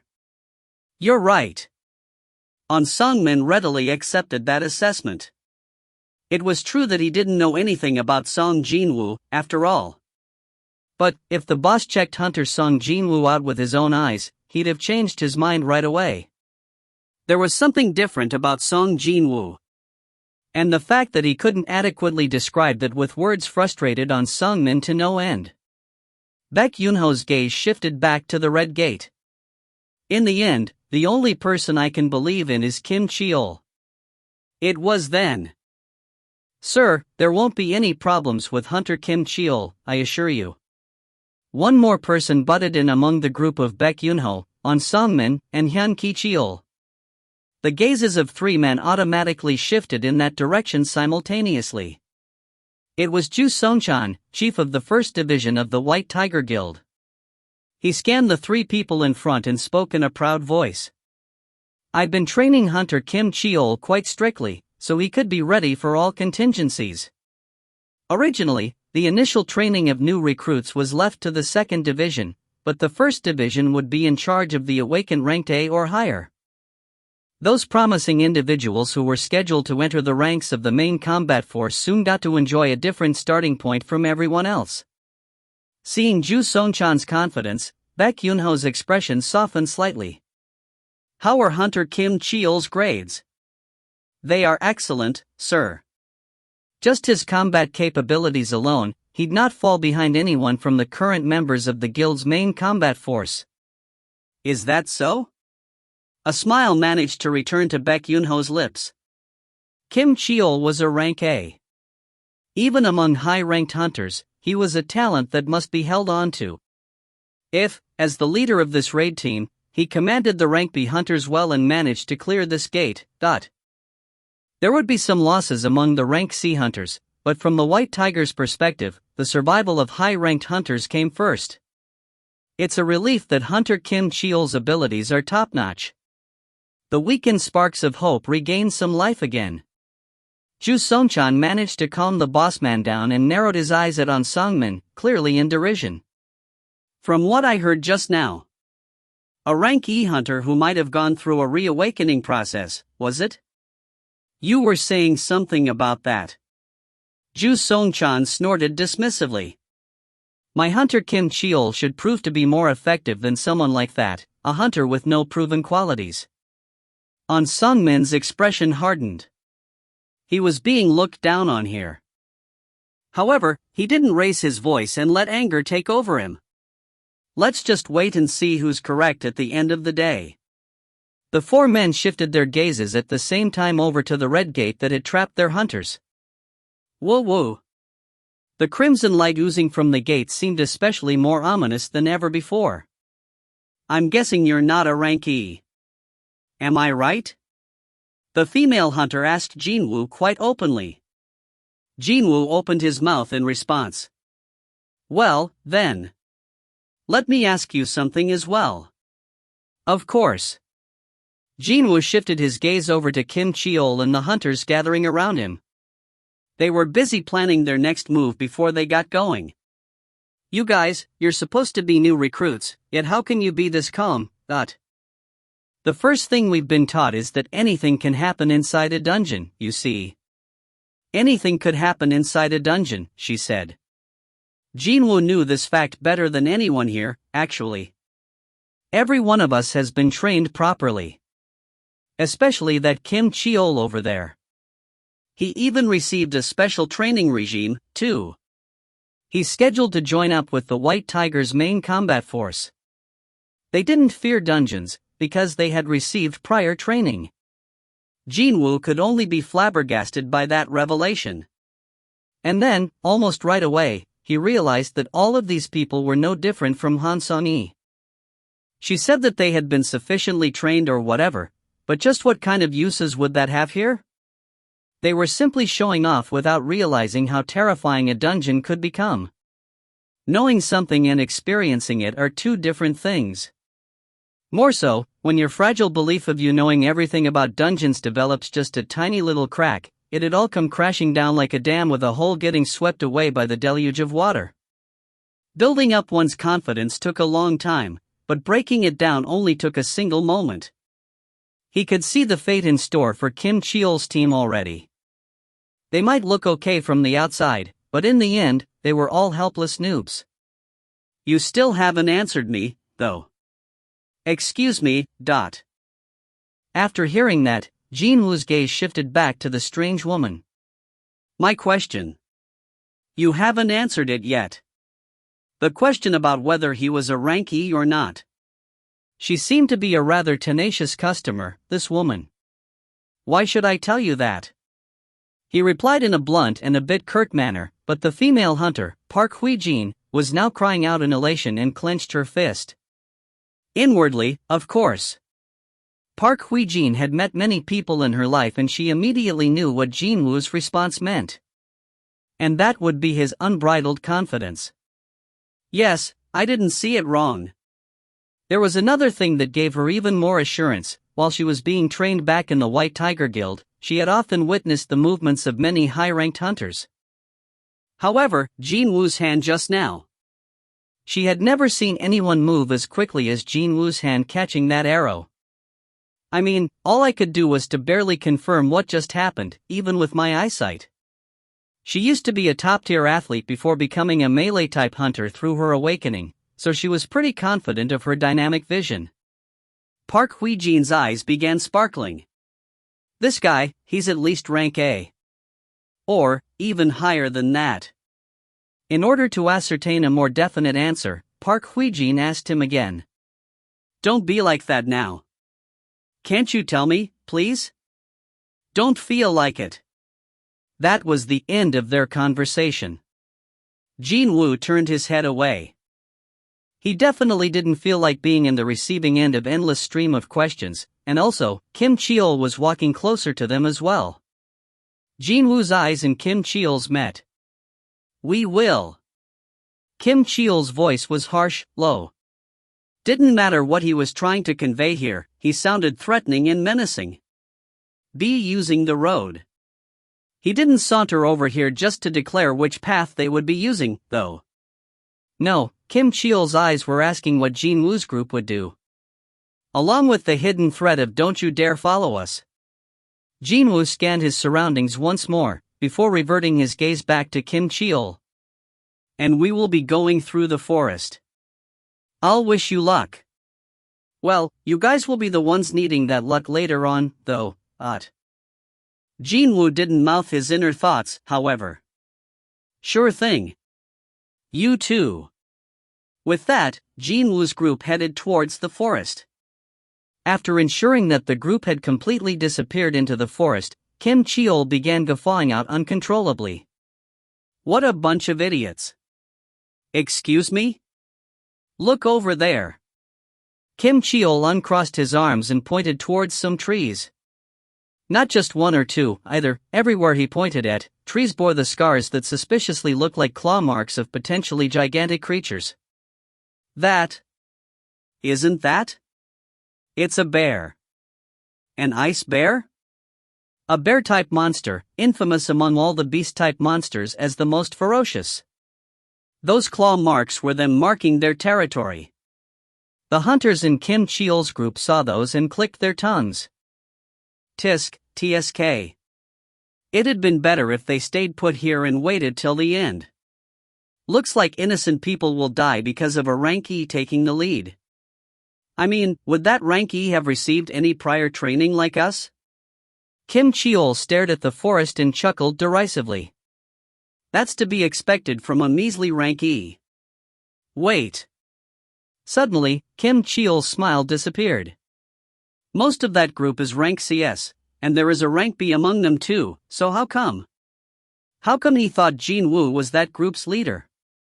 Indeed, he hadn't felt that anything was amiss, right up until he realized this weird incongruency by himself.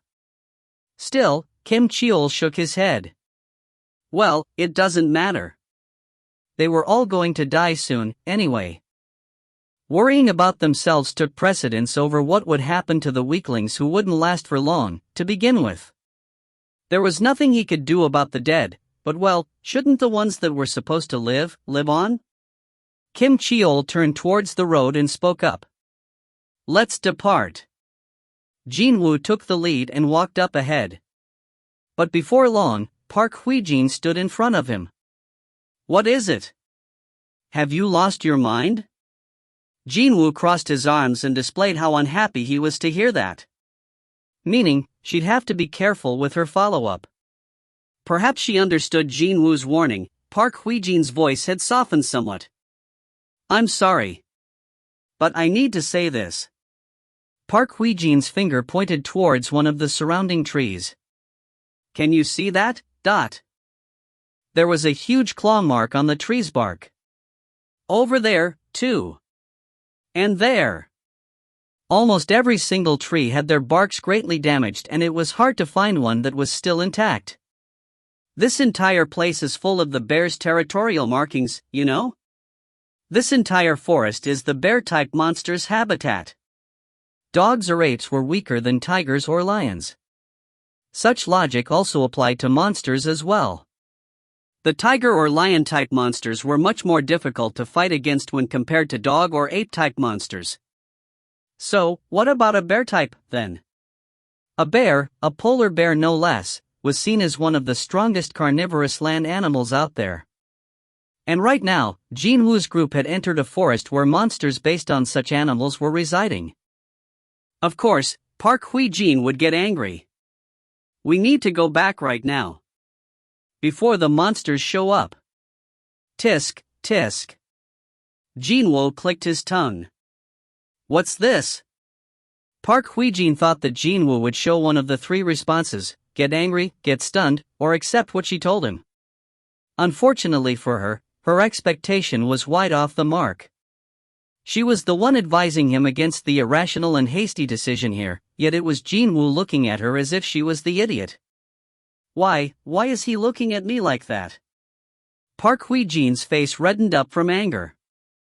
What is it? Her voice rose up again. Jin-Woo spat out a long sigh and opened his mouth. It's difficult to find a tree without the territorial markings, which means that there are more than one or two ice bears here, yes. That is why we must go ba. That is precisely why we're moving through the forest. Forc-Re28-Vol's eyes went round in confusion. She still doesn't get it even with that massive hint? Jin-Woo had little choice but to tell it straight to her. When we're moving through the forest, we only have to worry about ice bears.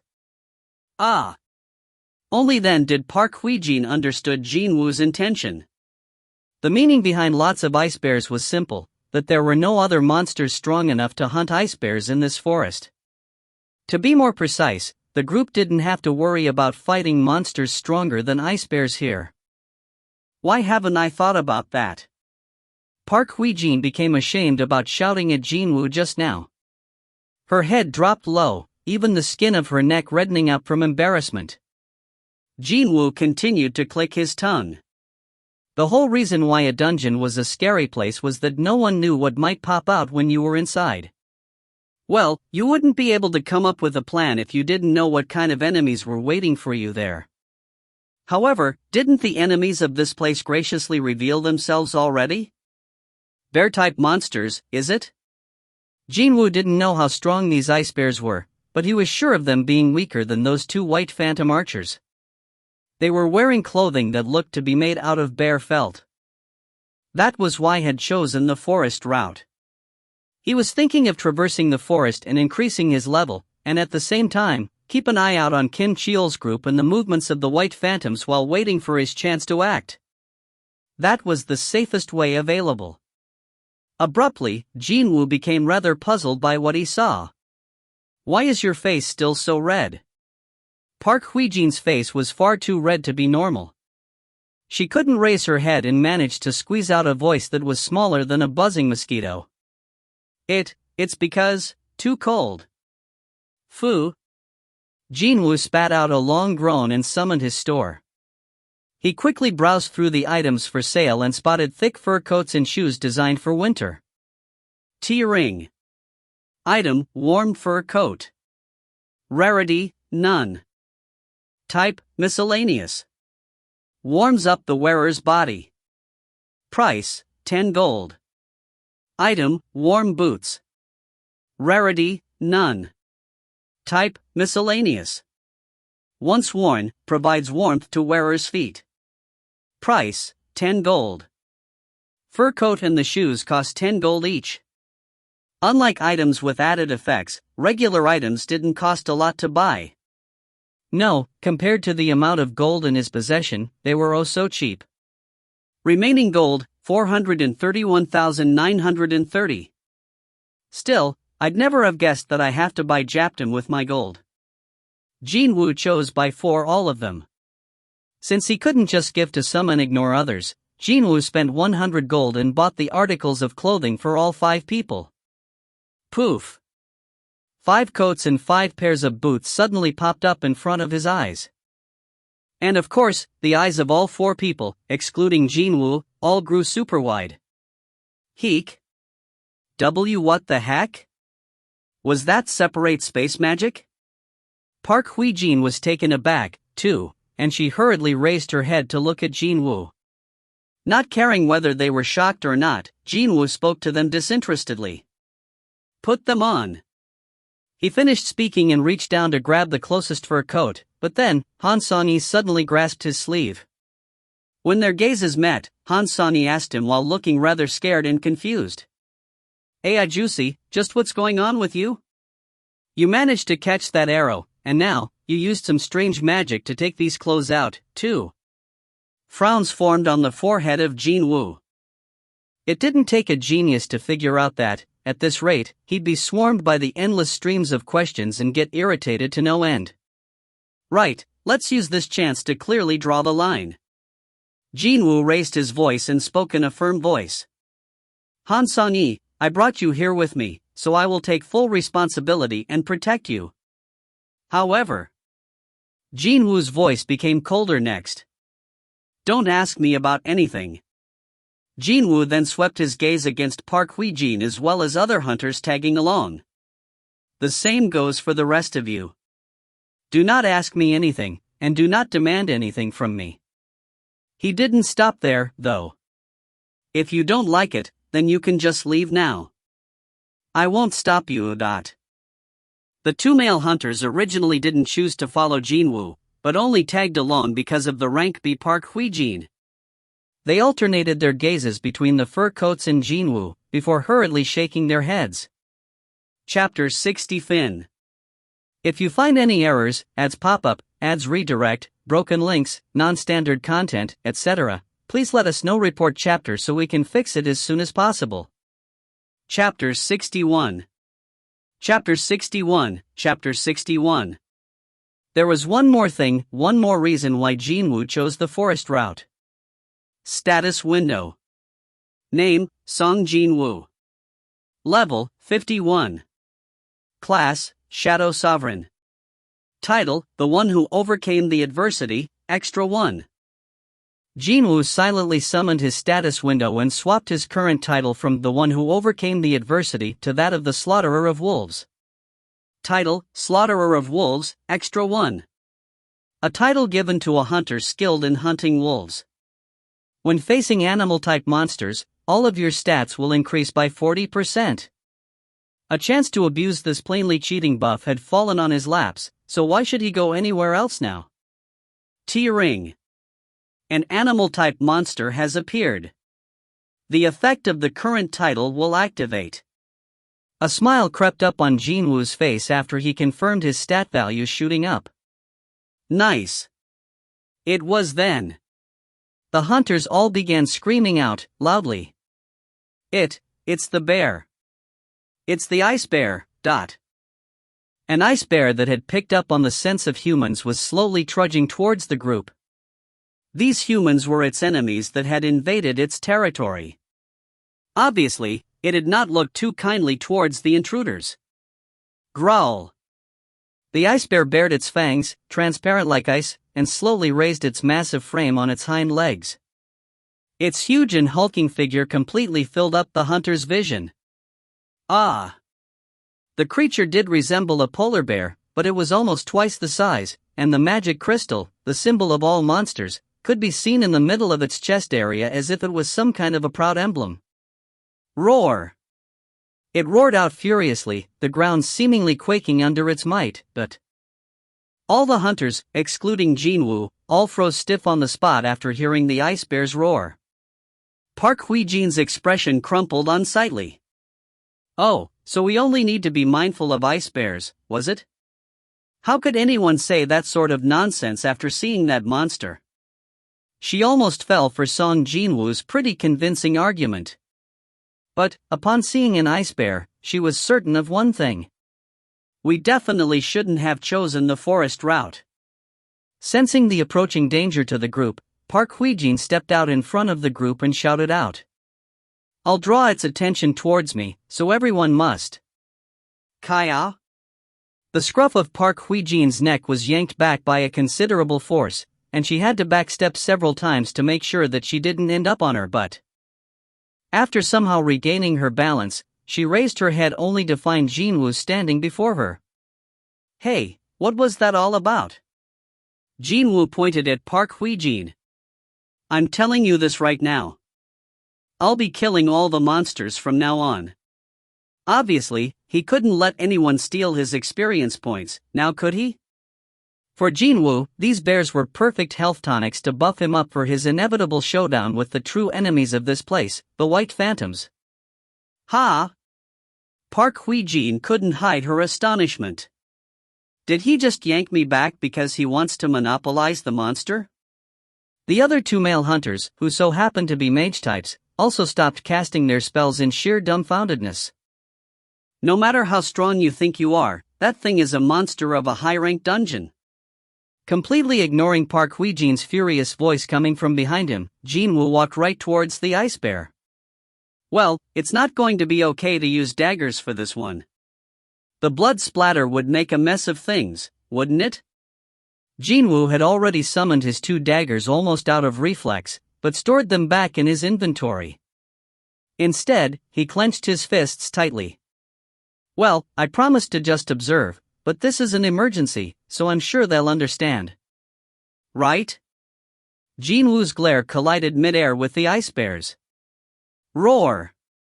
The ice bear swung its telephone pole-thick front arm towards Jin-Woo like a streak of lightning. Swish dash, dot. However, the attack only swiped at the empty air.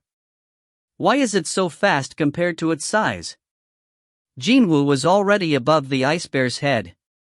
It was here that he kind of understood the reason for this monster's infamy.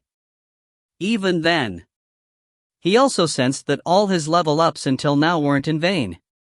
Before the ice bear could lift its head up, Jin-Woo punched with all his might right in the middle of the monster's forehead. Kaboom! The head of the ice bear slammed down on the snowy ground with an explosive force. Its skull was completely obliterated, with its limp tongue hanging outside the slack maw. The ice bear stopped moving completely. Level up! Hell yeah, dot. He was thinking that his level up was just around the corner, and now, he was glad to have stopped Forc-Re28-Vol from taking any action. You, just what are you? Jin-Woo heard that trembling voice and looked behind him, only to spot four speechless faces staring back at him. Jin-Woo sheepishly scratched the side of his head.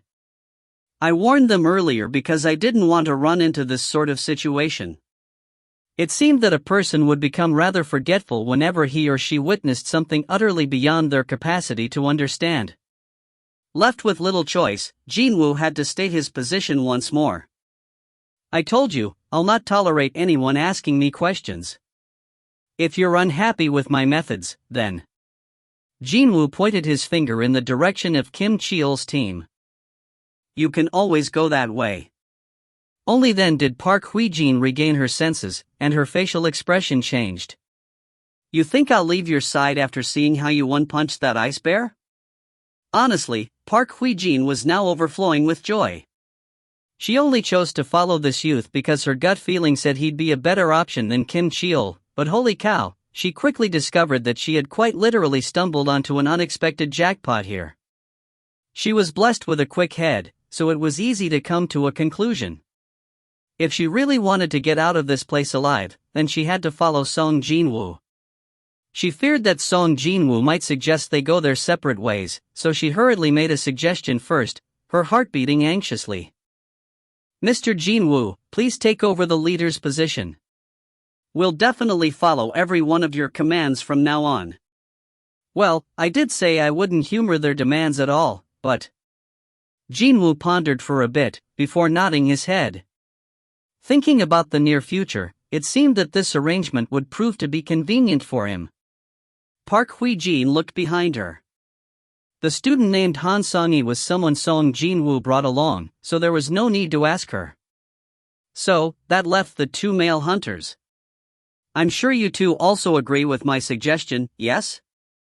The two hunters, now being on the receiving end of the unexpected stare, alternated their gazes between the corpse of the ice bear and Jin-Woo, before hurriedly nodding their heads. Once more, in front of the red gate. Hyun Ki-cheol used his handkerchief to wipe away the cold sweat from his brows, his eyes locked on his watch. Baek Yun-ho asked him. How long has it been? It's been about 3 hours now, sir. 3 hours? Meaning, it's almost been 3 days inside. Baek Yun-ho's voice sounded grave. Out of 4 people gathered here, only he had personally experienced entering a red gate before. One of the S-ranked hunters representing South Korea, Baek Yun-ho.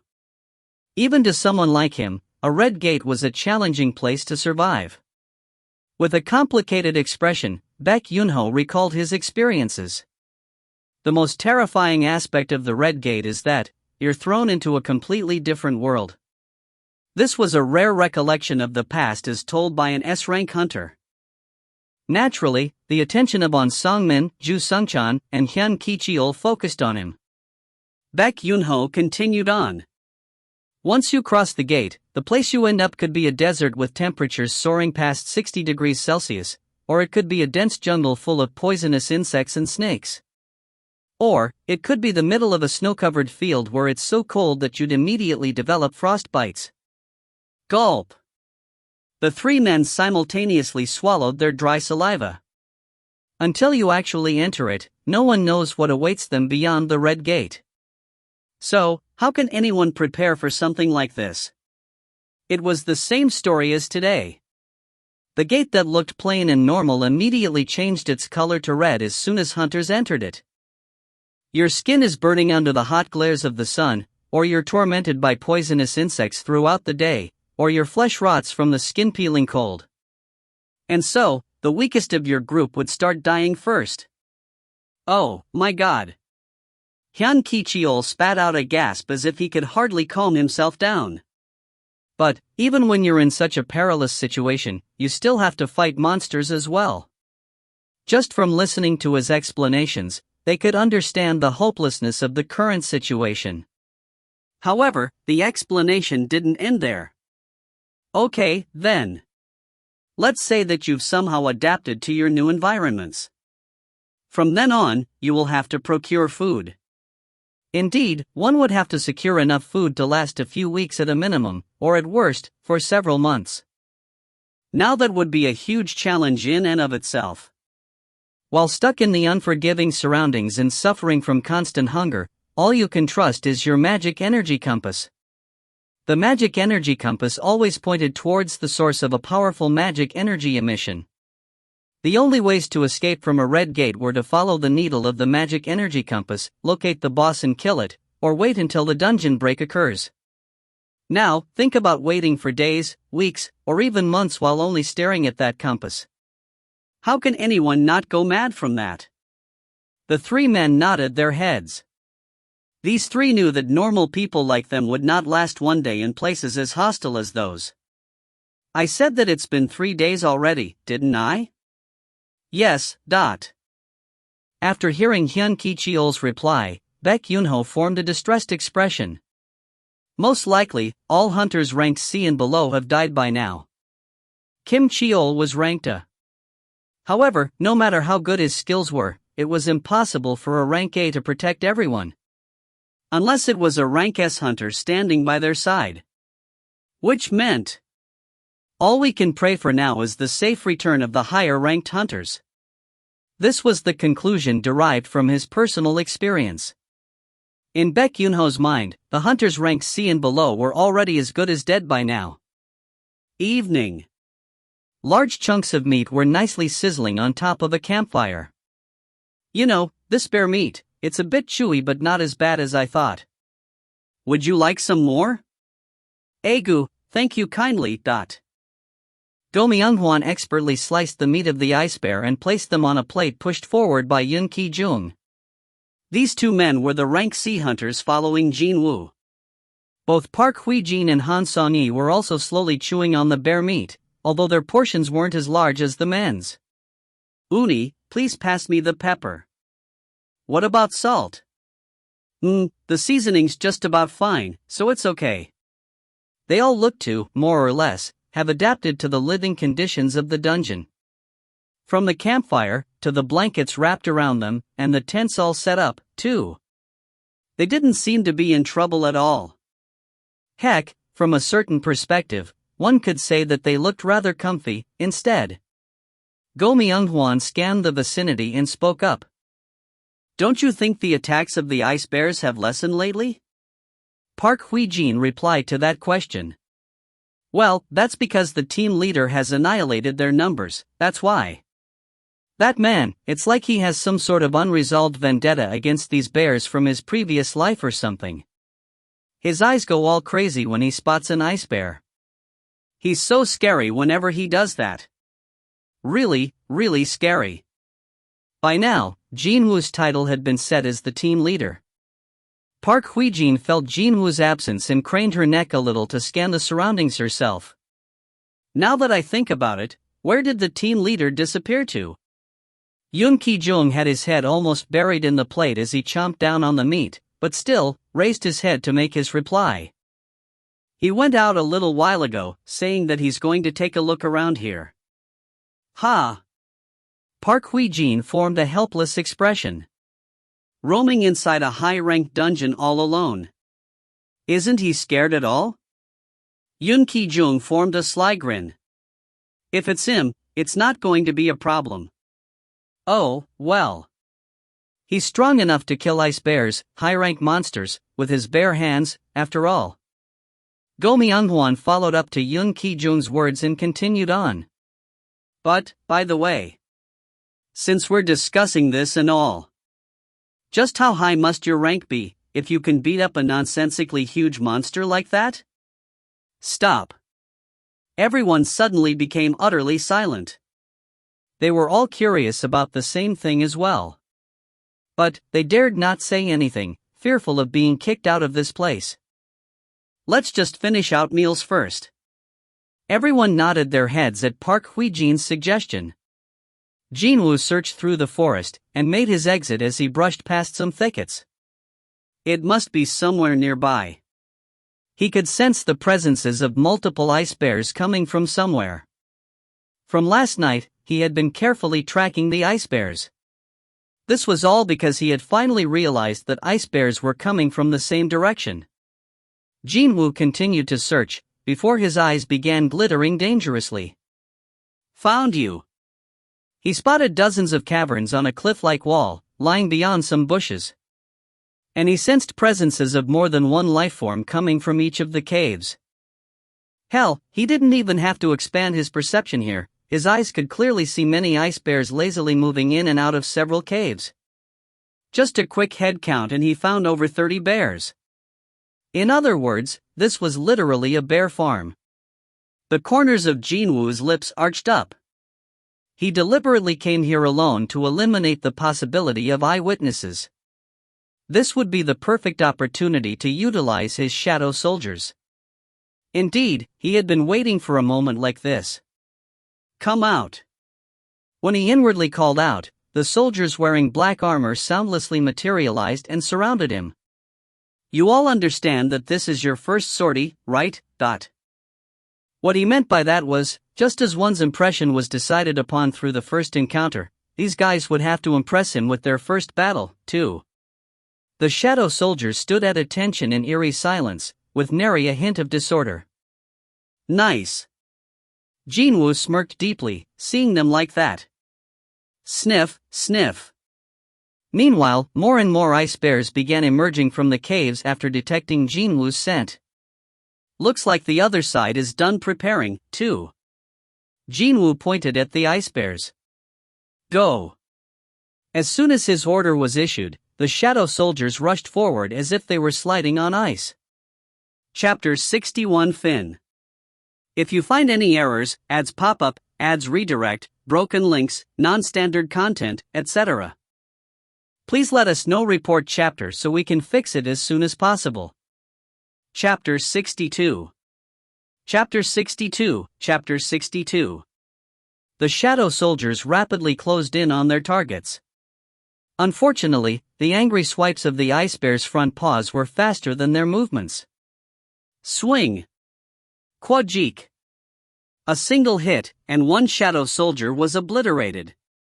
If it wasn't a shadow underneath the armors but an actual human being, that attack would surely have ripped him apart into several pieces. Jin-Woo frowned deeply. As I thought, did I ask for too much? Whether it was their physical strength or their body sizes, these ice bears were difficult enemies for the shadow soldiers to fight against. However, something quite surprising happened next. Heek! Jin-Woo's eyes opened wider. The soldier with its chest torn open by the ice bear's attack suddenly transformed into a clump of black smoke just before it fell to the ground. Poof! The black smoke coagulated in a spot a couple of steps away and it reverted back to its original appearance. Very good.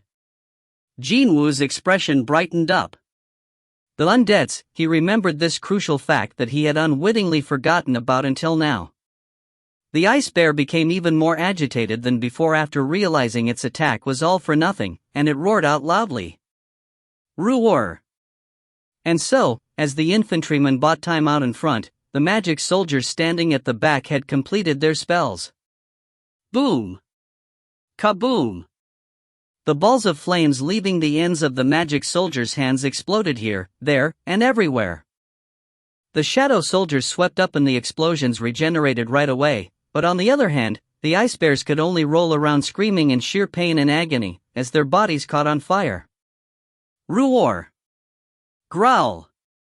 Meanwhile, the shadow soldiers didn't waste time and swiftly approached the defenseless bears, before stabbing down on them with their blades.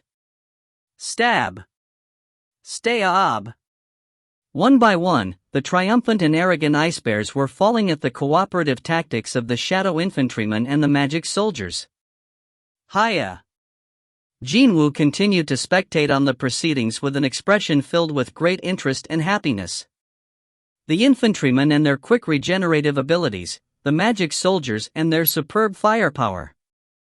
The overall combat prowess of the shadow soldiers had far exceeded his initial expectations.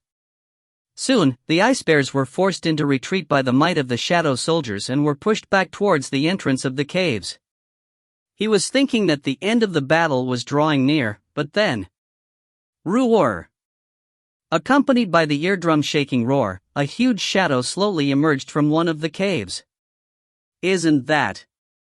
Even Jin-Woo's eyes grew extra round and super large. The bear that came out was at least a head taller and double the body size compared to others around it. Roar! Just a single swipe from this huge bear, and multiple soldiers were blown away. Swoosh dash! Kaboom! Dot! The regeneration rate of the soldiers could not keep up with the huge ice bear's relentless attacks. Quadjik! Slam! Jin-Woo could only leak out a groan after seeing that. So, it's the leader of the pack, is it? He kind of suspected that, since there was a pack, there should be a leader leading it, too. However, the B** turned out to much bigger and stronger than he had anticipated. Crew R! The huge ice bear leader obliterated all the shadow soldiers appearing before it, and approached Jin-Woo at a frightening speed. It was at this point that a message popped up in his view. T-Ring. Your mana has been depleted and shadow soldiers cannot regenerate anymore.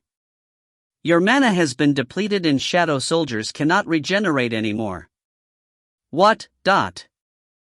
He hurriedly checked his MP value, and just as the system had warned him, it was totally gone.